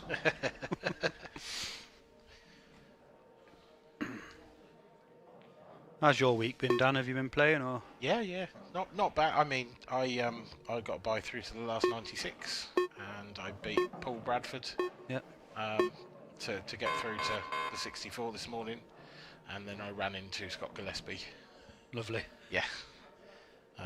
You kind of expect them in the last 64, though. There's not any easy draws, is there? Do you know what? It's just I really enjoy it. I've done it 3 of the last 4 years, getting through to the 64, getting in that live draw. It just makes you feel really like you're part of it and really like you're doing something special. Does it, Which mate? you are. I'm happy for you.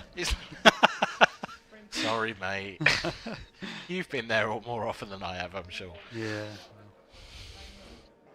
No, I lost in a decider in the singles yesterday. And me and John McAllister lost in the first round of the doubles in a blackball shootout.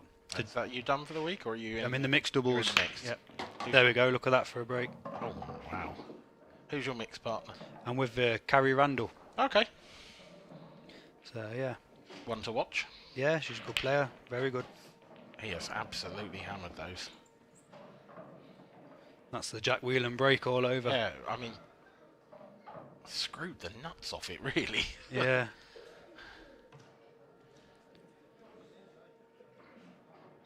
It's been a long time since I've watched Jack play, to be honest. Mm. He has been away from the IPA. I spend a lot of time with him over in China, and such a good cueist, nice guy.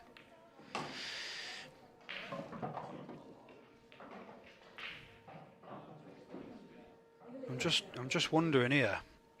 Do you think he'll play the red? You see the 2 reds together, closest to the yellow spot. I wonder whether he'll play one of the reds off the yellow into the middle. There we go. What he's looking at there, kind of just opens them them reds up there. Yeah. Or he might opt to go into them here. And he could do. I mean, you could also land on the one nearest the rail and play that as a plant, and you're guaranteed to be on the one next up the table. But the one thing you've got to do is make the pot. And I think he's left a tiny little window of opportunity there through between middle pocket and red for Mark Farnsworth on the yellow. Why is he still at the table? He didn't pot one, did he?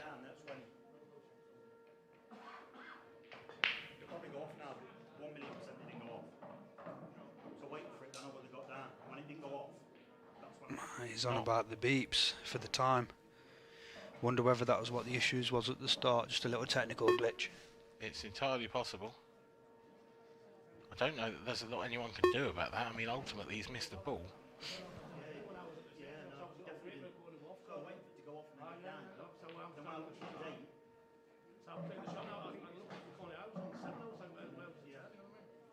Sorry to everyone listening at home. I'm just trying to listen and see what's going on. Same here, yeah.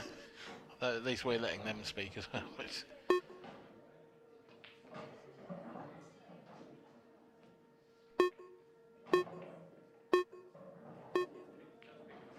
It's definitely something to do with the shot clock. Yes. 100%.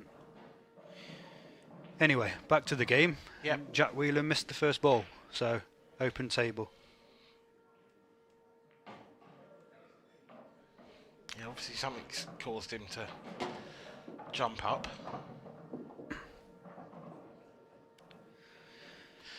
I mean, we haven't seen anything of the sort, but obviously just a little technical gremlin. No, I wouldn't expect it to get into Jack's head, but something like that. A lot of players, you know, it can put them off and send them out of the stride for a bit. Yeah.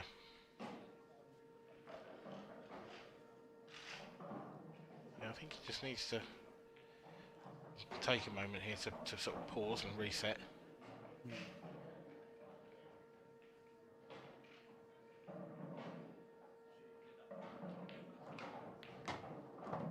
Needs to bounce this. Hasn't got it.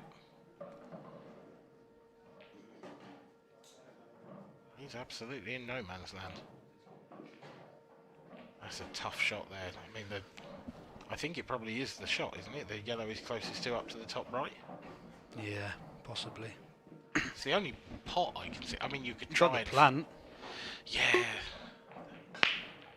I suppose the plant is the safer option because you might get the pocket for the 8 ball, but he's going for this. I nailed it. That's a beauty. He's a little thin. He is thin, and I can't see a way that he can actually hold this. No. So what you're doing, you're playing it with right hand side up and down the table twice, or you're going into it? Yeah, I think a tracer right hand side. He's trying to hold it. Oh. Well, I wouldn't fancy it, but it's a shot. And to be fair, you haven't got to do anything with it. No. Just Cue ball up to the blue spot. Yeah, everything into the pot here for Mark Farnsworth.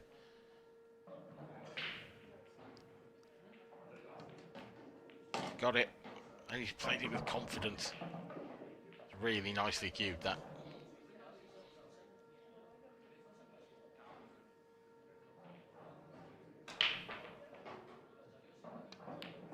Two-0 lead for Mark Farnsworth. And but it's a 2-0 lead, but he hasn't looked like he's got the table yet, Mark. No, he looks like he's cueing the ball well enough, but, you know, a couple of slack positional shots. But Yeah. I'm sure he'll adjust to the table. Yeah, absolutely. But it just feels like there's an inch of pace that he's not quite getting.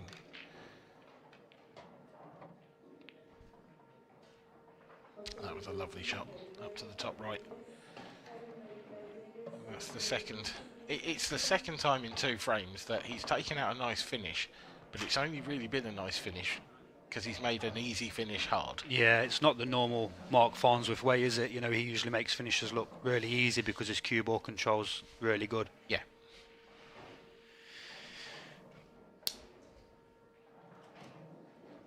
Jack there just needs to not let whatever happened in that previous frame affect him. I suppose that the only nice thing from his perspective is A, it's early on in the match, and B, it's a set format. It's set play. Play the first set and you reset, you're playing another match straight after, aren't you? Exactly. Mark's caught that cut breaker dream. Cue ball. Cue ball is very close. I think it's going to hold up.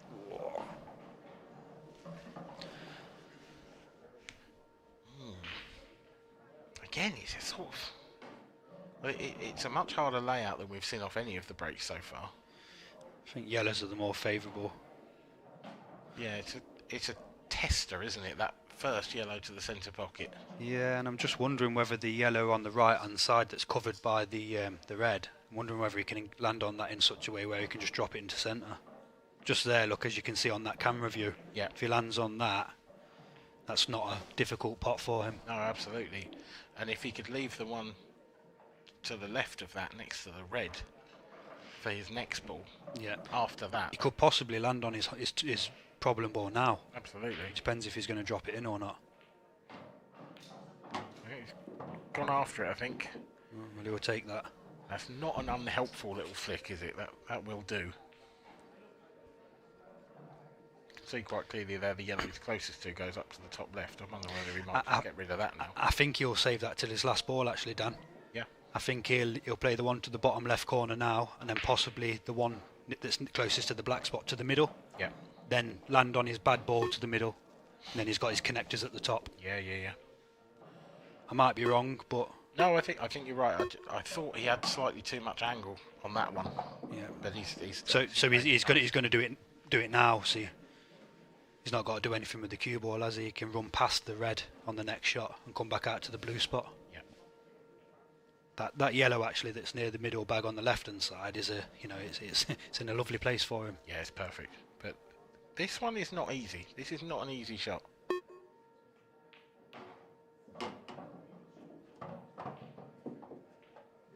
Sort of had to take his medicine, really. You'd like to have run that on and off the cushion, but I think if he played it at that pace, you risk the pocket spitting the ball back out. Yeah, and I think also he'd have had in the back of his mind, if he lands a little bit straighter than that, the cue ball obviously throws off, so it could throw into the red. See there, he's just drifted it past. Yeah. Nice worked out finish by Mark there, really good. This is what I was saying before about his cue ball control. Once he gets into the gist of things, there's not much better hand on table.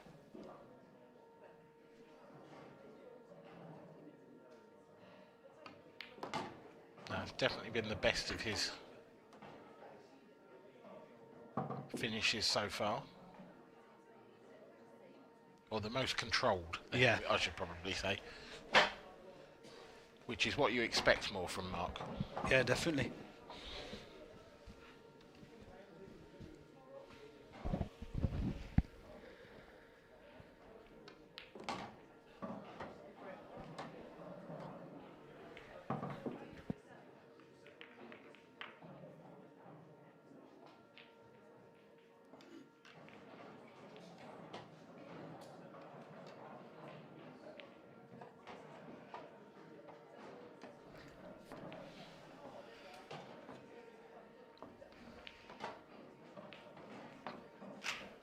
So 3-0 to Mark. Jack, you missed that one ball to the middle. Yeah, I mean, sort of, we don't know about the outside interference there, do we? It seems like something got him riled up and frustrated. We think it's to do with the shot clock, but we haven't heard any more. No. We'll have another look at this Jack Wheelen break. Cue ball straight direct up the middle of the table and the pack will explode.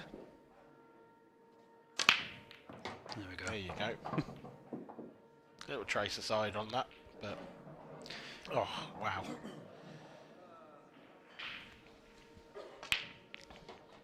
They've come apart quite nicely. It's not absolutely straightforward finish, this. No, obviously I can't see from the camera angle, but I don't know whether the yellow on the left cushion passes. I don't think it does. Looking on the overhead. Yeah. I'm not convinced. So you've got to take the other one first, which then leaves that yellow as slightly awkward to get onto. Yeah, I mean, if you can land like just off straight and kind of just, soft stun back as such on these cloths. It's a screw back on a lot of cloths, but it's a soft stun back on these because it's so reactive.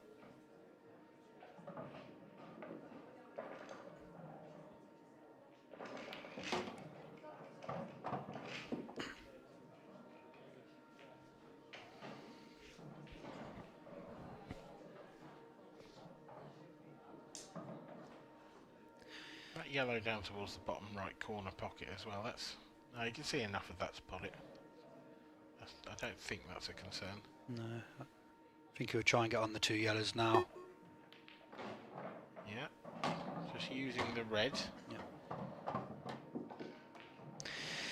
See, he's landed just off straight the wrong side there. Yeah. So he's going to have to come back over for it because I don't think he's got the angle to screw back. No, but I think he wants to leave himself quite thin on that yellow near the pocket anyway, so I don't think that's fatal. It just means there's one more good positional shot needs to be played. Yeah. And I just wonder whether he's going to leave it till his last ball.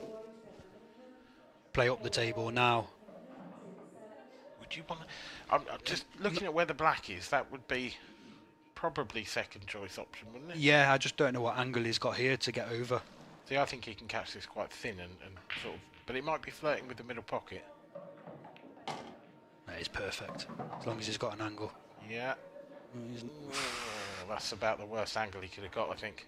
Well, that's not pulled up, has it? And that's why I was just wondering whether he'd go up and then check it back on itself. Yeah. I know he's got to play a shot then to get on the black, but he can cue it. He's never not going to leave himself a shot. I wonder if that... Does that yellow go to the top right? Looking on the overhead, I think it does. I think it's tight, but I think you're right. So you might try and screw back down, land on the short side sort of thing. Oh, no. It's under it. Under. I'm going double now. Yeah. Because you can butcher it and still pot it off the red as such. Yeah. I mean, you don't want to, do you? But I just think it's the easiest shot. I think it depends if you've got a full pocket for it, because obviously... It's going for the cut. Wow, this is thin. This is very thin. Too thin.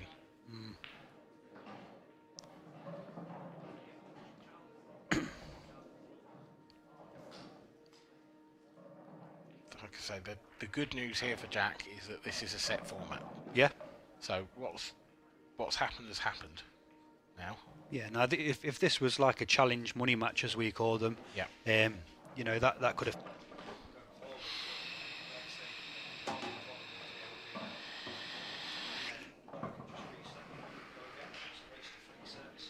It's done, finished. Doesn't matter whether he lost it 4-0 or 4-3. He's lost it, move on. Absolutely, yeah, that's absolutely right. I can't do that, but these boys can.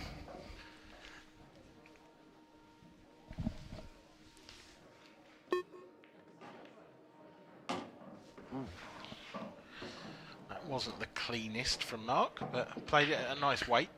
Let the pocket do the work. It's not absolutely straightforward, this, because the two on the rail are making life a little bit difficult. I was just thinking, I don't think he'll want to leave the one on the bottom rail till last. I think he might try and get down as soon as possible.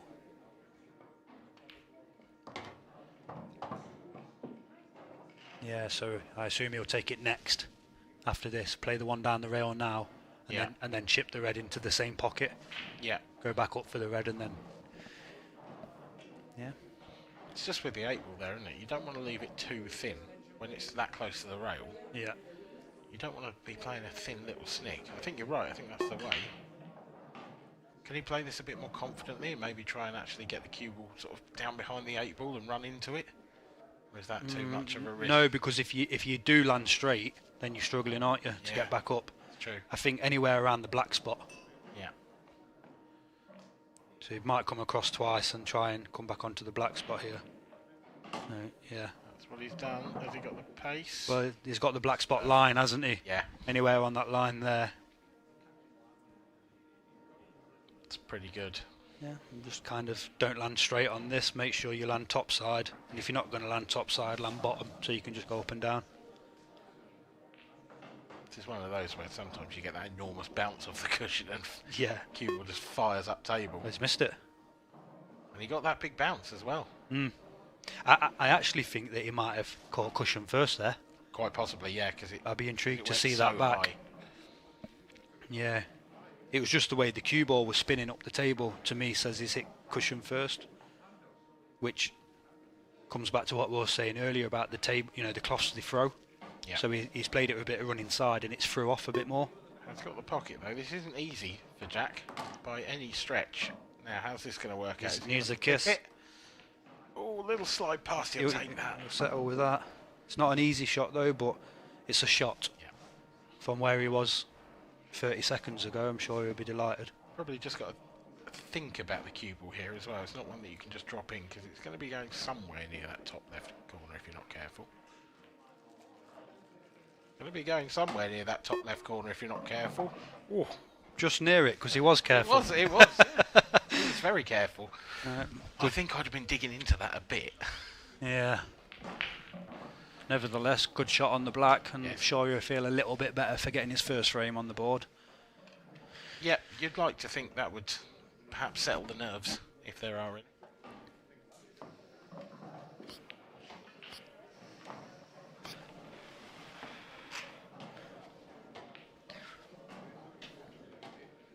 Just that shot there, where he didn't quite leave himself any angle. We might get to see. See, I think he's caught cushion first there. It's either that or he's caught. I mean, regardless, he's definitely caught it too thin. It's almost sort of cushion and ball at the same time. That kind of reaction. But yeah, it was definitely too thin. Jack Wheelen doing his best impression of a man eating a lemon there. He's not hit that one well. Got lucky. He didn't hit that well at all. He did get lucky. He hasn't been rewarded with a great split though, although he's been rewarded with a ball. Well, you know, at this level, they'll take a ball because, you know, 2 or 3 shots and all of a sudden they're in prime position. Yeah. I think you can make a case for either colour set here. I don't think there's an outright favourite. Reds are probably better. Yeah, it's just that one that's next to the yellow, isn't it? You know, near the black spot, the red and yellow that look like they're touching each other. I don't actually think that goes anywhere. No, I think but you've got that red, sort of the red nearest the middle of the table, which is quite a nice ball to attack that area from. But that red is in such a position that it needs moving, but also that you... Oh my God. Wow.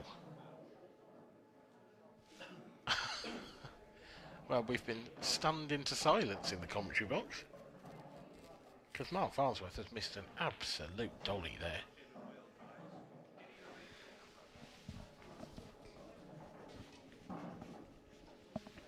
I wasn't keeping an eye on the timer there, but I don't know whether the shot clock came into it at all. It seemed like he hit it a bit fast when he got down. Yeah. Yeah, was he just caught out by it? That would be surprising, but it might at least explain that shot, because barring that, I'm not sure I can. No.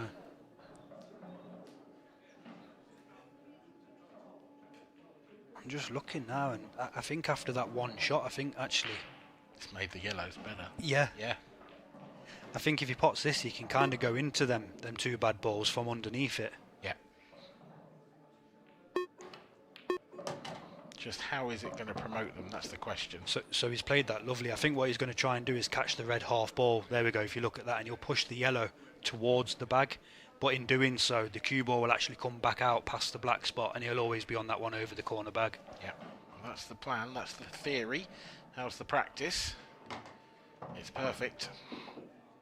Yeah. A little bit thinner than he'd like to be on this one, but you know, I don't know whether he can go into that, use that red as a blocker on the left on cushion, as you can see.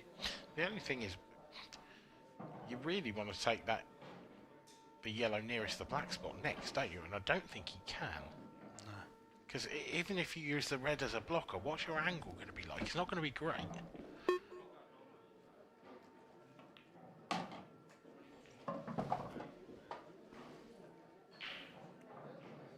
See, I think he's got to take the one to the right of the cue ball now, which just leaves a sort of wall of reds in the way of that yellow if you're coming back. Yeah, I don't know whether he's got the option of screwing back into the red that he's closest to now. See the red to the right of the cue ball? Possibly. He's not straight enough, is he? I don't know. I think he's got too much angle to do that. He's got to take this now. He's not out yet, Jack Wheelen. I think he'd love to be just off straight on that, so he can run it through and use the gap down the table, as you can see in between the reds there, where he's putting his cue. I just wonder, can he check it up enough to get over there?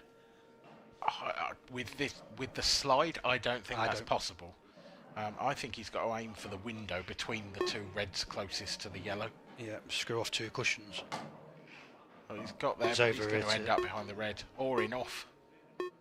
No, behind. He's just been chasing a little bit with this finish, I think. Yeah. He was never really in prime position. I would argue that he was a little bit unlucky with that cannon. to land thin on that yellow. Yeah. He played it well. He worked it out nicely, but ultimately you trust to luck slightly in that situation, and he didn't quite get the rub he would have wanted. Trying to get in behind the yellow. This looks a good. Great effort. Oh, what a shot! Highlight reel. That is an absolutely magnificent safety shot.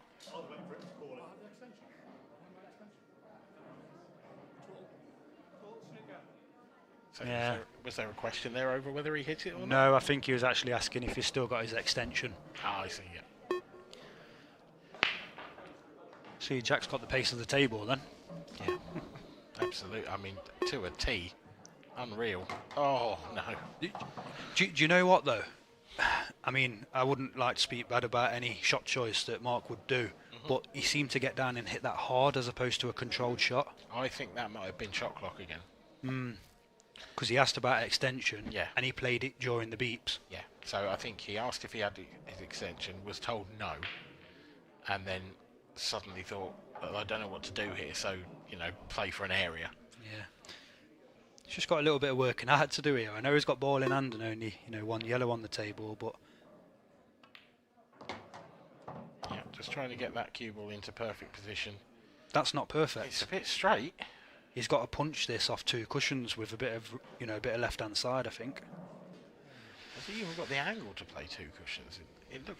This looks really straight to me.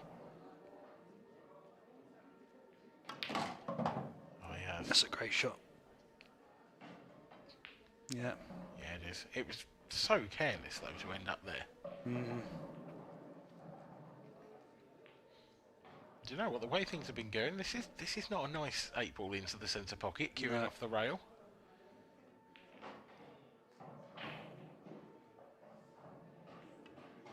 Good shot. Larruped it in. I will stick up for him a little bit though when he had ball in hand there. Obviously, him playing Chinese 8-ball, you don't get a free visit when it's a foul. You get to put it anywhere on the table. So he's not used to having that free visit anymore. No, it's true.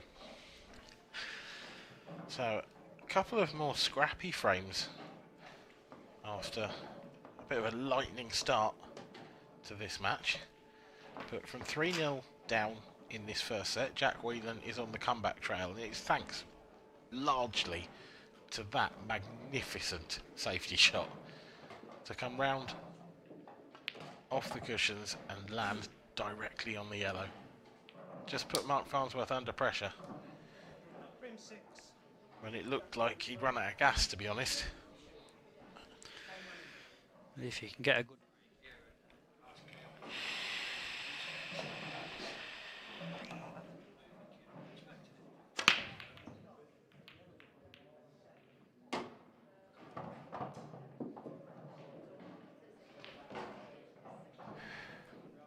The thing of beauty. That's probably the best he's hit, actually. Yeah. The cue ball really did come directly back in the line with the cue then. And they've still come a little bit smelly for him, haven't they? They're not nice, are they? No. Just wonder whether he'll play this plant. Yeah. The yellow's a little bit far away from the pocket, so he's either got to double kiss this in or play it thin. I think you play this thin just to get the cue ball back out. Yeah. But you have got to be careful. You're right, that yellow being in the right hand side of the pocket is not helpful. So he's going reds. That is not a choice I expected, if I'm honest. No, he's not played the first shot the best either. So I wonder whether he just wanted to land straight onto the one to the corner and play the skill shot.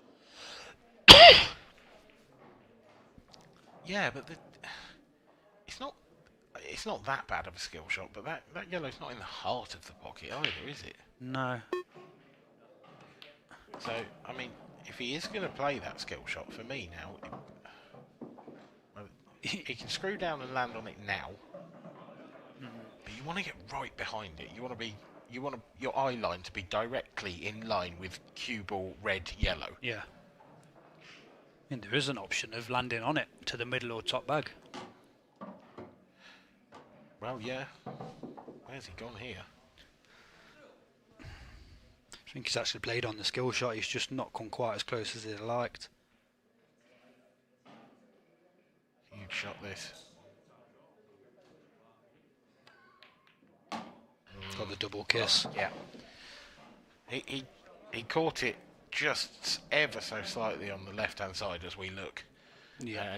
And it sent it into the jaw and back. Yeah, like you said, it wasn't directly in the centre of the bag, was it? No.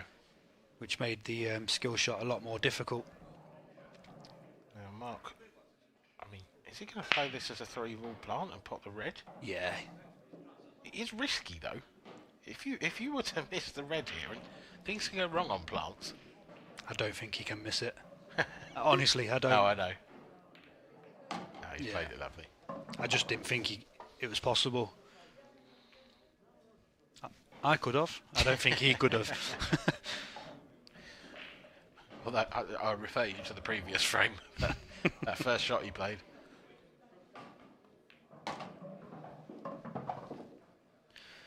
Well, as long as nothing crazy happens here, I assume that Mark Farnsworth's going to take a 1-0 lead in sets. You would imagine so. But it wouldn't be the first time we've thought that. No, and it's not been the first set we thought it would be with these two. It's not been vintage. Let's put it that way. Yeah, who wants vintage? We want drama. We do. Do you know what? I absolutely agree with you. Don't get me wrong, I love watching a dish fest, but I do like watching people make mistakes. Yep. Maybe it's the masochist in me, I don't know. We want deciders. Yeah. Oh, yeah, but we absolutely want deciders. That is the one thing. That is the hill that I will die on when it comes to playing pool. Like, I don't care what you do, but give me a decider any day of the week. Love it. I hope Luke Sandys isn't listening to me say that again after that last game. 3 deciders. Speaking of deciders, Jack's first 2 matches both went to deciders. Yes, they did. There was a big crowd in the main arena. Is he alright there? The one against Nick Power. Do you know what? He's a little bit too straight, but I think he can sort of just pinch the bag a little bit. Yeah. Is he screwing? He's screwing on and off the top cushion. Caught the jaw. Well, unless anything crazy happens, said Wade. Right, I'm off, guys. It was nice speaking to you all tonight. He's going to knock the double in, surely. It's going to tuck him up. He is. He's got the tuck. That's a dangerous game to play, bearing in mind what happened in the previous frame. Yeah, I think this one's difficult to escape though, and pot it. I don't think he needs. Well, I just wonder if he can do a similar shot and lay on the back of the 2 cushions and the one down the table. This is getting whacked. It is. Oh, it got close. It got really close, but he hasn't got lucky. See cue ball anywhere at the top right of the table as we see from here, and he's okay there. Yeah. I'm assuming he didn't feel like he could get round to play the shot I suggested because he played it so perfectly in the previous frame. Yeah, I think the middle bag was slightly in the way. The thing is, when you come, I know this sounds silly, but when you're coming down the table, they seem to slide a bit more. The rails do. Yeah. As opposed to coming off a short rail. Yeah. I agree with that actually, completely. Yeah. I've never really thought about it before. No, but it does. Yeah. I know a lot of people at home watching will be like, "What the hell are they on about?" But yeah, the side rails do seem to. It's just the angles you're coming at, isn't it? Yeah. But yeah, wasn't a vintage first set, but I'm sure it's going to pick up. Shall we have a look at some scores around the room? Absolutely.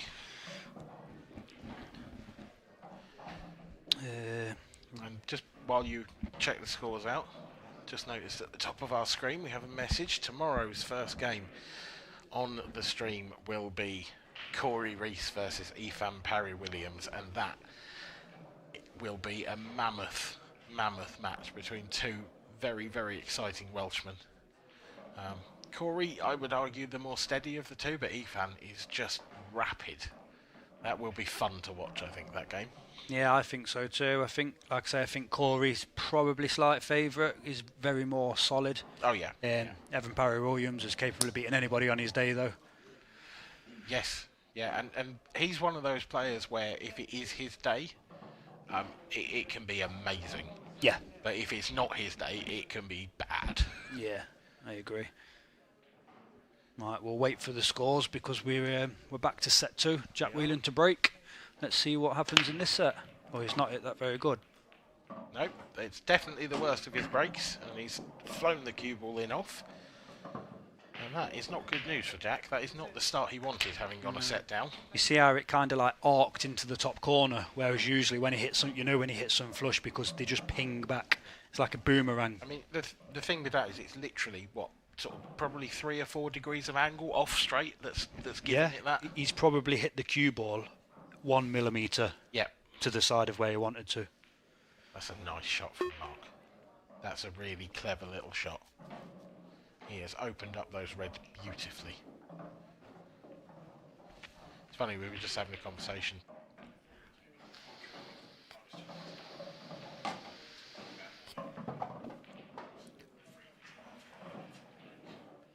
Thinks it's too harsh a punishment. I kind of think this frame might back him up. Yeah, well, I've been speaking to a few of the guys as well over the course of this week, and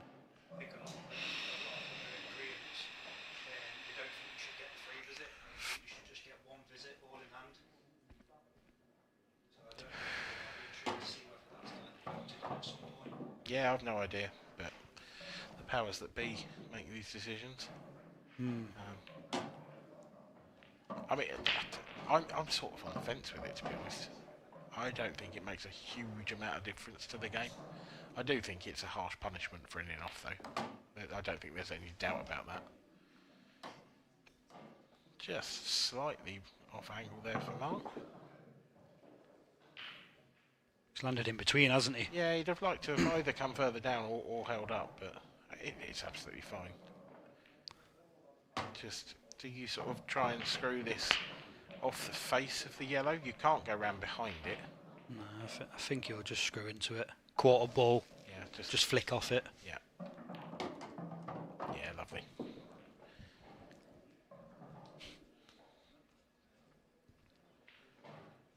It was the perfect start to set number 1 for Mark Farnsworth. He broke dished. I would argue this is an even more perfect, if that was such a thing, start to the second, because if you're getting a dish off Jack Wheelen's break, then that is, I'd argue, better than getting one off your own in terms of the match. Well, it gives you the big advantage, doesn't it, if you're getting first visit off your opponent's break and then clearing them up as well. Yeah. So just looking at some scores around the room, we've got Richard Swaffield is 2-1 up in sets against Lee Shepherd, and the 4th set is 1-1. Clint Jansen has beat Matt Schofield 3-0. Daniel Wells and Jack Heckingbottom is 1-1. Dan Davey 2-0 down against Jake Dillon Newlove. Wow. Obviously we know how good Jake is though. Former World Championship finalist. Yeah, runner-up. Matt Steeper is 1-0 up against Scott Pope. Young Anthony Monarch, such an exciting player and going to be a fantastic talent. He's 1-0 up against Paul Harkness. And Josh Fommond, who we was on about earlier, is 1-0 up against Gio Edgar. Yeah. Fantastic player. I think he's got a snooker background. Yes, yeah, he has. I was in the commentary box with Josh's doubles partner for the week, Steve Wall. Yep. He was telling me all about his snooker talent. Well, that's who beat me and John in the doubles. Right. It was 6-all. Yes, he did say it was a shootout, apparently. Yeah, well, there was 11 finishers from the break out of 12 frames. It's absolutely nuts. And then I was sat with Mark Boyle earlier on after his game, and he was praising him, saying how good he is. If Mark Boyle's praising you, you've got a bit of something about you. Well, honestly, that was an astonishing match. That was the sort of match that was worthy of being a quarter or a semi-final, let alone a last 64. It was just brilliant to watch. Yeah. Well, I was speaking to Harry Peart earlier on, and Harry obviously is a snooker player before Paul. He used to play snooker with Josh Fommond. He said he was absolutely incredible at snooker. Okay. He was like kind of one of the bottom pros but top amateurs in the country. Yeah. So, and you can see that when he cues the ball, he cues the ball lovely. But some of his shot making and his speed as well. I mean, we watched that game, me and Steve, and in the whole game, you heard the beep of the shot clock once. It was crazy. just that sort of game. The splits were open, but Mark was missing the odd one, and then Josh was just coming in, bang, bang, bang, mopping up. Yeah. And he also played maybe my favourite ever double, I think. I don't know if you saw it, but... No, I seen the clip of Boyle's skill shot. That was again. Oh. Do you remember the one he did the other year? That was like 3 foot away from the ball. Yes, yeah, that was... but Boyle's skill shot took real bottle because... 3-all, wasn't it? 3-all and 1-all in sets. Well, he was 1-0 down. He was 1-0 down in the sets, I believe. I'm sure it was to go 1-all. Yes, you're right, it was. Yeah. Back to the game here, and Mark's got a little bit of work to do here. I think he's just done it. Yeah. Well, he's come a bit far. He'd have loved an angle now to be able to drop on the yellow next to the balk line to the top right. He doesn't have that now. Wonder whether he's got the angle to screw back and take the yellow in the same pocket. I just wonder whether he might save that for last and come around the angles and try and get there. It's not easy either way, is it? No. He is trying to screw it back, I think. Lots of reverse side. He's tried to play on it in the same pocket, hasn't he? Yeah. See Jack just giving him a little look there, as if to say, I'm interested now. Yeah. Not quite ready to spring into action just yet, but definitely a possibility he will be in a few seconds. Treble maybe? Yeah, I think that's the shot. No, little safety. Oh, really good little safety, it has to be said. I do think Mark's second favourite for this now, though. It depends how full Jack can see this. If he can see it full and screw back behind the black, then yes. If he's got to come off it half ball, I think he's got to play a really good shot. Yeah. He's having a look, isn't he? Now, to me, I think he's got to come off it quite thin and then sort of try and get back into the same position. I don't think I'd even be playing that, because the problem is you can leave the yellow to the bottom corner. But he's played into it. That's a great shot. That is so clever. That is such a good shot. And now Mark Farnsworth. You just can't appreciate how good that actually is. The vision to see it, but then to execute it as well. Yeah. It's a fantastic shot. Mark he's almost got a pot out of this.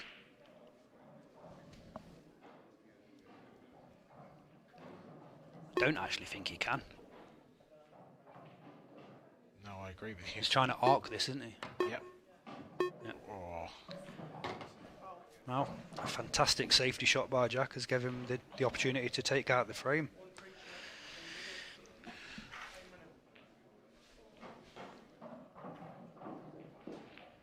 Are you playing the plant? Are you playing the plant or not? It's a risky one, that, isn't it? Yeah, it's not nice. It is risky. I think if he can play this red onto the yellow now and leave it in the bag far enough, he can play the plant after. I think maybe if you play the plant cushion first, so if you miss it, the red still goes away. I like that too. It's a good option. Just gave himself plenty of options, hasn't he? Basically, all that shot was get the red away from that pocket. Send the cue ball into a position where he's got the choice of 4 reds there. Yeah.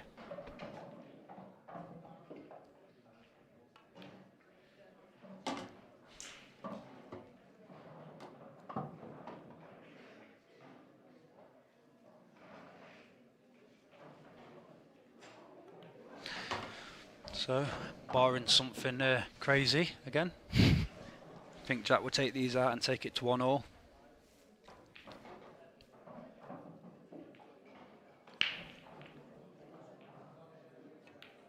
And it's one of them frames as well that Jack will be delighted to win because Mark was in first. He's made a mistake and now Jack's punished. Yeah, these are big frames when you get the opportunities.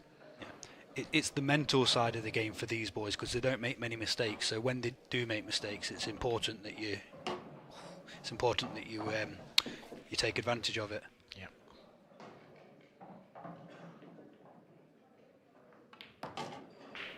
And he was just a fraction straight there, Jack, on that last shot, and he's only just come far enough on this red. This is fine, but it it could have been a lot easier. Does he have to come off free here? I think he does. I think he's got to punch this round 3 cushions now. Yeah, good shot. Yep.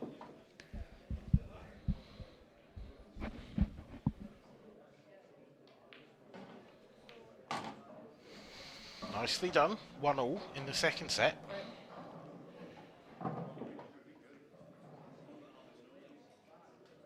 Mark may well live to rue that miss.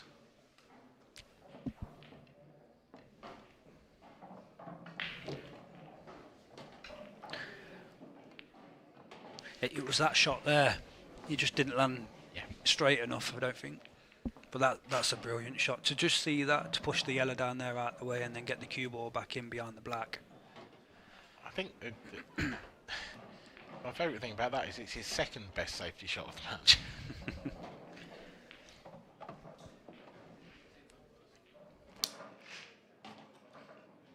Frame 3.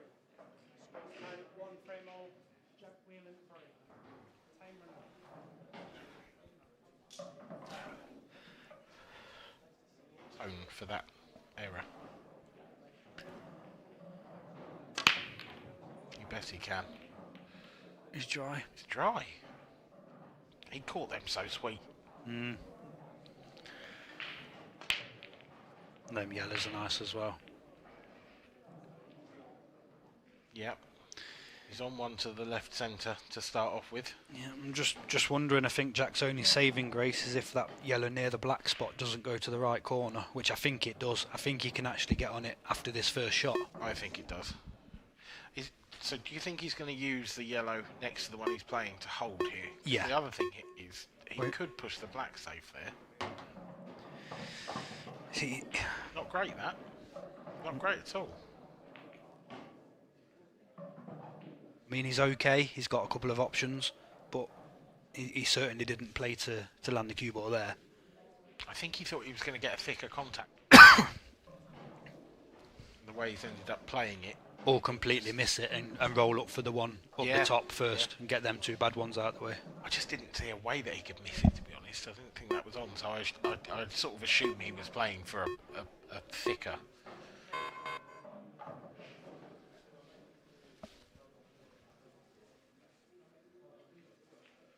Brian Moss there doing a fantastic job. Yep.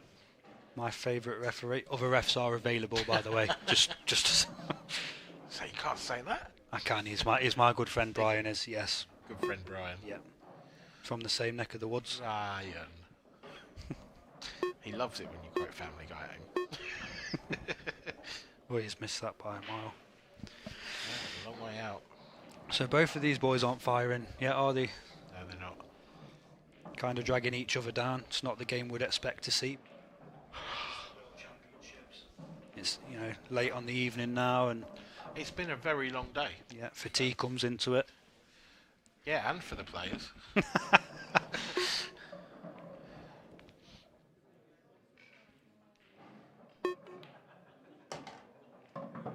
the skilly there. Hasn't got it. Not happy. No, because these reds aren't nice at all. No, they're not. Them 2 reds that are closest to the black, I don't think either of them have got a pocket. I'm not entirely sure what he was trying to do there, because that pocket's not really one that he'd need anyway. No. I don't fully understand that shot. I think this is just a bit of containment. Yeah, just make things awkward. Yeah.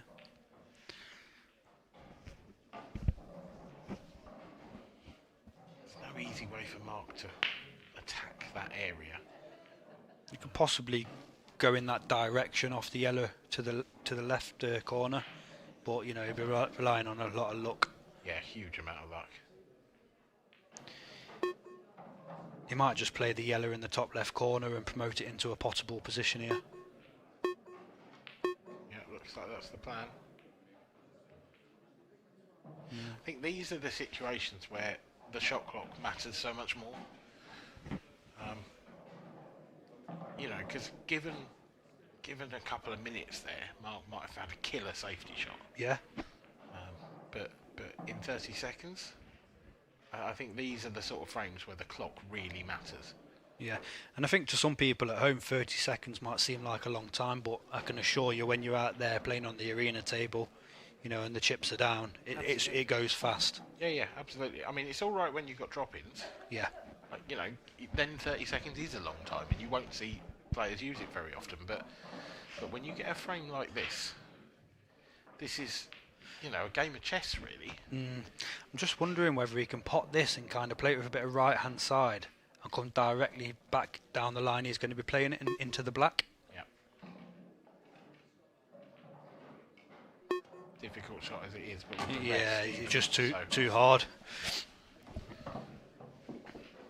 Now, maybe there's an opportunity now, because the yellow to the left of the 8 ball there, if he can pop that up to the top right, he can move that red. I think that would open the yellow. I think the yellow next to the 8 ball spot still goes bottom right as well. This could be the key to the frame, this shot.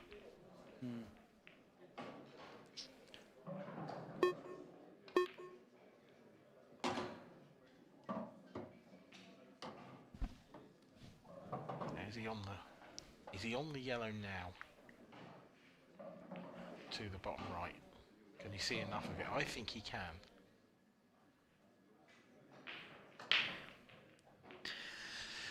I think he might be able to throw it in as well with a little bit aside if he's not, you know, exactly on it. It's just that yellow next to the 8 ball still, isn't it? That's still... He's not on it. It's not nice. No, it's not. Now, he is now, but he's definitely running into the red. So, can he just drift this in and actually hold the cue ball on the red so that he can take that yellow up to the top right? I think so. I think that's If I'm looking at the overhead, I think. Yeah. Is he playing it off the other red, actually? He is. But he's gone behind it. So he's not on it. Now, does the yellow next to the black go to the bottom left corner? Now, that is tight. That is one that I can't see. Come round to have a look. I think it might, the way he's looked there. I don't think it does. I actually think he's looking at playing the yellow off the red directly below it. Right, yeah, gotcha. Half ball. I think the way he's played that, he's landed on it perfect. I think that's what he's playing. Yeah. Soon see. I don't think that yellow goes, does it? This is a monstrously difficult shot. This is yellow off the red into the corner. Screw back for the 8 ball. He just caught it too thick. They're so difficult to judge, though. Especially at that distance. Yeah. That was a huge distance.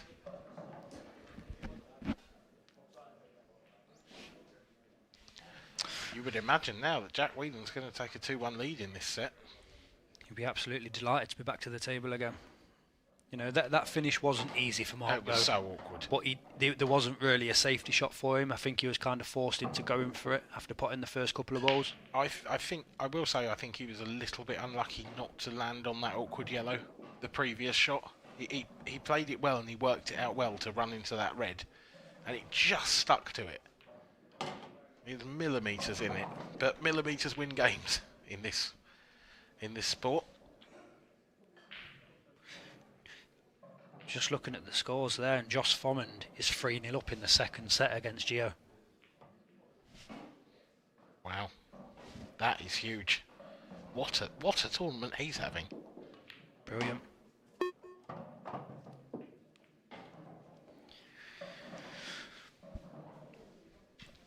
In the second set to knock out Gio.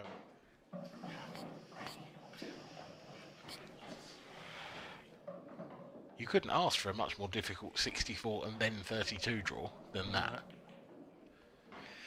Well, I think if Jack gets gets that.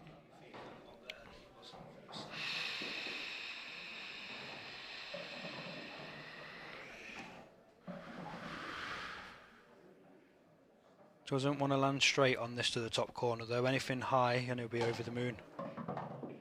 That'll do. Perfect. That will do nicely. Choice of ways to play this. You can either sort of drag it in and hold to the 8 ball to the bottom right, or play for the 8 ball to the right centre. That will do nicely. And it's going to lead 2-1.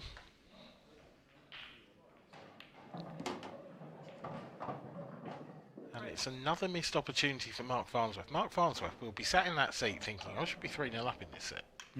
I agree with you there.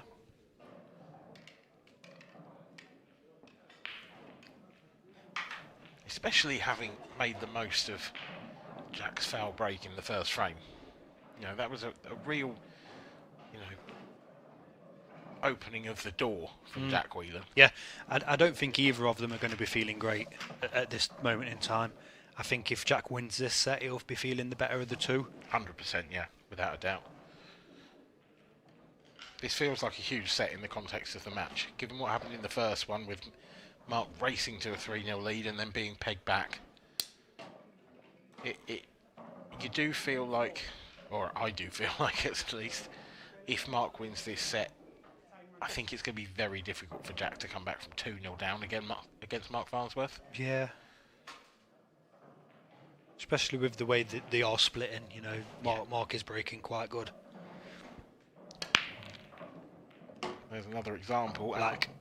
Yeah, I was watching the cue ball. The cue ball was close, but the 8 ball was closer. So we will have a re-rack.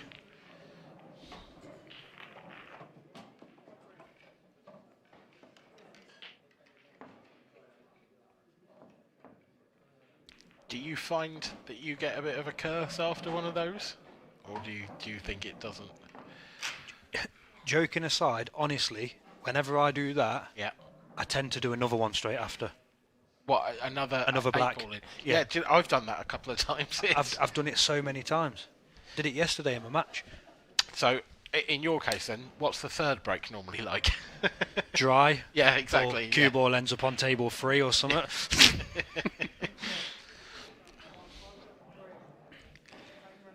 Right.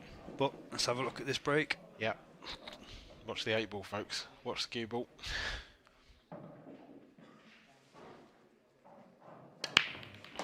He's nailed it. It's going. He's absolutely nailed that break. It's a better one than the previous one. And the previous one was pretty good. He really has got this cut break working. It does help with the, you know, brand new cloth and brand new balls. They help. They make a huge difference on the break. This is a really awkward table, actually. There's no sort of obvious colour set because everything's kind of covering everything else. I think I marginally prefer reds, but yeah, it's the starter. The starter's a bit awkward. The red next to the black, I think that can be his first ball to the top right corner if he's feeling confident. It's a big shot, but you're right. Yeah, and he can... Then you've got that. The red, the awkward red is the one that's in that triangle of yellows there, right in the middle of your screen now. The one he's just going towards here. Yep. As he's landing on that to the middle. What a shot that is. Absolutely plumbed it. Fantastic shot. He's actually overrun it by a couple of inches. Could have been even easier. But he will take that all day long. That's a great shot.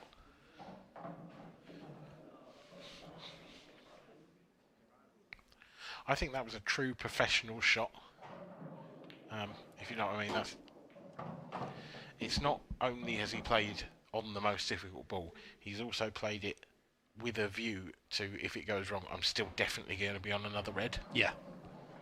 And that's where these top boys are so good. You know, they'll play one shot at the start of the frame, which is the key to the frame. Yeah. You know, when we're playing, you know, sometimes we use the term as that's the black ball. Yeah. Because in our eyes, if they pot that, they've won the frame. Yeah. And that red in the middle of those 3 yellows, to a certain extent, was the 8 ball in this frame.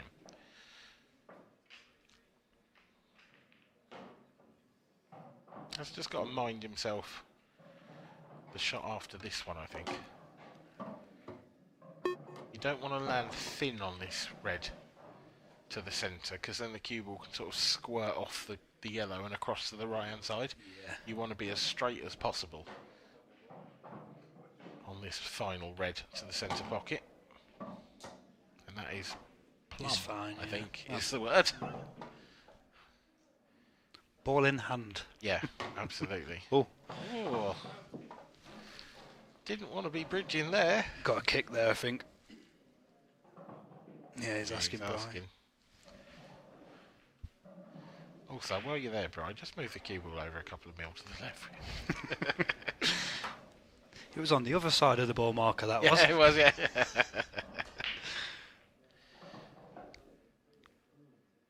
You know what I really want to see? Go on. A referee drop the cue ball one day. I know. That's surely not your favourite referee. You wouldn't want it to happen to him. I want it to happen to him more than anything. Oh, okay, fine. But it won't happen because Bry's a great ref. He is. Oh, this is so awkward. But he's nailed it. Super stuff from Mark Farnsworth. A break dish gets him back on terms in this frame.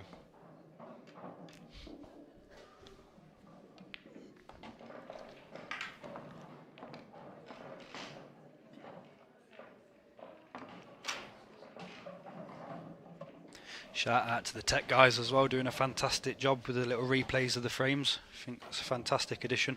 Yeah, High Vis Productions are doing a magnificent job bringing this stream to you. Plenty of sponsors for the week. Check out all the logos on everywhere on all the TV screens. But we are blessed to have some of the biggest and best names in blackball pool supporting us here at the IPA. And Jack Wheelen has screwed it off again. And this one might be fatal, I think. That is not good news. And he screwed straight in off as well, that's the worst thing. He won't be happy with that. I think he'll be going Reds here, won't he? I think get that yellow in the top corner out the way and he'll definitely be going Reds.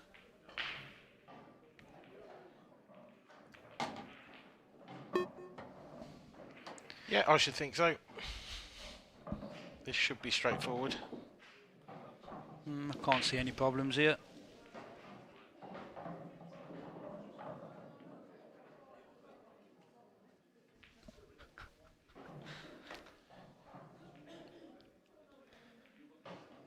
Sorry about that silence there, guys. Me and Dan having a private joke. Hard to imagine anything going too far wrong. I think the only possible thing that could actually go wrong is the yellow that's closest to the red in the centre of the table. Yeah. But I can't see how it'll go wrong. No, but it just feels like a slightly more awkward ball to get on than the rest. I know exactly what you're saying. Might play on it now. Is he screwing into the yellow? Has he got the angle for that? I don't think so. He might have tried the flick. He did. Tried to. Yeah. But he could have just dropped that in dead weight and then played the yellow long into the bottom left corner there. He's actually finished quite nice on the one closest to the cue ball now if he wants to. He could just top this down the table. And then the red in baulk would be his last ball. What are you looking at?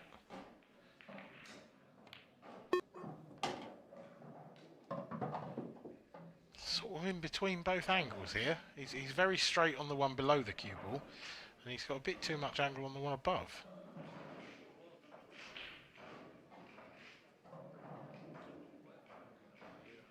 But I think he's got to play the one, the awkward red that we were talking about now.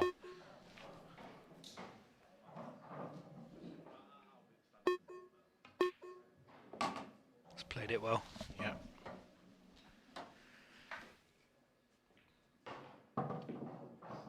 Again, though, looks to have finished pretty plumb straight on the red in baulk. So I think he can screw over anywhere near the middle pocket. yeah, be looking to take that red to the bottom left now. I don't think this angle could be much worse, you know. This looks horrible to me.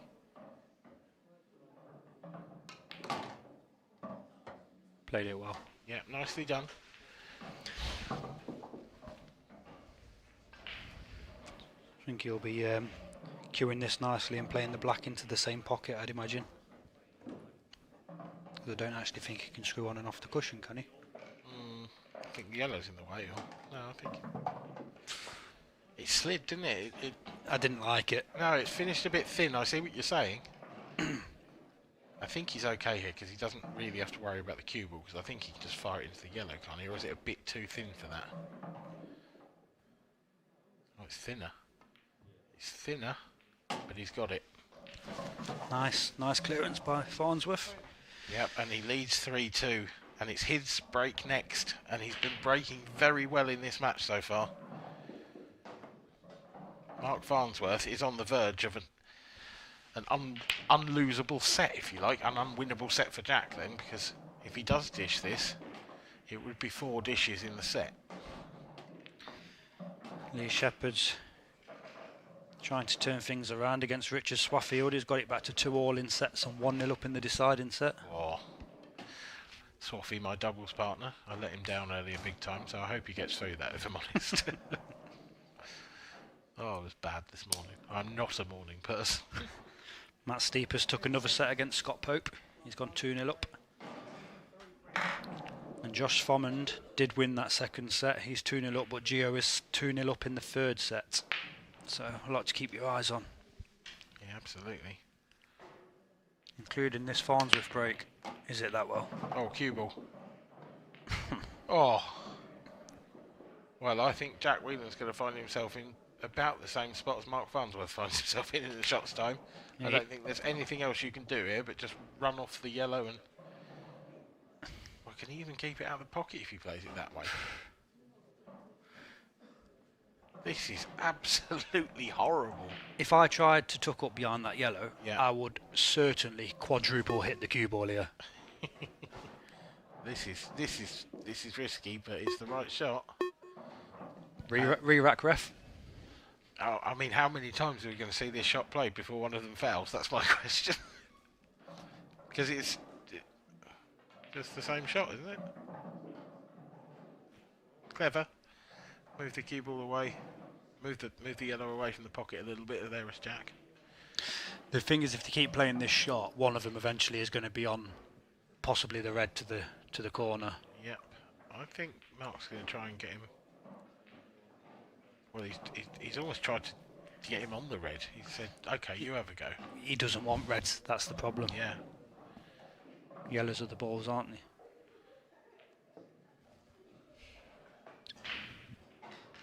To left it. Can you pot it to middle, maybe? No. Maybe. Because when they're that close, you have to kind of strike the bottom of the cue ball, which would be screwing straight back into the pocket. So precisely that. Yeah. It's a nice weight of shot. It's getting more difficult to... Do you want to just nip out and see if they want to re-rack, or...? Yeah, sure, yeah. Either that or just, make a cup of tea. Yeah, if anybody at home wants to nip and put the kettle on, make a pot noodle. If you want to bring us a biscuit, we'd appreciate it. I'm starving, I am absolutely ravenous. Yeah, I mean... My food today has consisted of breakfast and then a pot noodle, and that's been about it.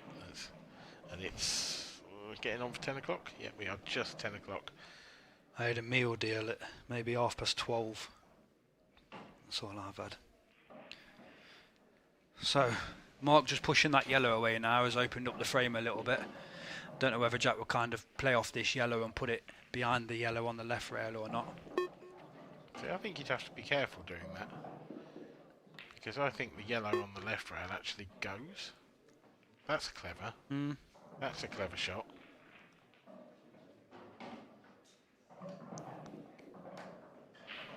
Does the yellow go into the top left corner? That's what I think.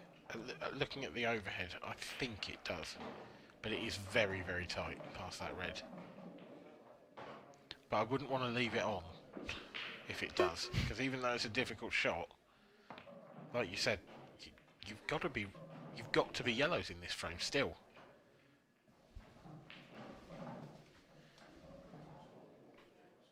I wonder what the record is for the most number of shots before colours have been decided. Oh, there might be now. Surely he's left that to the middle this time, hasn't he? I think so, but I think the good thing is Jack playing that shot earlier on when he rattled the red in the right corner. Yeah. It's pushed the black in front of that yellow. Yep. So now the yellows aren't actually dropping, there's work to do. No. If that yellow does go up to the top left, would you be tempted by it from this position? No, not from there.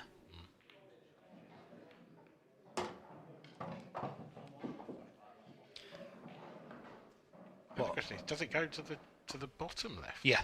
Yeah, it goes to the bottom left, yeah. But you've got to be right with the cue ball, haven't you? You've got to be almost straight on it. What I would be tempted to do now is pop the left to the top, yellow to the top left corner and screw into his badge yellow. Yeah.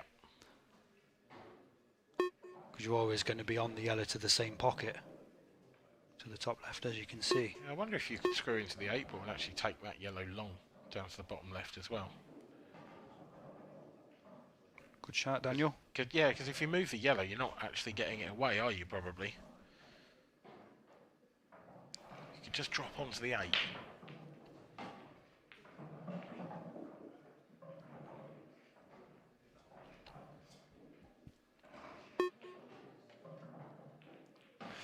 You've got me thinking about tea now, I'm stopped. I am sorry. But if I have to, then you have to. We can suffer together. Do you think he played the pot there? No, I don't. No.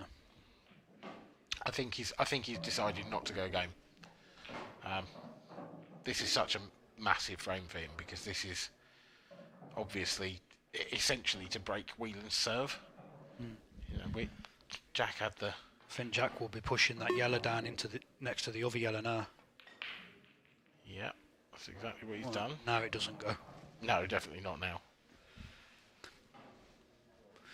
But if I'm Mark here, am I just...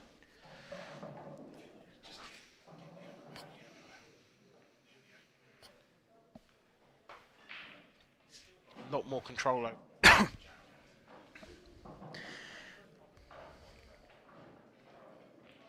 Cushion first.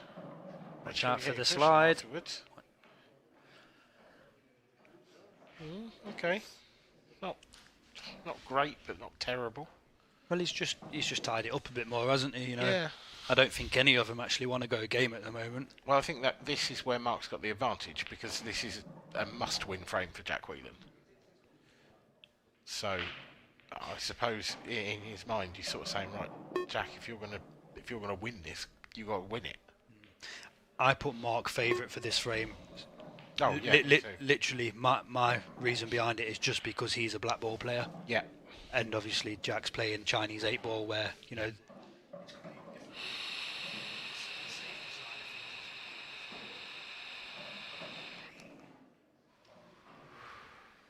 This is where we go back to where you want to set up the shot block. Yeah. Each player will try to keep their extension for as long as possible in this frame. Yeah.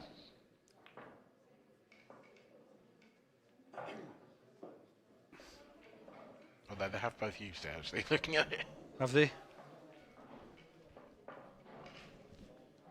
Your memory's better than mine. And as you've just pointed out, it does show us on the screen. I think... Sorry, I'm not... I think they go when their extension's been used. Yeah, I think Jack's has, though. Jack's used his, but Mark hasn't used his. Mark's in colour. Yeah, it's because Jack's on reds. We'll have to find out. Can someone please confirm who's used their extension or not?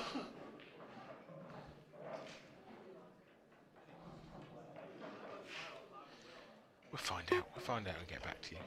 Send a message to the IPA elves.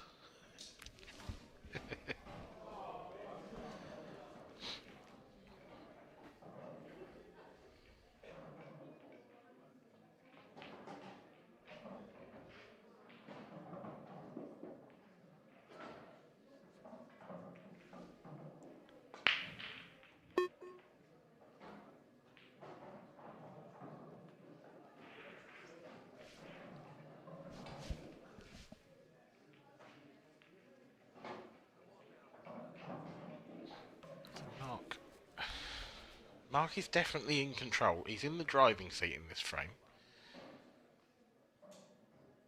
But it's a tough frame to call fully.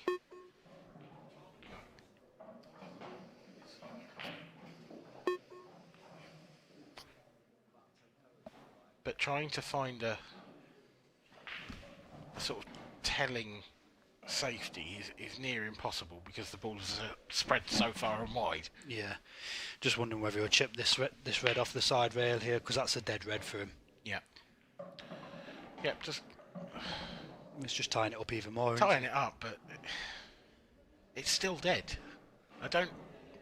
You know, I think he feels like he's behind in the frame. He's the underdog for this frame, so all he's doing is holding on a little bit longer and giving himself more of a chance, so Mark can't actually go for the finish. Is he trying to push Mark, sort of almost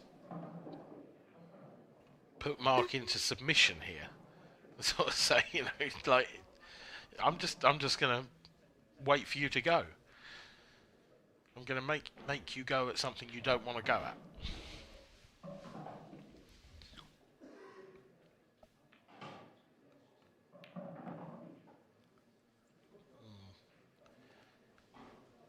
That's a good shot. I don't know if he's covered the pocket for the 8 ball, but he's certainly covered it for the yellow.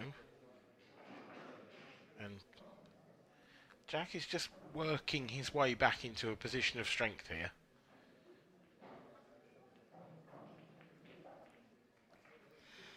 Might be able to tuck him up behind the red in the top right corner here.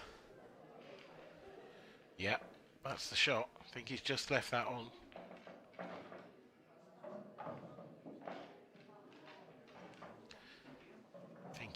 Might have left him an edge, has he? No.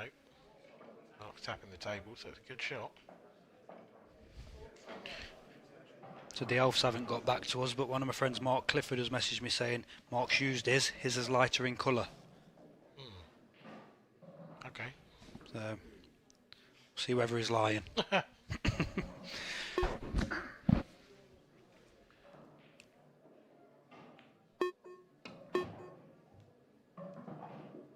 Oh, terrific. Was there a little flick of a hand of apology there? Or I think he meant that, didn't he? I think he was going down the line where he's had 3 balls. Yeah. So if he misses the first one, he's got a chance of it in the second. So yeah, I think it's a good shot. It's a great escape, no matter what. No matter which way you swing it. Jack's just took his extension.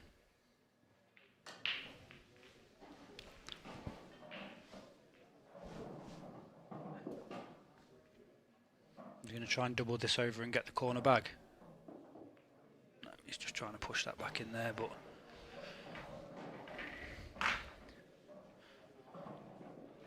For everybody watching at home, I'm sorry, I don't know how to commentate on these safety battles. These aren't shots I've ever seen you play, Wade. What's the safety? Yeah. Just shows how vital this frame is, though. It's a proper chess match at the moment between these two.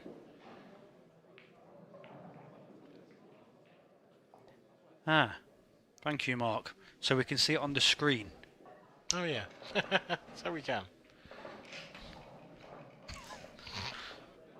Can't get the stuff. Oh, that's a good shot. It is, but he didn't like it. I think he thought he'd underhit it and might not make the rail.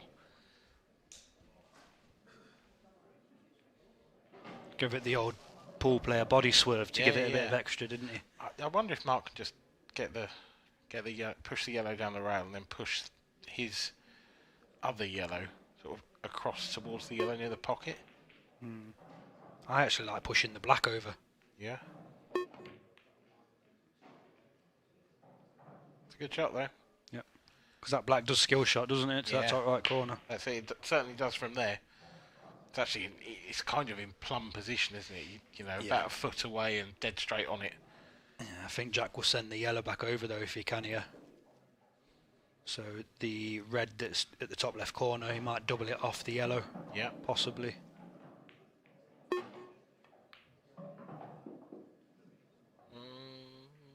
That's a clever shot because he's stopped the skill shot, hasn't he? If he gets that far. Just about covered the skill shot there, yeah.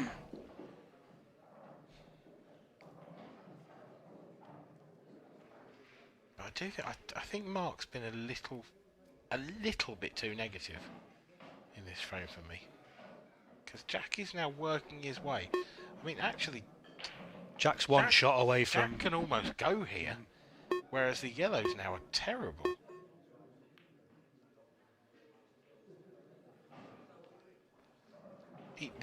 the only really bad red is the one underneath the 2 yellows. The other one is an easy double.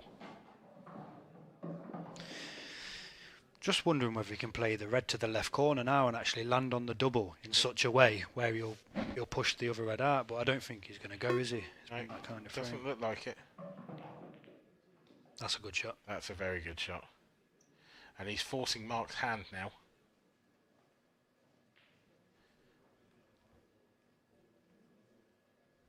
I kind of think he's got to go, hasn't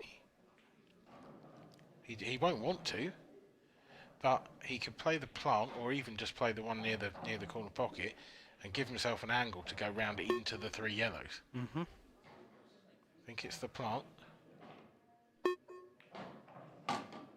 Is he going to have the angle? Needs to hold up. Just about. I think he'd have rather had a bit more of an angle, but yeah, I think if that holds up 6 inches before where it does, I think it's better. But he has got an angle here. the problem is he's got to create the angle now, so he's got to force it in with a bit of top right. It can just throw off, and you can lose all your pace. There you go. See how it's just threw off a bit. Yeah. Is he on the double? Don't think so. If maybe. If he is, then the finish is on. If he isn't, he's in a world of trouble. I think he can play the one down the rail though, and come back out and leave himself an angle on the double then. The double Must be on now. it. Got it. I mean, it's still a 2 out of 10 finish from here at best, but he's given himself a chance with every shot. With every shot he plays, he's just hanging in there. Is he looking to see whether he can play the yellow off the other yellow? Surely he can't do that. I'm just wondering whether he can drop this on and leave himself on a cross double and send the cue ball into the black. You know, leave himself a thin double. Yeah. About to find out. He needs to be quick about it. Ooh. I don't think he's up. Can he double that? I don't think so. I think the red might be in the way anyway. It's tight. It does double, but I think he needed to be another ball roll up towards the blue spot at least.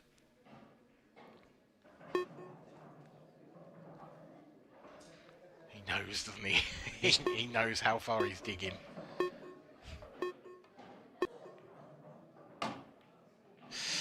Oh, that's disaster. That's an absolute disaster. Does that double past the red into the corner? Maybe. I don't think so. Treble? Does it treble past the red? I think it's his only shot, because it will slide off the second rail. Yeah. So treble might get into the 8 ball as well if he's going to play it. Oh, it's close. It's close. It's so close. Oh my god.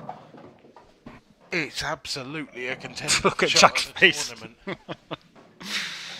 It's an absolute monster of a shot. Now, can he pop this 8 ball? He's got to pull off another monster though. This is one for the highlight reel. Oh, we've already had one, but if he gets this... He's cutting it to the middle. Is it there? Is it there? Oh my god. Mark What a finish. Farnsworth with a finish for the ages. One of the Absolutely greatest you will ever see. He was forced. He was dead and buried in that frame because Jack Wheelen had wormed his way through the frame and got himself into a beautiful position. He forced Mark Farnsworth to go when he really didn't want to. But somehow he made it stick. That is unreal. I'm speechless. I would just like to say that I spotted the treble. You did. Thank you. And Just for the record. And we're all very proud. Thank you. You're a special little soldier. No, brilliant shot, and you know the black was just as good as well because that wasn't an easy black. Absolutely unbelievable. I mean, let's watch that treble again, and I could watch that all day, every day. See the slide off the second rail though. You see how it comes off and slows down. It's like a slide. Oh, it's magnificent, isn't it? It is magnificent. I'm just watching Jack now every time. Just there's almost no expression there, but you just know that that's killed him inside. So look, Jack's laughing. Look when he's spotted the black. Watch. Little nod of the head. Yeah. Cheers. I mean, Mark's held a little hand of apology up there, but I think he's been kind. He's just being sportsmanship. There was no need to say sorry. He deserved to get the finish. He did. So, whilst we're waiting for the guys to freshen up on the toilet break, we're over to Gio, Edgar and Fomond again. And Gio has pulled a setback. Just Fomond is... Well, he's tried an absolute Hail Mary there and hasn't got it, but he still leads Gio Edgar 2 sets to 1 and 1 frame to 0. Let's also have a quick look at some of the scores. Dan Davies pulled a set back against Jake Dillon Newlove. It's 2-1, and Dan Davies is 3-0 up in the 4th set. Wow. So he's 1 frame away from going to a deciding set. I think he came through a decider in the previous match as well. Did Dan. Sheppy is 3-1 up in the deciding set against Swaffy. Nice. Young Angton Monarch 2-0 up and 2-1 up in the 3rd set. He is, for me, he is the next big thing, Anthony Monarch. To watch a performance of that sort of maturity last season when he won the amateur and open double. Yeah, and he's such a nice kid as well. You know, yeah, he's such a good guy. He genuinely is. Yeah, he just loves the game. He's a real sort of student of it. He does all the right things. He looks after himself, and he just cares about it. He just lives and breathes ball as well. He loves the game. But he doesn't have... And I think... Oh, that's gone wrong for Gio. He has. But talking of, young sort of stars of the game, Gio being the other one, of course, the Gio who lost to Anthony Monarch in that Open final. The youngest Open final we've ever had by some distance, I would think. I think it was 20 versus 21. But both of those two are lovely kids, like, not kids, but lads, They're doing great work.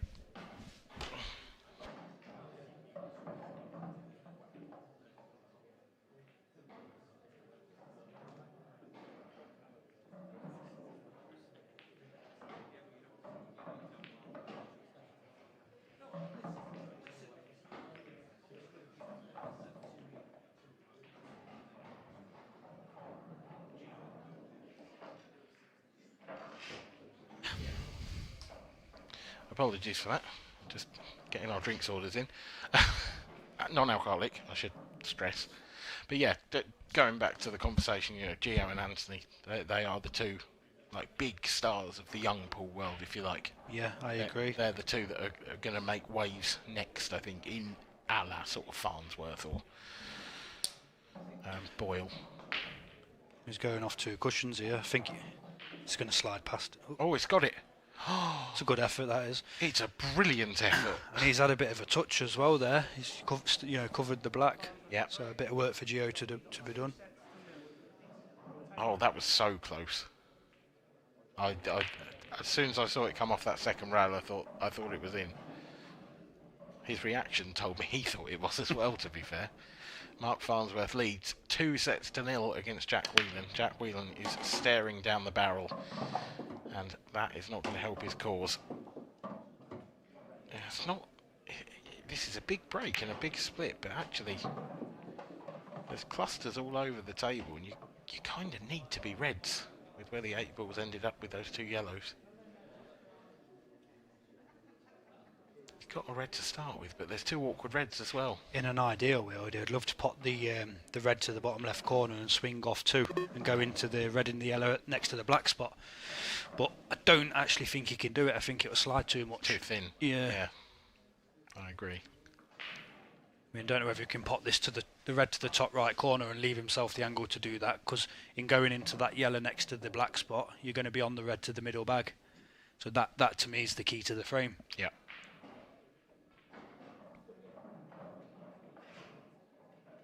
Playing the plant. Playing the plant, and he played it beautifully. That is pure vision from Mark Farnsworth. And now there is one awkward red. Just wonder whether he's got enough angle here to punch into it now. It looks quite straight, but Mark's got lovely cue power. He's missed it. Missed it, but got second prize. Yeah, he can go into the yellow here now, can't he? Doesn't want to be going into the red. No, well, you could, but you want to catch it thin, don't you? Yeah, I think any contact on the yellow first here, at a half decent pace is going to be okay. Just don't want to stick to it. It's the only slight worry for me. Yeah, perfect.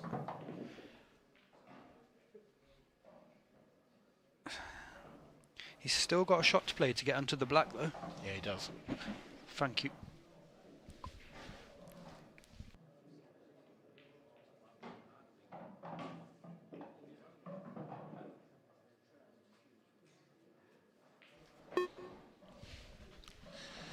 Yeah, he does.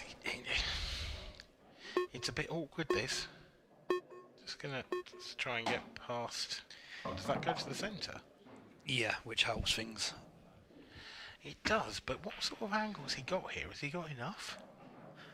I think you just run it up to closer, the brown spot as such. Yeah, I just wonder if is he getting past that yellow? That's my playing cushion first. Ow. Yeah, just decided he couldn't get there. I didn't like that angle, so. Well, this makes sense, but it is a big shot.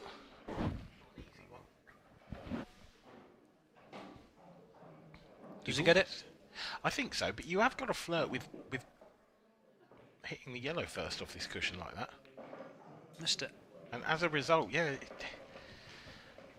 I do think he was a little bit concerned about hitting the yellow, the way he'd have had to play it. Yeah. That's why he's just caught it too thick off the rail. He's missed it by a hair's breadth. I mean, it really is nothing he's missed that by. So Jack will just come down the table now and have a look at the best place he can leave the cue ball. Leaving a one cushion escape at the top level, it's not really good enough when there's a ball over the bag, is it, Dan? No. It's got to be. I'll tell you where it's got to be somewhere closer to the right corner pocket. I want centre of the bottom cushion here. Yeah. But you don't want to come too far. That's good enough. He's got the line, yeah. He's good. Oh. How do you like your jaw shots? I don't. No? No. If I went for the jaw shot here, the cue ball would just go straight in the pocket. I'm just looking for another way out, and I mean, you could. There's maybe the treble. You might be able to arc it off one cushion. If he hits it just under the middle bag with bottom, it'll arc around the yellow. There we go. He's done it too much. Yeah. See, I actually thought he might hit that just above the middle bag and really try to get into it. I don't think he could. I think it was too much. Yeah. So, Jack with a lovely chance now. Just develop his couple of bad balls. Yep, that'll do. That will do nicely. This is a practice routine, really, for... Well, do you know what? This isn't a practice routine for Jack, because Jack wouldn't set this up as a practice routine, because it's too easy.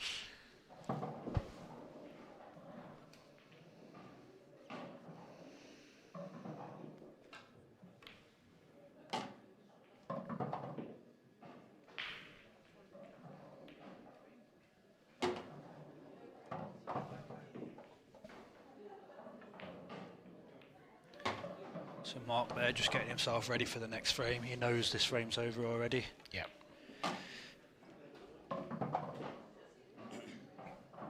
Whose break is it? It'll be Jack to break next.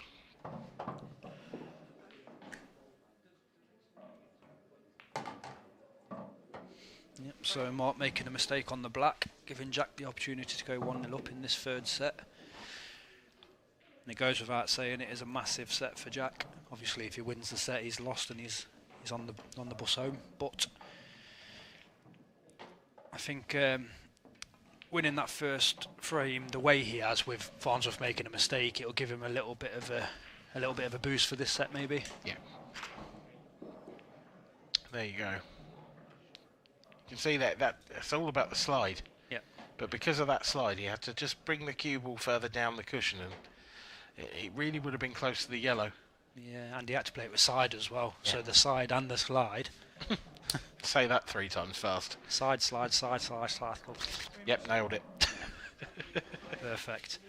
Right, let's see how Jack's feeling with this break.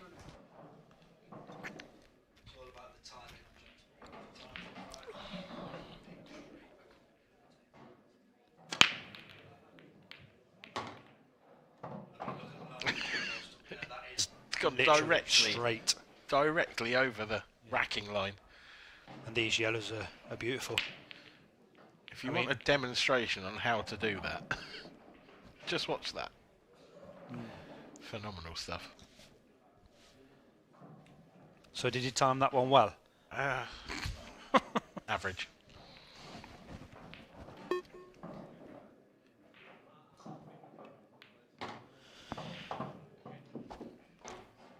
So the only thing I can see with this frame, you know, that could possibly go wrong is there's 2 yellows next to each other, closest to the middle bag on the right hand side as we look now. I don't know whether it goes to the top left. No, it doesn't. So he's just got to mind his work around there. Maybe play on the plant, Dan. If he pots this to the bottom right now, and then maybe play the plant to the top right. Yeah. He's going into it. Doesn't want to. Oh. That goes, I think, to the middle bag. Do you think? I think. Yeah, I think you're probably right. That could have gone wrong though. Yeah. I don't like going into balls because every time I do that, that'd have been welded on the red. And it wouldn't go anywhere. Yeah, I don't. I'm a fan of not going into balls unless you absolutely have to. Is he trying to move it again? Does he need to? No. No. So that to me says it goes. Yeah. Yeah, because he could have easily moved it then if it didn't. Yeah. So he'd be looking to land on that one to the left middle pocket, what we was just speaking about next. And then the yellow to the right centre bag, yellow to the top left as his last ball to connect up to the black. It's all on this shot for me. I think he's got to land straight onto the one to the left middle, if it actually goes. That's the question. Having a good look. And if it doesn't, can he just nudge into it half ball now and develop it? He's having a really good. I'm amazed that he didn't do it with the previous shot. I know he was playing a plant, and maybe that's why he chose not to. But if that doesn't go, he has the perfect angle.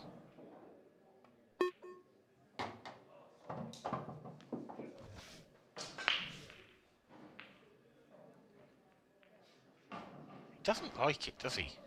He's not happy with this. No. So, does it go, but it's really tight, or? Yeah, my only thinking now is it's really tight and he just wants to be as straight as possible on it. And that's why he's gone this way. Oh, that's overrun. Oh, that's overrun in a big way. Because even if it does go now, he can't get nicely on the next one.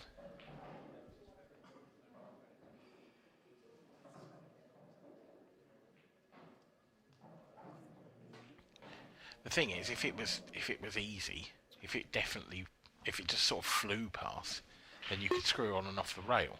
But if it's that tight, then that makes this shot enormously difficult. Screwed on and off the rail, but he didn't play it hard enough. This is very thin now.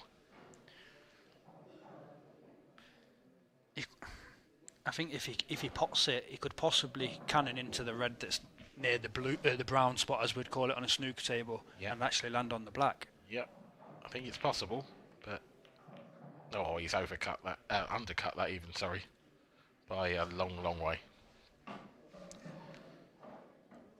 He caught that almost sort of quarter ball, and it was a real snick. It's a little nervy one, wasn't it? Yeah.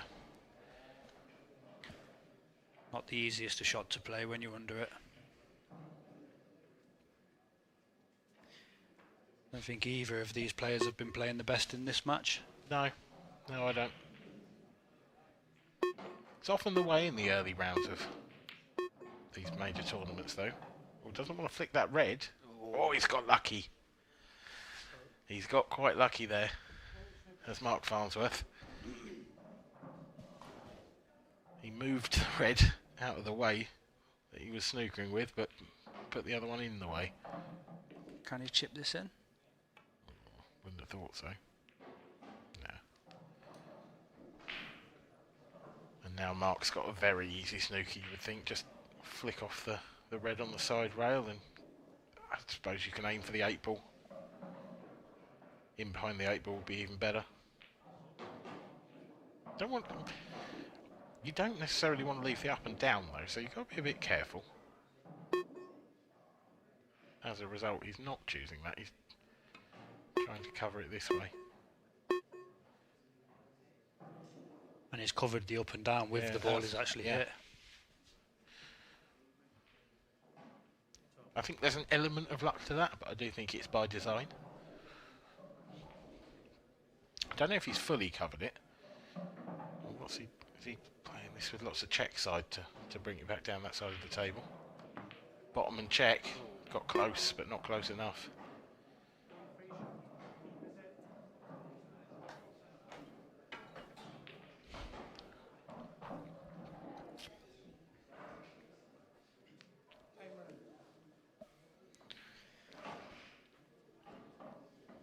So Mark with ball in hand.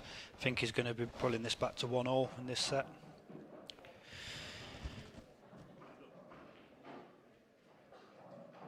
I just think Jack struggled with maybe the pace of the table a little bit as well.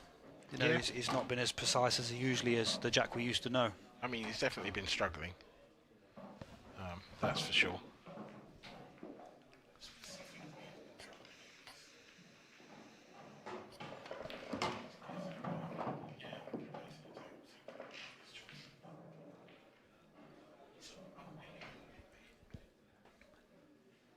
Can be the pace of the cushions as well that can catch you out.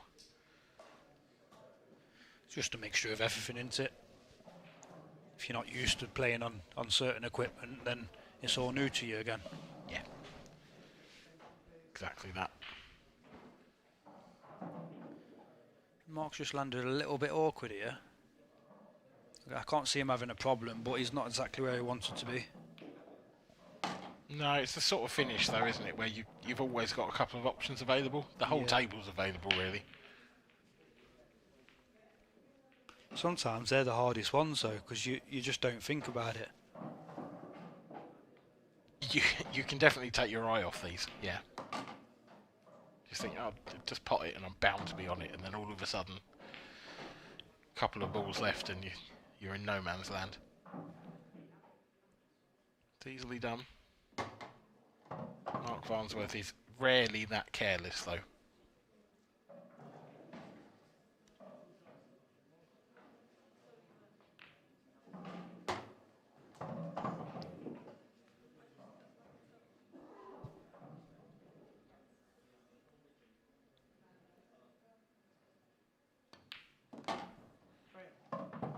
Face of pure concentration from Mark Farnsworth as he gets himself on the board in set number 3.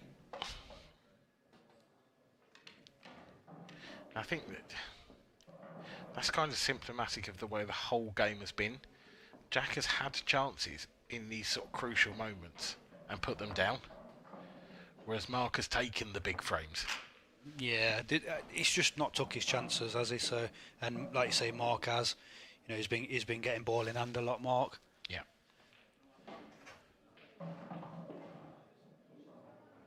Yeah, a couple of. I mean, it's certainly in the second set the in-offs that Jack made were huge, but every other break apart from those two has been straight down the line, just as you described.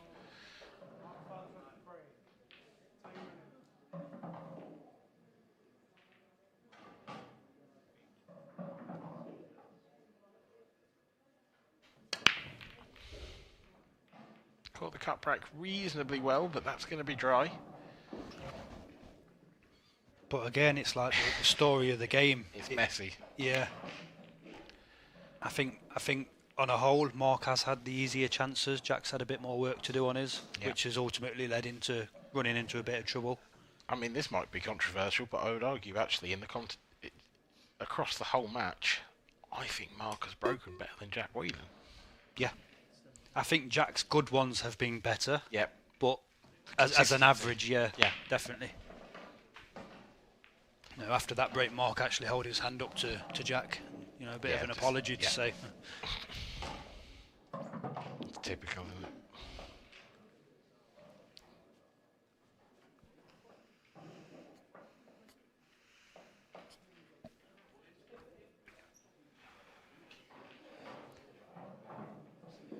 I think this is just a containing shot. He's playing it off the yellow, I think. Oh, yeah. I didn't like that.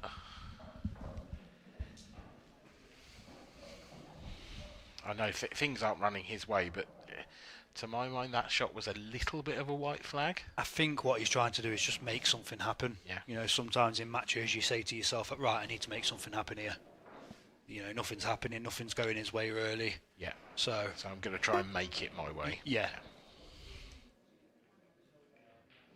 But what it has done really is opened up the whole table for Mark, except for the 8 ball. Well, he might actually try and play into it here. He might pop the yellow to the top left corner with a bit of run inside and run into the red. Yeah. I mean, I like it, but you have got to be careful, because if you hit the red too high up, you could end up behind it. Like that? Like that. Exactly like that. It was the right shot. I just think the execution wasn't there. And he's not left himself very nice here either. I don't think there's anywhere to hide. I don't know. I don't know if I agree that was the right shot, because I thought that was quite likely to happen. But I just think it's one of those where perhaps you think you're on it now, and it's might be the best chance you get to get the 8 ball out easily. Yeah. But I don't think I didn't like it. Well, it's not worked. No, it hasn't. We'll leave it as that one. Yeah, It's not absolutely. worked in this time. But maybe a possible double to the middle bag if you can see enough. But other than that, I don't think he's got anything on. No. What has he got in his bag of tricks here, Mark Farnsworth? I don't think he can play a cushion first off the red into the pocket, so that's what he tried, I think. Cue ball. Yeah, bad to worse. I don't think it made a difference there. No, I agree. I think he kind of knew if he didn't pot something, he was, he's lost the frame basically. It was game over one way or the other, wasn't it? I just think, the shot he played with the running side, I just think it was always going to stick close to the red. Yeah, he needed to hit the right-hand side of the red. Yeah. And he'd have been okay, but...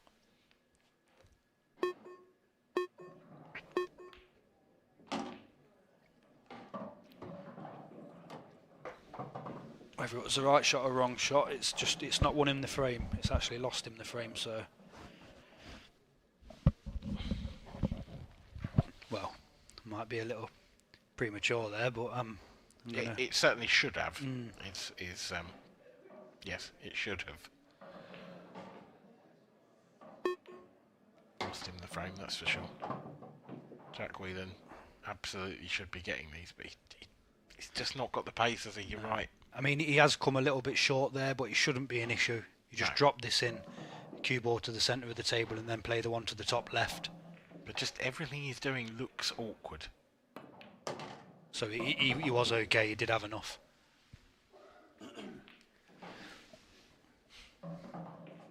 You see, he's just like a ball roll out here and there, which kind of puts you on the back foot. It snowballs, doesn't it? Yeah. He doesn't want to be straight there. He looks absolutely dead straight to me. A little shake of the head there, yeah. Now that's just careless, because he's had enough play on this table now. He's going to have to leave himself a thin snick. Just about punched it across enough.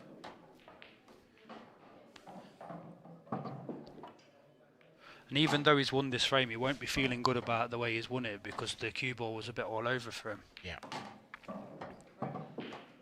A little shake of the head while he's walking back to his chair. But it is Jack's break next, I think, so maybe a big break and take a 3-1 lead in this set. That's it. You know, these little moments can be big turning points in matches like this. And Mark will be very annoyed that he's thrown away an opportunity to take the lead in this set too.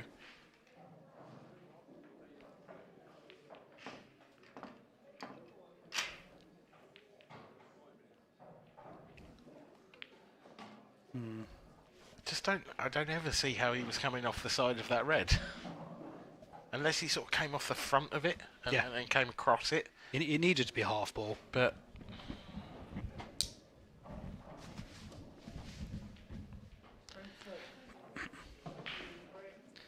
again, I think that's one of those where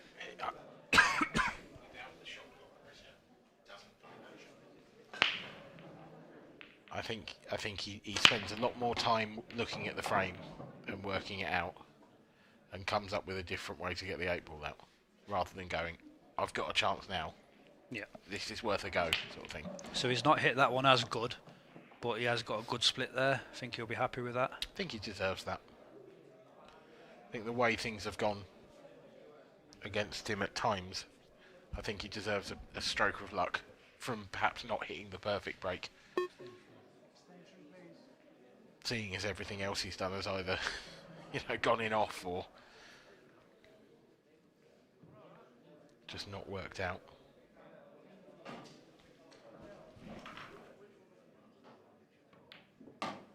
Oh, he's underhit it. He's just come far enough, I think.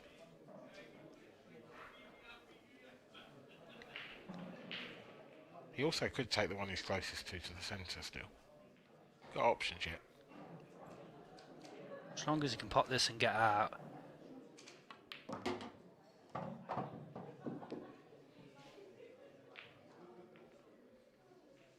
Yeah, he's fine. I think he'll be playing the one to the top left corner now and possibly leaving himself an angle on the one to the left middle just to nudge the yellow out into open play. There we go, just what he's looking at there. Just got to make sure you leave yourself an angle here, Jack.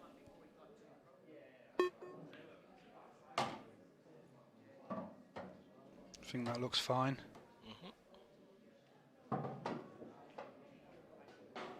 I think he'd have preferred a little bit more of an angle, but I'm pretty sure he's okay. Do you kind of punch it over into the yellow here? Because I don't think it's the natural angle. It's fine. He's played that well. He's onto the one to the top right corner. Yeah.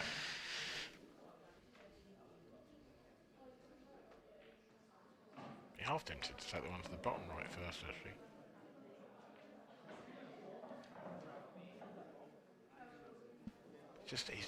He's very straight on the one to the top right. I don't think he can then. I think he'd then leave himself a thin one to the centre. I think that might explain this choice of shot. Anywhere on blue spot. Yeah, lovely. Bit betwixt and between. Is it too thin, this yellow, for him to pot the one below the balk line and screw on and off? I think it is. And it's flirting with the corner pocket if you come round, so that's why he's taking the middle one. This makes the position on the 8-ball a little bit tricky. He's played that well though. Anything straight-ish and he can screw back to near the centre bag. Yeah. I was just a little worried for a second that he was going to land hampered and then he'd have been in real trouble, but let's see how he's got the pace of these screw shots now. It hasn't been great so far.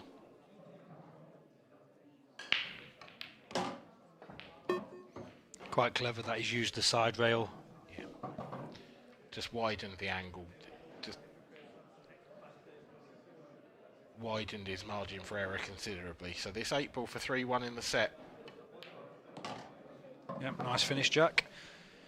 And that is much more like it, and I can tell you as well, that is Jack Wheelen's first finish from the break in the whole match. First break dish. Is it? Yeah. That says a lot then, doesn't it? It says a huge amount, doesn't it?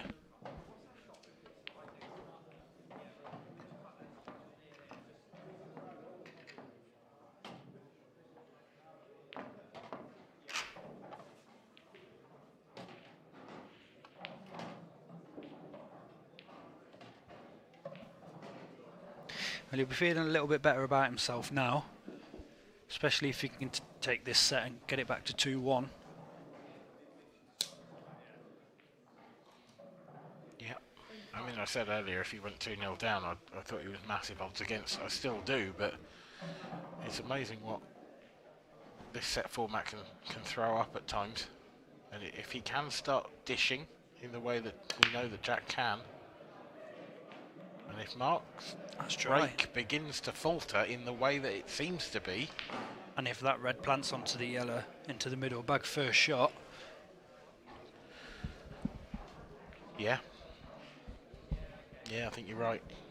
You're going to be developing the other red, which isn't ideal. Where does that end up? That might be the only cause for concern. Don't want to push that down towards the corner pocket. But I do think it's the shot.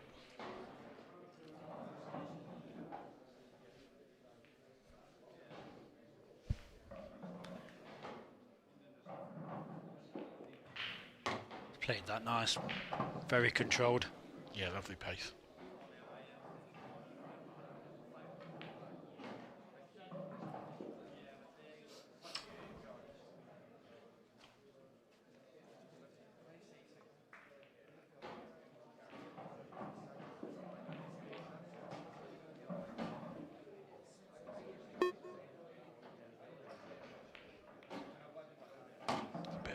As well, landing nicely on that yellow.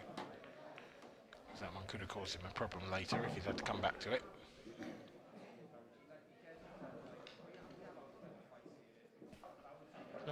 Not prime position yet though. I assume he's just going to drop this one into the centre. He needs to play this with a little bit of firmness just to get the cue ball to come through.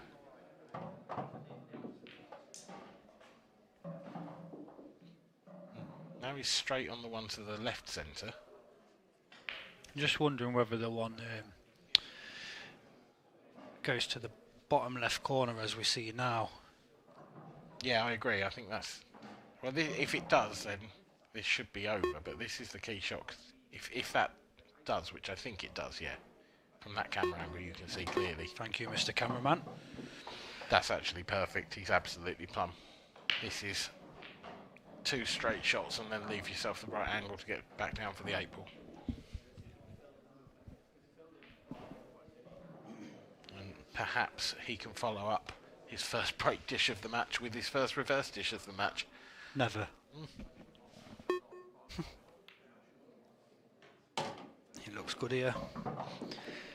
And I'm shocked at them stats, Dan. I know you've got your notebook in front of you and you keep note of every frame. I do. But I am shocked at that. Yep, until the previous frame, Jack Wheelen had not had a finish from the break. What angle was he left here? I don't like that. He's short. Yeah. You want it to be another maybe 3 or 4 inches there? It's actually, how do you get up there now? Because whichever way you go, you're hitting a red, aren't you? He's trying to find the gap between the 2 reds on the left-hand side and just sort of leave a slightly more difficult 8 ball. The slide. See the slide when you hit the balls hard? Yeah. It just throws off. That was a real careless one from Jack, though.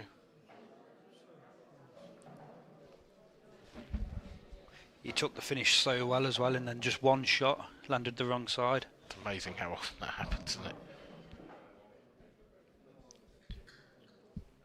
But yeah, it wasn't an easy finish, and he'd done almost all the work. Can he double this? It's there. It's there. Oh, Jack Wheelen. Oh, for the set as well. My word.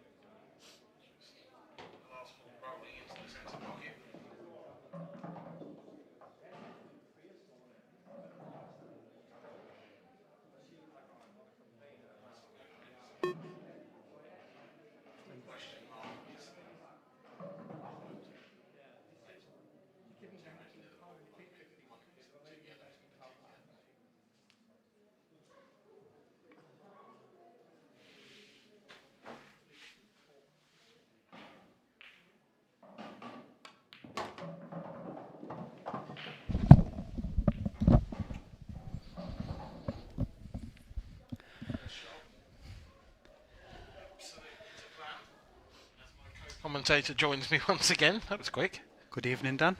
Good evening. How you doing? How's your week been? Fine. What have I missed? Oh. That looked like it took a little turn. Did it touch a cushion? I'm guessing it did. No, it didn't. No cushion touched. Referee has called a foul. So that is disaster. Just as Jack Wheelen has got himself back into the match. I mean, he tried to drift that into the middle. I mean, it was a tough shot. A very tough shot.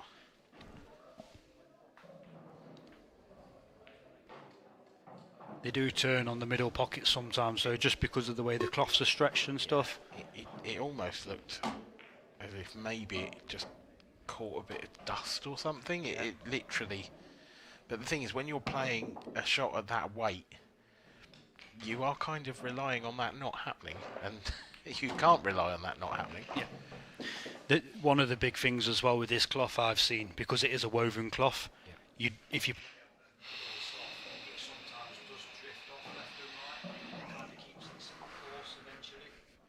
Yeah, I agree.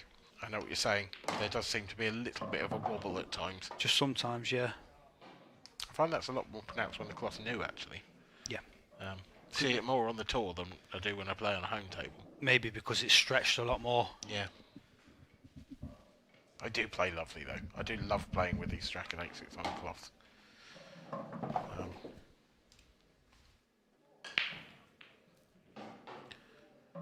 But yeah. It can take some getting used to if you're not used to it, that is for sure.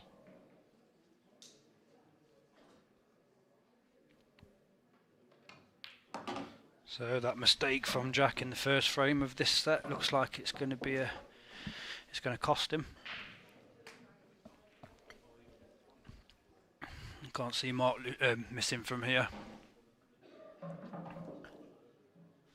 Have we got any more scores from around the room? Anyone finished? Let me just have a check.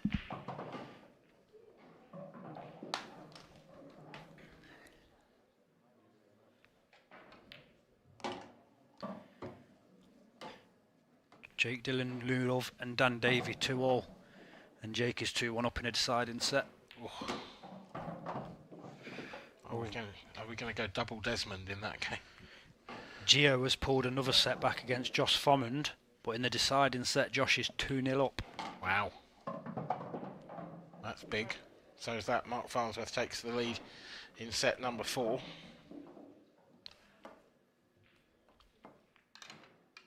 And Lee Shepherd beat Richard Swaffield 3-2. So a good comeback from Lee there.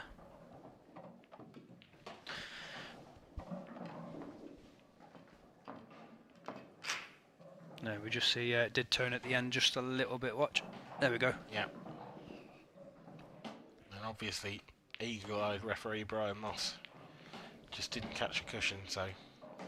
Don't miss a trick, that boy. Does not. Do feel for Jack there, though, because it probably would have hit a cushion at least.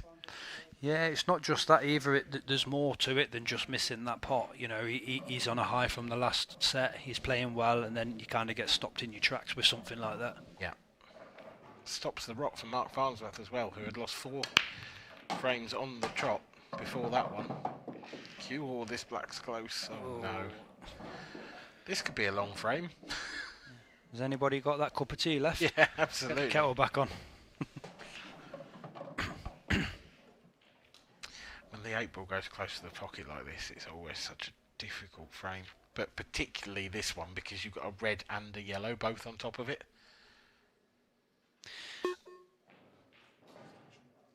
I just wonder whether Mark can pot a red and then kind of cover that top left corner with the red and just nudge the black out.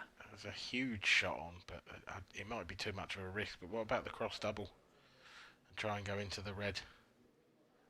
I don't think you'd be able to pot the black. He's playing yours, is he?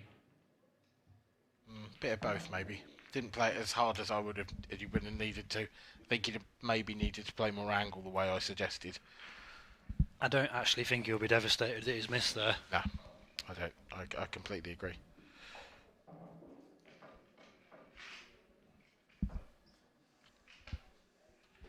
This is one of those frames that I don't see an easy way out of. The only shot I can see of winning the frame is if you cross double the red that's near the black.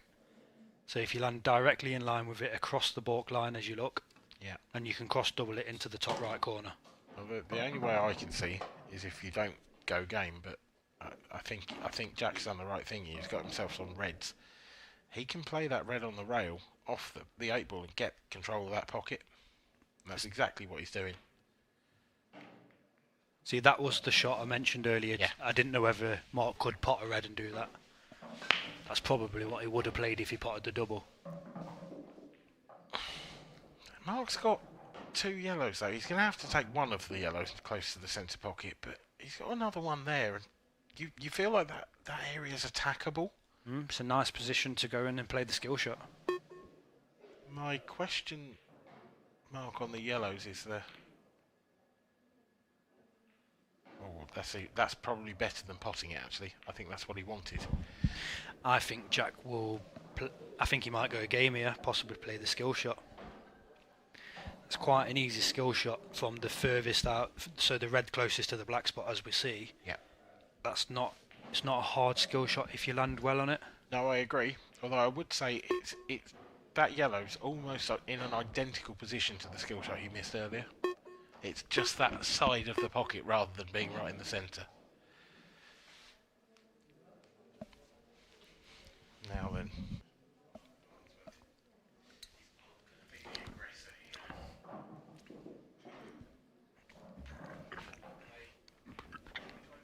First off, I don't think the yellow would go straight, but I think it's makeable now as the plant.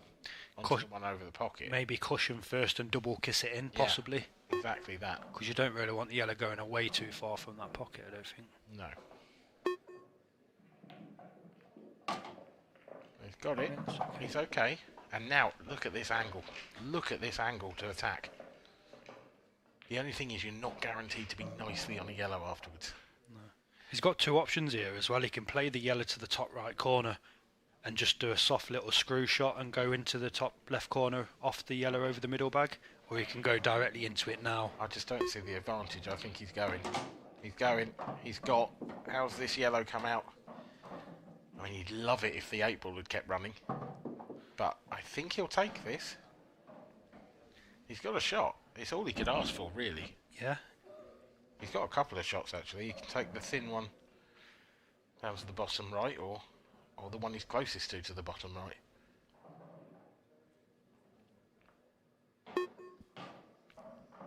That's the one. He's not got to do anything with the cue ball, has he? No, just run it across and have the thin snick to the centre. Whoa, that's not great. But it's still okay. Should have put some right-hand side on it. Yeah. Would have made the pot much more difficult, wouldn't it? Yeah, but this is still fine because he doesn't need to hold the cue ball here. He can play the yellow to the bottom right as his last ball. This needs to hold up. Oh, it hasn't. No, it hasn't, has it? No, he'd look far more annoyed than that. He's just his sort of general level of temper at the moment.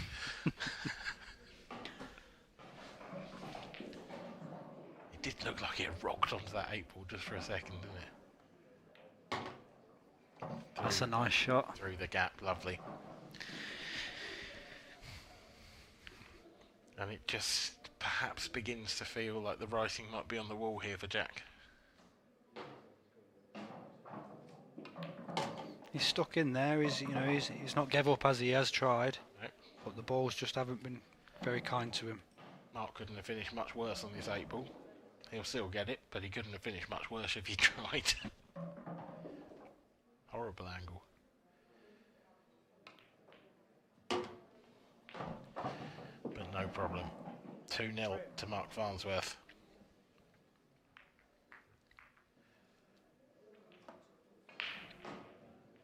And things are not looking good for Jack Wheelen right now.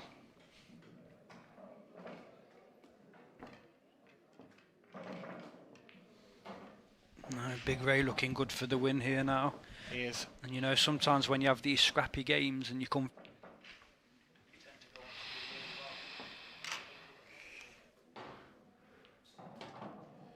Yeah, he's not been at his absolute best. But these are the matches that the top players, they manage to win. You know, when they're not playing the best and they still manage to win and get a result. Absolutely right. That's the like one of the big differences between one of the top pros and a middle pro. Yeah, I agree. So, Jack's break again. Let's see how he hits this one.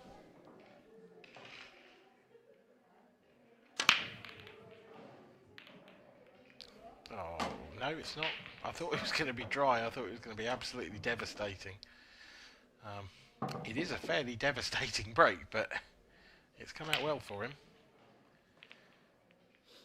Now, is Jack Wheelen on that red closest to the 8 ball? Because if he is, then I think red's are long gone. I think he is. Just wonder whether he can soft screw into the yellow and he'll actually be on the red to the bottom right corner. Tried to go through it. It's okay, that.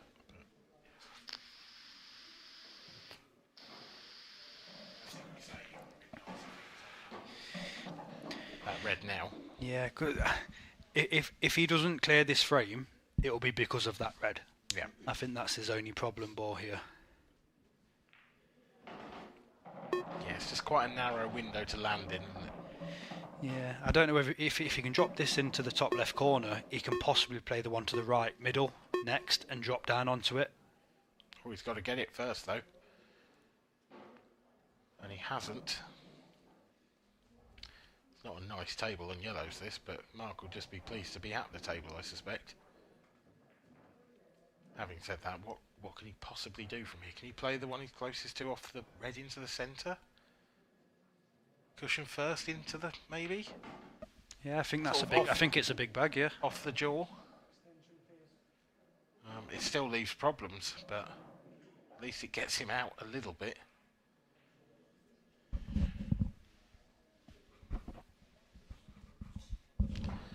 I mean, there's absolutely nowhere to hide on this table, is there? So he's kind of got to throw another Hail Mary and hope it sticks. I think maybe he'll play the big bag into the middle bag, and you know he could possibly push the red down towards the yellow as well. Yeah. Yeah, it's kind of a potential safe option. There we go. And he's landed on his other bad yellow. He will take that all day long. That is brilliant. What a shot that is. To get on that one as well. Does the bottom yellow pass the black? That's the question. Oh, it's a good one. I don't think it does. I think those two yellows are still quite awkward. Yellow off the red? It's a big shot, but no, he hasn't. He's got the yellow, though. Has he got the angle to attack them now? Can he sort of stun off the cushion and try and bump into that Kind yellow? of punch over with a bit left hand side, yeah. Come under the black and into. He'd love to go into the bottom yellow full ball. You just there's a chance if you play that you end up on absolutely nothing.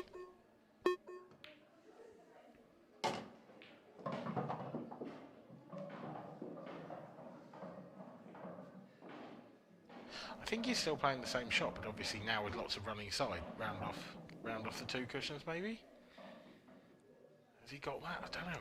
It will sort of skid, won't it? It'll kill it. What he'd have to do is arc it first. It'd be like a banana shot and then go. Unless he can just run it into the top one of those yellows from here. Like literally directly into it. Be on it. Well, it surely doesn't go, does it? Surely not.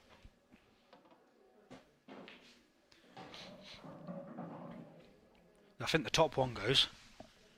And then I think he's going to have to play a double on the yellow into the same bag. Yeah. I think that's literally all he can do.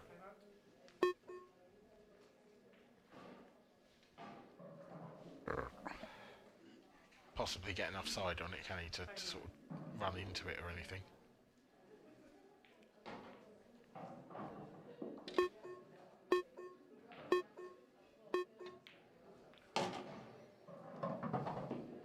I think it's the double, Dan. This is a Do tough. you This is a think tough it shot. Doubles back, or has he got to double this to the centre? No, I think it doubles back.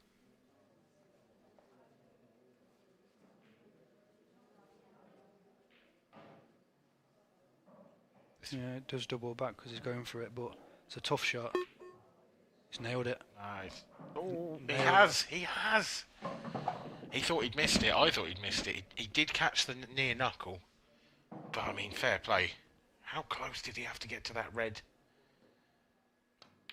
And Jack Wheelen sits in his chair and looks to the heavens because Mark Farnsworth has pulled out another monster from absolutely nowhere. That is the second time in the match that Mark Farnsworth has been forced to chase a huge finish and got them. And that puts him on 3-0 in this last set. Yeah. Puts Jack bang under pressure. Well, I mean, all sorts of pressure. There couldn't be more, really. Can't make another mistake now, can he? That's it, especially with Mark taking out some of the clearances he is. Yeah. I mean, a couple of the best clearances of the tournament, for sure. Well, he had no right in getting that one, really. No. And that was arguably much easier than the other one. See how close that yellow got to the red. Yeah, there. that's what I was saying. It was so tight, wasn't it? If only I could execute the shots like I could see. I could see them. I know that feeling. I feel like it's written in the stars now for a break and clearance for the win.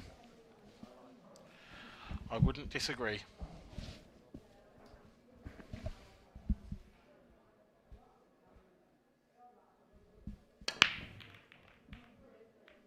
He's not hit them. That's great.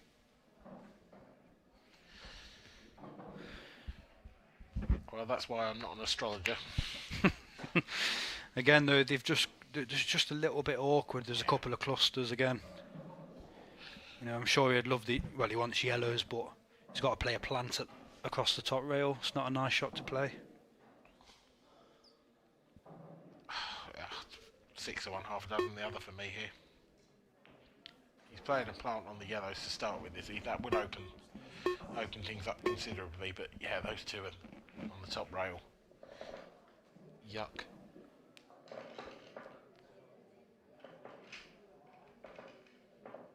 I think as long as he lands on the top rail straight, I think I Gone don't think after it's it too early. bad there. He's Yeah. gone after it earlier, and I like that. Yeah, I like that he's not played the plant first shot, which opens up the frame if he misses. Exactly. If he doesn't get these, he's still in it.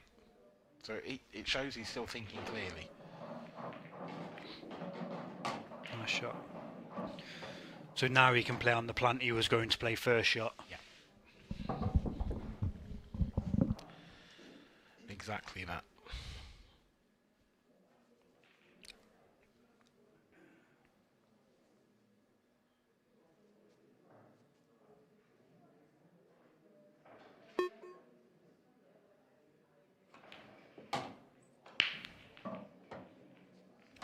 Hasn't got there. He's giving himself a shot, but I'm with you. I don't know whether he has played on it, but I think he should have played on the plant that he was going to play first. I think he has, but I think instead of just coming off the one cushion and coming down the table, he's played it off 2 cushions to give himself a chance. If he underhits it, he's still on this red to the yellow to the bottom right corner. Sorry.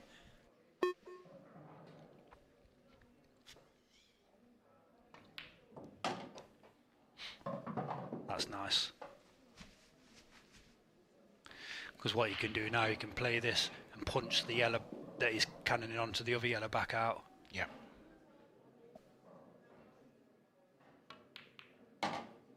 Oh no. Oh, I think that's disaster. I think he might have to play the yellow off the yellow now. Possibly. Can he though? I don't actually think that's on. I don't think the yellow can see enough of the yellow, if you see what I mean. Yeah, I get what you're saying.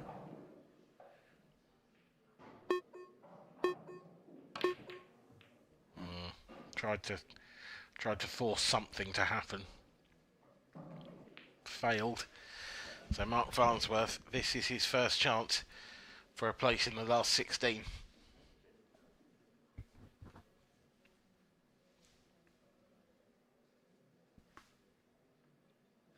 bit of work to do with the two reds that are next to the yellow down at the bottom of the table, but I don't think he'll have any problems in going into them.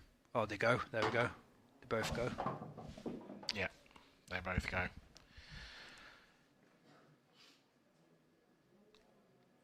So there is the chance, surely. It's been a valiant effort for Jack.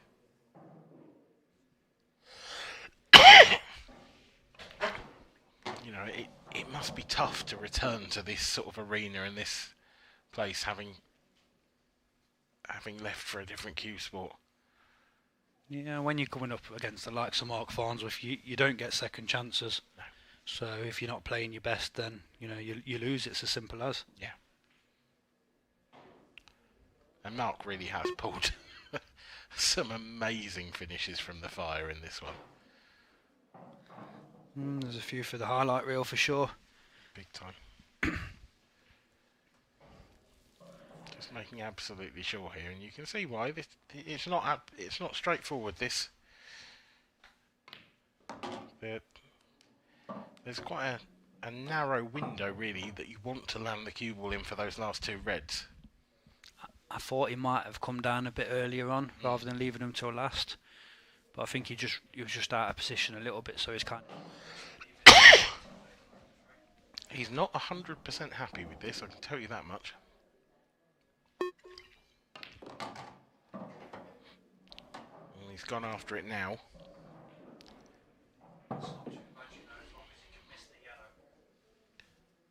Yeah, that's the big question, isn't it? He won't have to do anything with the cue ball here, just play it plain ball. If he misses yellow, he'll come off two cushions and land on the red into the same bag. But if he does catch any part of that yellow, it will look horrendous. Goodbye cue ball, yeah. I think.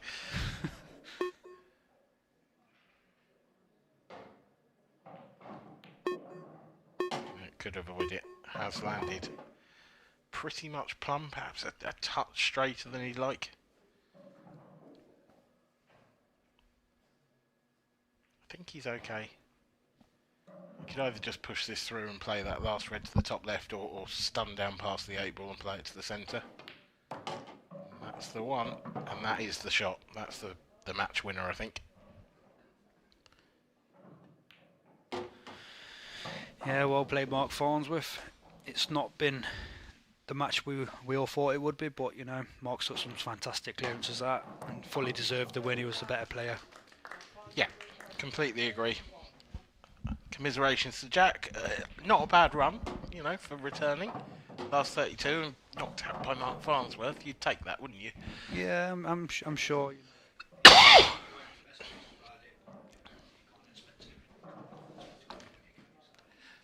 No, absolutely not.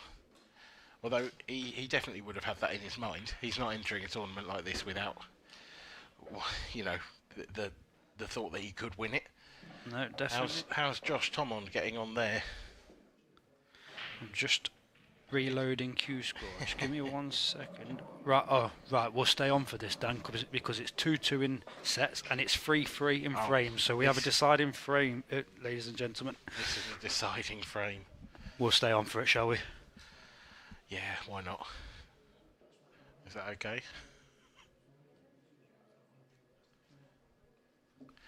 Well, we'll see what happens, but I think we're going to stay. I think we're going to stick and watch that.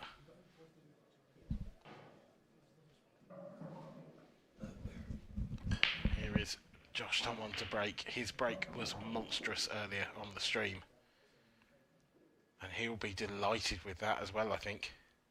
It's a fiddly one, but if you play red onto yellow first and don't cover the pocket for the 8 ball, this is a big chance on red and yellows, rather. Yeah, for sure. And especially because the black's over the corner bag as well, so there's going to be no work on getting onto the black. Yeah. You can get onto it off any of the yellows. So, like you say, just not too hard. Just, make sure you hit it full ball. There we go, perfect.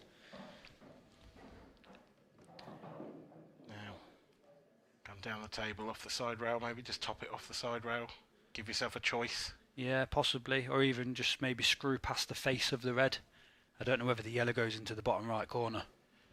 I think that score at the top is wrong. I'm pretty sure this is a decider in the match, so it should be 3 frames. 3 frames.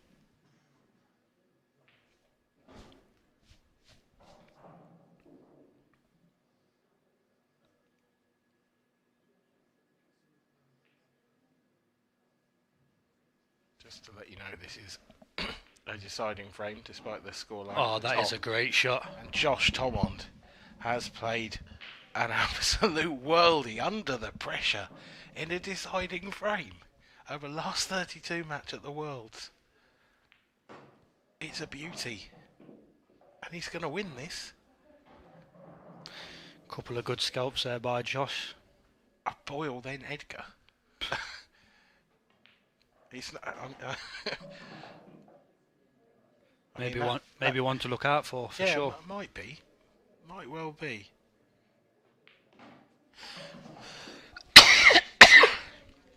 Well, this is absolutely magnificent.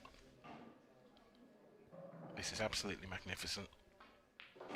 That's a lovely finish and a decider. Well done, Josh Thomond. Superb stuff from you. Well, what a day, what an evening. What a couple of matches we have been treated to here tonight, Wade.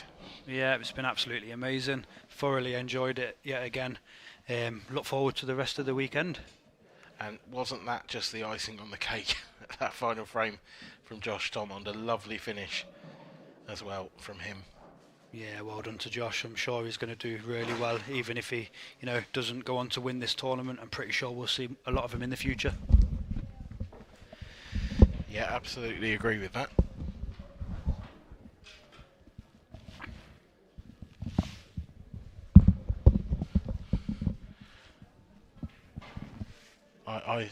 I sort of hope we see more of him in the future because he's thoroughly entertained me twice today now. Yeah, he's been brilliant. Yeah, Mark Farnsworth, there you can see the final score. 3-1 between Farnsworth and Wheelen. I believe Mark is just making his way out into the arena, hopefully to have a word with Stephen Walker. But, do make sure to join us tomorrow as well. We have a couple of last 16 matches for you, starting with Corey Rees and Ethan Parry-Williams. But for now, we'll hand over to Stephen Walker. He's with the winner of that last 32 match, Mark Farnsworth.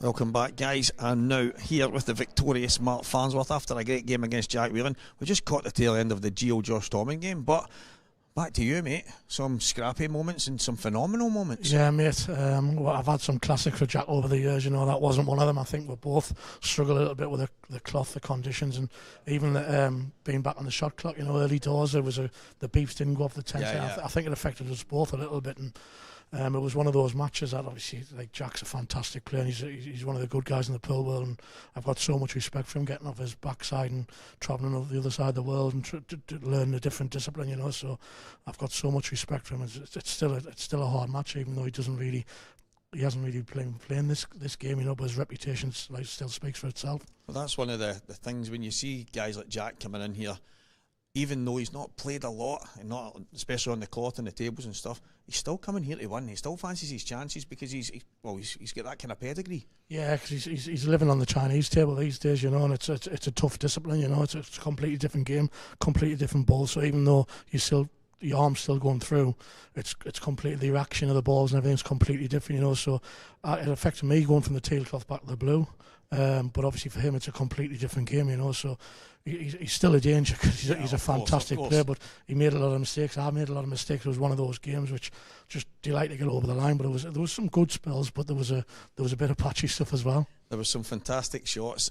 The one at the tail end there, the double that you played, I didn't think it passed the red. Yeah, and then you've nicked it in, and I sort of knew the double went, but it was one of those, again, getting found out on the shot clock again, you sort of, I don't generally think I'm a slow player. I get slated for it now and again and all the rest of it, but I like to get on with it, but sometimes, especially when there's a bit of a pressure clearance, you like to work your route out and you forget.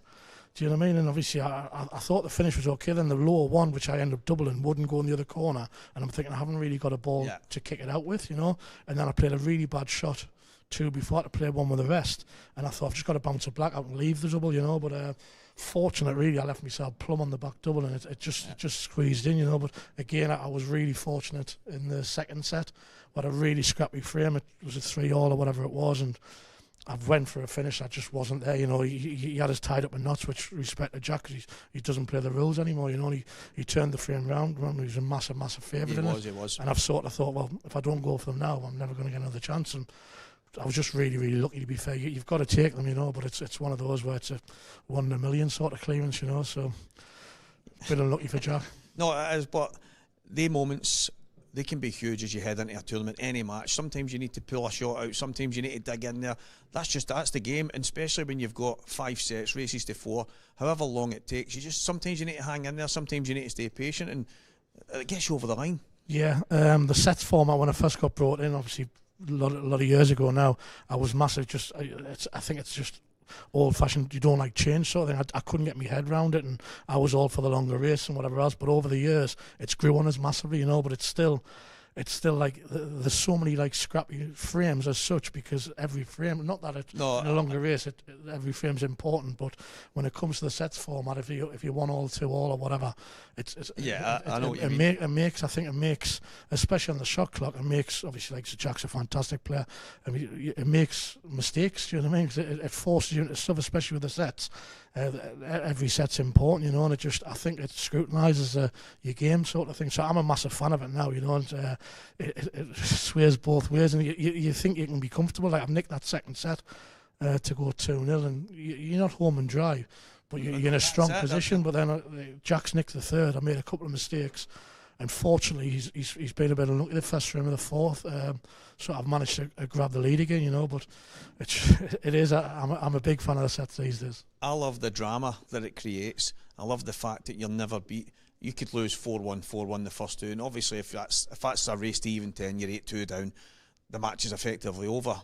But the amount of matches I've seen since I've came to the IPA and coming to the World Championships where someone's 2 down and they win 3-2. Lee Shepherd, your opponent tomorrow, did that tonight. He was 2 down, came back and won 3-2.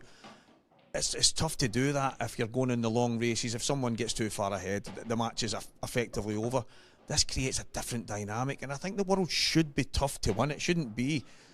Yeah, I totally agree. Like you say, you're in a long race. If it's first even 10, 12, generally we'll play at 7s and 8s, you know. And if you get like a 4-5-0 lead, again, you're not home and dry, but you're in a very, very good position. But then it's with a sets format, you've got to like reset. Even if you win the set, if you lose a set, sometimes you can knuckle down and play a little bit more defensive or whatever else to make sure with the second set. That shouldn't be every frame should be as important as the next one, but it doesn't work like that, you know. But the sets makes it. I just think it emphasises how important every frame is.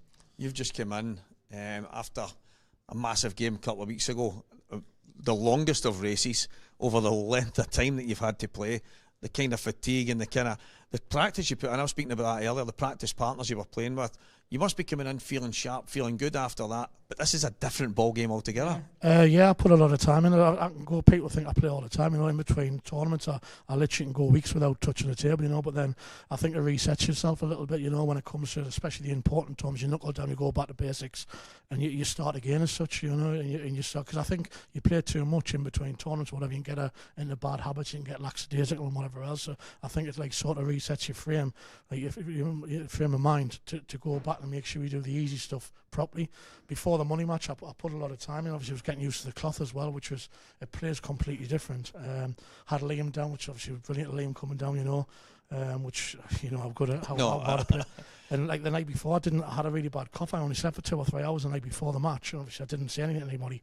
But I must have had about 20 lattes during the match just to try and keep focused. I thought if you hit the wall, you're going to be in a lot of trouble. Caffeine. I was firing the latte into it, but it was a fantastic match, a fantastic experience, and you lads, which were absolutely brilliant. You know, it was phenomenal. But it puts us in good stead, you know. But still, it's difficult, you know. You think yourself. I don't generally look at the draw as such, you know. You know who you're playing roughly and the times and whatever else, because everybody's like, there's a lot of capable players, you know. And once you start thinking ahead, you can become your own worst enemy, you know. So it's just one match at a time. And it's the most prestigious tournament by a mile. The facilities is brilliant. The tables are playing brilliant, you know. So it's one of those you just try and dig in every match. Well, Mark, you are through tomorrow. You're going to play Lee Shepherd. Still in the mix. Maybe by the end of this, you'll be the world champion. Who knows, mate? Thanks very much. Thank you, mate. Thank you. Cheers, mate. Well, guys, for tonight, Mark Farnsworth is through to tomorrow. And We've had a few big drops. We've had the likes of Gio Edgar drop out, Mark Boyle drop out, but the number 1 seed Liam Dunster is still in there. We go again tomorrow here at the Supreme Pool IPA World Championships, but for tonight, it's good night.